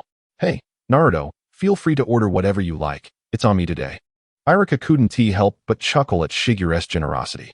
Oh, what has prompted such extravagance from you today, Shigeru-kun? Shigeru scratched his head. I just thought. Seeing Naruto in such low spirits, I tried to cheer him up. He then patted Naruto's shoulder, half earnestly and half playfully adding, Come on, Naruto. Today's my treat. You can have a couple of extra bowls if you want. How about adding some tamagoyaki and a large serving of chashu? Naruto's drooping head lifted slightly. He recognized Shigure's good intentions and felt deeply appreciative. However, he was unable to conjure a genuine smile in that moment. Simply nodding and saying, "Thank you, Shigure and I." Observing Naruto's strained yet polite response, Shigure sighed inwardly. As the orchestrator of last night's events, he was acutely aware of Naruto's experiences and reactions in the dream realm. He understood all too well that the revelation of his biological father's identity had undoubtedly shaken the young boy. His father was a celebrated hero of Konoha. While Naruto faced misunderstanding and neglect in reality, the stark contrast of this reality was indeed not something that could be easily reconciled. Shigure turned to pour tea for the two, casually remarking, "Just wait a moment. Your ramen will be ready shortly." Having finished speaking, he returned to the counter, immersing himself in his tasks and refraining from further interruption. Yet, as he lowered his gaze to prepare the dishes, a thought flickered through his mind.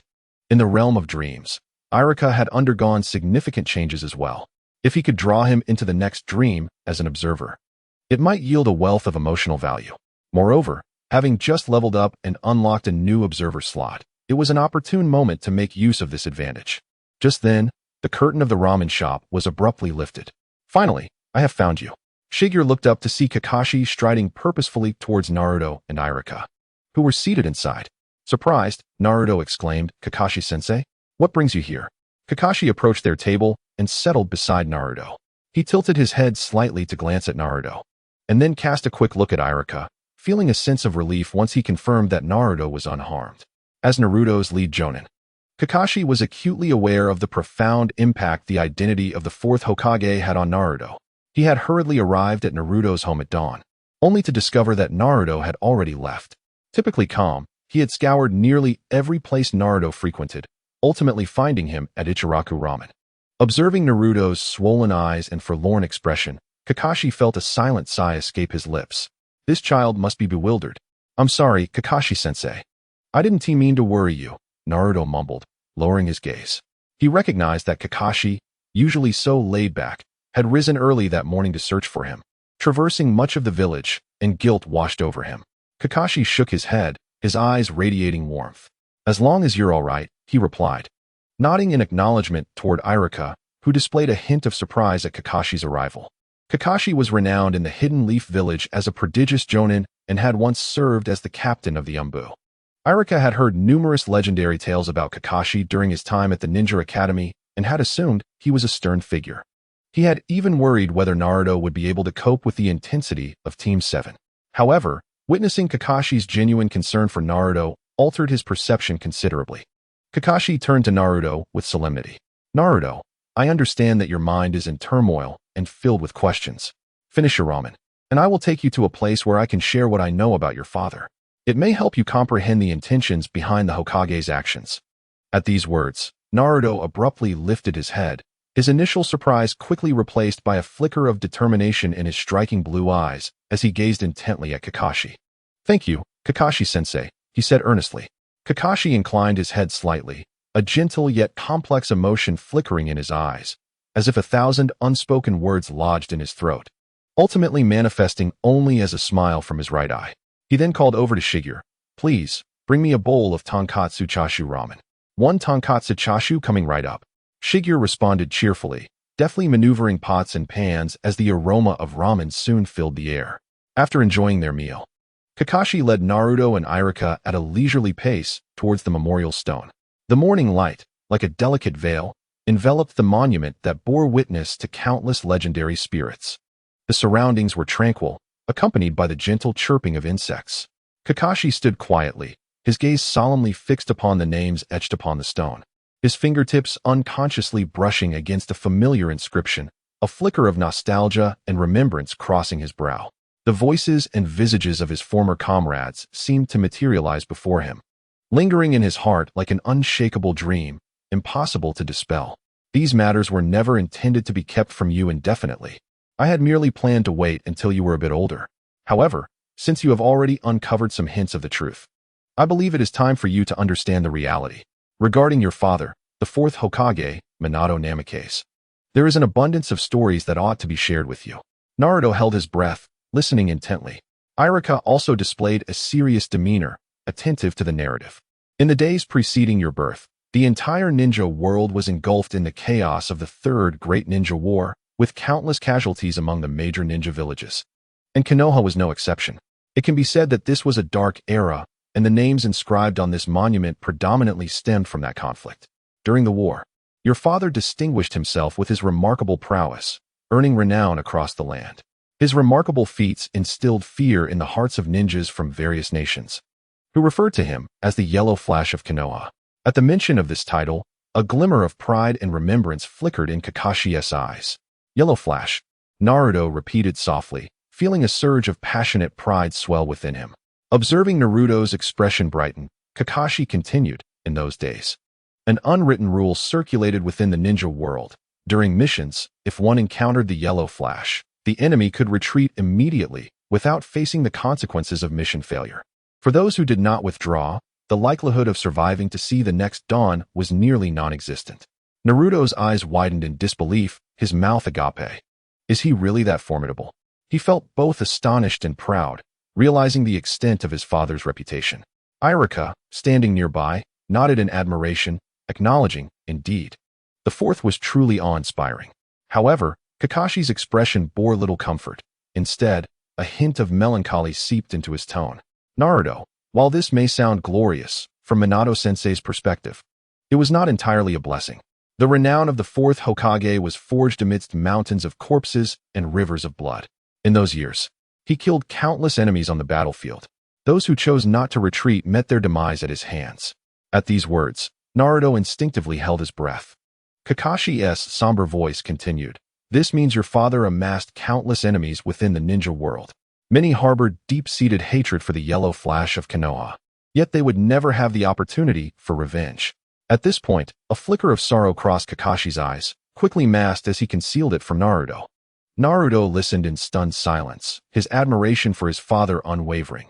Yet he began to comprehend the weight behind that illustrious aura. Did my father bear so much? He murmured, for the first time grasping the profound implications of the term hero. Kakashi nodded slightly, saying, after the conclusion of the Third Great Ninja War, Sensei Minato succeeded as the Hokage. However, the situation had not fully stabilized. The year you were born, our village suffered an attack from the Nine Tails. At this point, Naruto's voice caught in his throat, and his eyes reddened. After all, many ninjas lost their lives during the chaos of the Nine Tails incident, severely crippling the village's overall strength. Irika-sensei's parents also tragically perished in that turmoil. Hearing this, Irika lowered his head, his expression somber. The pain of losing his parents in childhood remained an everlasting scar on his heart. Naruto furtively glanced at Irika-sensei, and, seeing his forlorn demeanor, felt a surge of sorrow and guilt within him. The Nine Tails was sealed within him, and to some extent, he believed he was inextricably linked to the tragedy of that night. Kakashi continued, in the aftermath of the Nine Tails incident, Konoha was gravely weakened, temporarily falling into a disadvantaged position among the ninja nations. If anyone were to discover that the only son of the fourth Hokage was in Konoha and had become a Jinchuriki, can you imagine the consequences? Our enemies would undoubtedly seize the opportunity to target you. Not only was the power of the Nine Tails coveted, but the desire for revenge against the fourth Hokage and Konoha would compel those adversaries to eliminate you at any cost. Yet at that time, Konoha, battered and bruised, could scarcely muster the strength to protect you, an infant, from harm. Upon hearing this, Naruto was utterly stunned, momentarily rendered speechless. Irika, suddenly enlightened, remarked, so, Konoha had just lost the fourth Hokage and suffered the loss of many elite jonin. It was truly a time of internal strife and external threats. Kakashi nodded. The third Hokage's decision to conceal your identity was, in truth, a desperate measure. As Hokage, he had to prioritize the safety of the village. I understand that this was profoundly unjust to you, bearing the heavy burdens of misunderstanding and pain as the son of a hero. Anyone would find it difficult to accept. However, Naruto, I hope you can comprehend the third Hokage's predicament. After the lengthy explanation concluded, Naruto sat there as if awakening from a dream, desperately processing all that Kakashi-sensei had recounted. After a long while, he slowly exhaled a breath of resignation, his previously tense shoulders sagging. So that's how it is. Naruto murmured softly, a complex expression gradually morphing into a bittersweet smile. He had always believed that the villagers' disdain for him stemmed solely from the Nine Tails, never considering the implications of his father's legacy and the myriad of hidden truths. Now, with the full story revealed, much of his resentment toward the third Hokage dissipated. Although he still felt a knot in his heart, he understood that the Hokage's actions were not born of malice. "Naruto, do you feel better?" Iruka, seeing Naruto's expression soften, finally breathed a sigh of relief. He had been anxiously monitoring Naruto's reactions, fearing that the boy might fall into despair. Now, witnessing his calmness, Iruka felt a weight lift from his heart, his face brightening with a reassuring smile. Naruto lifted his head and bestowed a grateful smile upon his concerned teachers. "Yes. Thank you, Kakashi-sensei, Iruka-sensei." The concerns in Kakashi's eyes gradually dissipated as he gently ruffled Naruto's hair, softly saying, "It is good that you have come to terms with it." At that moment, Iruka, who had remained silent until now, suddenly sighed lightly, expressing, "Kakashi-sensei, I never anticipated that you possessed such a gentle and patient side." His gaze towards Kakashi deepened with respect and astonishment. Having heard tales of his achievements at school, he had always perceived him as a stern and formidable legendary ninja. However, witnessing Kakashi's attentive guidance of Naruto, he could not help but reassess this legendary genius of a jonin. Flattered by Iruka's compliment, Kakashi exhibited a rare moment of bashfulness, scratching the back of his head and responding, "Well, after all, Naruto is my student." This statement, delivered with an air of familiarity, warmed Naruto's heart. "Naruto, you truly are remarkable." Iruka seized the moment, smiling as he patted Naruto's shoulder. "You have such an exceptional father and have inherited his will to protect the village. I firmly believe that with your dedication, you will undoubtedly become a great ninja like him in the future." Pausing for effect, Iruka continued earnestly, "When that day arrives, and you possess sufficient strength to no longer fear any threats, the third Hokage will surely reveal your true identity. By then, the entire village will know the truth, and their misunderstandings will undoubtedly vanish. After all, you are the son of that hero. How could you be defeated by such minor setbacks?" Feeling a rush of emotion, Naruto's nose tingled, overwhelmed with gratitude and determination. He nodded vigorously, his face blossoming into a long-lost smile. Wiping away the remnants of tears from the corners of his eyes, he straightened his back, his gaze sparkling with resolve. "I understand now. Indeed, I am the son of the fourth Hokage. I will inherit my father's will and become Hokage. I will not be easily defeated." He clenched his fists, raising them triumphantly, his spirit rekindled to its former sunny disposition. Reflecting on his father's tremendous legacy ignited an inexhaustible drive within Naruto. He vowed to double his efforts in training, striving for the recognition of everyone, and honorably inherit his father's glory. Observing the revitalized golden-haired youth before them, Kakashi and Iruka exchanged knowing smiles, both relieved in their hearts. This was the Naruto they were familiar with, resilient in the face of adversity, eternally optimistic. Kakashi pondered to himself, recognizing that Naruto possessed the same indomitable spirit and radiant conviction as his father. It was precisely this strength that allowed him to draw power from solitude and seek light from darkness, unlike himself. As night descended, the village of Konohagakure gradually fell into tranquility. Iruka lay in bed, drifting into a deep slumber. Suddenly, he felt the scene before him shift abruptly. As he discerned his surroundings, a wave of confusion washed over him.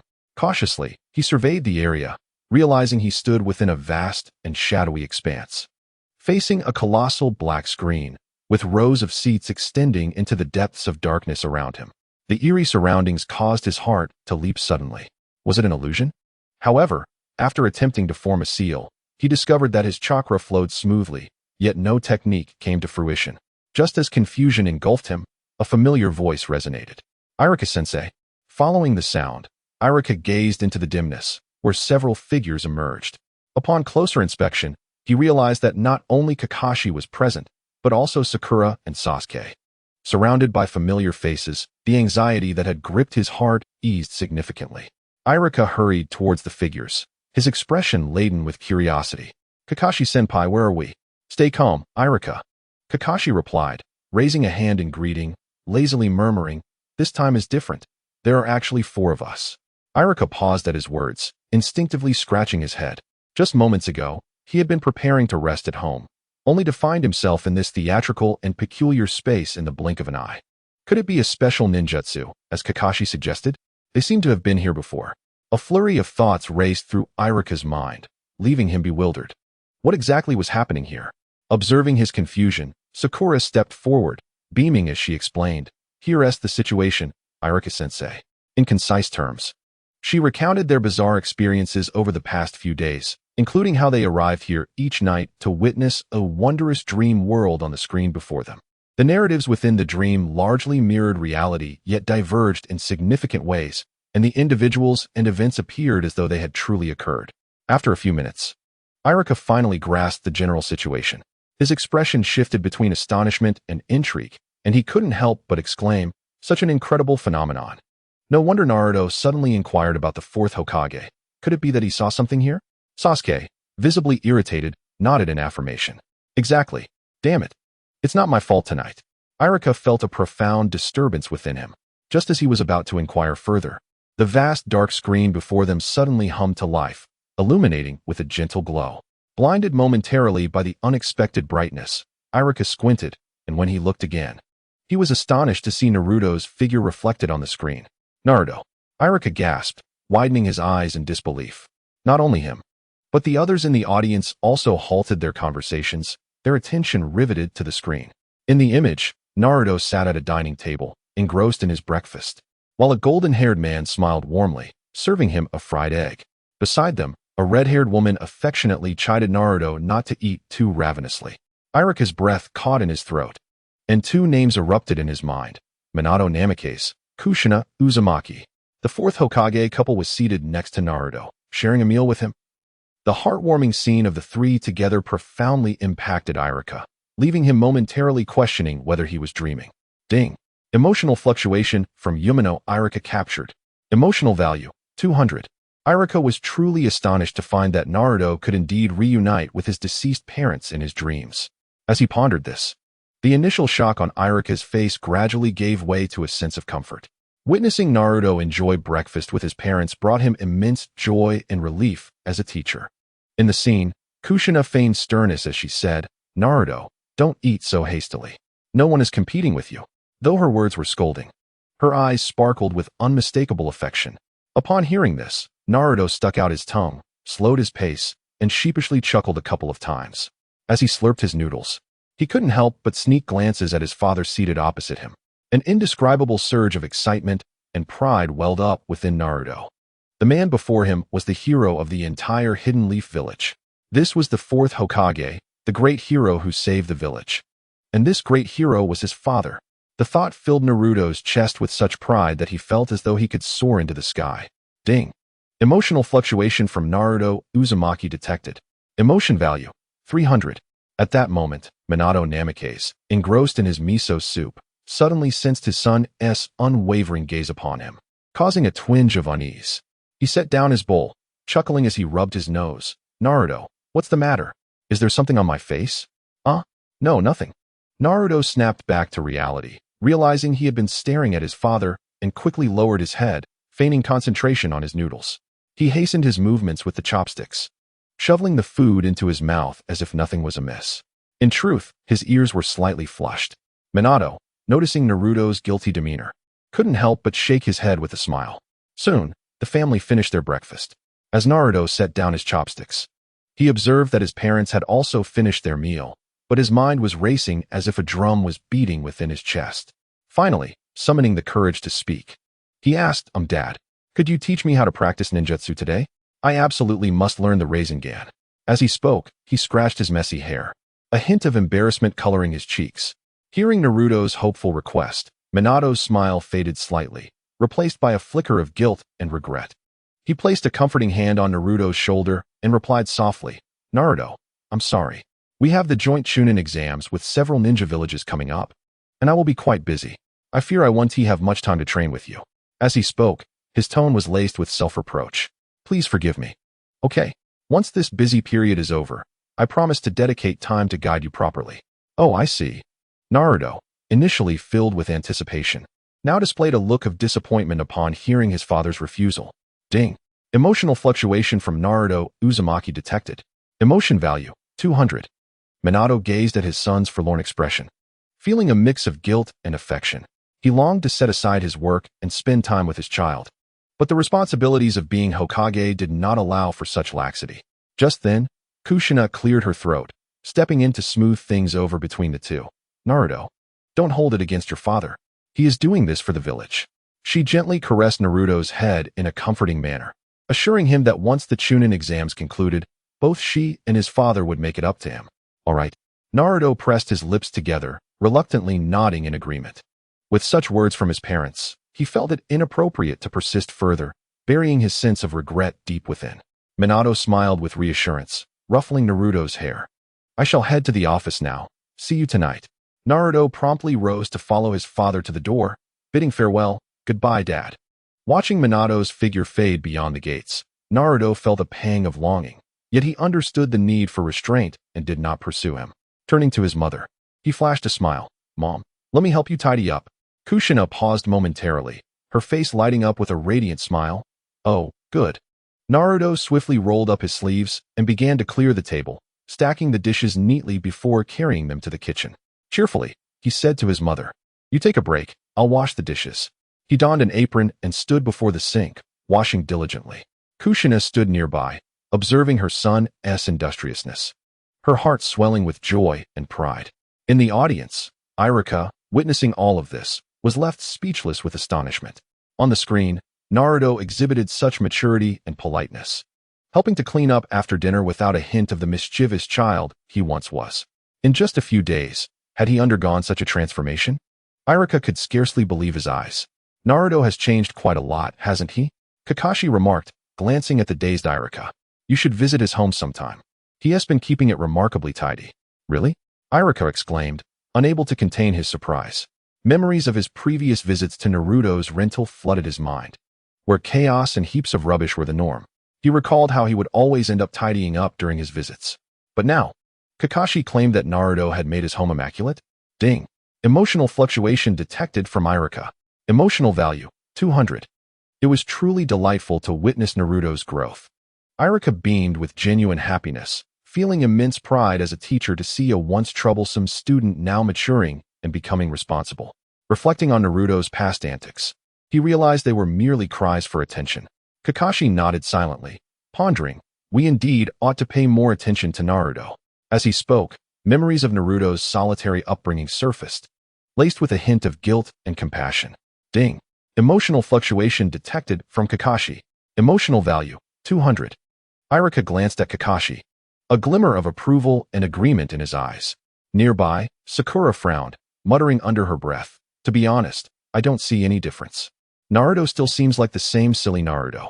Humph, I don't notice any changes either, Sasuke chimed in, crossing his arms and scoffing, still the same fool. Upon overhearing the two rascals casually disparaging their teammates, Kakashi could not help but feel a vain throb at his temple. Hey, you two, he said, shaking his head in resignation as he playfully thumped both Sasuke and Sakura on their heads. How can you speak of your comrades in such a manner? Sakura, clutching her forehead, exclaimed in pain and stuck out her tongue, refraining from further commentary. Sasuke, with a muffled grunt, turned his head away, his expression defiant, yet he chose not to retort. In the scene that unfolded, shortly after their meal, Naruto finished washing the last bowl and, feeling satisfied, stretched lazily. Mom, I'm going to practice ninjutsu in the backyard. He called to Kushina, who was busy wiping the table. Seeing his mother nod in agreement, he dashed out of the house with exuberance. The spacious backyard of the Uzumaki residence was open and airy, the morning breeze ushering in a refreshing scent of summer. Standing in the center of the courtyard, Naruto loosened his wrists and then retrieved a pre-prepared balloon from his ninja tool pouch, an eager expression lighting up his face. Since his father was occupied today, he resolved to practice on his own. After all, the version of himself in his dreams was capable of anything. He was confident that, even without assistance, he could master the Rasengan. With the uninflated balloon in hand, Naruto silently encouraged himself. Kakashi-sensei had already instructed him on the essentials of the third stage.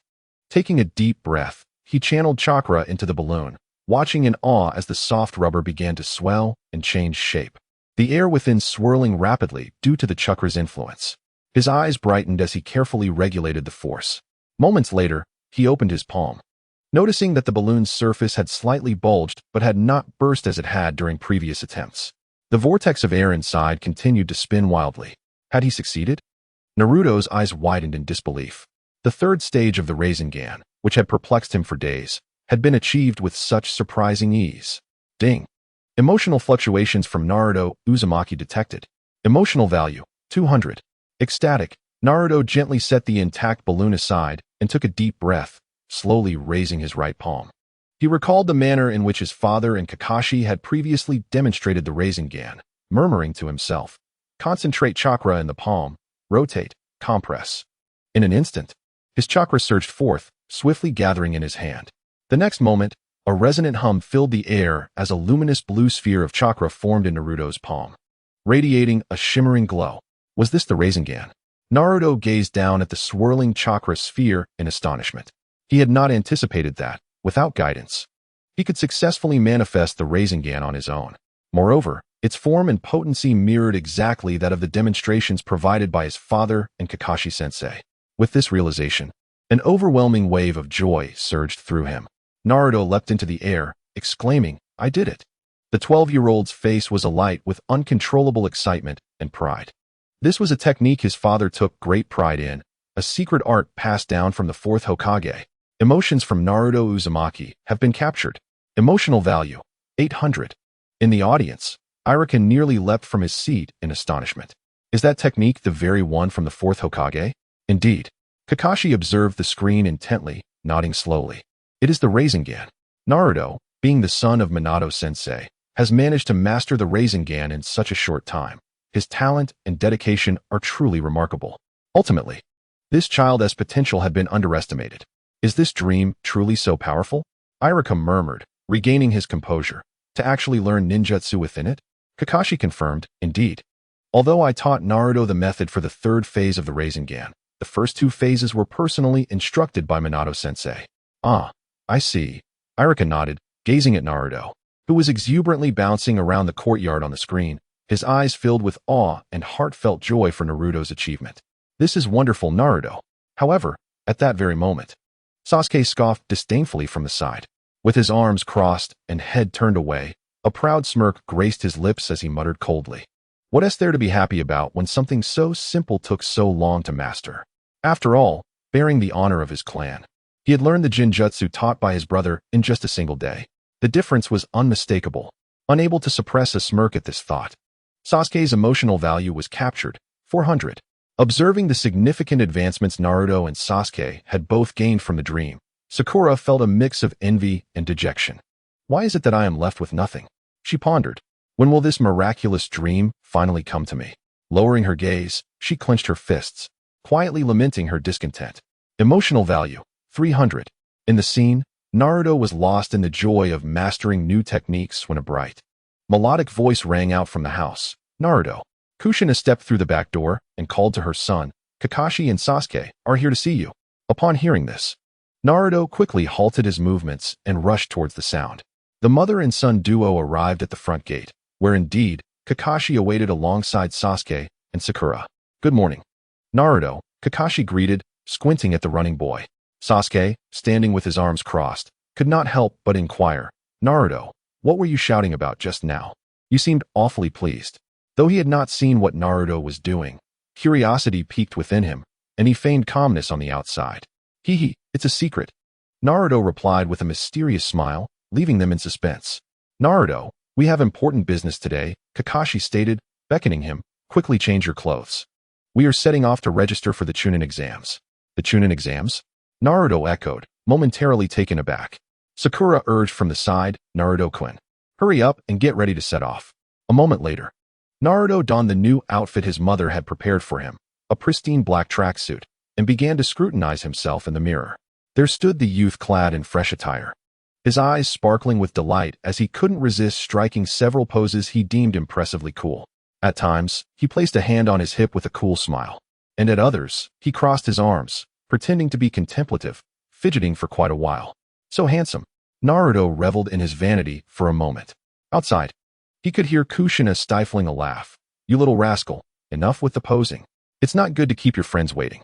Caught in the act, Naruto's face flushed crimson as he scratched his head and chuckled sheepishly before reluctantly pushing the door open and stepping out of his room. The quartet strolled along the spacious streets of Konoha, making their way to the registration site for the Chunin exams.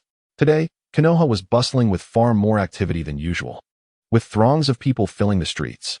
Naruto glanced around, noting that colorful flags and banners had been hung along the sides, proclaiming the welcome of guests from various villages for the Chunin selection exams. The familiar village was now teeming with numerous visiting ninjas and merchants. Genin from different villages wandered in groups along the roads, some sporting the forehead protectors of Sunagakure, others from Kirigakure, Iwagakure, Kimogakure, and even ninjas from various smaller villages could be seen. Along the roadside, several volunteers from Konoha were maintaining order, and occasionally, 2 or 3 members of the Uchiha clan from the village's security department could be spotted patrolling, their expressions notably serious.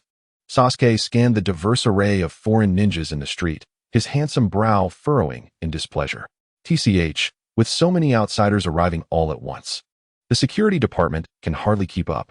Nissen has been so busy with this that he hasn't had time for me. Since the influx of foreign ninjas into Konoha, the Uchiha clan's responsibility for maintaining public safety had intensified. Itachi had been working tirelessly with the clan members to uphold order in the village. As Sasuke, in his dream, observed his brother's efforts, he felt a pang of sympathy, albeit tinged with a hint of discontent. During the Chunin exams, the abundance of people indeed placed a considerable burden on the senior members of the security department. Sakura, sensing his concern, reassured him. Your brother works so hard for the safety of the village and everyone.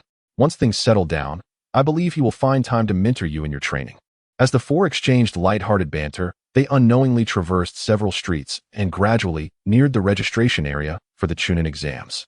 The throng of pedestrians grew denser, and one could faintly hear a multitude of unfamiliar accents mingling in conversation.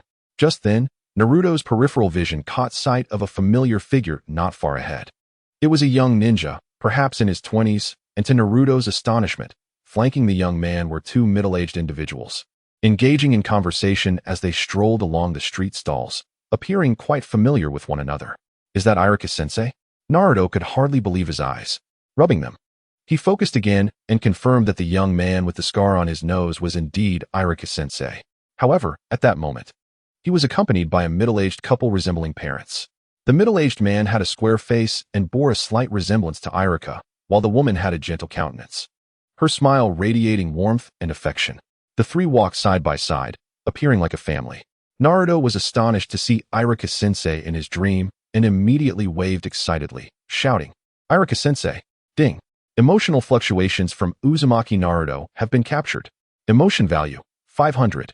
In the audience, Sakura's eyes widened in surprise as she pointed at the screen. Look, it's Irika-sensei. Ding! Emotional fluctuations from Haruno Sakura have been captured. Emotion value, 100. Kakashi rested his chin thoughtfully on his hand. The last time Hinata appeared, she immediately manifested in the dream. Now that Irika had come to the audience, he too appeared instantly in the dream. There was something undeniably intricate about this connection. Irika, at that moment, was utterly astonished, tears of excitement welling in his eyes. On the immense screen, 2 figures were beside him, joyfully wandering the streets of Konoha with him. The Irika on the screen wore a relaxed and contented smile, exuding sheer happiness. Those are my parents. Irika gasped, eyes wide as he fixated on the middle-aged couple on the screen, frozen in place, unable to articulate his emotions. Ding! Emotional fluctuations from Yumino Irika have been captured. Emotion value 1000. After a moment, he managed to stammer, Kakashi-senpai, what is happening?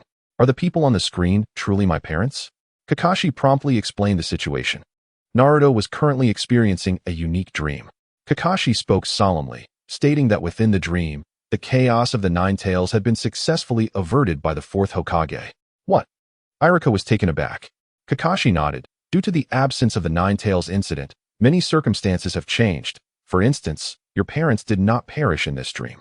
Upon hearing this, Irika's mind buzzed, momentarily blanking out. He stared at the screen, where he was embraced by his parents, and suddenly felt a burning sensation in his nose, tears streaming uncontrollably down his face. Over the years, he had dreamt countless times of scenarios where his parents were still alive. Yet each time he awoke to nothing but faded photographs. Now, that long-desired vision appeared vividly before him. Irika clasped his mouth tightly, fearful of letting out a sob. His shoulders trembled gently as he murmured through misty eyes, Mom, Dad. Ding. Emotional fluctuations from Yumino Irika have been captured. Emotion value, 500. Sakura, witnessing this poignant scene, felt her heart tighten, unable to hold back her tears. Sasuke, observing Irika's emotional outburst, felt a subtle tug at his heartstrings, a fleeting shadow passing through his gaze. The visage and laughter of his parents involuntarily surfaced in Sasuke's mind as he slowly clenched his fists, though his face remained composed. An overwhelming wave of sorrow surged within him, as one who has also experienced the profound loss of loved ones. How could he not comprehend the tumultuous emotions stirring within Irika at this moment? Ding. Emotional fluctuations from Uchiha Sasuke detected. Emotional value 300. However, after a brief moment, Sasuke lifted his head slightly, a flicker of relief blossoming in his heart. At least he now had the opportunity to enter that dreamscape and reunite with his parents once more. Meanwhile, the scene within the luminous screen continued to unfold. Colorful banners and flags, prepared for the Chunin selection exam, adorned the spacious streets of Konoha, bustling with villagers and ninjas alike, creating a lively atmosphere. Irika was strolling and chatting with his parents. At this moment, Naruto stood nearby, astonished, gazing at the long-lost trio. "Irika-sensei," he exclaimed, excitement evident on his face as he dashed toward them. In contrast to Naruto's fervor, Irika appeared somewhat taken aback. He paused for a moment, then awkwardly sized up the blonde-haired, blue-eyed youth before him. After all, he was the son of the Hokage. Typically, he had little opportunity to interact with him, let alone expect recognition. In an instant, Irika felt both flattered and flustered, his expression becoming noticeably more reserved. The son of the Hokage was actually greeting him. He could scarcely believe it. Master Naruto, you." "Hello," Irika stammered, approaching with his parents and awkwardly extending his greetings. Upon realizing Irika truly stood before him and heard the honorific, Naruto was overwhelmed with emotions, unsure of what to say. His face flushed, he scratched his head, exclaiming, "Irika-sensei, it's really you. How wonderful." Before he could finish, Kakashi, with a smile, stepped forward. "Long time no see, Irika." "Kakashi-senpai." Irika quickly shed his awkward demeanor and respectfully bowed to Kakashi. Irika's parents, evidently acquainted with Kakashi, greeted him with smiles. The kid from the Hitaki family has grown up. Kakashi, slightly taken aback by the remark, scratched his silver hair in mild exasperation. "It's been a while, esteemed elders." The four exchanged smiles, and the atmosphere lightened considerably. Kakashi seized the opportunity to engage Irika's family in conversation, inquiring about the situation at the border. "I heard you've been stationed at the front lines. What brings you back to the village today?" Irika's father, his expression growing serious, replied, "Currently, during the Chunin exams, ninjas from various countries have gathered, complicating the situation at the border. Numerous restless individuals surrounding Konoha have been stirring, and we have been tasked with monitoring the teams from Kusagakure participating in the exams, which is why we took the opportunity to return." Irika's mother nodded in agreement, adding, "Once the Chunin exams conclude, we must immediately return to our post near the Tenchi Bridge. We cannot be away for long." "I see," Kakashi remarked, understandingly. Irika scratched his head and chuckled, "Honestly, Mom and Dad, you're being overly cautious. Who would dare cause trouble in Konoha? With the fourth Hokage present, no one could exert any influence." "You brat. Such words cannot be uttered," admonished Irika's father, though the relaxation in his brow and eyes clearly revealed his agreement. "Haha." Irika chuckled awkwardly, choosing not to elaborate further. Naruto stood to the side, observing Irika, Kakashi, and his parents engage in lively conversation, sharing familiar topics in which he felt unable to interject. A wave of inexplicable melancholy washed over him. After Irika had greeted him, he seemed to devote the majority of his attention to Kakashi and his parents, rendering Naruto, the son of the Hokage, somewhat alien and estranged. Scratching his head in confusion, Naruto pondered, "Why does it seem like Irika-sensei and I are not well acquainted?" Ding. Emotional fluctuations from Naruto Uzumaki detected. Emotion value, 400. After a moment's reflection, a sudden tightness gripped his heart. Could it be that in this dream, Irika-sensei had never taught him? Yet in reality, Irika-sensei was undeniably one of the most significant figures in his life. Overwhelmed by panic and uncertainty, Naruto could no longer contain his feelings and stepped forward, raising his voice, "Irika-sensei, it's me. Who do you think I am?" His urgent outburst caught Kakashi and the Irika family off guard. Irika's parents exchanged bewildered glances, their eyes filled with confusion. Sakura and Sasuke looked at each other in surprise. To them, the name Irika-sensei was utterly unfamiliar. Sakura searched her memory but failed to recall such a teacher from the Ninja Academy, murmuring softly, "Strange. Do we know a teacher named Irika?" Sasuke, equally perplexed, scrutinized Irika, completely bemused as to why Naruto held this unfamiliar young ninja in such high regard. Externally, Irika appeared unremarkable. As the two contemplated, Irika's father, astonished, inquired, "Irika, when did you come to know young Master Naruto? I've never heard you mention him." I actually," Irika replied, his expression one of bewilderment, feeling equally perplexed. The son of the Hokage was someone he had never had the opportunity to interact with, let alone become familiar with. Irika nervously scratched his head and quietly explained, "As the Hokage's son, I've never had a chance to interact with him. And I don't understand why Naruto." Naruto froze at these words, as though doused with a bucket of cold water. In this dream, Irika-sensei was, astonishingly, entirely unfamiliar with him.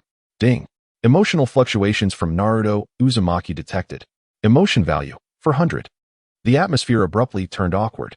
Irika's parents exchanged glances before engaging in a brief exchange with Kakashi and respectfully bidding farewell to Naruto, leaving with Irika. As Irika's family disappeared around the corner, Naruto remained rooted in place, still in shock. He stared blankly in the direction they had gone, his heart a tumult of emotions. In reality, Irika-sensei, like him, was a lonely orphan who had endured a challenging life since childhood. Yet, despite this, the ever-optimistic teacher had never abandoned him, while others shunned him. Only Irika-sensei would actively engage in conversation, taking him out for a delightful bowl of ramen. Even on the fateful night when he stole the Book of Seals, it was Irika-sensei who valiantly stood before him, taking the brunt of a fatal giant shuriken. In that moment, Irika's slender figure shielded Naruto, the massive shuriken piercing his back. Even as he lay on the brink of death, Irika managed to muster a comforting smile for Naruto.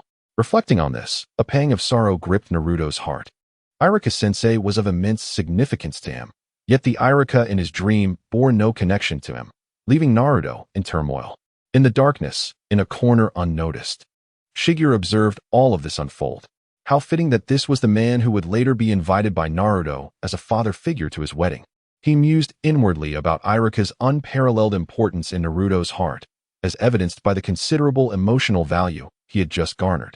Indeed, for years, when everyone else isolated Naruto, Irika was the sole teacher who trusted and protected him, the first to impart warmth to his life. In the audience, Sakura gazed at the screen, watching the bewildered Naruto, unable to restrain herself from whispering, "Why do we seem to have no acquaintance with Irika-sensei in this dream? Isn't the Irika in the dream our teacher?" Kakashi, upon hearing this, glanced at Irika beside him, pondering thoughtfully, "It does appear that way." Taking a deep breath, Irika suppressed the tumult of emotions surging within him, gently wiping away the tears from the corners of his eyes, and with a choked voice, managed a bittersweet smile. "If my parents were alive, I would probably have followed them to the front lines on missions, never having the opportunity to remain in the village as a teacher." As his words hung in the air, the others exchanged glances, each feeling a sense of melancholy.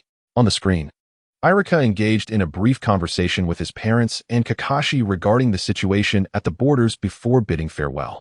Before he departed, Irika politely nodded at Naruto, then swiftly turned to leave with his parents. Naruto stood still, silently watching the retreating figures of Irika and his family, his heart a tumult of emotions. The real Irika-sensei had always understood him, standing by his side and watching him grow. It could be said that without Irika-sensei, there might not have been a Naruto Uzumaki as he was today. Yet, upon reflection, the Irika in the dream had his parents with him, growing up joyfully, never experiencing the profound solitude of reality. Surely, this Irika-sensei must have led a life filled with happiness. Wasn't it Irika-sensei's deepest wish for Naruto to have such a life? Contemplating this, Naruto gradually found solace in his heart. He wiped away the tears that threatened to spill from the corners of his eyes, and his previously despondent expression gradually relaxed, a bright smile illuminating his face once again. Ding. Emotional fluctuation detected from Naruto Uzumaki. Emotional value 500. Kakashi noticed something amiss with Naruto and gently patted his shoulder, inquiring with concern, "When did you get to know Irika?" Logically, since Irika's parents have long been stationed with the advanced team, and Irika has been on missions with them after graduating from the Ninja Academy, you shouldn't have had the opportunity to meet him. Naruto paused momentarily, momentarily at a loss for words. He certainly couldn't disclose to Kakashi-sensei that the Irika he knew was actually from another realm. The image of Irika turning away lingered in his mind, the familiar figure receding into the crowd until it vanished completely. Naruto flashed a broad smile at Kakashi, laughing, "Haha. It's nothing. We're not very close, but I just feel a certain warmth from him."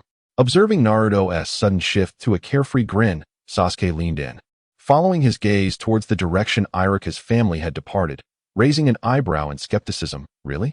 I don't sense any familiarity between you two at all." Naruto let out a dry chuckle, opting not to argue. Kakashi stroked his chin thoughtfully, commenting, "However, I have heard that Irika seems to dislike the bloody nature of frontline duty and is planning to return to Konoha to serve as a jonin." Naruto nodded slightly, pondering. Indeed, no matter the world, Irika-sensei remains the same. Just as he was reflecting, a sudden realization struck him. Wait a moment. Kakashi-sensei, what did you just say?" Naruto's eyes widened in shock as he stared at Kakashi. "Jonin?" Ding. Emotional fluctuation detected from Naruto Uzumaki. Emotional value 300. Hasn't Irika always been a chunin? Naruto blurted out, disbelief flooding his heart. Sakura and Sasuke, witnessing this revelation, wore equally astonished expressions. Sakura blinked, curiously asking, "He looks barely in his 20s, right? Is he really a jonin at such a young age?" Sasuke crossed his arms, calmly analyzing, "Perhaps he is just a special jonin." "No, Irika is not a special jonin." Kakashi chuckled, shaking his head. "He is a bona fide jonin. After all, Irika's parents are also formidable jonin. Otherwise, they wouldn't have been selected for the advanced team." Naruto's eyes widened in sheer astonishment, his mouth agape as he let out an exaggerated gasp.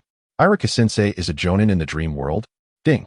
Emotional fluctuation detected from Naruto Uzumaki. Emotional value 300. Just as Naruto was struck dumb by the shock, the surrounding scenery suddenly trembled slightly, and the images before him rippled like the surface of a lake, swiftly becoming blurred. In the audience, the massive screen flickered twice before gradually becoming transparent. The dimly lit theater around him seemed to swiftly fade away, as if it had lost its support. With the conclusion of the dream, Shiryu unconsciously lifted the corners of his mouth into a smile. The dream target this time was Naruto Uzumaki, while the viewers included Sasuke Uchiha, Irika Yumino, Sakura Haruno, and Kakashi Hatake. The total emotional value gained was an impressive 31,600 points, leaving a current balance of 182,331 points and a dream level of 3. With an impressive accumulation of 236,831,300,000. Shiryu gazed at the rapidly increasing emotional value with great satisfaction. With the support of 4 audience members, the rate of growth had indeed accelerated considerably. At this pace, in just about 3 days, he would successfully elevate to the next level of authority. The following morning, Naruto awakened from his slumber, staring blankly at the ceiling for a moment. The scenes from the dream of the previous night continued to replay in his mind. For a fleeting instant upon waking, he thought he would hear his mother calling him to rise from outside. But the only sound in the stillness of the small room was the morning chirping of birds. This stark contrast weighed heavily on his chest, prompting him to let out a deep sigh. After a while, he slowly sat up and sighed once more. In the dream, everyone seemed to be thriving. Reflecting on reality juxtaposed with the dream, he felt a surge of emotions. In that world, his parents were alive, and he basked in their affection, while Irika-sensei, too, had his parents by his side, beaming with joy. Yet in reality, both he and Irika had to endure the loneliness of losing their loved ones. The idyllic life depicted in the dream stood in stark contrast to the harshness of reality. However, regardless of the disparities between reality and dreams, he would never succumb to despair. Naruto clenched his fists tightly, vowing silently within. One day, he would become a magnificent Hokage like his father, protecting everyone in the village with his own hands. Only then could those in reality live a life as blissful and beautiful as that in his dreams. With a shake of his head, Naruto endeavored to cast aside his distracting thoughts and leapt out of bed. After a quick wash, he hurriedly donned his usual attire, devoured his breakfast in a few bites, and excitedly began to pack his bag. Yesterday, Kakashi-sensei had informed them of a C-rank escort mission to undertake today. Finally, they would no longer be engaged in the dreary task of catching cats and dogs. Naruto enthusiastically pumped his fist, his face alight with eagerness. He had been waiting for this moment, ready to showcase his skills in a real mission and demonstrate his prowess to everyone. Before setting off, he extended his right hand. Focusing his energy, a pale blue chakra swiftly gathered in his palm, but when he attempted to make it spin rapidly, it suddenly dissipated, scattering into nothingness. Surprised for a moment, Naruto gritted his teeth defiantly and concentrated on gathering his chakra once again. After several unsuccessful attempts, he took a deep breath, striving to calm himself. Recalling the sensation of executing the Rasengan in his dream, with his mind settled, he lifted his right hand once more. This time, the azure chakra steadily took shape in Naruto's palm, coalescing into a perfectly spherical orb that spun with remarkable speed. He had succeeded. Naruto's eyes widened with delight as he gazed at the humming chakra sphere in his hand, an overwhelming urge to laugh bubbling within him. In dreams and reality, he had finally mastered this technique, a profound secret passed down from his father. Feeling a surge of accomplishment, Naruto hastened towards the gates of Konoha. Upon arriving at the designated meeting point, he found Kakashi waiting with Sasuke and Sakura. It was a rare occasion for Kakashi to be punctual, particularly when it came to official assignments. It seemed he was quite diligent in such matters. "Good morning, Naruto," Sakura greeted, raising her hand in a wave. Sasuke leaned against a tree, arms crossed, casting a disinterested glance at Naruto, remarking, "Humph, you're late." "Sorry, I got held up," Naruto replied sheepishly, scratching his head and sticking out his tongue in embarrassment. Kakashi glanced at the time and remarked, "Fortunately, you didn't keep us waiting for too long." No sooner had he spoken than an inebriated old man staggered towards them, his face flushed and reeking of alcohol, barely able to maintain his balance while clutching a bottle of liquor. Upon spotting Team 7, he hesitated momentarily before frowning in displeasure. "Hey, why are there only a few kids here?" The old man slurred. "I paid a hefty sum to hire you ninjas from Konoha, and you send these little brats to deal with me?" As he spoke, his bleary eyes scanned over the trio, finally settling on the shortest among them, Naruto. "That little blonde brat looks foolish. Can he even be considered a ninja?" The old man pointed at Naruto, his face contorted with disdain. Instantly, Naruto felt a surge of anger, glancing around and realizing he was indeed the shortest in the group. How infuriating. Stupid drunkard. Naruto seethed, ready to charge at this insolent man. However, Kakashi, quick on his feet, grabbed Naruto by the collar and pulled him back, saying, "Calm down. That's our client. What do you intend to do?" Though suspended in midair, Naruto continued to glare at the old man in indignation. How dare he underestimate me? He thought bitterly, recalling that in his dreams, he was the tallest. The old man, oblivious to his surroundings, continued to mumble, "Humph, has Konoha really run out of capable adults? Sending children on missions, this is bound to end badly." Kakashi, feeling somewhat embarrassed, released Naruto and cleared his throat. "Mr. Dasna, would you please introduce yourself?" At this, the drunken old man finally steadied himself, clearing his throat. "Ahem, I am the world-renowned bridge builder, Dasna." He brandished a mission scroll before them, proclaiming with pride, "Before I return to the land of waves to complete the bridge, you little ones must ensure my absolute safety, understand?" "Humph," Naruto huffed in response, wiping his nose with his hand and raising his chin defiantly. "Don't underestimate me, you old drunk. I have mastered a remarkable ninjutsu. I am no ordinary genin. A mere C-rank mission is but a trifle for us." Sasuke, standing nearby, scoffed dismissively, yet a glimmer of confidence flickered in his dark pupils. The gains he had acquired from his dreams were no less than those of Naruto, naturally instilling him with the assurance to face the upcoming challenges. Dasna, witnessing the audaciousness of the two youngsters, felt an inexplicable sense of reassurance.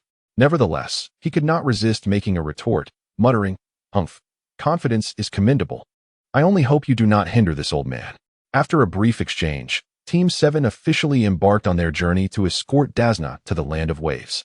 As they stepped through the towering crimson gates of Konoha, Naruto felt a surge of emotion within his chest.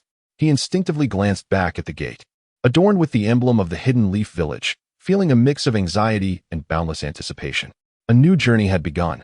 Naruto clenched his fists, silently encouraging himself. For Naruto, who had grown up in the village, this was his first venture beyond Konoha into the wider world. He was brimming with excitement throughout the journey. At midday, under the blazing sun, the group sought refuge in the shade of a tree for a brief respite. Having rushed out in the morning, Naruto was now ravenously hungry, devouring 2 rice balls in quick succession. Sasuke and Sakura also replenished their supplies of food and water. Dasna, after chewing a few bites of dry bread, resumed drinking, which made Naruto frown in disapproval. After a short rest, they resumed their journey. Naruto continued to gaze around, filled with curiosity at every new sight. The broad road was flanked by lush fields, with rolling green hills in the distance, and white clouds leisurely drifting across the azure sky. The fresh air, infused with the scents of earth and grass, made Naruto, who was venturing far from home for the first time, feel utterly invigorated. Simultaneously, he maintained a heightened sense of vigilance, occasionally feigning maturity as he scanned the surrounding bushes and underbrush, wary of any lurking enemies. As he walked, he would sometimes part the foliage to peer through or hop onto stones to gaze into the distance, resembling a curious little fox. "Hey, kid, look at you all excited. Never seen the world before, huh?" Dazna teased, shaking his flask of alcohol. Naruto huffed in response, unperturbed. "Humph, what would you know, you drunkard?" Beside them, Kakashi, noticing Naruto's anxious demeanor, squinted with a smile. "Naruto, watch your step." Naruto was startled, hastily looking down at the path, eliciting a chuckle from Sasuke and a stifled laugh from Sakura. Kakashi, observing his student's nervousness, shook his head with a mix of amusement and exasperation. "Relax, Naruto. We are still within the land of fire. There shouldn't be any enemies around. However, remaining vigilant is wise. Continue to do so." "Yes." Naruto stood tall, thumping his chest in affirmation. As the sun gradually dipped in the west, the first day's journey proceeded smoothly. The group remained within the borders of the land of fire, encountering no ill-intentioned adversaries. As dusk fell and the light began to fade, they finally paused, feeling a touch of fatigue. Kakashi surveyed his surroundings and chose a spacious clearing near a water source as their campsite. After a brief division of labor, the group set about establishing their camp. The night deepened, and countless stars twinkled above the clearing. The crackling campfire dispelled the chill in the air, casting a warm glow on a few weary faces. A gentle night breeze rustled through the trees, occasionally interrupted by the chirping of insects. Dazuna, leaning against a bundle of luggage, took several swigs of alcohol. His face now flushed and soon fell into a deep slumber, snoring thunderously. Observing this, Kakashi shook his head with resignation, leaning against a tree trunk with his eyes half closed. Lost in thought. In truth, with Kakashi's keen alertness, he could sense any movement around him, even with his eyes shut. Sasuke and Sakura, seated across the fire, busied themselves organizing their backpacks before lying down to rest. The night quietly descended, enveloping the village of Konoha in an extraordinary tranquility. Stars sprinkled across the rooftops, casting a soft, silvery glow over the courtyards and pathways. The villagers, weary from a day's toil, settled in for the night, while the only sounds were the occasional chirps of insects, as a cool evening breeze swept over the village. Within the Hyuga residence, a similarly serene atmosphere prevailed. The soft candlelight cast a warm halo upon the paper doors. Hinata had tidied up and gently pulled back her bedding, lying down on her tatami mat. The bed was soft, yet at that moment, she felt no inclination to sleep, her bright, watery eyes staring blankly at the ceiling. Her hands nervously twisted the corners of the blanket, her mind unable to shake the lingering memories of a dream from days past. As she recalled the events of that dream, Hinata's lips pursed slightly, and a faint blush crept across her cheeks. Despite being merely a dream, the recollection quickened her heartbeat. In her last dream, her father had taken her to the Namake's household to discuss an engagement with Naruto. She had been so anxious that she nearly fainted. And even now, the mere thought of engagement made her feel overwhelmingly shy. Since then, Hinata had found it increasingly difficult to face Naruto, her mind constantly replaying the scenes from that dream, leaving her unable to confront him with ease. Each time she reminisced about the dream, her heart raced like a startled deer. Upon waking, she felt both embarrassed and flustered, even doubting whether it had merely been an elaborate figment of her imagination, vowing never to speak of it to anyone. However, she quietly turned to her side, partially concealing her flushed face with the blanket, gently exhaling a breath of warmth. Striving to calm herself, that peculiar dream had only occurred once and had not recurred since. Perhaps it truly was just a momentary flight of fancy? Hinata consoled herself, attempting to suppress the feelings of shyness and excitement deep within her heart. Regardless, a dream is not a reality, and there was no need for her to take it seriously. As the night deepened, the candlelight extinguished, plunging the room into darkness and silence. Hinata slowly closed her eyes. Her breathing became gradually more rhythmic, and her consciousness began to blur. Unbeknownst to her, she slipped into a peaceful slumber. After an indeterminate period, Hinata, in her drowsy state, sensed a change in her surroundings. The once soft bed had vanished, replaced by a solid ground beneath her. The gentle rustling of leaves in the wind was replaced by the faint sounds of conversation. Hinata's heart skipped a beat as she abruptly opened her eyes, only to find herself standing in a dimly lit, spacious screening hall. Rows of chairs were neatly arranged around her, and before her loomed a massive screen, currently shrouded in darkness. This scene mirrored the mysterious cinema she had visited last time. Stunned, Hinata widened her eyes and instinctively glanced around, feeling a mixture of surprise and doubt. Was this truly the same place? Had she returned once more? Ding. Emotional fluctuations from Hinata Hyuga detected. Emotion value, 200. Hinata. Before she could fully comprehend her surroundings, a cheerful voice called out to her. Not far away, Sakura waved enthusiastically. She hurried over, her face alight with joy as she gazed at Hinata. Wonderful. You're here again today. Hinata, feeling shy upon seeing her familiar companion, timidly moved closer to Sakura, her heart gradually settling, yet still tinged with nervousness, unsure of what to say. Sakura, however, appeared unfazed, affectionately taking Hinata's arm and guiding her to sit down. Don't be anxious. Just enjoy watching Naruto's dreams later, she said with a playful wink. You've seen it once before, haven't you? Hinata nodded gently, her cheeks flushing slightly. Indeed, she had inexplicably visited this place once before, and she had thought it merely a figment of her imagination, never anticipating her return. It was then that Hinata noticed another figure seated nearby. Sasuke was leaning back in his chair, arms crossed, wearing a rather unpleasant expression. Sasuke-kun is here too, Hinata murmured, a hint of surprise in her voice. Sasuke cast her a sidelong glance, turning his head away with a dismissive huff, choosing not to engage. Sakura leaned closer to Hinata, whispering, I told Sasuke about your previous visit. He missed the dream that day, so you took his place. Hinata nodded in realization, glancing nervously at Sasuke. He understood the situation well enough, yet wore a sour expression, muttering under his breath, Tisich, it's not my turn again today. How frustrating. Meanwhile, Kakashi sat leisurely in the back row, engrossed in a book titled Intimate Paradise, feigning interest while discreetly eavesdropping on their conversation. He cast a casual glance at Hinata, pondering. Hinata, it seems today's dream may have something to do with her. Just then, the immense screen before them suddenly illuminated, and the image began to materialize. The scene grew clearer, revealing a cozy two-story house nestled in the heart of the Hidden Leaf Village, Naruto's home. The camera zoomed in, and Naruto appeared, brimming with exuberance. Awesome. It's me again, he exclaimed, bouncing with excitement, unable to contain his joy. Ding. Emotional fluctuations from Naruto Uzumaki detected.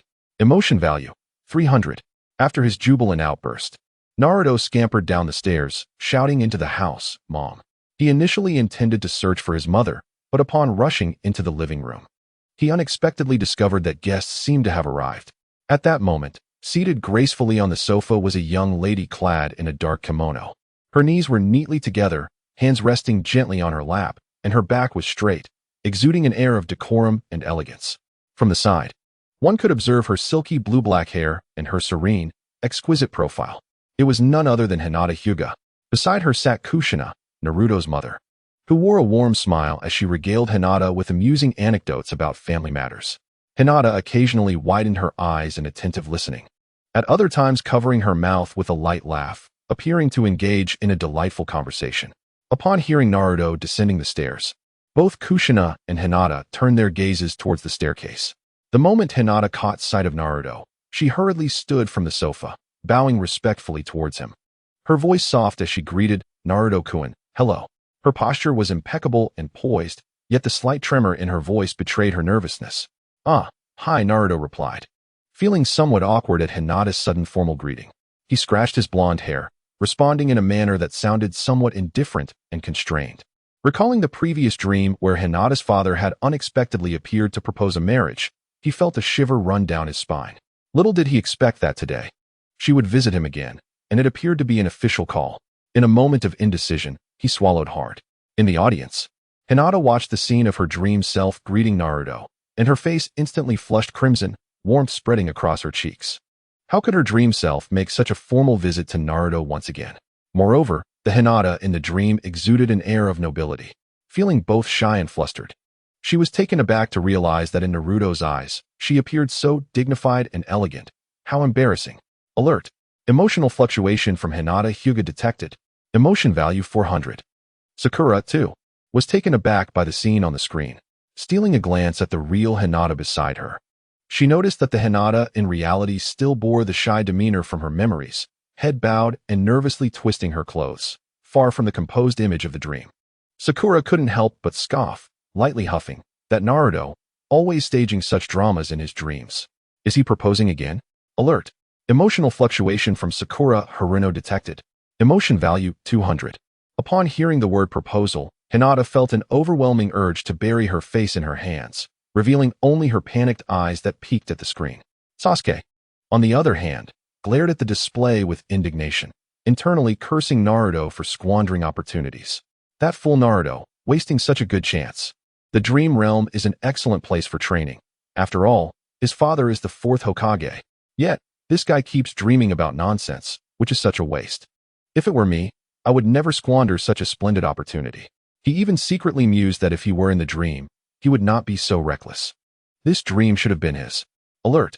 Emotional fluctuations from Uchiha Sasuke have been detected. Emotion level 300. Kakashi, seated in the back row, nodded slightly, his eyes revealing a contemplative expression. Indeed, the narrative of the dream closely correlates with the presence of the audience. With Hinata attending tonight, her figure appeared in the dream, precisely as he had anticipated. In the scene, within the living room, Naruto stood idly, scratching his head, at a loss for what to do next. Kushina turned to Hinata with an apologetic smile, saying, "Hinata, excuse me for a moment." She then swiftly approached Naruto, grasped his arm, and pulled him to a corner. Speaking in an urgent whisper, "Naruto, why are you just standing there? You should be entertaining Hinata." "Entertain? How do I do that?" "I don't know," Naruto mumbled, bewildered, as his mother dragged him aside. Seeing his foolish expression, Kushina couldn't help but roll her eyes, reaching into her apron pocket to extract several bills, which she pressed into Naruto's hand. "Take Hinata out for some fun, shopping, dining, or perhaps a movie. Don't let the poor girl languish at home, understand?" Shopping. Naruto gaped, unwilling, murmuring, "I'd rather stay here with Mom. What is so fun about shopping? Enough with the nonsense." Kushina glared at her son. "When I say go, you go. Remember what the clan had mentioned last time? But you turned them down last time." Naruto protested, recalling vividly how his mother had outright rejected the Hyuga clan's proposal for a union. Why was she now insisting he accompany Hinata?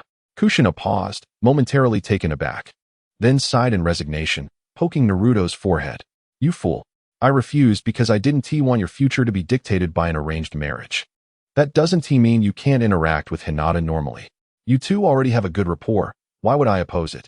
After a moment's reflection, she added softly, "Besides, look at Hinata. She is so sweet and understanding." Naruto stepped back, rubbing his forehead in confusion. Oh. Although he still didn't fully grasp his mother's deeper implications, he at least understood her stance. She did not object to him spending time with Hinata. Nonetheless, he felt a sense of trepidation at the thought of taking Hinata out shopping right now. Kushina, however, said no more, smiling as she nudged Naruto back to Hinata, raising her voice to return to her cheerful demeanor. "All right, it's settled. Naruto, take Hinata out for a stroll, have some fun, don't worry about me." She winked at Hinata, saying, "Hinata, please help look after our Naruto." Hinata's cheeks flushed slightly as she softly replied, "Auntie, it is Naruto-kun who is so exceptional. I am the one who should be grateful." Naruto wanted to say more, but he was already being pushed toward the door by Kushina. Thus, under his mother's persistent encouragement and meaningful glances, Naruto reluctantly led Hinata out of the house. Two figures walked out of the courtyard, one trailing behind the other, and for a considerable time, silence enveloped them. Kushina stood at the doorway, gazing at their retreating silhouettes, shaking her head with a wry smile. What a foolish son. He truly lacks insight. It's baffling. Minato was quite adept at charming girls back in the day. In the audience, Hinata watched the scene on the screen, where she and Naruto were walking side by side out of their home. She felt a mix of shyness and envy, unable to meet her own gaze. The dreamlike version of herself walking so naturally alongside Naruto made her cheeks flush with warmth. Yet, she couldn't resist stealing another glance at their figures. And a bold thought crossed her mind. Should she muster the courage to invite Naruto out? She couldn't allow herself to be outdone by the dream version of herself. As this notion took root, a glimmer of determination shone in her eyes. Suddenly, a scoff broke through Hinata's tumultuous thoughts. Sasuke cast a sideways glance at the screen, his expression sour, laced with jealousy and disdain. He muttered coldly, such a splendid training ground in this dream world, yet here I am, wasting time on such futile fantasies. His irritation grew as he continued, shopping with girls? Naruto squandered such a prime opportunity. With a derisive snort, he added, is this all you can dream about, Naruto? With such limited ambition, do you even deserve to dream? What a waste. If it were me, I would never let such an opportunity slip away. These dreams should belong to me. Sasuke's disdain was palpable, clearly exasperated by Naruto's lack of ambition. Kushina's earlier reflections on the fourth Hokage resonated in the ears of the audience. Sakura, unable to suppress her curiosity, leaned in closer to Kakashi and whispered, Kakashi-sensei. Was the fourth Hokage really good at charming girls? He was so handsome. Surely many girls pursued him back in the day? Kakashi was momentarily taken aback, almost dropping the book he held. He hadn't anticipated Sakura's sudden inquiry, leaving him at a loss for words.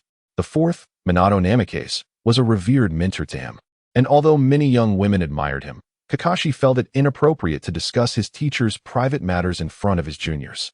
He awkwardly scratched the back of his head. How would I know?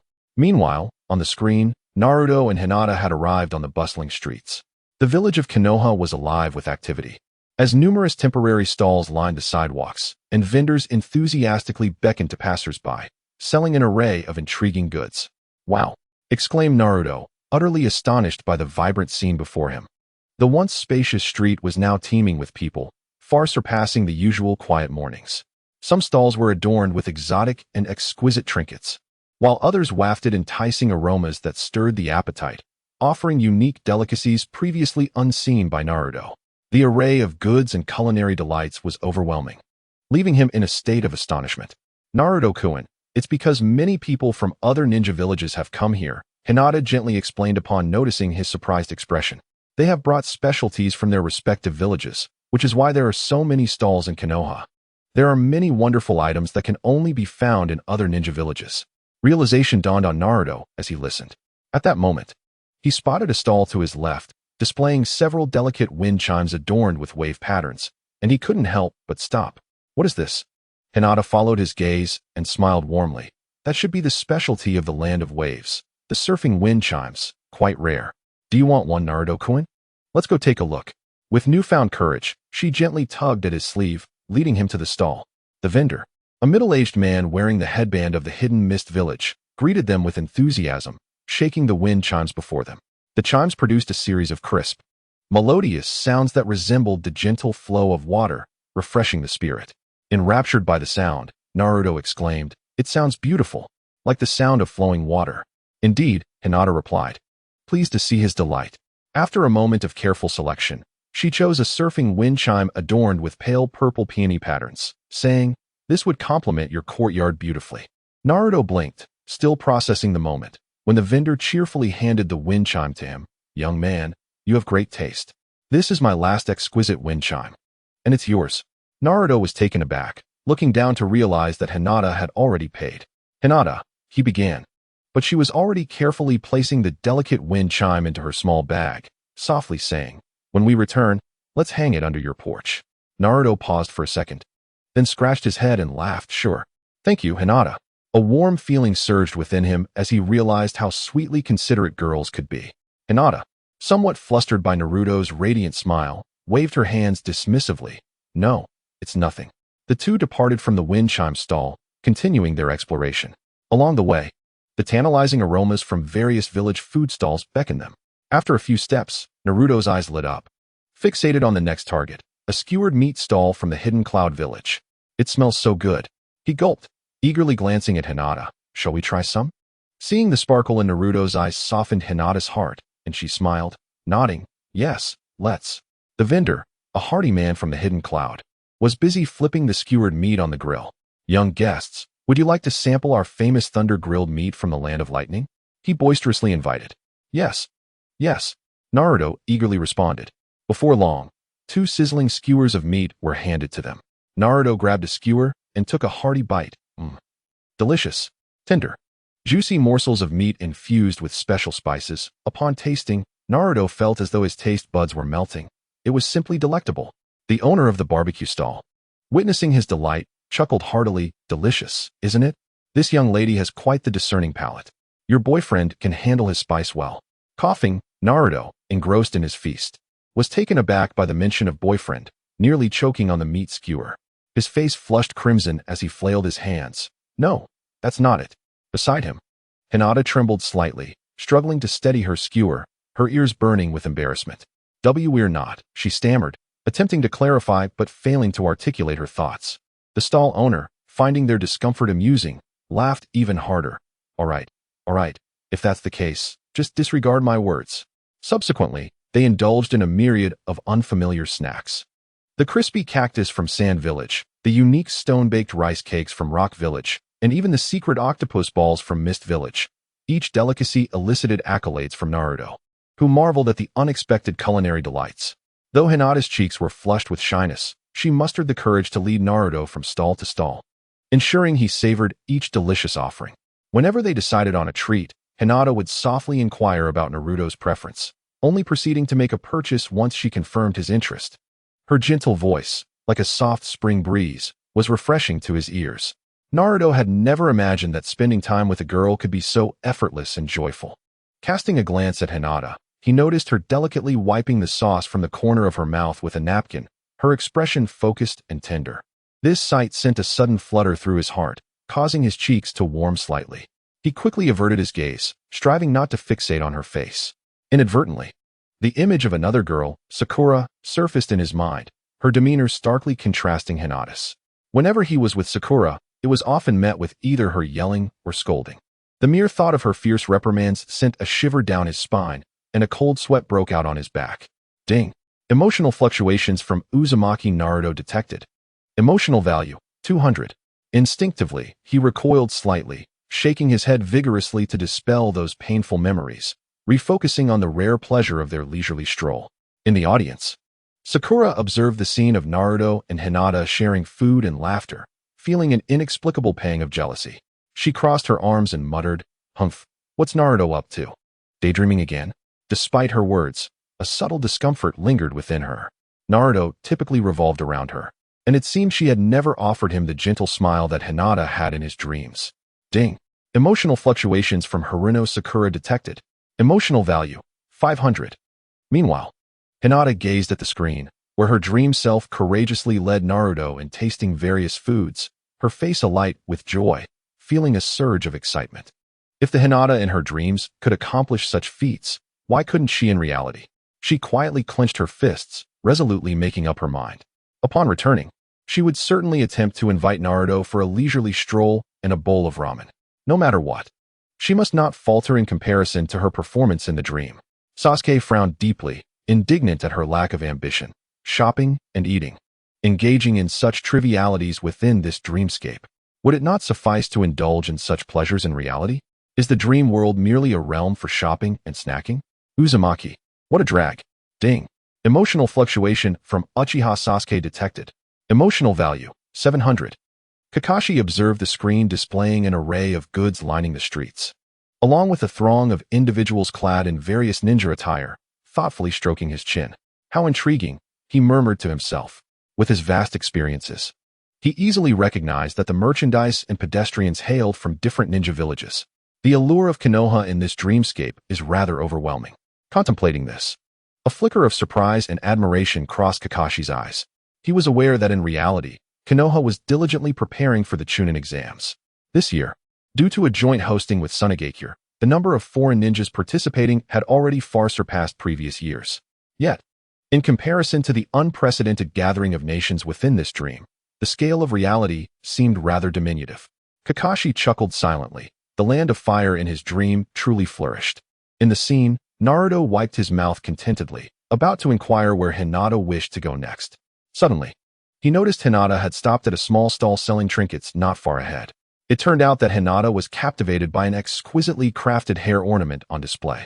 She was currently crouched down, happily selecting from the assortment of small items. Seeing this, Naruto grinned and jogged over, eager to discover what delightful treasures Hinata had found. Just then, an excited shout erupted from behind. Naruto. Who is it? Naruto instinctively turned upon hearing his name called. He beheld a youth sporting a Konoha forehead protector, hastening toward him while enthusiastically waving. Naruto paused, bewildered. Who is this kid? He scrutinized the young man's appearance. Long, raven black hair, striking features, and a radiant smile. Most striking were his eyes, which were nearly pure white, devoid of any coloration. Huh, his eyes are white too. Could he be a relative of Hinata's? Naruto scratched his head, utterly unable to recall when he had met such a person. In the blink of an eye, the youth reached him. Spotting Hinata nearby, he casually waved at her with a smile. Hey, Hinata. Then, with a mischievous grin, he stepped up to Naruto, playfully tapping his shoulder before casually draping an arm around Naruto's neck, teasingly asking, Hey, brother-in-law, how's it going with my sister? Brother-in-law? Naruto was taken aback by this unexpected address, frozen in place, his mind a blank slate, doubting the accuracy of his hearing. Ding. Emotional fluctuation from Uzumaki. Naruto detected. Emotional value, 1000. In the audience, Hinata felt her mind go blank, a buzzing sensation overwhelming her. Her delicate face flushed crimson, almost radiating heat, as the words brother-in-law echoed incessantly in her ears, causing her to instinctively cover her burning cheeks. Brother-in-law, brother-in-law, brother-in-law, she murmured under her breath, her entire being transforming into a steam kettle, releasing puffs of steam as if in a state of utter bewilderment. Ding. Emotional fluctuation from Hyuga. Hinata captured. Emotional value 1000. Well, what? Who is this person? Sakura stared in disbelief at the screen, then turned to the now blushing Hinata. Hinata, do you know this person? His smile is utterly repulsive. Hinata, overwhelmed by embarrassment, could scarcely form a coherent response, only managing to shake her head vigorously. Her mind was a complete void, rendering her unable to answer Sakura's question. Sasuke, unusually agreeing, nodded in affirmation, frowning at Niji on the screen. Humph. His smile is indeed quite disgusting. Kakashi widened one eye in incredulity. Wait, isn't that Hyuga Niji? Of course, he recognized Niji, a well-known genius and a subordinate of his good friend, Guy. However, if memory served correctly, Niji was typically composed and reliable in reality. How had he transformed into this in the dream world? On screen, the usually gentle and reserved Hinata could no longer hold her composure. Her cheeks were nearly dripping with blood as she abruptly stood up from her stall. Anxiously stamping her foot, Niji and I, stop saying such things. Naruto remained in a daze, staring at the long-haired figure that had appeared, internally questioning, who is this guy? Calling me brother-in-law right off the bat. Ding. Emotional fluctuation from Uzumaki. Naruto captured. Emotional value 200. What's there to be shy about? Niji waved dismissively at Hinata, a teasing smile on his face. Am I wrong? It's bound to happen sooner or later, so why feel embarrassed? Only then did Naruto snap back to reality, violently shaking off Niji's arm from around his neck and stepping back. Noticing he had upset Hinata, he shouted in exasperation, Who are you? What nonsense are you spouting? Niji squinted, responding nonchalantly, I'm your brother-in-law, of course. A wave of heat surged to Naruto's head. Even his usually thick skin could not withstand this moment. Ding. Emotional fluctuation from Uzumaki. Naruto captured. Emotional value 400. In a flurry, Hinata rushed to position herself between Naruto and Niji, pushing Niji aside as she frantically waved her hands in explanation. Naruto-kun, no, it's not what you think. Niji, he's just saying ridiculous things. Don't listen to his nonsense. Niji, unfazed, crossed his arms with a knowing expression, his smile deepening. You two are so close. Naruto saved you. And our fourth Hokage also saved the Hyuga clan. Even the clan leader wishes to matchmake you. Hinata, why not just accept Naruto? Niji and I. Hinata, flustered and anxious, bit her lip and stomped her feet. Stop causing trouble here. This is a rare date, and yet you come to disrupt it. Niji, you are being utterly ridiculous. Her face flushed with embarrassment as she turned to Naruto, waving her hands frantically while stammering, Naruto-kun, please don't misunderstand. Niji is just a fervent admirer of the fourth Hokage. Everything he said is nonsense. He merely wants to associate himself with Lord Fourth. Well, who wouldn't admire such a heroic figure as Lord Fourth? Niji replied dismissively, waving his hand with an air of nonchalance. Besides, the fourth Hokage is undeniably handsome. Just as he finished speaking, Niji's expression grew serious. He drew a kunai from his waist, adopting a pose he believed to be cool. In a low, deliberate tone mimicking the fourth Hokage, he proclaimed, Konoha will not betray its villagers for the sake of peace. If there's a fight, Konoha will stand firm. I want to see if the AB brothers from Kumogakure have made any progress over the years. Niji's outburst startled passers-by. and a group of ninjas browsing nearby stalls turned to each other in confusion, whispering, "What's wrong with this guy?" The stall owners exchanged puzzled glances, unsure of what to make of the scene. After delivering his dramatic lines, Niji paused for a moment, then broke into a look of rapt admiration, exclaiming, "Indeed, Lord Fourth is truly magnificent." Naruto and Hinata stood speechless, taken aback by Niji's unexpectedly awkward performance, as if time itself had frozen in that moment. In the audience, Sakura and Sasuke exchanged bewildered glances, perplexed by Niji's fervent display. While they had heard countless tales of the fourth Hokage's legendary battles against the Nine Tails during their childhood, they had never witnessed such a spectacle firsthand, leaving them filled with questions. Hinata shared their confusion, particularly wondering why Niji's character had changed so dramatically in her dream. The Niji from her dream was far too frivolous. The usually composed and taciturn Niji was now displaying such passionate fervor in public. He seemed like a completely different person. Among them, only Kakashi appeared contemplative, as if he had grasped something significant. The lines Niji had just mimicked corresponded to a real event from the past, when Hinata had been kidnapped at the tender age of 3. At that time, an envoy from Kumogakure had infiltrated the Hyuga estate under the guise of forming an alliance, attempting to abduct young Hinata, only to be thwarted and killed on the spot by Hyuga Hayashi. What was even more absurd was that Kumogakure, instead of acknowledging their wrongdoing, had the audacity to demand an apology from the Hyuga clan, the victims of their heinous act. Kakashi couldn't help but sigh at the thought. If Lord Minato were still alive, he surely would not have allowed Kumogakure to act so brazenly. How could the fourth Hokage tolerate such egregious demands? With a heavy heart, Kakashi sighed again, his memories of his former teacher mingling with a sense of frustration over past events. Ding! Emotional fluctuation detected from Kakashi Hitaki. Emotion value, 400. Upon hearing Niji's commendation of his father, Naruto couldn't help but feel a sense of pride swelling within him. However, he found Niji's enthusiasm somewhat exaggerated. Was it truly necessary to be so fervent? Naruto mused quietly to himself. Yet, his whispers did not escape Niji's keen ears. Rising abruptly with an expression of utmost seriousness, Niji fixed his gaze on Naruto and earnestly declared, "It is absolutely necessary. The fourth Hokage not only saved my father, but also bestowed upon me a lifelong aspiration. My goal is to become as magnificent a Hokage as the fourth." Niji's resounding proclamation reverberated through the air, leaving Naruto momentarily speechless. Captivated by Niji's fervent gaze and impassioned words, the others present held their breath, transfixed by Niji's fervor. After a brief pause, silence enveloped the scene, and the dreamlike imagery gradually came to a standstill as the theater's lights dimmed. Dream target, Naruto Uzumaki. Viewers, Sasuke Uchiha, Sakura Haruno, Hinata Hyuga. Kakashi Hitaki. Total emotional value earned, 33, 100 points. Current emotional value balance, 215, 431 points. Current dream level, level 3, 269, 931, 300. The following morning, the dawn light filtered through the trees, casting dappled shadows.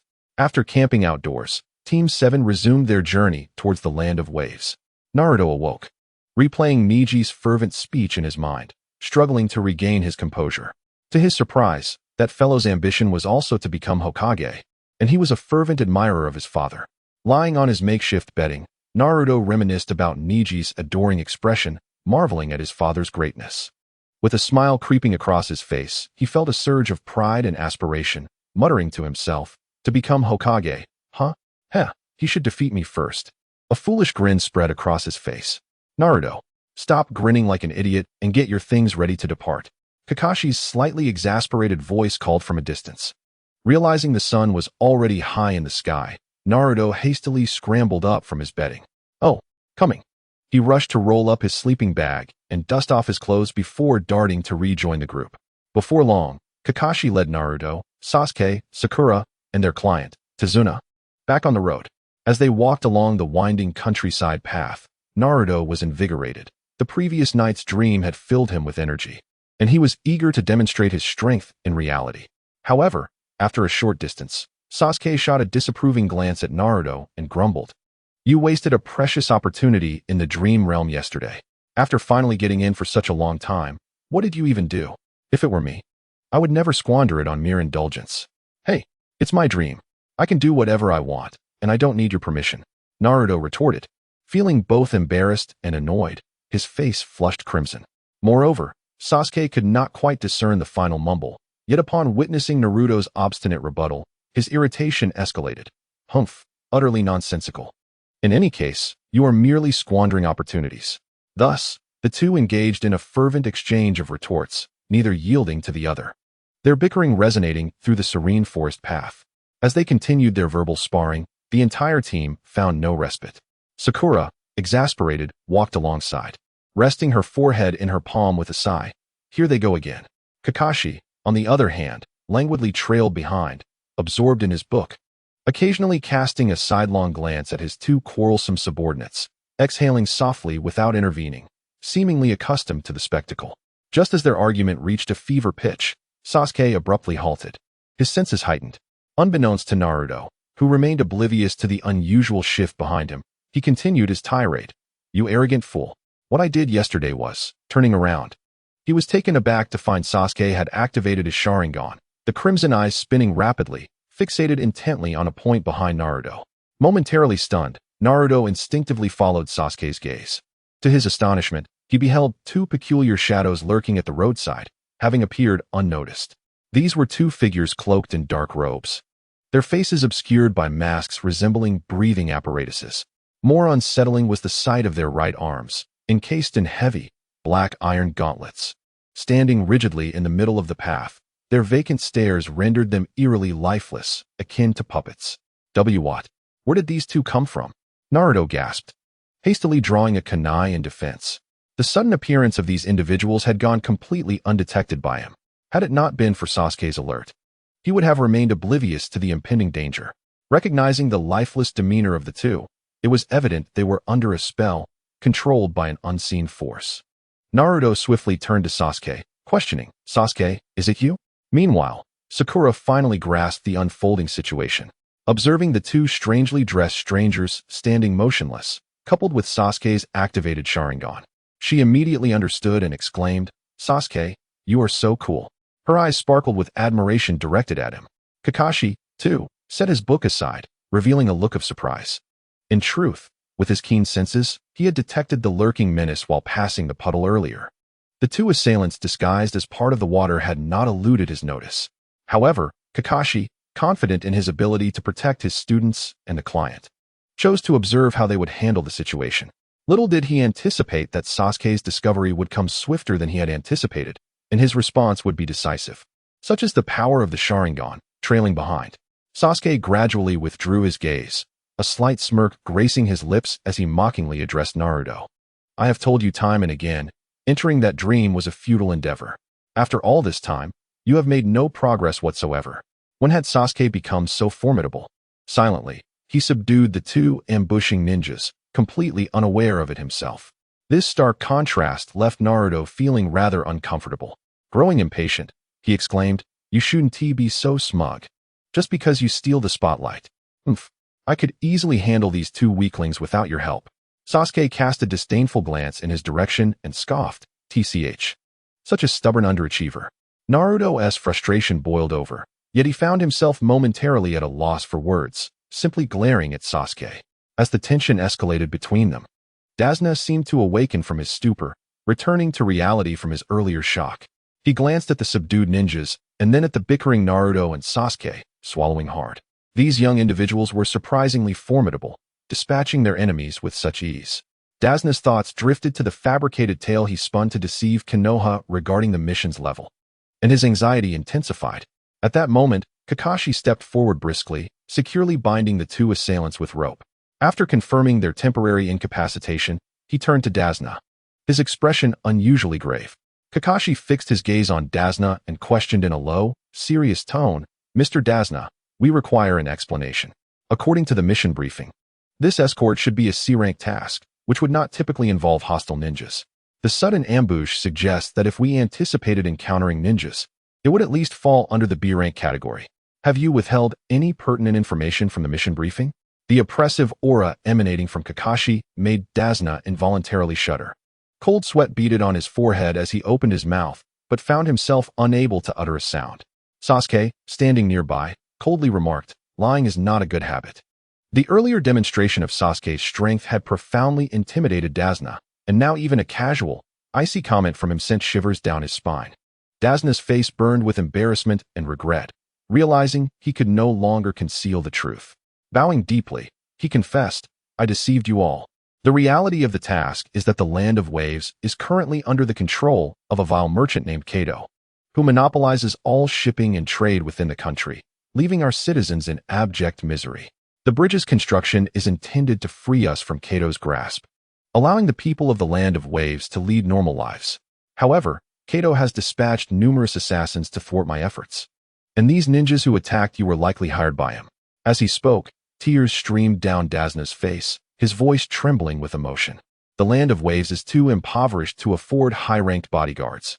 I resorted to obscuring the truth and submitting a lower-ranked mission as a last resort. I beseech your forgiveness for my actions." He bowed deeply, filled with shame. Naruto scratched his head, gazing at the elderly figure before him, who had set aside his dignity for the sake of his nation's future, feeling a pang of sympathy. He stole a glance at Kakashi, then shifted his gaze to Sasuke and Sakura. Sasuke nodded calmly, while Sakura let out a sigh. Kakashi, after a moment of silence, eased his expression. The Chunin exams in Konoha were already in the preparatory stage. Abandoning the mission now might not guarantee a suitable C-rank task later. For the time being, they had no choice but to continue. After all, both Sasuke and Naruto possessed ample strength to handle B-rank missions with ease. "Very well, we understand," he said, shaking his head in resignation. Fortunately, the enemies they had just faced had been dealt with. Although the mission's rank had changed, Team 7 would continue to fulfill their duties as ninjas and ensure the safe return of their client to the Land of Waves. "Thank you so much," Tazuna exclaimed, a mix of surprise and joy evident on his face as he bowed repeatedly. "There's no need for such formality," Kakashi replied, waving his hand dismissively. He then discreetly glanced at the two assassins bound on the ground. "However, you must not withhold any information regarding the mission from now on.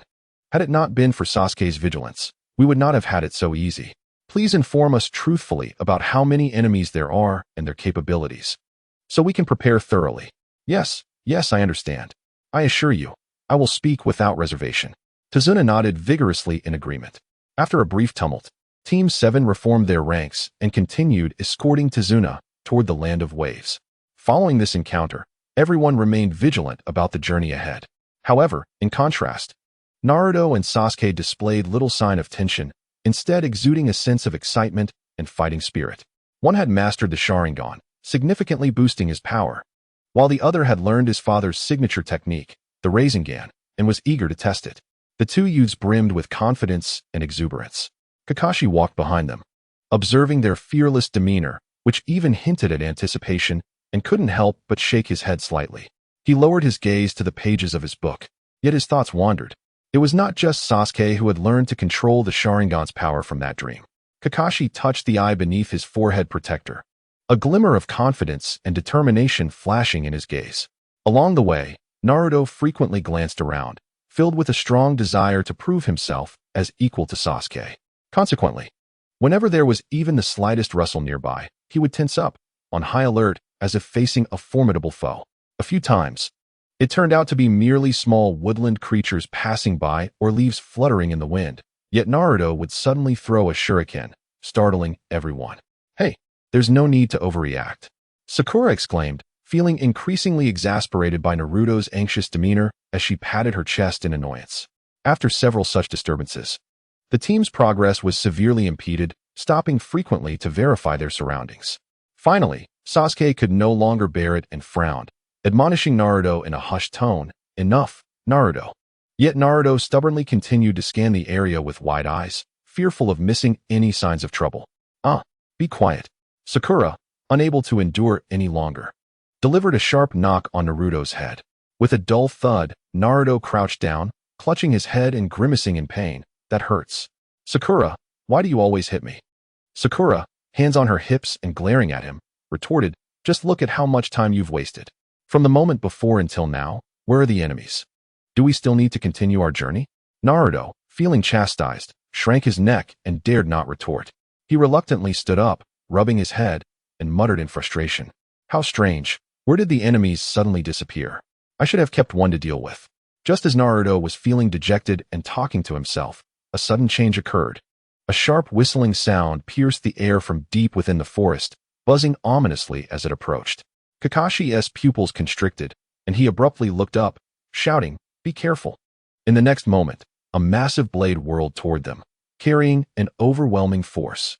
Kakashi immediately recognized the origin of the blade, his expression darkening.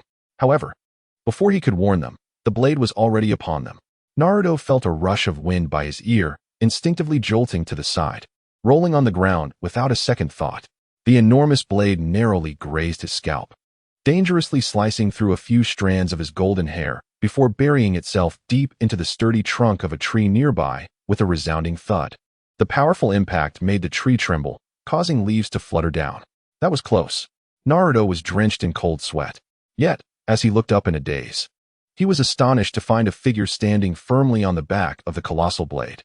The newcomer was tall, clad in a sleeveless gray-black vest, with bandages wrapping around his face, leaving only a pair of sinister eyes exposed. He looked down upon Naruto and the others, a faint, icy smile curling at the corners of his lips. "Well, little brats, are you scared stiff? A mere genin dares to escort an old man constructing a bridge?" As he spoke, his gaze suddenly swept toward Kakashi, who stood at the back of the group with a grave expression. Zabuza was momentarily taken aback, then chuckled softly, "Oh, I didn't expect Konoha to be so clever, sending along the copy ninja Kakashi for protection. No wonder the demon brothers failed, but today, encountering me, Zabuza, is your misfortune." The wind howled, and the atmosphere turned tense. Sakura and Tazuna were filled with dread, instinctively moving closer to Kakashi. As Naruto scrambled to his feet, seeing the formidable enemy that had suddenly emerged, he felt not fear, but a surge of excitement. "Finally, I've encountered a worthy adversary. This time, I must not let Sasuke take the lead." Naruto's fighting spirit soared in an instant. He extended his right hand, chakra beginning to gather frantically. Zabuza's arrogant voice rang out, "Hand over that old man obediently," and before Zabuza could finish his sentence, his peripheral vision caught a glimpse of a strange red light. He saw that the black-haired boy in the center of the group had, unbeknownst to him, lifted his head, revealing a pair of blood-red pupils. The two Tomo in those eyes spun wildly, and the moment their gazes met, Zabuza's heart sank. Sharingan? He was instantly alarmed, wanting to close his eyes and retreat without a second thought. But it was too late. Zabuza felt his surroundings abruptly shift, the world around him being engulfed in a sea of crimson. His figure was uncontrollably drawn into a bizarre, blood-red space. Was this an illusionary realm? As Zabuza prepared to forcibly break free from the impending danger, he suddenly felt his entire body tense. Looking down, he noticed several thick black spikes had inexplicably materialized from the void, piercing through his limbs and torso, anchoring him firmly in place. In reality, Zabuza's towering figure came to an abrupt halt, seemingly stunned. Sasuke's gaze remained fixed on his adversary, beads of cold sweat forming on his forehead. He had discerned the moment Zabuza appeared that this individual was far from the mere fodder he had previously encountered. The chilling aura of murderous intent radiating from him was not something an ordinary ninja could possess. Sasuke remained vigilant, unleashing the most formidable genjutsu he had learned from Itachi, the illusionary shackles technique. This profound ocular technique could instantaneously draw an enemy's spirit into a phantasm, binding their actions with illusory spikes. However, it was evident that Sasuke had underestimated the prowess of this rogue ninja from the mist. Zabuza, after all, was a long-renowned S-rank missing nin, seasoned and resolute. Within mere seconds, the chakra surrounding him surged, as he began to gradually break free from the constraints of the illusion. Sasuke gritted his teeth, exerting all his strength to activate the Sharingan, feeling his chakra deplete at an alarming rate.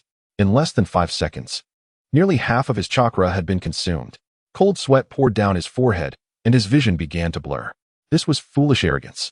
Sasuke inwardly cursed, realizing the vast amount of chakra required to fully control such a formidable foe. His own state could scarcely endure for much longer. At that moment, a furious shout from Naruto pierced the air. "Sasuke, this guy is mine. I spotted him first." Sasuke paused, forcing himself to glance sideways, and saw Naruto had somehow positioned himself beneath the great tree where Zabuza stood motionless. With determination etched across his face, Naruto leapt high, charging toward the immobile Zabuza. his right hand cradling a rapidly spinning blue chakra sphere, its brilliant glow dazzling. Rasengan, he yelled, slamming the chakra orb into Zabuza's abdomen. Boom. The blue chakra sphere erupted with terrifying energy, sending violent gusts of wind that stirred up dust and debris from the ground, causing leaves to whirl in a chaotic dance. While the tree trunks groaned under the strain. At the epicenter of this ferocious force, Zabuza was struck squarely in the chest by the Rasengan, managing only a muffled grunt before being violently propelled away. The onlookers watched in awe as his body vanished into the depths of the forest. Like a kite severed from its string, uncertain of how far he had been blasted away. Silence enveloped the scene, an eerie stillness. Kakashi lowered his raised hand from his forehead, having prepared to reveal his forehead protector and join the fray, a soft chuckle escaping his lips. It appeared that his role as a teacher was no longer necessary. Meanwhile, Naruto landed. Maintaining his stance as he stared blankly at the dissipating remnants of chakra in his palm, his mind a blank slate. Was this the true power of the Rasengan? That overwhelming strike had even left the caster feeling a twinge of trepidation. Several seconds later, Naruto abruptly regained his senses. He glanced down at his hands and then lifted his gaze towards the direction where Zabuza had vanished, bursting into an exuberant laugh. I did it. I succeeded. An unprecedented ecstasy erupted within him, compelling Naruto to leap into the air. He spun around excitedly before darting to Sasuke, hands on his hips and chin raised, laughing triumphantly. Did you see that, Sasuke? This is my ultimate technique. It's far more powerful than your Sharingan. Huh? At that moment, Sasuke, having dispelled the illusion, leaned against a tree, gasping for breath. He looked up at the boastful Naruto, intending to deliver a sardonic remark, but was suddenly beset by a wave of dizziness. The world darkened before his eyes, his knees buckled, and he collapsed to the ground. Sasuke! Sakura, who had been anxiously monitoring him, rushed forward, catching his faltering body. Kakashi-sensei, come quick and check on Sasuke. She half embraced him, her voice laced with panic. Kakashi appeared at their side in an instant, laying Sasuke flat on the ground to assess his pulse and pupils. After a brief examination, Kakashi breathed a sigh of relief and smiled at the worried Sakura, assuring her, do not fret. He has merely exhausted his chakra and is physically drained. He will be fine after some rest. Hearing that Sasuke was unharmed, Sakura finally felt a weight lift from her shoulders, cold sweat trickling down her forehead as she knelt on the ground in relief. Naruto peered at the unconscious Sasuke, his expression rather complex. The once arrogant Sasuke now lay pale and vulnerable, eyes shut. Scratching his head, Naruto murmured with suspicion, Hey, you don't think Sasuke is just pretending, do you? How infuriating. This was supposed to be his moment of glory. That guy was just flaunting his strength, and now he is feigning weakness for sympathy? Unbelievable. Frustrated, Naruto pouted and muttered softly, Humph, always stealing the spotlight.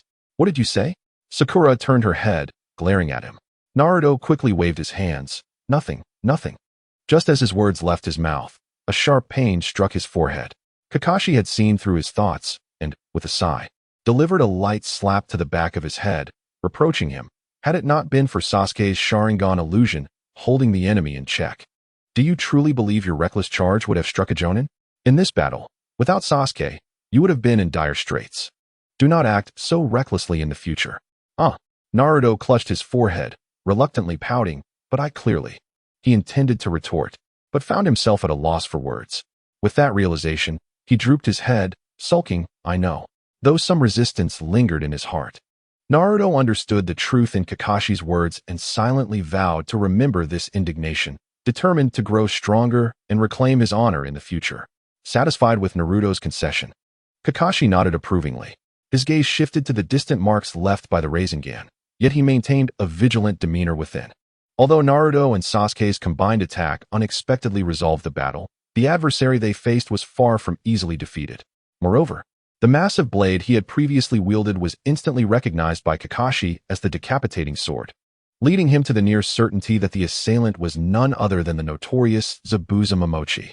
This individual was infamous within the ninja world. How could he possibly fall so easily? Kakashi pondered, remaining vigilant for any sudden resurgence from Zabuza. However, all that filled the forest was the gentle whisper of the wind, devoid of any other movement. Zabuza seemed to have evaporated into thin air, never to reappear. Could it be that he had already? Kakashi was inwardly astonished. Glancing at Naruto, wondering if Naruto's Rasengan could truly vanquish even Zabuza so effortlessly. As he contemplated, he heard the trembling voice of Tazuna. Is that flying foe dead? Kakashi fell silent for a moment before shaking his head, replying, it's hard to say. However, he should lack the strength to fight again for a while. He then raised his voice, instructing everyone to remain on high alert. There may still be an ambush. We must quickly vacate this area and devise a new plan. The group responded in unison, and under Sakura's insistence, Naruto reluctantly hoisted the unconscious Sasuke onto his back. They hastened their steps, swiftly departing the battlefield. Uncertain of how long he had slept, Zabuza gradually regained consciousness. His awareness was still hazy, and excruciating pain surged through every part of his body like a relentless tide, causing him to gasp sharply. A pained groan escaped his lips, as it felt as though more than one bone had been fractured. Even the slightest movement sent waves of agony coursing through him. In the next moment, he heard an urgent voice beside him. Mr. Zabuza, you're finally awake. The tone conveyed uncontainable joy. Zabuza struggled to turn his eyes and found himself in a humble wooden cabin, his body wrapped in bandages. Beside the bed stood a youthful boy with a delicate appearance, gazing at him with swollen eyes. Upon noticing Zabuza's glance, he quickly leaned in with concern, asking, Mr. Zabuza, how do you feel? Is there any discomfort? Is this our hideout? Zabuza replied with a bitter smile, his voice raspy. I truly suffered a significant setback this time. A flicker of regret and unwillingness crossed his eyes. What is the extent of my injuries? The boy beside him was none other than his subordinate, Haku. Upon hearing this, Haku quickly wiped away tears from the corners of his eyes, choking out, You have over 30 fractures. That force sent you flying several hundred meters. Zabuza closed his eyes and exhaled deeply, managing to utter a remark. What a fearsome ninjutsu. His mind replayed the final scene he had witnessed. He had merely faced a blonde-haired brat. Haku's expression shifted to one of anger and self-reproach. How dare they injure you like this, Mr. Zabuza? Rest assured, I will make them pay. No. Unexpectedly, Zabuza gestured for Haku to calm down. After a moment of silence, he suddenly declared, Haku, we abandon this mission. What? Haku's eyes widened, unable to believe what he had just heard. Abandon the mission? But, Mr. Zabuza, you have always been one to never easily concede. In the relentless pursuit of wealth and status, one must not falter, even when faced with the most perilous of situations. Yet, there was a moment when he abruptly ceased his words, the shock in his gaze unmistakable.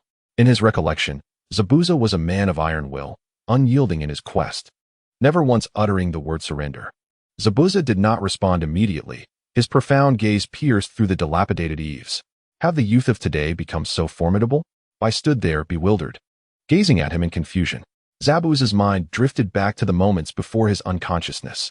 Upon their first encounter, the jet-black-haired boy Sharingan had activated in an instant, ensnaring him in a paralyzing illusion. After a Herculean effort to break free from the Jinjutsu, he had barely managed to counterattack before being struck head-on by an unusual technique from another boy with yellow hair. Had he not possessed a fortuitous fate, he would surely have perished on the spot.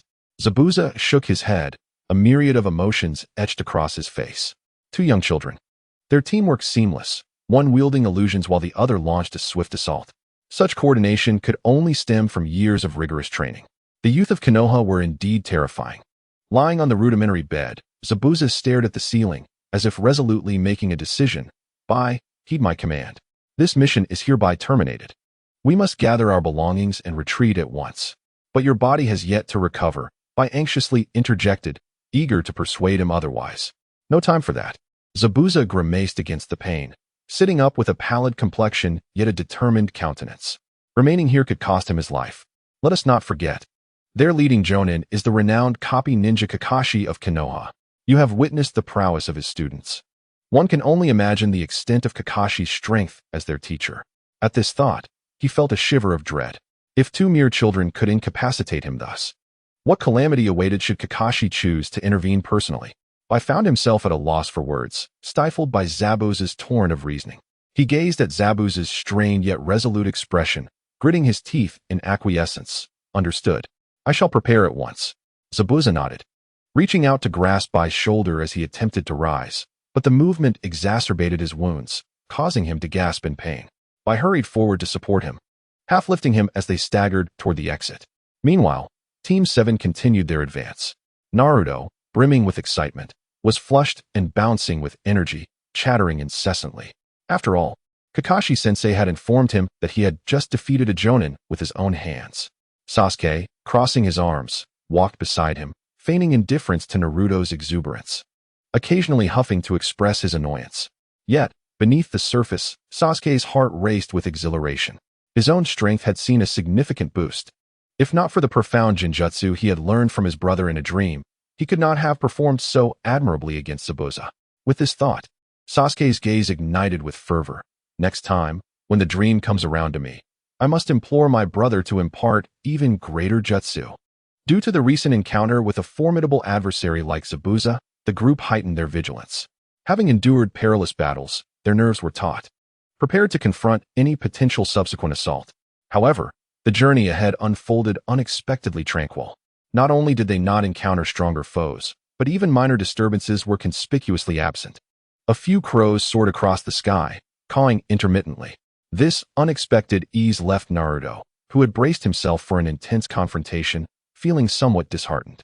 As the sun dipped below the horizon, Team 7 halted at a woodland clearing to set up camp. Naruto listlessly fiddled with the firewood in his hands, unable to suppress his grumbling. Why haven't we encountered a single formidable enemy along the way? It would be splendid if a few strong foes appeared to let me stretch my muscles. I still want to prove that even without Sasuke's assistance, I can take on 10 opponents. Upon hearing Naruto's complaints, Tazuna nearly leaped in fright, hastily waving his hands in a fervent plea. Young brother, please don't say such things. Isn't it wonderful to complete the mission smoothly? Let us not attract any enemies. I'm too old to endure such scares. The old man was evidently shaken by Naruto's perilous words, beads of sweat forming on his brow. He had no desire to relive such an attack. Kakashi shook his head, reflecting, all right, Naruto, do not be overly ambitious. Successfully escorting Mr. Tazuna to his destination is the best outcome. Let us not forget, all 3 of you are my students. I would rather not face even more dangerous enemies after Zabuza, forcing me to fight fervently to protect you. Sakura delivered a light smack to Naruto's head, reproaching, Kakashi-sensei is right. I truly don't understand what you're thinking. Sasuke turned his head away, suppressing a smile at the corners of his lips, and coldly uttered 2 words, idiot. Ouch, Sakura, be gentler. That hurts. Naruto exclaimed, clutching his head before rubbing his stomach. I'm hungry. I'll go check if the ramen is ready. Observing Naruto's carefree demeanor, Sakura could only smile resignedly. Before long, darkness enveloped the surroundings entirely. As Naruto crawled into his sleeping bag, he continued to murmur, honestly, Sakura hit too hard. It's killing me. Complaints aside, after a day of exertion followed by a hearty meal, he swiftly drifted into a deep slumber. Outside the tent, the campfire crackled softly, casting light on Kakashi's profile as he kept watch. Once he confirmed that everyone was settled, he relaxed against a tree trunk, gazing into the inky night, lost in thought. Suddenly, he stood up and performed a summoning technique. As the night deepened, Naruto felt as though he had barely closed his eyes when he abruptly awakened from his slumber. In the darkness, he instinctively glanced around, yawning and murmuring, Huh, what time is it? Before he could finish his thought, he froze. There were no tents or sleeping bags in sight. Instead, he found himself in a familiar, vast theater. The interior of the theater was dim and silent.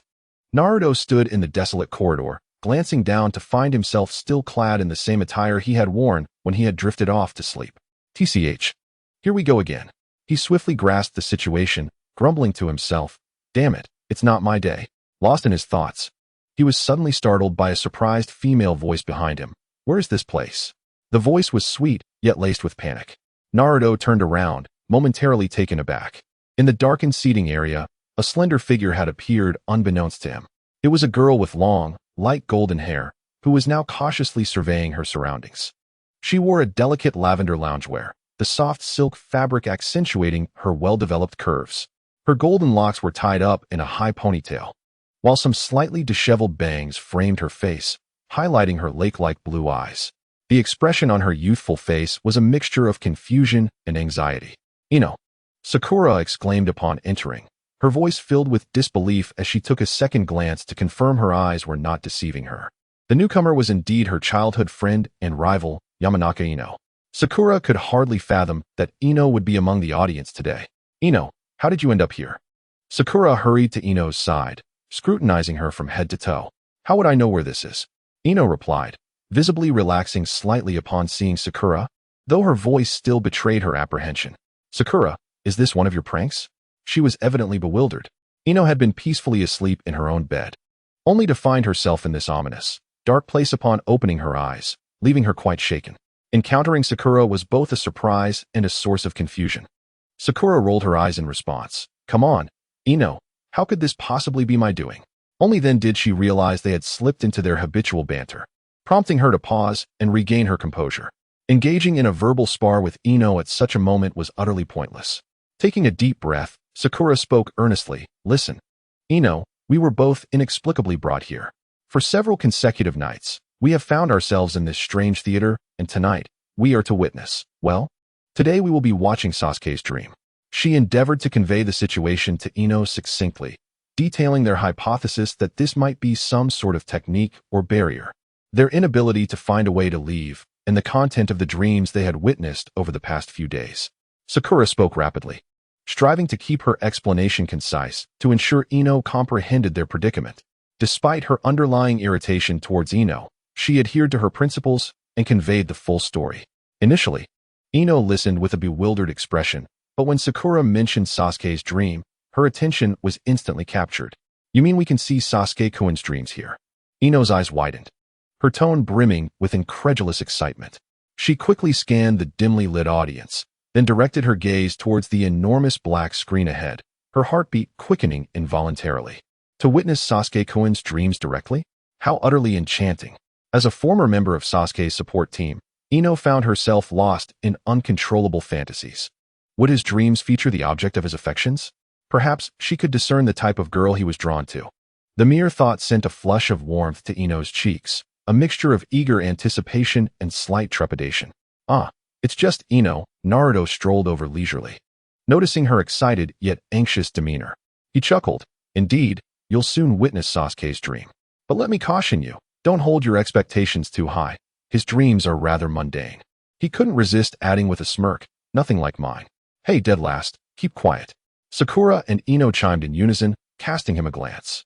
The two girls exchanged a fleeting look before swiftly turning away, each huffing in defiance, as if unwilling to concede to the other. However, the tension between them had noticeably waned, as their curiosity now centered on the forthcoming contents of Sasuke's dream.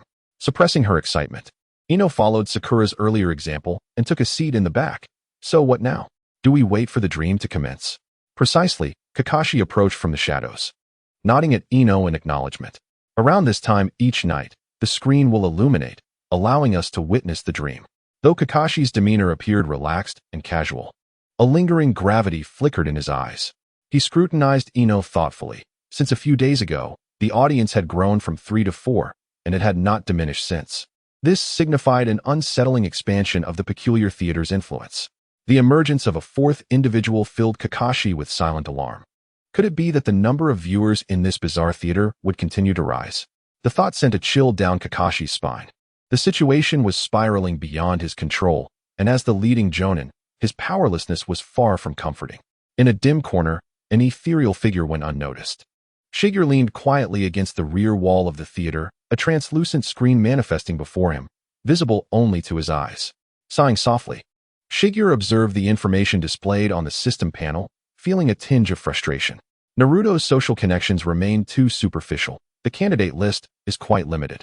The weasel is currently unattainable, he mused. I must hasten to level up, enabling some of the older ones to experience dreams as well. At that moment, the colossal black curtain at the front of the theater quivered gently, then a sharp crackle heralded a flash of white light. The screen brightened. The once dark curtain was suddenly illuminated, dispelling some of the theater's gloom. Sakura and Ino immediately focused their attention on the screen, while Naruto sat up, feigning indifference, yet captivated by the dream about to unfold. Kakashi stood silently at the back, thoughtfully resting his chin on his hand. Gradually, the scene became clearer, revealing a serene and tidy Japanese room adorned with tatami mats, sliding doors, and an alcove, all exuding an ancient charm of harmonious aesthetics. The morning sunlight poured through the window, casting a warm glow upon the wooden floor at the center of the room. Sasuke slowly opened his eyes, realizing that he was lying in this familiar Japanese bedroom. Initially taken aback, He quickly recognized that he had returned to the home of his dreams. As with previous occasions, the moment he awakened, his heartbeat quickened uncontrollably. The delicate aroma of breakfast and the fragrance of sandalwood lingered in the air, evoking the comforting essence of home. He could hear the cheerful chirping of birds beneath the eaves, along with the distant sound of his mother greeting the neighbors.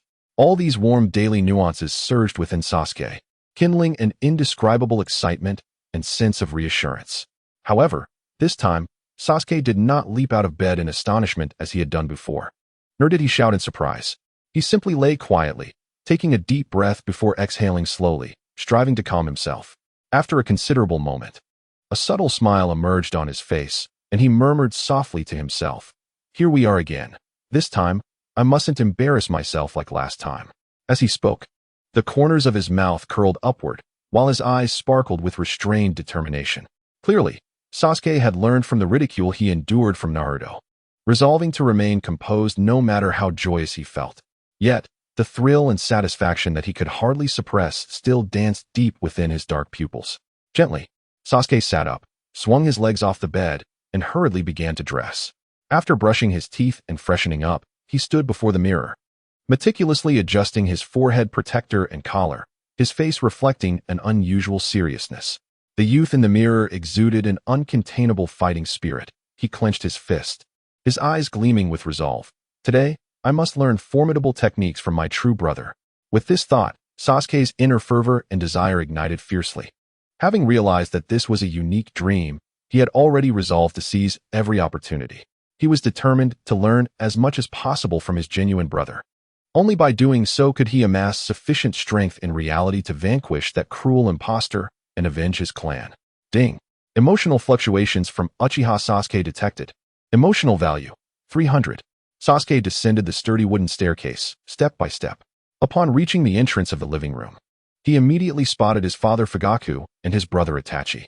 They were seated upright at the ancient low wooden table in the center of the room, which was adorned with several exquisite porcelain bowls and sauce dishes, evidently remnants of their recent breakfast.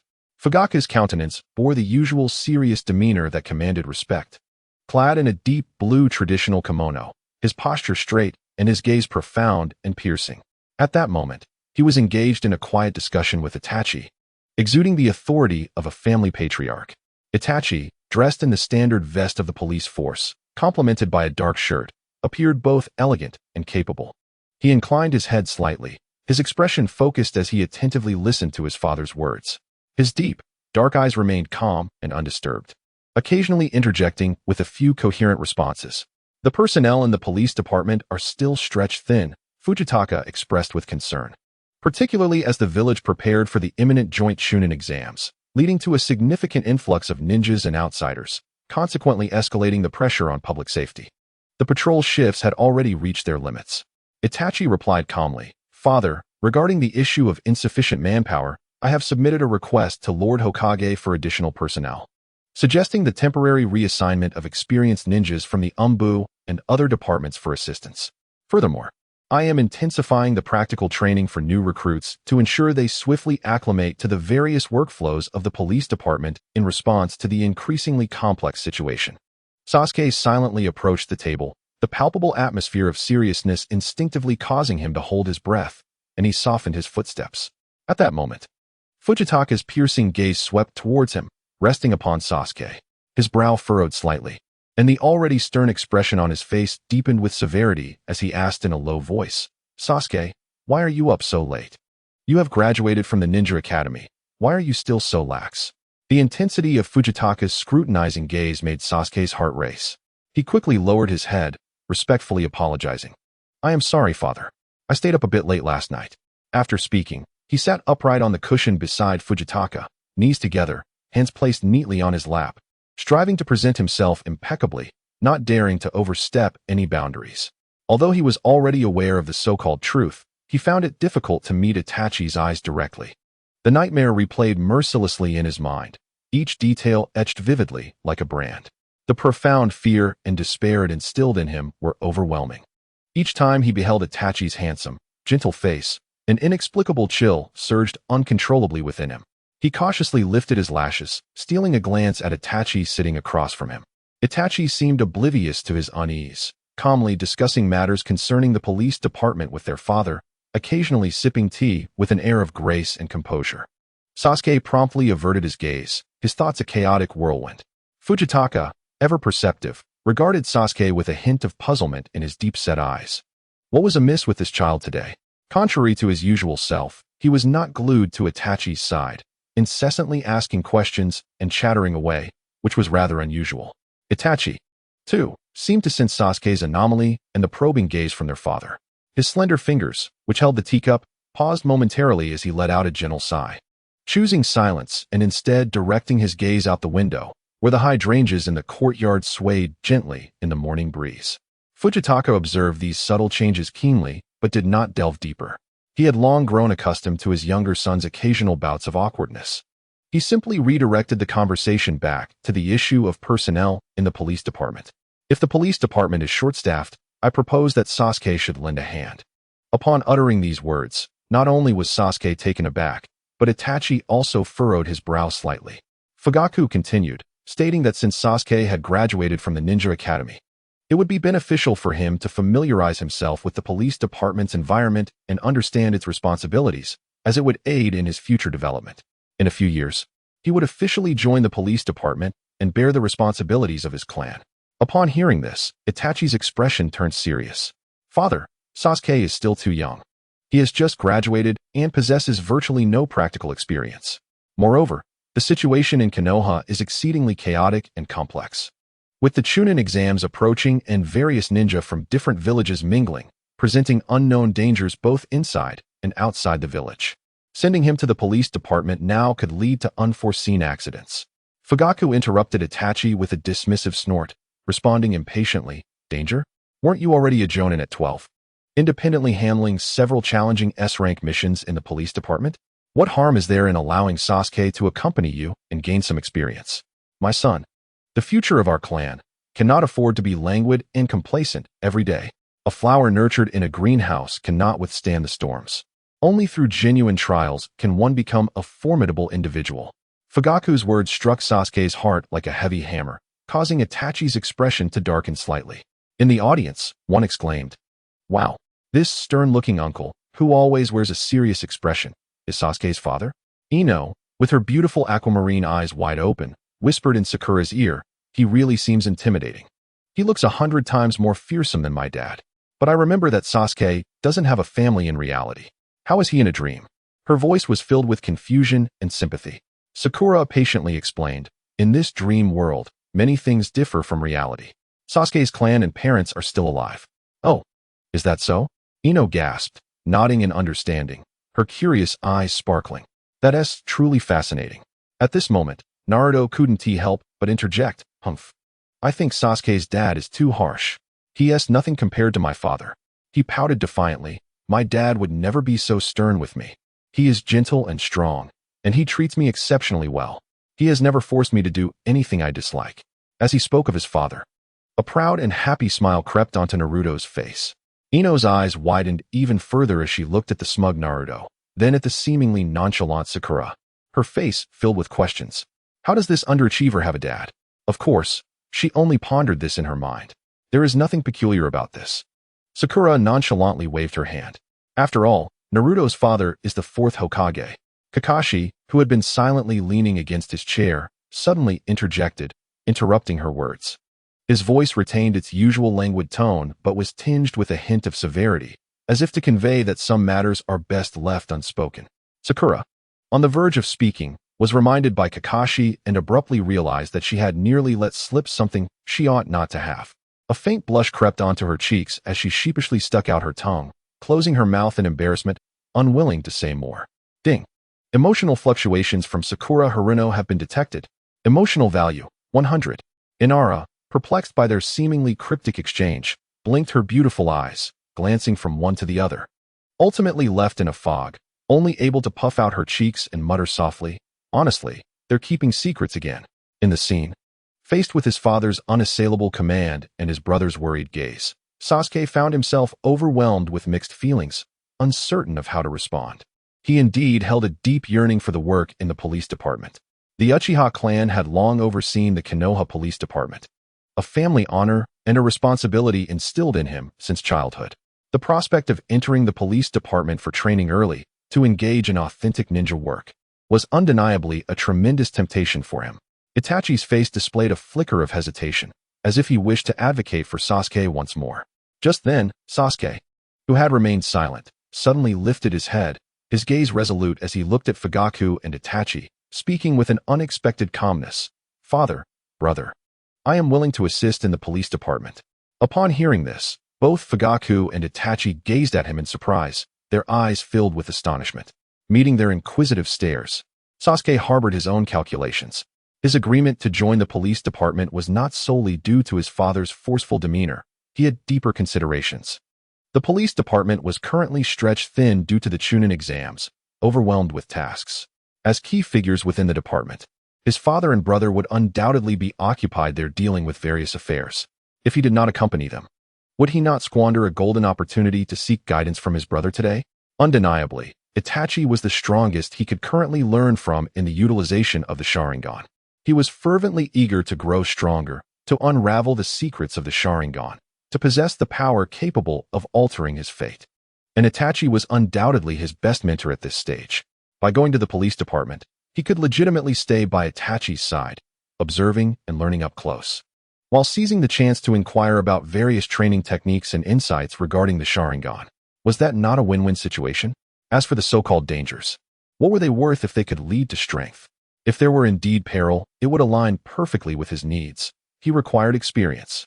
With this thought, Sasuke's gaze grew even more steadfast. Upon witnessing Sasuke's firm agreement, Itachi momentarily set aside his initial worries and hesitations. He gazed deeply into Sasuke's eyes, seemingly attempting to glean some insight from his younger brother's expression. After a brief contemplation, he nodded and stated, "Since Sasuke is willing, let him accompany me.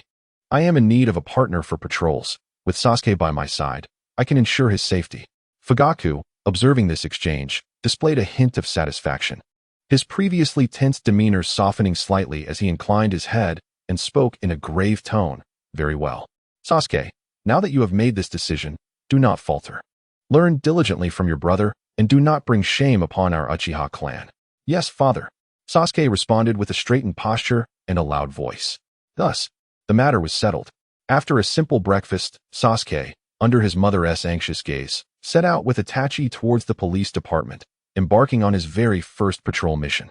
As they stepped outside and traversed the cobblestone path leading to the bustling heart of the village, Sasuke was taken aback by the vibrant scene before him, nearly convinced he had wandered into the wrong place. Just yesterday, he had been a mere observer, having seen the blurred outlines of Konoha from afar. Yet he had not truly grasped the extraordinary liveliness and splendor of it all. However, today, as he entered this simultaneously familiar and foreign realm, he realized just how crowded it was. The streets were teeming with people, their bodies brushing against one another. A cacophony of diverse voices merging into a vibrant din that threatened to engulf the entire village. Shops lined the streets, banners fluttered in the breeze, and the air was rich with the aromas of various foods and the animated chatter of the crowd, creating an atmosphere far more exuberant than he remembered from the Konoha of his past. Moreover, Sasuke keenly observed that a significant portion of the bustling crowd consisted of visitors adorned in unusual attire and bearing the headbands of other ninja villages. Their accents varied, and their expressions were imbued with the curiosity and excitement of newcomers. It was no wonder that the personnel at the police department felt overwhelmed. Maintaining order amidst such a vast and complex influx of people must indeed be an immense challenge. Trailing behind Itachi, Sasuke endeavored to navigate the throngs while curiously surveying his surroundings. Seizing this rare opportunity, he posed several questions to Itachi regarding the Sharingan. "Brother, beyond copying jutsu and perceiving an opponent's movements, are there any other formidable applications of the Sharingan in battle? Can its perceptive abilities truly see through all genjutsu? Once the Sharingan is activated, how can one more effectively control chakra output to extend its usage duration? From the conditions required to awaken the Sharingan and the varying abilities represented by different Tomo forms, to practical applications in combat and the finer control of chakra, as well as maximizing the Sharingan's advantages in battle, my mind is brimming with questions." Sasuke poured forth his long-held inquiries in a flurry. Itachi patiently elucidated each point.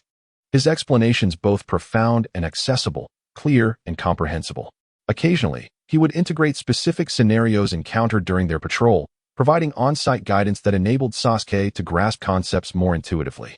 Enraptured, Sasuke felt his horizons broadened and gained immense insight. Every word from Itachi was incisive and precise, deepening his understanding of this bloodline limit significantly. Sasuke eagerly absorbed this knowledge, yearning to harness the power of the Sharingan to its fullest potential, much like his elder brother.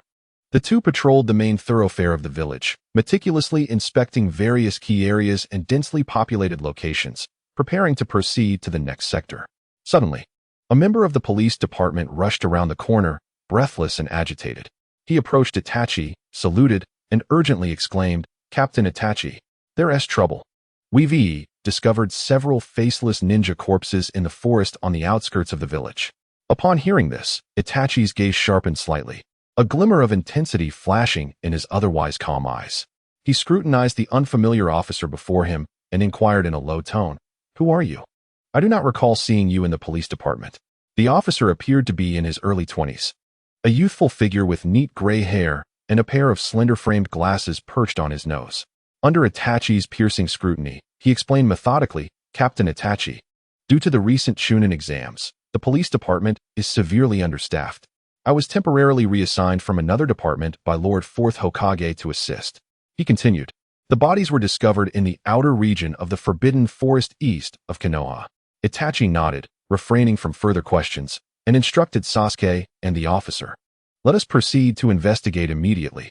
The trio promptly set off, quickening their pace toward the forest beyond the village. Before long, they arrived at their destination, a relatively secluded clearing amidst the trees, where towering foliage cast dappled shadows as sunlight filtered through the layers of leaves. Indeed, at the center of the clearing lay several ninja corpses, clad in standard battle attire of the grass village. Each bore the headband of their homeland. Most shocking was the gruesome sight of their faces, brutally severed by some exceptionally sharp instrument, leaving behind gory, gaping voids that exposed stark white bones. The scene was horrifically bloody, the air thick with the stench of blood and a faint hint of decay, inducing nausea. Even Itachi's expression darkened instantly, his eyes glimmering with a chilling resolve. He gestured for Sasuke and the officer to remain at a distance, to avoid disturbing any potential evidence. While he took a deep breath, steeling himself to examine the corpses closely, hoping to glean more clues about the perpetrator from these faceless remains. However, just as he stepped forward to enter the gruesome scene, an unexpected turn of events unfolded. Swish, swish, swish. A series of sharp, piercing sounds suddenly erupted from the dense thicket behind the crowd, like the hiss of a venomous serpent or the slicing of a blade through the air, imbued with a chilling intent to kill. In an instant, several massive serpents, as thick as a bowl, shot forth from the shadows of the trees like bolts of black lightning. Their bodies were adorned with cold, smooth scales that glimmered with a sinister sheen amidst the dappled light of the forest. The serpents, propelled by a foul gust, opened their gaping maws, lined with razor-sharp fangs, and lunged ferociously towards the unsuspecting Itachi, who stood at the forefront. This unexpected assault was both cunning and treacherous, causing several spectators to gasp in alarm. Particularly, Sakura and Ino were rendered pale with fright, nearly leaping from their seats. Beep. Emotional fluctuations detected from Ino of the Mountain. Emotion value, 500. Beep. Emotional fluctuations detected from Sakura Haruno. Emotion value, 400. Even the usually boisterous Naruto Uzumaki was momentarily stunned, his eyes wide with shock. Beep. Emotional fluctuations detected from Naruto Uzumaki. Emotion value, 100. Only Kakashi, upon witnessing the emergence of the colossal serpents, furrowed his brow tightly. A flicker of seriousness and vigilance crossed his single visible eye as he murmured to himself, "This ninjutsu seems somewhat familiar." A vague and perilous figure began to materialize in his mind. The swift and unexpected attack was executed with lightning speed and cunning angles.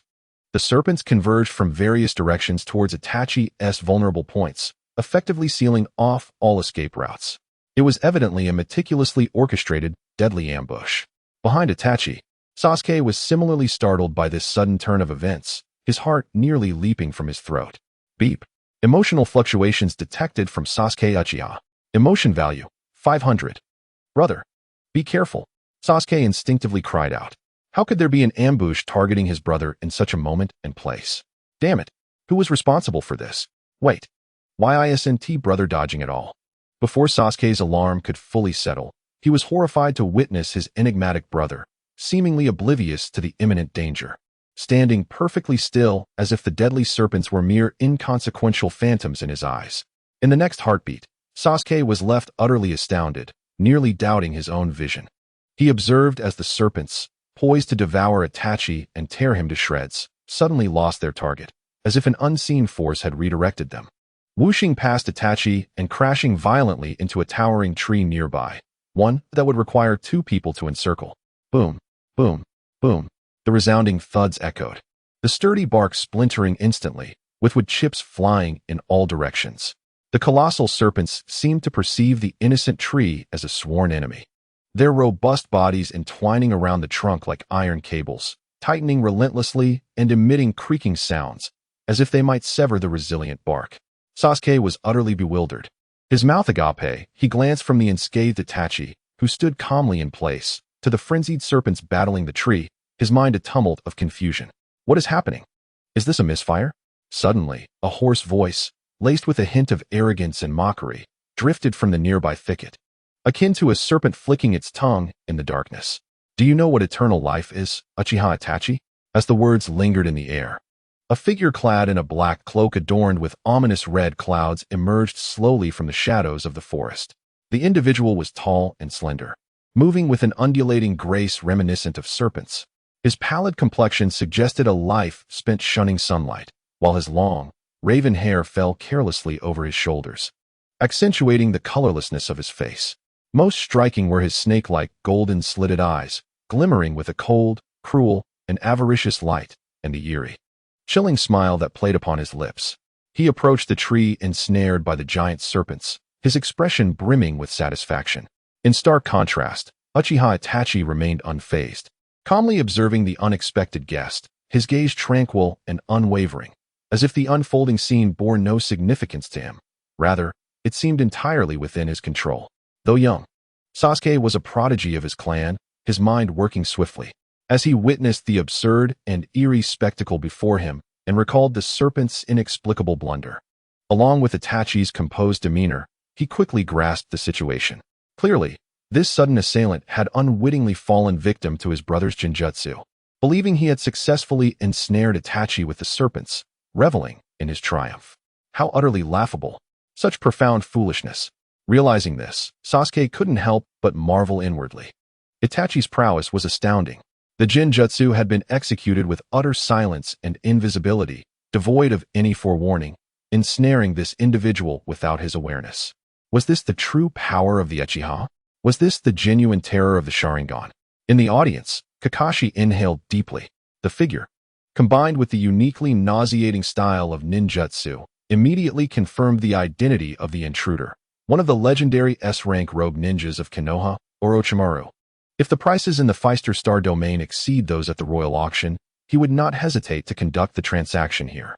However, despite the commander's sacrifice, the most senior and experienced military personnel from Huaxia instinctively assumed command. As time passed, no one emerged from the chaos, and the expressions of the two men grew increasingly grim. If they chose to believe, then they would await the news. Currently, the land was still under approval, requiring half a month before it could be secured. Once it was obtained, I shall send someone to engage in negotiations with you, Su Cheng stated. Chen Bing made no attempt to prevent her from seeking assistance. Within Wu Town, she genuinely doubted that the Yin Yang sect could pose any threat to her.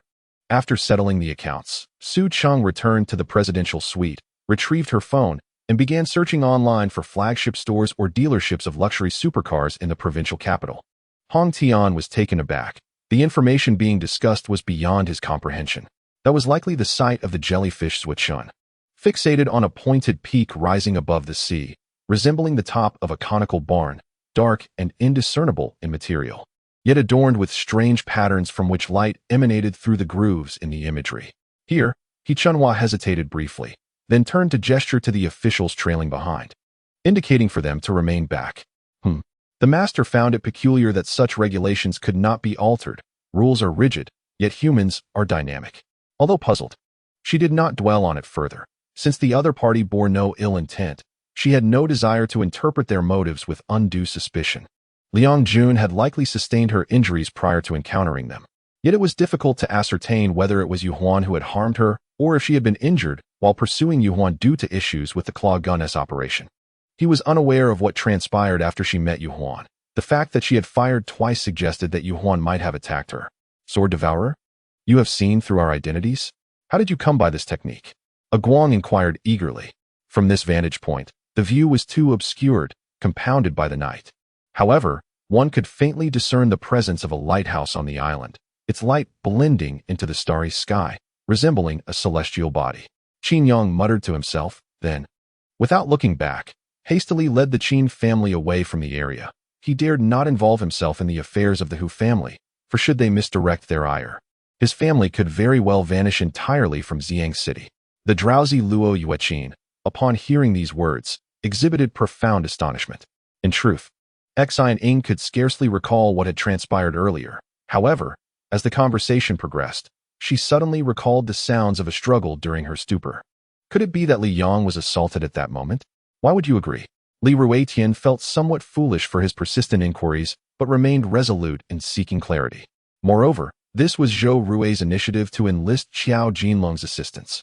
Now that an agreement had not been reached, he felt a loss of face and immediately insisted on confronting the team manager for clarification. Qiao Yuning had often looked after Guanyang at school, assuming a maternal role during her less favorable physiological periods, imparting valuable knowledge on biological matters for which Guanyang was immensely grateful. Driven by an intense desire within him, he found it nearly impossible to restrain himself from rushing out to catch up with her and embrace her. Yet, he refrained from acting upon that impulse. To his surprise, a simple outing turned into a scene reminiscent of speed and fervor. Although Aku appeared somewhat foolish at the front, her driving skills were commendable, and they deftly navigated several intersections to arrive at their destination. Are you truly intending to dine at an upscale establishment? Do you possess the means? Sun Shui jested, unaware that Li Xian genuinely intended to have the driver take them to a high-end locale. Huh, how could I possibly deceive you, Sister Lian? Let us proceed to inspect the raw stones now, Li Xian replied with a smile. In terms of energy and physical assaults, the pizza ship opted for physical defenses, assuming that a protective shield would suffice against energy attacks. Now, Lin Chong was paying the price for that earlier decision, as the 50-meter gash in the pizza ship's hull, which stood less than 80 meters high, was particularly conspicuous. Yun Weiyang was not suited to be a confidant, so she chose to ignore them altogether. Since they preferred to kneel, so be it. My gratitude remains undiminished. Regardless, Kai Su stated earnestly. Lin Xiaoshan, from his elevated vantage point, observed the multitude of figures below, noting that many possessed considerable strength, all following the same path. Ting Zheng, recognizing that the Li family was indeed unwilling to raise the child, ceased to impose further. Nevertheless, he was somewhat satisfied with the Li family's approach. That very night, he took residence in the main courtyard. In the past, under the formidable presence of Ouyang Taizhu, they had managed to form a somewhat cohesive assassin organization. His parents, the Zhou family, Lu Yadong, and of course, Shui Jian, were all responsibilities he could not forsake. The current predicament could be attributed solely to his own actions. Your Highness, rest assured, although Yin Shui has received favor and resides in Jingping Pavilion, she ultimately hails from Xiao Palace and is naturally close to you, Yin Shui remarked with a gentle smile, addressing the favored consort. Regrettably, despite Tianji Fort's population of 50 to 60,000, the majority were elderly, infirm, or disabled. The recent battle had been particularly devastating. Gao Jingzong's military expansion plan could not be executed, forcing him to select soldiers from the captured. Yu Yao had procured gifts for Ma Peng, Zhuang Rulan, and Ku Yu, leaving only Ma Qingting's gift unchosen. However, Yang Ran's gaze did not linger on Mo Yushi and the others for long, but rather settled on the other two individuals. A Yao gracefully approached Tang Sung, entwining her arm with his. It was a delightful sensation, a picturesque scene adorned with beauty and charm. Tang Sung neither rejected nor withdrew, as if he had longed for this moment in his heart. The physical form of a demon beast is formidable, yet once it surpasses a certain threshold, it cannot evade the clutches of death. Hua Guzi had evidently heard tales of such legends, yearning for the domain Lord Realm, yet understood that certain matters were not as facile as they appeared. The other principal gods nodded in agreement, endorsing the glorious god's proposal. Even if there were divergent opinions, they dared not express them under the circumstances. Just as the divine realm is aware that the demons of the infernal realm are adversaries, do they truly regard them with any significance? Is there an impulsive deployment of forces to attack? Clearly, there is not. At that moment, she suddenly resembled a child who had committed a misdeed, hastily concealing the clay figurine in her hands. Approximately 100 meters away from Unity Alley, Luffy Yang spotted Yang Erlong's bald head, glowing with the brilliance of a 100-watt bulb, bobbing incessantly. The distance between the vantage point and the house did not exceed 1,000 meters. Thus, Lin Shifan opted not to utilize the sniper rifle scope for observation, but instead activated the electronic eye's X-ray function, allowing him to directly witness the situation within the house. Upon hearing Dai Ming's words, the hunters of the Poison Hunter Guild became acutely alert. Su Zhe and the others also heightened their focus, their expressions marked by a grave seriousness. "Big brother?" Yi Xing queried in confusion, turning to look, and at that moment, his gaze finally fell upon Lin Shifan. Chen Etienne had long discerned the double entendre in Zhao Yunqing's performance, yet he refrained from exposing it directly. Xiao Yu and the others coldly scrutinized Inchilette and his companions, ready to strike at the slightest hint of aggression from the adversary. One couldn't help but wonder if future rewards might transform oneself into an exceptionally powerful original warrior through potions or secret tomes. The very thought seemed ludicrous. If such rewards existed, Suja would undoubtedly question whether the future possessed divine qualities or some intimate connection with deities. Ultimately, only a little over 100 soldiers remained, struggling in vain, paralyzed by a lack of orders, too fearful to flee. It was only after all was shattered by Xiaomu that Nagato resolved to preserve his life to confront the schemer, Madara. Most importantly, with several reinforcements now present, he considered how to incorporate them into the battle. Subsequently, he informed Gu Yinji, Xie Xiaofeng, and several financially endowed acquaintances within their circle. Lin Shuyue, choked with emotion, could say no more, collapsing into Su Yuntian's embrace as tears streamed forth. Duan Yu smiled faintly, extending a finger. Although the distance was considerable, the power of his One-Yang finger could still strike acupoints from afar. Moreover, Lin County Magistrate, dispatched by her grandfather, was a man of trustworthy character. Lin Shuyue was unperturbed about revealing this. "It is our honor that you can join us." However, the director finds himself in a predicament regarding the remuneration. As the investor's budget is limited, Yang Ling plummeted to the ground like a fallen fly, crashing through a building and becoming entombed beneath the rubble. Furthermore, should one wield a sword or knife with the strength of a mere mortal, it might not suffice to breach his protective membrane. Mo Ihan let out a long sigh, deliberately cranking the car's audio system to a volume sufficient to alleviate the oppressive atmosphere with raucous rock music. She could no longer view him through the lens of her previous judgments, nor treat him with the indifference she once displayed. Such behavior would be unjust to him. Feng Xinru's words were light yet frigid, laced with a harshness that sent a chill through those nearby. Among them, one particularly trembled upon hearing her words. A glance from Yang Ruoli confirmed it was none other than her brother, Yang Zipping. "It seems that everyone has expressed their sentiments rather thoroughly. I humbly request His Majesty to refrain from summoning me to such tedious banquets in the future." With that, Sang Li, casting aside her wine goblet with a resounding crash onto the floor, turned away from Mu Yun without a trace of reluctance. Upon observing the ominous darkness outside, Shu Qi noted the fierce winds rising, a clear harbinger of the impending downpour. Meanwhile, the likes of Pian Un and others were confounded, pondering the prolonged absence of the emperor. Surely, something must have gone awry, for not a single sound emerged from within. Quietly, they cracked the door ajar, but before they could discern the situation in the parlor, they were met with the fragrant aroma of kanji. She had heard tales of the formidable Flying Dragon Pass and had traversed it herself on 2 occasions. It was said that, while it may not possess an impenetrable fortress-like strength, a determined defense could hold back tens of thousands of troops for months on end. Was it truly possible to storm such a stronghold? Both of them were astute enough to recognize that Cao Yangzi's peculiar tactics were exceedingly strange, almost as if he were deliberately orchestrating hardship for Chen Yan. Yet, at that moment, they could not defy Cao Yangzi's commands nor dare to engage in further dispute. Thus they were left with no choice but to endure in silence. No one could fathom the terror that gripped her heart. If that wretched girl were to inform Bei Mingyi, her fate would be sealed. When a group of cloaked figures stormed in, he was astonished but not particularly frightened. Blood gushed forth from his numerous wounds as if it were free-flowing, and with a resounding explosion, his body fragmented along the fissures, raining down like a hailstorm. Many were unable to comprehend Luo Li's words, and Wu Sha was no exception, yet she distinctly heard Luo Li claim to hail from Earth. If Emir Susan could lead to Chen Feng's exposure, Luo Ba Dao would undoubtedly object. It was a straightforward calculation. Chen Feng was undeniably more formidable than Susan, and only a fool would trade a weaker entity for a stronger one. A steadfast defense could only lead to a dead end. Having failed to secure the old encampment, this significantly weakened new stronghold would likely not last a single day. As they struggled to turn their gaze towards the roaring entity, it was as if they had been struck by lightning, leaving them petrified.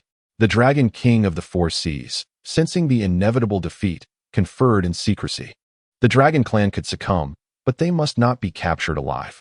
Suddenly, the Dragon King's might surged, momentarily halting Duobao's assault, and in that fleeting instant, a circular spiritual treasure emerged, hurtling directly towards Duobao. Was he not merely advancing like a snail? Yet, the shell he bore was immensely heavier, far beyond that of a snail, for at least a snail's shell is its home. If I do not come, you shall perish. Can I merely stand by and watch you die? Declared Long Luoshui. In an instant, Long Baobei gazed upon her elder brother-in-law with reverence, and just moments ago, the exuberant young Master Su had sincerely expressed his gratitude. His team had a motto, yet this particular statement had transformed into the singular mantra of his crew, imparting an oddly whimsical feeling. On this day, a few individuals from the Cloud Heart were celebrating their collective elevation when suddenly, a soul-shaking roar of a beast echoed from afar. Upon hearing this ferocious cry, an instinctive sense of familiarity and unease arose within them. 3 months hence, at the site of the Tao Conference, nearly 90% of the elite cultivators from the primordial wilderness had gathered, amounting to over 1 million, a truly unprecedented assembly. Zhang Yuanhang paced back and forth in his chamber, stroking his chin, contemplating whether there were alternative methods to replace the fairies. At last, they had reached a height of approximately 600 meters above the ground. Chen Xing and her companion had arrived at the base of the stone cave. She choked back tears, biting her lip, her clear eyes shimmering like a pristine spring, as if through Liang Nuanyuan, she could unveil the depths of the human heart. Tears cascaded down, plopping onto the ground, and Zhang Hao, disregarding the orders from his superior, sank to the ground, weeping uncontrollably. Though they were all in America, the distance was not far, and it was convenient to visit. Guanli had meticulously charted out the timeline in his mind. Clarence had always been remarkably efficient, and after so many days, he must have made some discoveries. Lan Qingchuan glanced at Oyenja's profound gaze, calm and composed. His smile had noticeably subdued compared to earlier, yet his eyes were deep, suggesting he had weighed and calculated matters thoroughly. Oyenja was indeed a master of negotiation. His psychological tactics were nothing short of brilliant. This was the first time Lan Yuanli had witnessed the remarkable verbal prowess of Oyenja since the two families had been at odds. The second individual was Yi Zisong, one of the chief captains of the Hedong Prefecture, who, like Leng Hong, had been corrupted by the demonic sect, conspiring together. 2 years prior, during an encirclement mission, it was this very person who leaked critical information, causing the prefecture and the divine captors to squander manpower and resources, ultimately achieving nothing. Raising her head from Gu Nanfeng's embrace, she saw Wen Chani standing nearby, coldly observing them with a look of disdain. The peak fervor of a creation lasts only a few years. If missed, subsequent endeavors will undoubtedly suffer an impact. Yao Ran fixed her gaze upon him, awaiting Huang Chu's signal. However, before the signal arrived, they were detected by patrolling bandits. The strength of the sacred fire realm? Wang Chong let out a bitter laugh. He had developed a profound sense of recognition and belonging towards the insect tribe. Entrusting matters to them seemed a prudent choice, yet Wang Chong needed to deliberate further. Suddenly, countless strands of black energy emitted a piercing sound, only to vanish moments later. Upon hearing that familiar call, Li Muer did not respond, standing silently in the gentle autumn breeze, lost in contemplation. That was the person she cared for most. She was gravely wounded. The Nightmare Dragon lay dead, and the Jade Dragon clan had been exiled. If anyone could rectify this situation, it would only be the formidable Black Dragon clan behind the Nightmare Dragon. The phrase "I shall not compel such acts under my accumulated" might send a chill through Wang Chong's heart. The floating dragon vessel navigated across the sandy sea, coming to a halt before the White Palace, where several figures flashed from the vessel and descended into the palace. Although she was unaware of Zhu Yozhang's ultimate judgment upon her, Ma Tsong searched the world for her, and Feng Yueyin must certainly be aware of her whereabouts. He appeared to be of a similar age, yet stood remarkably tall, with deep, dark eyes reminiscent of a gentle knight, evoking both tenderness and an unapproachable allure. His visage was somewhat indistinct. Upon closer inspection, one could discern the features of an elderly man, though they remained elusive and mutable. Among the few present, the young lady silently pondered whether the storekeeper's recitation of the famed red sweat was truly original, regardless of its exquisite penmanship. From a distance, one could witness a clash between a cerulean arc and a white light, resulting in a tremendous wave of energy that rippled through the surrounding space, like undulating water. I wish to convey to you that you would undoubtedly breach Barcelona's defenses, leading us to the finals. Did I err in my assertion? A faint smile played upon Ram's lips, leaving Zhang Shujia in a state of bemusement. Zhang Lin, momentarily cheered, remarked, "As long as brother Yi forgives me, I shall feel at ease, for my heart has been heavy all day."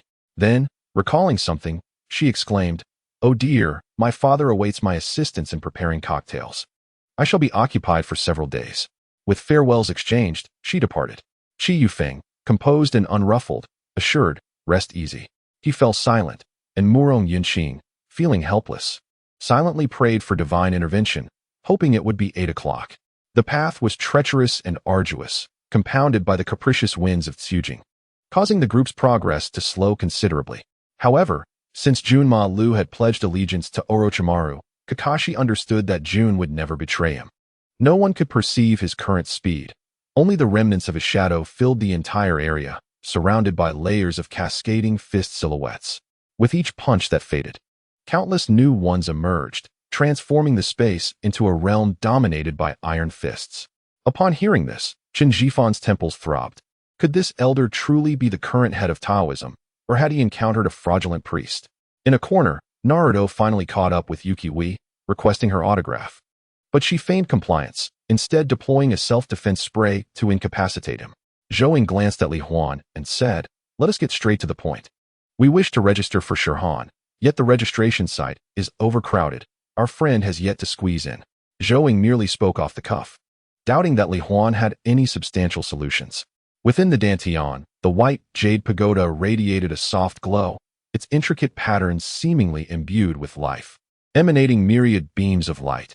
The login terminals for the Nine Heavens domain were typically crafted in the form of accessories for ease of transport, predominantly rings, earrings, and bracelets. This was my first experience aboard a vessel, and the sensation of drifting upon the water was delightfully novel and rather enjoyable. Mastering 3 techniques often led to a tragic fate of solitude in life and misfortune in death. This particular form of cultivation was wholly unsuited for humans. Zhou Mingyang barely met the requirements due to his dual bloodlines of avian beasts. Jingrui, Ant could never conspire with outsiders to harm you. The words you spoke today would surely wound her heart, Xiao Yu remarked, turning back to him before leaving his room. "Goodbye, Grandpa Zhongren." Luo Yi exclaimed joyfully as she bounced out to bid farewell after Tianxiong consented to her stay in Leguang City. "Cousin, Grandpa Zhongren has passed away. Will you not follow?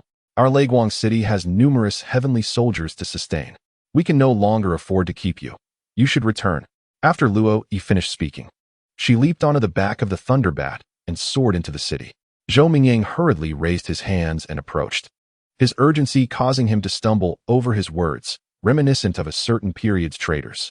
Speaking thus, he and Liang Jingrui immediately entered the operating room for disinfection and examination. Once inside, Liang Jingrui lay in the partition of the surgical chamber, listening to the calm yet urgent commands from the neighboring doctor, knowing that behind the curtain lay Xiao Yu. It turned out that Zhang Ma's task of retrieving clothing was merely the first trial of entering the mansion. Many newcomers would follow her inside. This room was Zhang Ma's private quarters, and she particularly disliked anyone entering without her invitation or consent. "How did you come by her phone number?" "The crux is that you conversed for so long without addressing him." His presence alone sufficed to illustrate that everything stated in that letter was a trap set by the Fenchant sect. Even before Wan's Hangmu commenced his assault, Camera had already sacrificed 1,500 points of life. Yet, Wan Hangmu felt no sense of security. He understood that as a vampire's adversary, there must be a means of retaliation. Brandishing dual colossal hand cannons, the frenzied doppelganger of Kyuka emerged once more from the abstract realm, clutching two handguns with calibers too large for human use.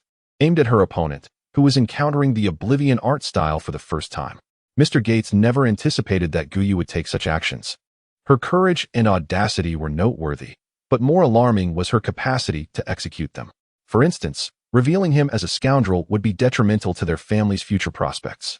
Northeast City lies directly before the Battle Beast Forest, serving as a shortcut into the depths of that wilderness. Many who venture into the Battle Beast Forest commence their journey from here. Just now, Dongfang Lan called our marketing department. They require a new advertisement for the finals night. The supervisor replied, Principal, in truth, Ashio possesses a kind heart. Her character is merely affected by her cultivation of the longing drunken world technique. Shuya reassured. It wasn't a cold corpse, but rather a collection of soul cards, which gave the 10th generation a glimmer of hope. Beneath the scorching sun, ice had solidified over an expanse of sea, and a fierce battle raged on the frigid ice layer. Historically, among the 8 cavalry of the West Garden, both Yuan Shao and Chao Chao were notable figures, yet chaos ensued unexpectedly. Huang Zhong shot a worried glance at Huang Woody, his expression somber. This would undoubtedly offend Huang Ji's father, Huang Che, making it exceedingly difficult for their family of 4 to remain in Huangjia village.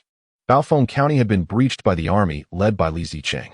According to protocol, after the army took a certain amount of stored grain, the remaining provisions would be distributed to the citizens within the city and the hungry refugees who managed to arrive. This was also a reason many drifters joined Li Zicheng's ranks.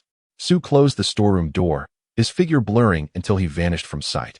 At that moment, he had already evaded the surveillance camera on the staircase and ascended to the 2nd floor. With such a grand fleet, their commercial establishments and representatives are present in various ports and cities along the coast. The 8-men trading company acts as an agent for the ports north of the Yangtze River. Meanwhile, Heejin harbors another intention. He has maintained a good relationship with the 10 eunuchs, who once assisted him when his sister faced bullying in the palace at the hands of Zhang Rang and others. From being a person of humble beginnings to becoming a grand general, the 10 eunuchs have played a significant role in his ascent. After the gathering, Xiao Wanyu remarked that sometimes identifying one's own weaknesses can lead to greater success than discovering the weaknesses of one's adversaries. This may not be profound wisdom, as her statement is applicable solely in the realm of commerce. In matters of the heart, it is rather futile. On a nearby hill, Li Ming observed the events unfolding on the road. The salt vendors from Pingdu trudged back towards the salt fields, dejectedly pushing their carts, while 4 or 5 others emerged from the roadside, hauling chicken carts and carrying shoulder poles to transport the salt. This is merely the beginning.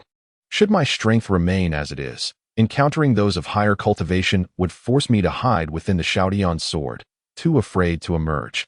Hong Jin jested, yet posed a rather grave question. Given such a favorable opportunity, Cheng Guoxiang would certainly not let it slip away. The relationship between the Shengshi group and Yi Tianxiong is no secret among the leaders. The North American nation, unwilling to lag behind, began to support the Japanese following a press conference held by the Easterners. The American Empire took the lead, and its NATO allies swiftly followed suit in condemning the Chinese side. Long Tao's belly continued to swell. He writhed on the ground, crying out in agony as the grass beneath him was crushed into pulp. The son of Yang Delu? This matter involves the military. Should a military heavyweight be drawn into this, bringing it to a close would be exceedingly challenging. The military refrains from meddling in local politics, yet they can influence it to a certain extent. Upon meeting the esteemed Ouyang elder, Dou immediately clasped his fists in respect, showing great deference. After speaking, she resumed her peaceful slumber. However, she was soon jolted awake, abruptly sitting up and gazing towards the source of the sound. Shun Hongyu clenched the stockings in her hand, gritting her teeth as she glared at Lin Yu's departing figure, filled with resentment. Never had a man looked down on her so disdainfully, nor had there ever been a man she could not conquer. Chung Li drew an opponent from Hu University, a remarkably tall and handsome young man standing over 6 feet. This is indeed true. However, Su Jimo prefers to be by the water only when she is troubled or lacking inspiration. Mu Tingxiao maintained a humble demeanor, silently enduring all of Lin Qianxue's disdainful glances. Most believed that although Cheng Li emerged victorious, the toll was considerable, and he would be in a precarious position entering the third round. When the dishes were served, Lu Yikan's condition had stabilized significantly. Yet his complexion was noticeably worse than the previous day, which caused Bai Shui to feel a twinge of concern. Before setting off, Lu Guoli had mentioned that the top 10 prestigious schools had reached an agreement with various factions in Beihai. Anyone from these esteemed institutions was strictly prohibited from overstepping their bounds. Otherwise, they would face collective retribution from the schools. Xiao Ting deeply sighed, unsure of how to proceed. He refrained from defending Xiao Qi, even though he yearned for shortcuts to survive in the Cloud Continent. Yet, for reasons unknown, he felt an undeniable curiosity stirring within him. A curiosity fueled by an instinctual belief that the man beside him was not lying. Unlike other men with ulterior motives, he presented his point with sincerity. "You are Tang Yud, aren't you?" Suddenly, a man approached and unexpectedly patted Tang Yud on the shoulder. The bloodline of the Radiant Golden Dragon is regarded as a highly esteemed existence among the dragon race, on par with the Xian Yin True Dragon and the Xian Bing Holy Dragon. Hua Tian had previously encountered the dragon soul of the Xian Yin True Dragon and had battled the Xian Bing Holy Dragon. Thus he remained composed when faced with the Radiant Golden Dragon transformed by Hua Rulong. Words alone are insufficient. If it is true, then present the divine essence of the medicine god. We shall discern the truth for ourselves, Zhang Yujie proclaimed. Witnessing the situation unravel without any success, Ho Yong was infuriated, cursing the two young men who returned in disgrace with a torrent of expletives.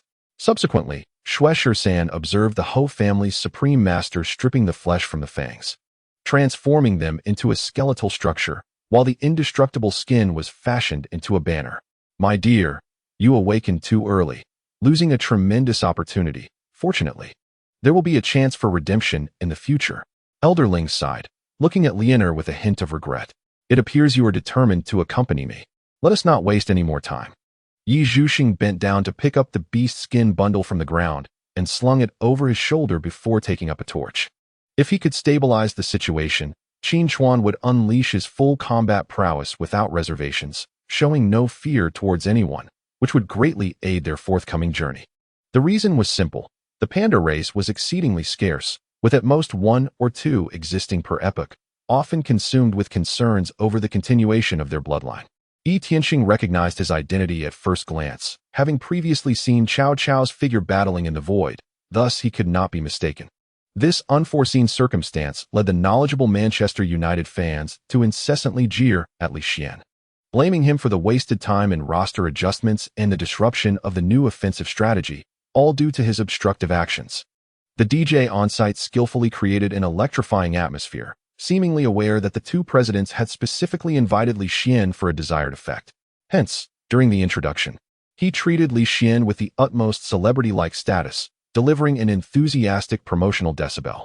Chun Fa opened his eyes once more, finding himself back at Su Wire's Inn. But not on the first floor. Instead, he was in a room at least 7 or 8 times larger than the one he had rented.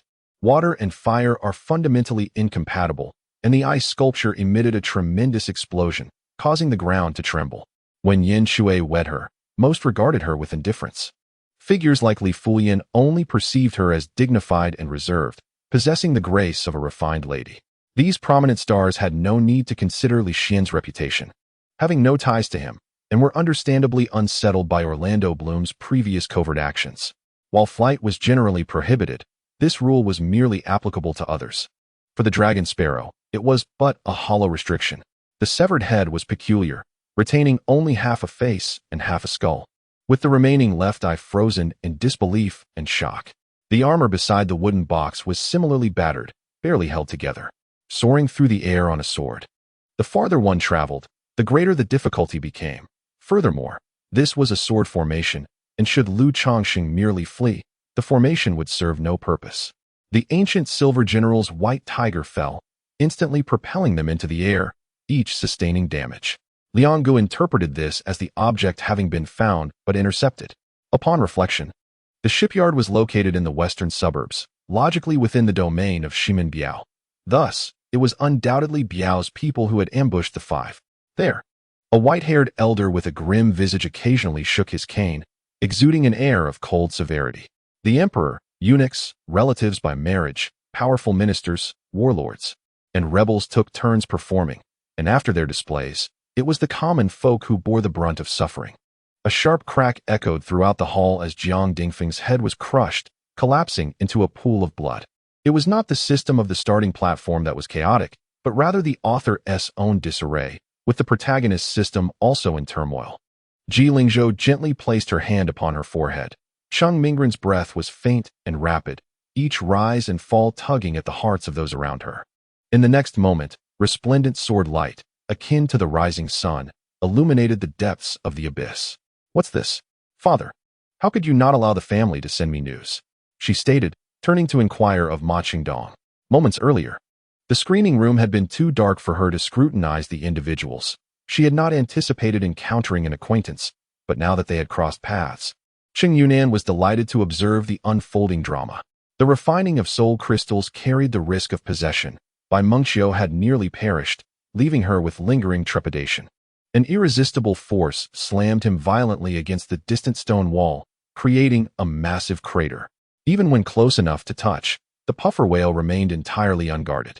With a mere thought from Zhang Chulan, the golden long knife shot forth like a torrential downpour towards the blond man.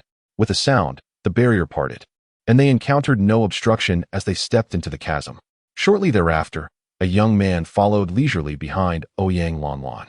Zhang Jiaoliang had been observing him since Zhang Jiqiang entered, perceiving him as a man of experience and composure. Suddenly, she was momentarily shaken by the metaphor in her mind. Taking a deep breath, she instinctively stepped back, her face displaying a hint of terror as she gazed at the reagent before her. Even the slightest possibility compelled Jiang Yunqing to fight for Huiyu, yet the injuries reflected in those eyes were already a stroke of fortune. Huiyu had merely lost her martial prowess, and the fact that she could still rise and move about like an ordinary person was a divine blessing. That day, she arrived at the hospital early, as was her custom. She had come to realize that Feng Shihua cared deeply for the child. Consequently, she spent every day from the start to the end of visiting hours at the hospital. Each time Feng Shihua came to see the child, their paths inevitably crossed. Seated below were the astute pillars of the court, each possessing a basic understanding of mathematics and adept at reasoning. Before long, they had unraveled the foundational symbols and arithmetic, tackling the mental math problems that teacher Huan had written on the blackboard. In the living room, she paced back and forth, occasionally glancing at the clock. Why was time dragging so slowly? Was the clock malfunctioning? Xiaojun shut her eyes and began recounting her experiences as a clone in the laboratory. Ultimately, the unfortunate guard departed clad in a tattered single garment, his silhouette desolate against the fierce wind. Yet, Ashur remained sullen. "I want to go." Ever since meeting Ah Sheng in Xianyang, she had completely relaxed. In reality, the Soviet Union had long dispatched numerous political commissars and advisors to the Mongolian army and government, establishing a Soviet-controlled financial system, expelling all third-country commerce, and even prohibiting the entry of personnel from third countries. This meant that Mongolia had already been thoroughly Sovietized, becoming a vassal and satellite state of the Soviet Union. Alas, the Empress Dowager sighed softly, instructing the palace attendants behind her, "You may all leave. I have matters to discuss with the Empress." With that, she pulled me into the room. Upon sensing the shift in atmosphere, Yu Su intended to pursue but found himself even more perplexed. He could hardly believe that his sworn brother could commit such an act. It seemed utterly inconceivable to associate it with Lianyan City. Guanyin was now less than half a yard above the ground, observing Tang Zeng with a puzzled expression as he held a brick towards her. "Looking for a crevice," I replied casually, raising my head to see Xuanji gazing at me with fear. Upon their arrival, Lianyan City sent someone to deliver a visiting card, and soon after, the sound of countless galloping horses filled the air, followed by a cloud of dust rising. I embraced him tighter, as if a drowning person clinging to the only lifebuoy. The treacherous steps of the forbidden city finally receding from me, replaced by a faint fragrance that seeped into my heart, reaching every corner. Feng Lin shrugged. He had already shown consideration when dealing with Guyu, and he was not a kind-hearted individual. The master of a world could not help but exclaim. Such power was the legacy of countless generations, and he found it utterly unbelievable. The 5 elemental attributes within this temple coalesced into an incredibly harmonious aura, rendering the entire sanctuary strikingly elegant. "Chair, have you never been to the north?" Su Mingyan exclaimed, pulling the nearly falling Yu Che back. At this moment, the figure that suddenly appeared in midair was none other than Wu Dihao, who had been slain by the souls of the deceased, along with the young Chulan. Seizing the opportunity while Yu Ji and Rue were rehearsing their lines, Meng Ke took his leave from Li Nan and pulled Ning Xiaomei away to a secluded spot. After speaking, Meng Yu hesitated briefly but ultimately placed the contract down. Upon witnessing this scene, General Zhang finally exhaled in relief. Lang Yu found it strange that Ma Mingyan and Cang Long stealthily followed behind, investigating without uncovering any clues for several days. Xia then leisurely rose from her bed. Yet she did not instruct the guards to lower their daggers. Lu Ai increasingly felt that her current predicament stemmed entirely from this man. Gong Jingxi could hardly bear the profound numbness in her arm, rendering her unable to grasp the knife. She watched helplessly as the blade fell to the floor, her heart heavy with despair. Thus, such peculiar phenomena manifested on his body, a cycle repeating endlessly. The following 2 days would see no guests in attendance. They merely needed to strive daily to earn a living or procure resources for sustenance. The cold, enchanting beauty of Yin Mei flickered with skepticism. She did not believe this to be a weapon or a skill, wondering if there existed weapons or skills capable of flight. Such notions were foreign to her understanding. "Very well. Follow me, and I shall explain as we walk," she said. Chen Zue, gritting his teeth, found no recourse but to seek Sophie's assistance. After inquiring with the messenger, Han Chi felt reassured. Evidently, these silks held substantial sway in the hearts of the Liao nation's rulers, perhaps forming the very foundation of Liao Xingzong's proposal. This was not a sudden transformation of Li Ji into a benevolent figure, but rather an impulse ignited by the morning's events, compelling him to experiment. Wu Song hastily departed the tavern, ascending the mountain under the moonlight, where towering trees obscured the light, rendering the path unclear. This was no ordinary mastery of divine control, but rather the whims of a capricious entity. Zhu Xia clearly disdained this so-called master of divinity, gazing upon the 2 colossal beasts on the battlefield. The red and white insectoid creatures reverted to human form, aware that the outcome of the war hinged upon the 2 elderly men before them. "Old Hua, do you not fear choking on your own insatiable appetite?" The elder with white hair remarked with a hint of sarcasm. Inside the room, at Zhao Han's low command, his fingers danced as if plucking flowers, creating heavy afterimages that transformed into a lotus of continual birth and demise, infusing incantations into the cauldron. Suddenly, a resonant dragon's roar echoed from within, followed by the cauldron trembling violently as its heavy lids soared into the air. "Kill." Qin Shou felt a pang of conscience. Ancient hunters knew not to slay young beasts, and even though he used fox meat as medicine, he would never harm a juvenile fox. "Wait a moment. Let them enter first. We can simply ask the shopkeeper what they are doing inside," Xie Tong suggested, preferring to avoid direct confrontation. "I shall retire for the night." Although Li Yong remained silent that evening, he could not resist the villagers' hospitality, indulging in a few drinks and seemingly succumbing to inebriation. Certainly, he was unaware that at the moment Yang Yu beheld the enchanting figure clad in white, she simultaneously gazed upon him, both standing transfixed as if struck by lightning. Indeed, the demon emperor believed that the individual before him had succumbed to possession, for this situation bore a striking resemblance to such a phenomenon. Besides the contamination of spiritual energy, the inhabitants of the celestial realm often grappled with an additional layer of distress stemming from a lack of discernment in social hierarchies, or rather, a deficiency in their perceived superiority. Upon hearing Han Kai's words, Su Hao clenched his teeth and uttered a remark, clearly unwilling to conclude matters so readily. Witnessing Zhang Wen's lifelessness, Dongzhuo discarded the iron whip in his hand, casting a menacing glance at those below. The common folk retreated in trepidation, filled with fear. Qian Meiyu's aunt, while serving dishes to Li Ji, warmly invited him to visit her home. With that, the 8-cloud temple soared towards the city of Fengdu. Still clutching the willow branch, Lin Swayer, feeling indignant, pondered why the idol could be nurtured while her own sister was not afforded the same. Reflecting on her past disdain for her elder sibling, after today, she realized much and felt it was not too late to amend her attitude. The sound of flesh being struck echoed throughout the palace, interspersed with intermittent muffled groans. painting a rather harrowing picture. As he departed, Zhou Yahue exchanged mischievous glances with Gu Qingge, much to the chagrin of the nearby Nuan Su. Presently, it seemed to be the dead of night.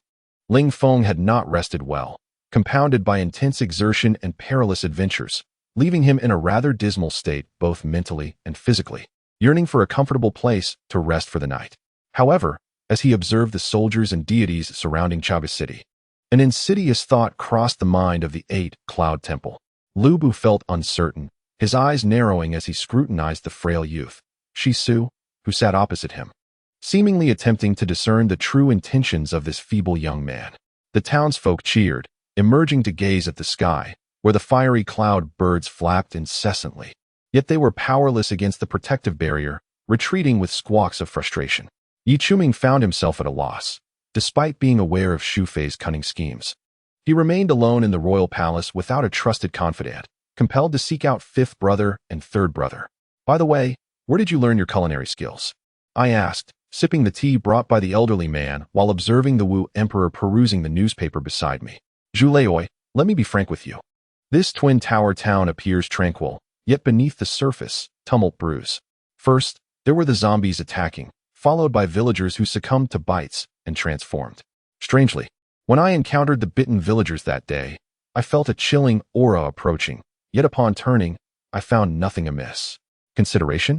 What nonsense, fool, we shall enter." Sha Dutian expressed his discontent during the journey, attributing it to Mo Jinyang's meddling, compounded by a theft of jewels in Kaifeng, fueling his distaste for Mo Jinyang. Determined to oppose him at every turn, Chen Hao had long been coerced by that scoundrel Chen Haijun, being forcibly injected, as Chao Yin choked back tears.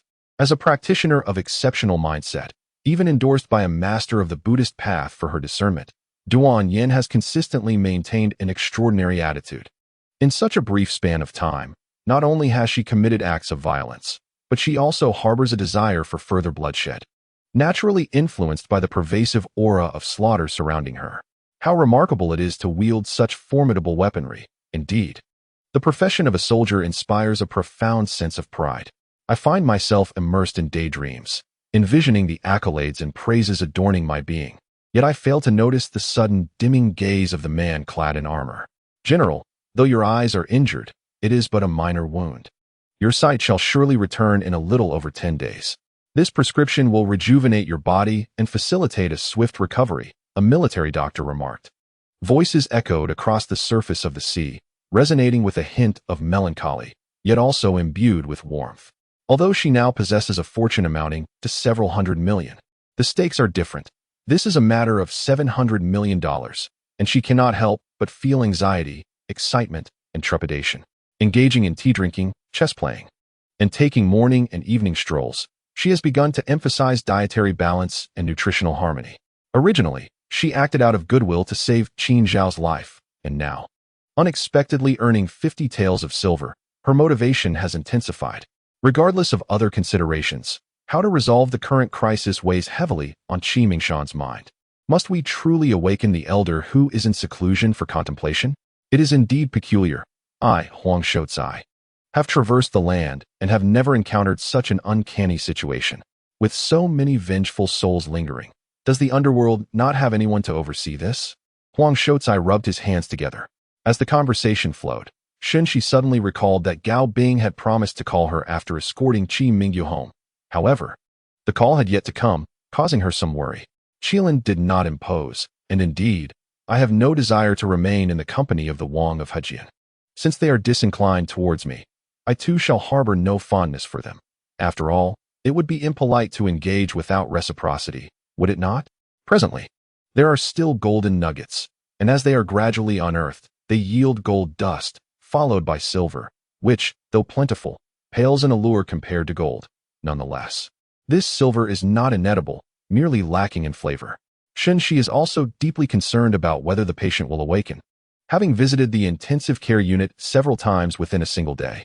With such thoughts flashing through her mind, Yi Zihua suddenly felt that perhaps it was for the best that her son was not by her side, as this would spare her the pangs of jealousy. Contemplating this notion left Yi Zihua feeling rather melancholic. Now, he could neither exit nor permit entry, which could hardly be deemed advantageous. Park Jiong blocked Shi Xian's path. As 3 streams of blue flames surged towards Jiang Feng, 2 were intercepted by Shi Xian, while the final one ignited the void, swiftly reaching Jiang Feng, who evaded it by slipping into the shadows. Qin Yifeng was already earmarked as a practitioner of the mystical arts, while Zhang Rindong clearly seemed destined for the medical department. Among the 3 most valued individuals of this cohort, 2 have already been lost, leaving only Lu Qiming, who will surely enter their protective division. Beneath the banner of the illustrious Lion Crown, the formidable human legion is composed of archers, heavily armored warriors, ironclad cavalry, and splendid white lions, together forming a powerful assembly of human glory. Nathaniel laughed heartily. Congratulations, esteemed guest from Huaxia, for being crowned the wine king of this festival. Would you care to try 2 more glasses? In the ancient battleground, there existed a peculiar and unheard-of rule. The total cultivation power available to all practitioners was fixed, roughly equivalent to that of a powerful practitioner in the returning origin realm. At this moment, it was later than his usual practice time, but there was no choice. He had commenced his training quite late the previous night. Once the training began, it would require a minimum of 2 complete cycles, which would take at least 2 to 3 hours to conclude.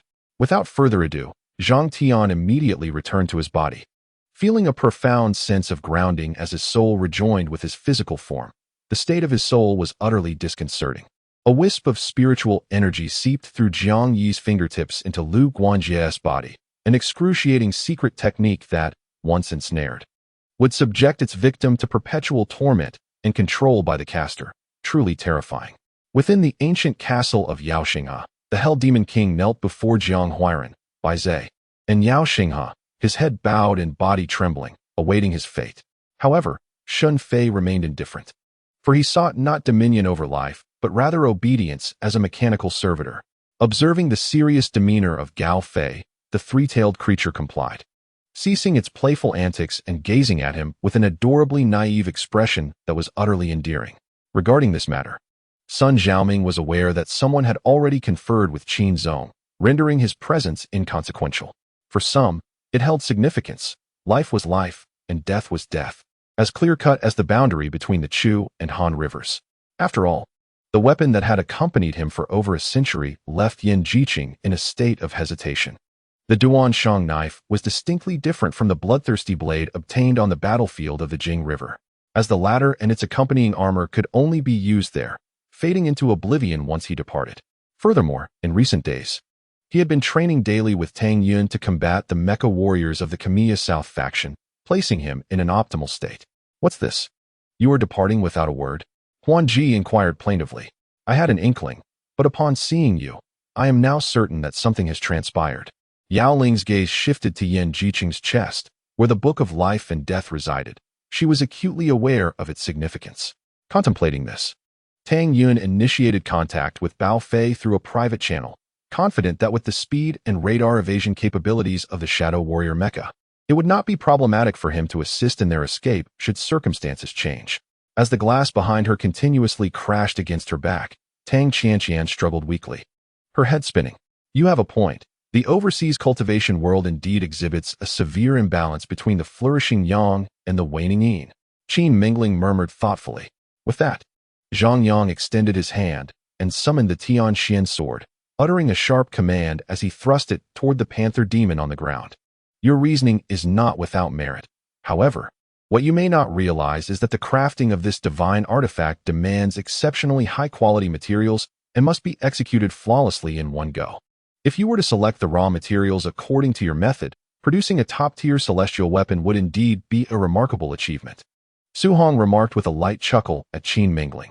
Please remain here in anticipation. I believe news will arrive within a day or 2. I shall personally inform you when the time comes, so I shall not impose further. Farewell. Lu Dingtian responded enigmatically, choosing not to directly address Situ Huishan's inquiry. Instead, smiling mysteriously, Li Xiangyang shouted loudly, pressing for answers for an extended period, but the crowd remained silent, failing to elicit any response.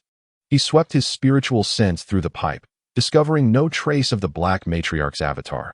She had evidently absorbed enough resentment and made her escape. After advancing a short distance, Yifeng suddenly noticed a streak of azure-purple smoke rising above the chasm, feeling an array of peculiar energy fluctuations within. Impossible, he exclaimed, shaking his head. Given the uncertainty surrounding the number of possible password positions, even the simplest 5-digit code could yield thousands of variations. It would be wiser to seek an alternative route. If such a lock were easily deciphered, it would not have been installed here. The very forces of heaven and earth have been stirred. Su-yi was astounded. This had indeed called forth the powers of the universe. Naturally, both parties reaped significant benefits. While the blood pool began to dwindle further, the individuals welcoming Fide and Heeman donned dark crimson armor. Fide had encountered that grim visage in Law City, belonging to Baron Robin, who had previously released him. Xia gritted his teeth, forcing out heated breaths, his once clenched red hand gradually unfurling. The adversary's lack of evasion revealed a crucial truth to these individuals. Upon their sudden arrival, they were immediately thrust into a combat scenario. Apprehensive about the identity of their foes and the potential threat posed by the mercenaries of the cosmos.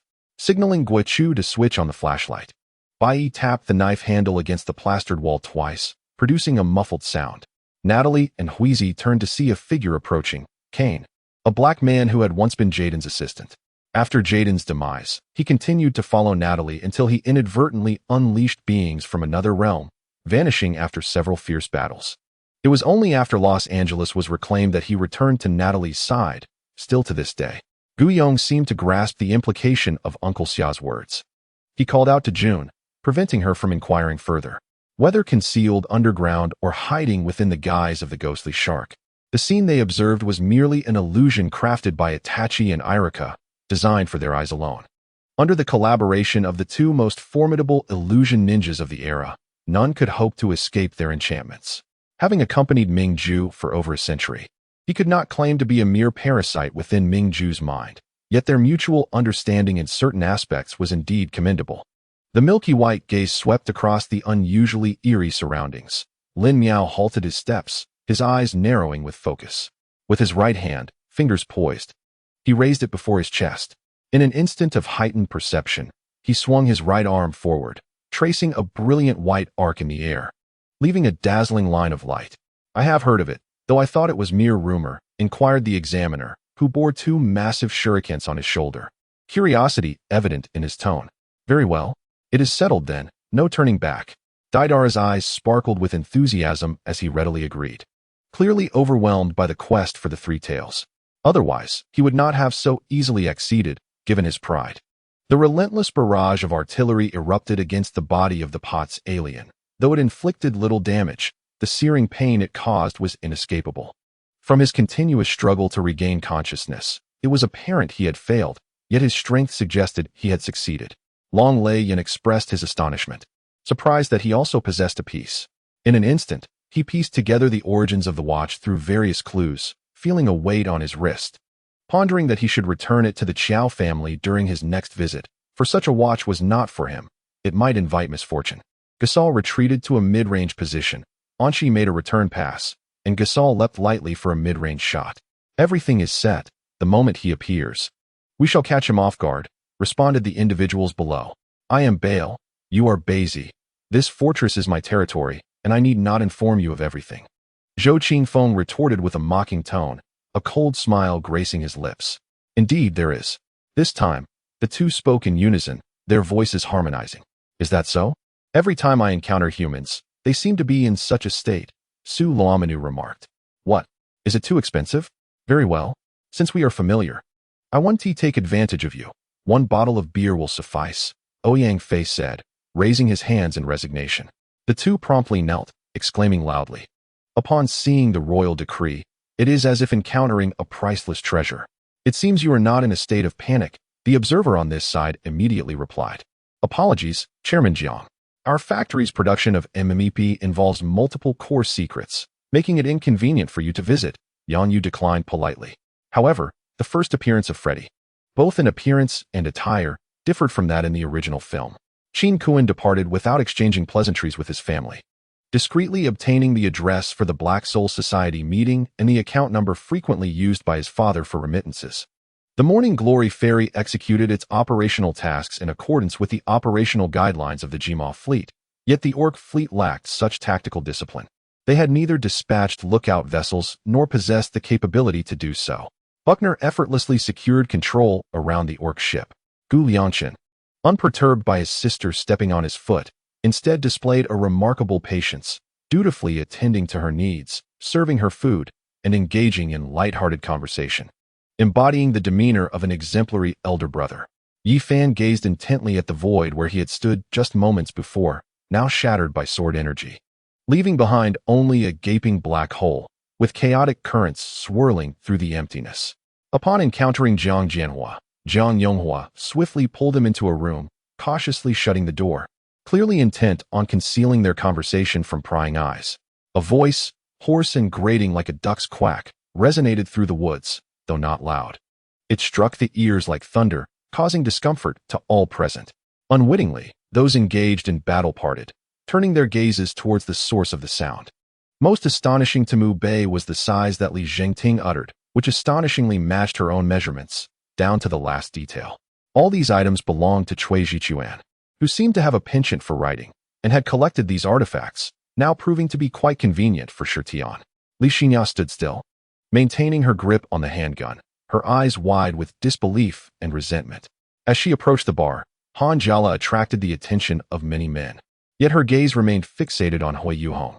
At this moment, it dawned on everyone that the Western Yin Kingdom had ceased to exist. The once glorious triumph of defeating the Qin Yu Kingdom to establish the Western Yin had become mere history, now overturned as the Qin Yu Kingdom returned with a vengeance.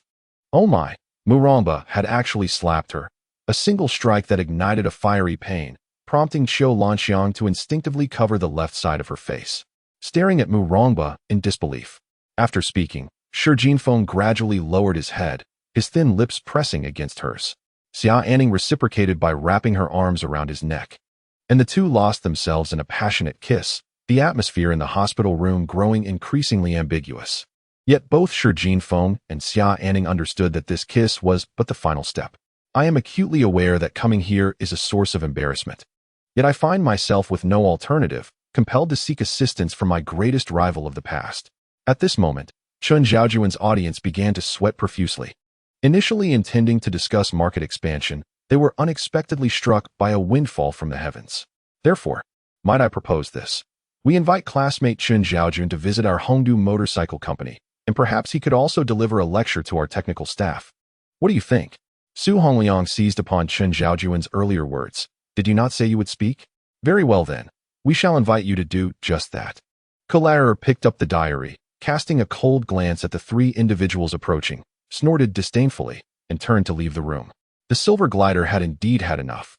This was the third time, but since Dr. Strange had spoken, he felt compelled to assist in resolving the situation.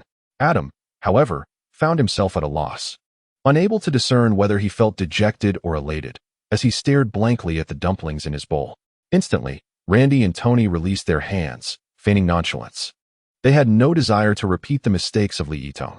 By the way, regarding the previous matter, although I was unaware, I must apologize on behalf of those unworthy individuals. The words that followed from Mingxi left Yang Hao utterly astounded. This is the most poignant and enduring confession in the world, with each lyric posing a question. Lu Li awaits Jiang Lingyu's response. Her radiant smile tinged with a hint of trepidation and unease. Her brows arched slightly, as if to inquire, what is your answer? Lu Li extends his hands, grasping those of Ku Er and Li Li, bowing his head while listening to Ronald recite the prayer. Amidst the flickering, ethereal glow, the tranquility and serenity of Christmas Eve elicit an involuntary smile from his lips, regardless of who supports or opposes, after flattering and offering suggestions. Li Jiaming waves his sleeve and declares that time is the ultimate judge, gracefully boarding the corporate private jet acquired for $100 million. Returning to the University of Chicago Business School to resume his role as dean. She, however, remains undistracted, leaning closer to Han Yuqing. Fearing that the heir of the Qin royal family might find their enthusiasm overwhelming, her heart growing fonder with each glance. Suddenly, Li Wudao, along with a 10-meter radius around him, is enveloped in dense white smoke. Having endured a lifetime of hardships, it may be an exaggeration to claim she has seen through the impermanence of the world, yet she possesses a clarity that surpasses that of ordinary people. Though small in size, the environment and quality of service here are superior to that of Yufu building, and the delicacies they serve are exquisite. which explains the long lines of patrons. Xuelon speaks up, prompting the others nearby to nod in agreement. The bronze mirror, an enigmatic object, emits a terrifying energy beam that leaves even Su-Yi feeling secretly alarmed. Regrettably, dealing with such an entity, no matter how cunning he may be, leaves him at a loss. The overt defiance of Shizhao evidently infuriates Tong Dafu, whose typically pallid face momentarily ignites with rage as he strides towards Shizhao with a sinister grin. Yufumo finds herself confined within a birdcage placed atop a horse-drawn carriage, with soldiers driving the carriage directly onto a boat. The imperial concubine once knelt before heaven, earth, and the emperor, commanding respect from even the highest officials, who would bow their heads in deference, perceiving her as a disaster of beauty, eager to retract their necks into their shoulders, a figure of undeniable superiority. Had he harbored such urgency toward the emperor, he would have long since raised the banner of rebellion. What he writes now is but a genuine imperial decree. Though both are sect leaders, the disparity in lineage and strength is not merely a significant gap. The situation's evolution to such a state is entirely expected. She notices that everyone is considerably drained, suspecting that besides the three formidable individuals, the others are struggling. He had just seen the Empress Dowager clear the room. Yet Goemama remained by her side, contemplating that Yang Iching might have been temporarily imprisoned, and since Goemama had not yet had the chance to intervene, he felt a slight sense of relief. The 8 lizard men, unable to free themselves from their iron chains, could only flee in unison in one direction. Of course, witnessing Xiao Fan's anxious demeanor, they could not afford to display their inner hesitations so overtly.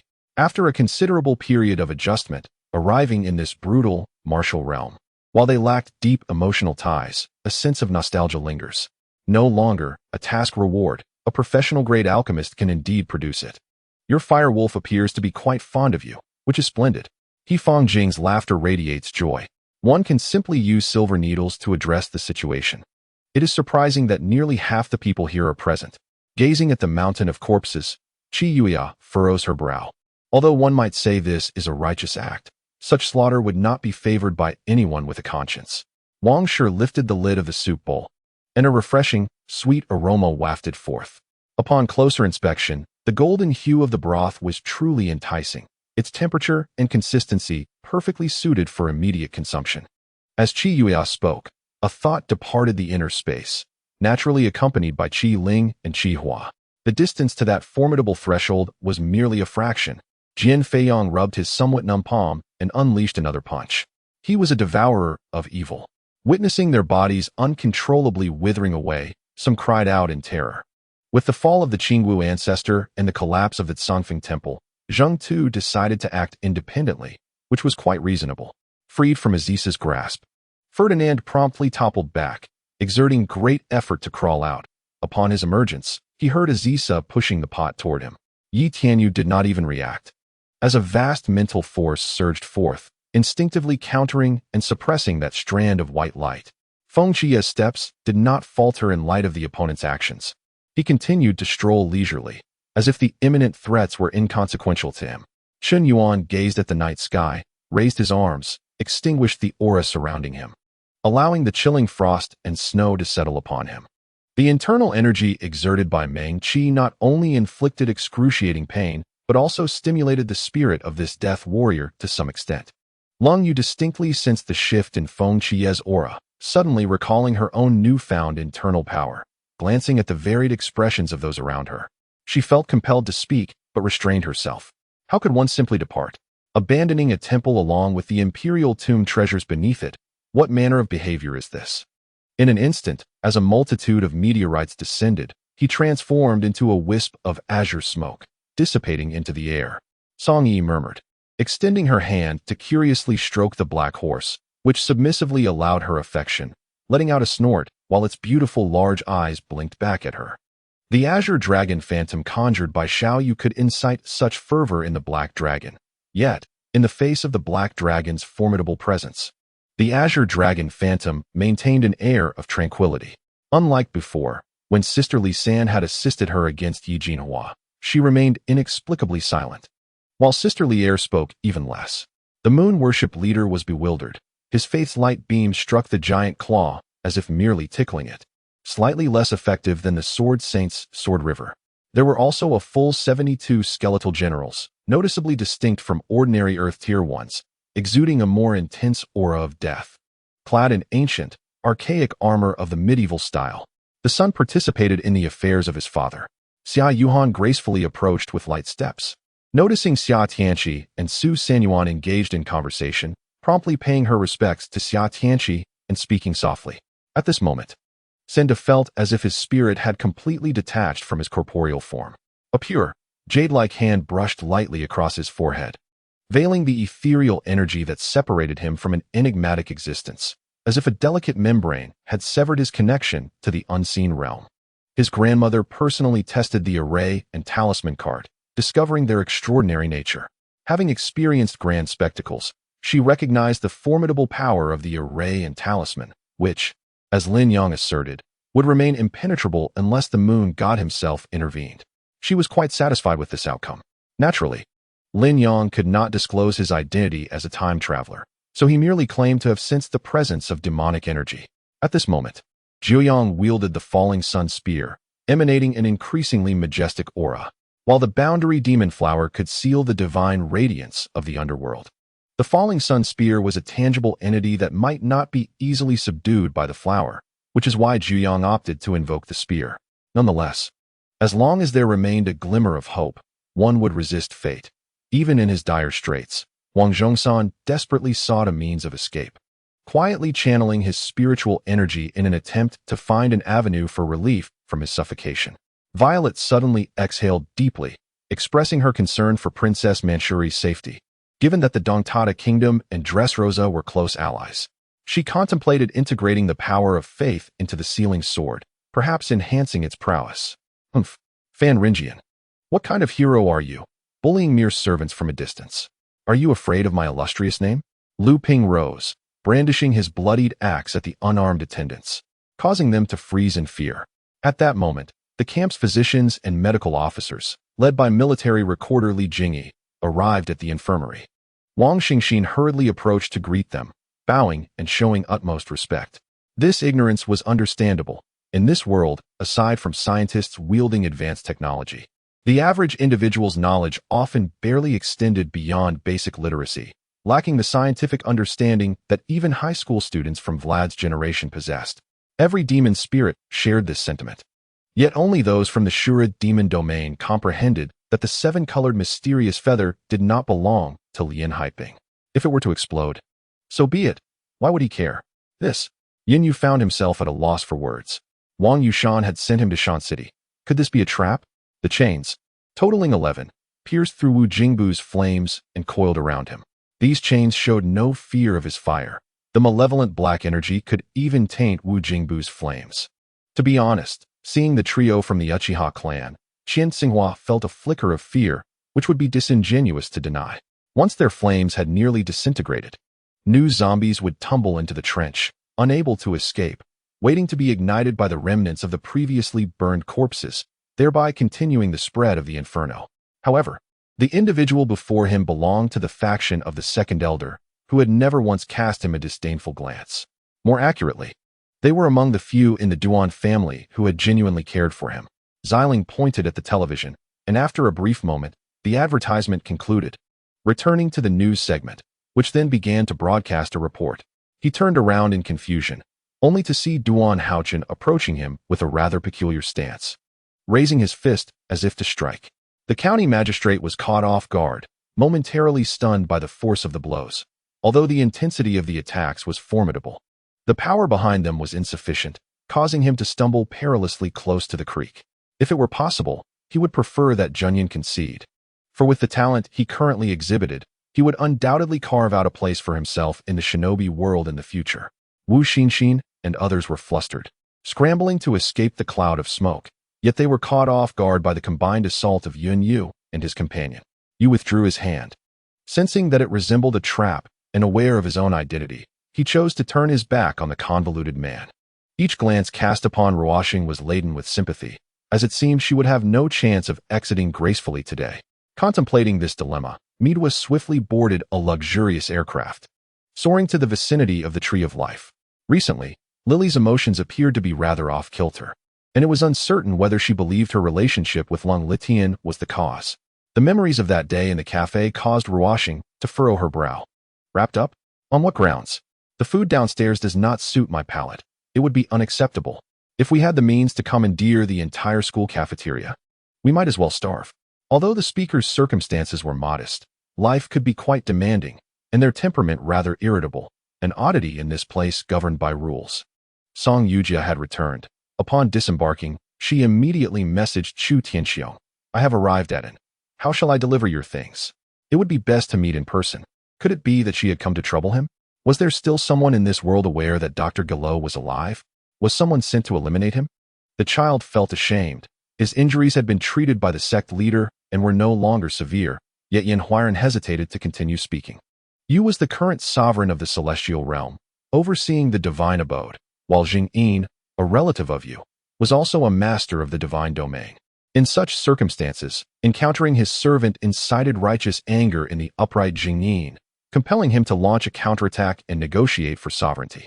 After delivering these words, Dongfang Yi found his throat parched, only to discover that the chill on Luo Yishuan's face had not dissipated in the slightest.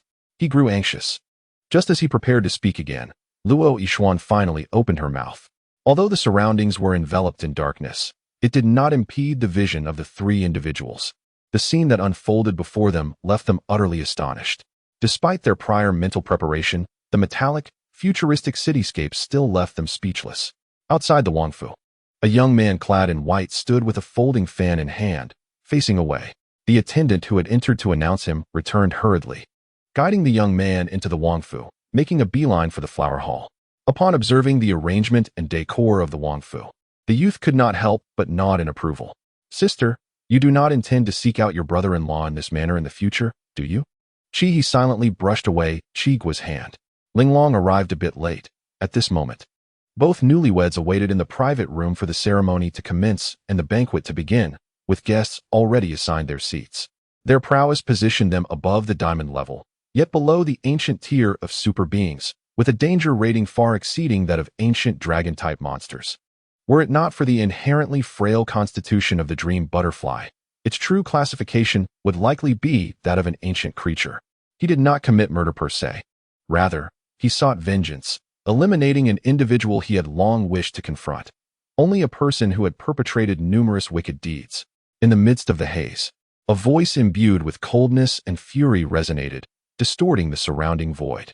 Gao Shu's concerns were not unwarranted. After all, she was not well acquainted with Lin Xiaorong. What of the police? They are human too, and she must consider her own interests. His complex gaze fixed intently upon Madame Jianair, articulating thoughts he had long yearned to express. Yet after a moment of silence, with no response forthcoming, Qing Yu understood that Yun Qi was in a state of perception, thus refraining from disturbance. Upon ending the call, Jian Han's heart raced uncontrollably. She felt utterly astonished, even suspecting she had misheard. Yet she knew Tang Ning would not deceive her. The most relaxed of all was Wang Lun, whose face bore an expression of ease, and whose attire remained impeccably spotless. Upon witnessing her demeanor, Zhou Mingyang could not help but feel a stir of emotion, quickly recalling his intimate encounter with Jiang Muqing. Adorning his ring finger was a ring, his slender, fair fingers resting upon the withered begonia, exuding a melancholic beauty of despair. Perhaps it was the divine influence at play, or perhaps the heavens were in his favor. The garments that had been drenched were now dry, and the shoes that had once dripped water were now free from moisture. For his footwear was dry. According to the memories of the original owner, the genius of the Yun family was none other than his dear younger sister, Yin Xingru. Following her were the third sister of the second house, Yin Xingying. Naturally, there were admirers, envious souls, and those who shared in the glory. But jealousy and hatred also lingered in the air. He was not afraid. Once his vitality was restored, he would still be at the mid-level of the 8th stage of the Zhongshan realm. However, Xiao Jing had now confirmed that this watch harbored grave hidden dangers. Selling it to others would be tantamount to deceit.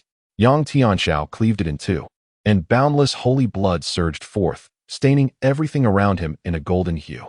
Yet, due to the presence of sky, spectators unwilling to watch the competition, even after hearing of the match's excitement and intensity from others, remained skeptical. Such individuals, while somewhat stubborn and blunt in speech, were often remarkably diligent in their work. The principle of the few not prevailing over the many is exemplified here, in a situation where gaps already exist between races. Instigating discord and creating incidents renders the notion of unity utterly implausible. Thus, what we are currently doing is planning for the future. Lu Jin exchanged glances with several others before finally acting as their representative to pose the question everyone was eager to know. Ladies and gentlemen, please remain calm. Shauna spoke softly, then snapped her fingers, causing the protective barrier to dissipate, allowing Ji Bingxin and the second elder to finally move freely. The elder of heavenly mechanisms pondered for a moment, suddenly recalling a particular sect whose members were entirely different from those of other places. They never exploited or oppressed the common folk, dedicating their efforts to resolving the issues faced by the populace. Seeing the relentless pursuit from the other party, Wang Ji became increasingly displeased. It was already infuriating for a renowned physician to be disregarded once, but being ignored repeatedly transcended mere annoyance. Su Hai had become quite proficient in this song. He could flawlessly perform it alongside the accompaniment. Yet, having arrived at the KTV private room, he still intended to practice a little. If it was just an occasional visit, a complimentary session would suffice, but since he intended to frequent the place, offering it for free would lead to losses for the establishment. A discount would be greatly appreciated, Su Hai remarked. Zhang Chulan's unruly demeanor irked many officials in the court, yet all understood that this old man feared neither heaven nor earth. Anyone who opposed him would find themselves challenged to a duel, even facing humiliation at his hands. Thus, when he spoke such madness, no one dared to refute him. Lien Kajio let out a sharp cry, devoid of the earlier arrogance, now filled with palpable fear. His impressive skills allowed him to execute a spin mid-air, landing on his feet and staggering back several steps to regain his balance, his already porcelain-like face now devoid of all color. Meanwhile, Jiyu coughed lightly and walked outside. Standing on the balcony, gazing out at the boundless ocean with a sense of profound sentiment. Chuze, from a distance, Chinner witnessed this scene, her voice trembling. For once he unleashed such transformations, it signified he would inevitably recall certain memories. After all, he remembered invoking the power of his bloodline, even if it was done subconsciously. Traces remained. Shin Qingjun shook his head, the red tassels swaying, the golden bead curtains clashing, producing a melodious orchestral sound. Yet, the president of the company, the largest shareholder, had turned into a mere bystander, reflecting on how he had perhaps wronged Luo Burong. Blood splattered, akin to fireworks igniting, sparks tracing strange arcs before falling among the overturned grass, completing their final flourish. Thus, Jason began to await the enchanting melody that echoed in his ears. The song rang out punctually each day, stirring his passionate and curious heart. Chuze observed keenly for a considerable time, finally sensing a familiar aura. This was demonic energy. He pointed at the swirling black mass in astonishment, realizing that even in such a place, demonic energy was present, and evidently, this overwhelming vitality was ensnared by it. The spirit creature darted out of the house, hastily flying several hundred meters before pausing to rest momentarily, scanning the surroundings to see if old Zhang was in pursuit. Fortunately, no one was nearby. Just you wait. Once my skills cool down, I shall return to deal with you all tomorrow. Now, with all his abilities unleashed, venturing to the 6th level would be akin to courting disaster. Moreover, it is already 3 in the afternoon, having battled nearly an entire day. It is indeed time to take a respite. No worries, I merely came to observe. A friend of my classmate has been apprehended by you, and I wish to ascertain the nature of their transgressions. Lu Fongting smiled as he removed his wide-brimmed hat, gently blowing on the badge atop it before placing it back upon his head. However, it was evident that Zhang Shun, the Taoist priest, had never learned of Schrodinger's cat. Thus he was destined to be led around by Qiu Tian. The moment the warm broth trickled into his mouth, a shiver coursed through his body, rendering him momentarily frozen. Long Su dashed directly into the realm of demons, where their second treasure had constructed a palace of his own in an uninhabited deep mountain, with Yin Xuehan residing there alongside the children. These dragon-like creatures, resembling fish, constituted the foundational combat strength of the underwater cavalry of the Nest Dragon Legion. Outside, a monstrous beast lamented while flapping its wings. However, its mournful cries could not summon back its companions. The corpse of Yin Shanbua transformed into a streak of light, merging into the pokeball, and he rose, retrieving a piece of yellow paper from his bosom that indicated the way. A piercing agony seemed to permeate her very soul, giving her the disquieting impression that she would be torn asunder in the next moment. After all, the laboratory of that time was truly vast, where not only mutated plants and animals were studied, but also those with extraordinary abilities. A torrent of electric current surged through his body at the speed of light, propelling the electric beast, which transformed into a golden flash, racing towards the crystal diamond with astonishing velocity.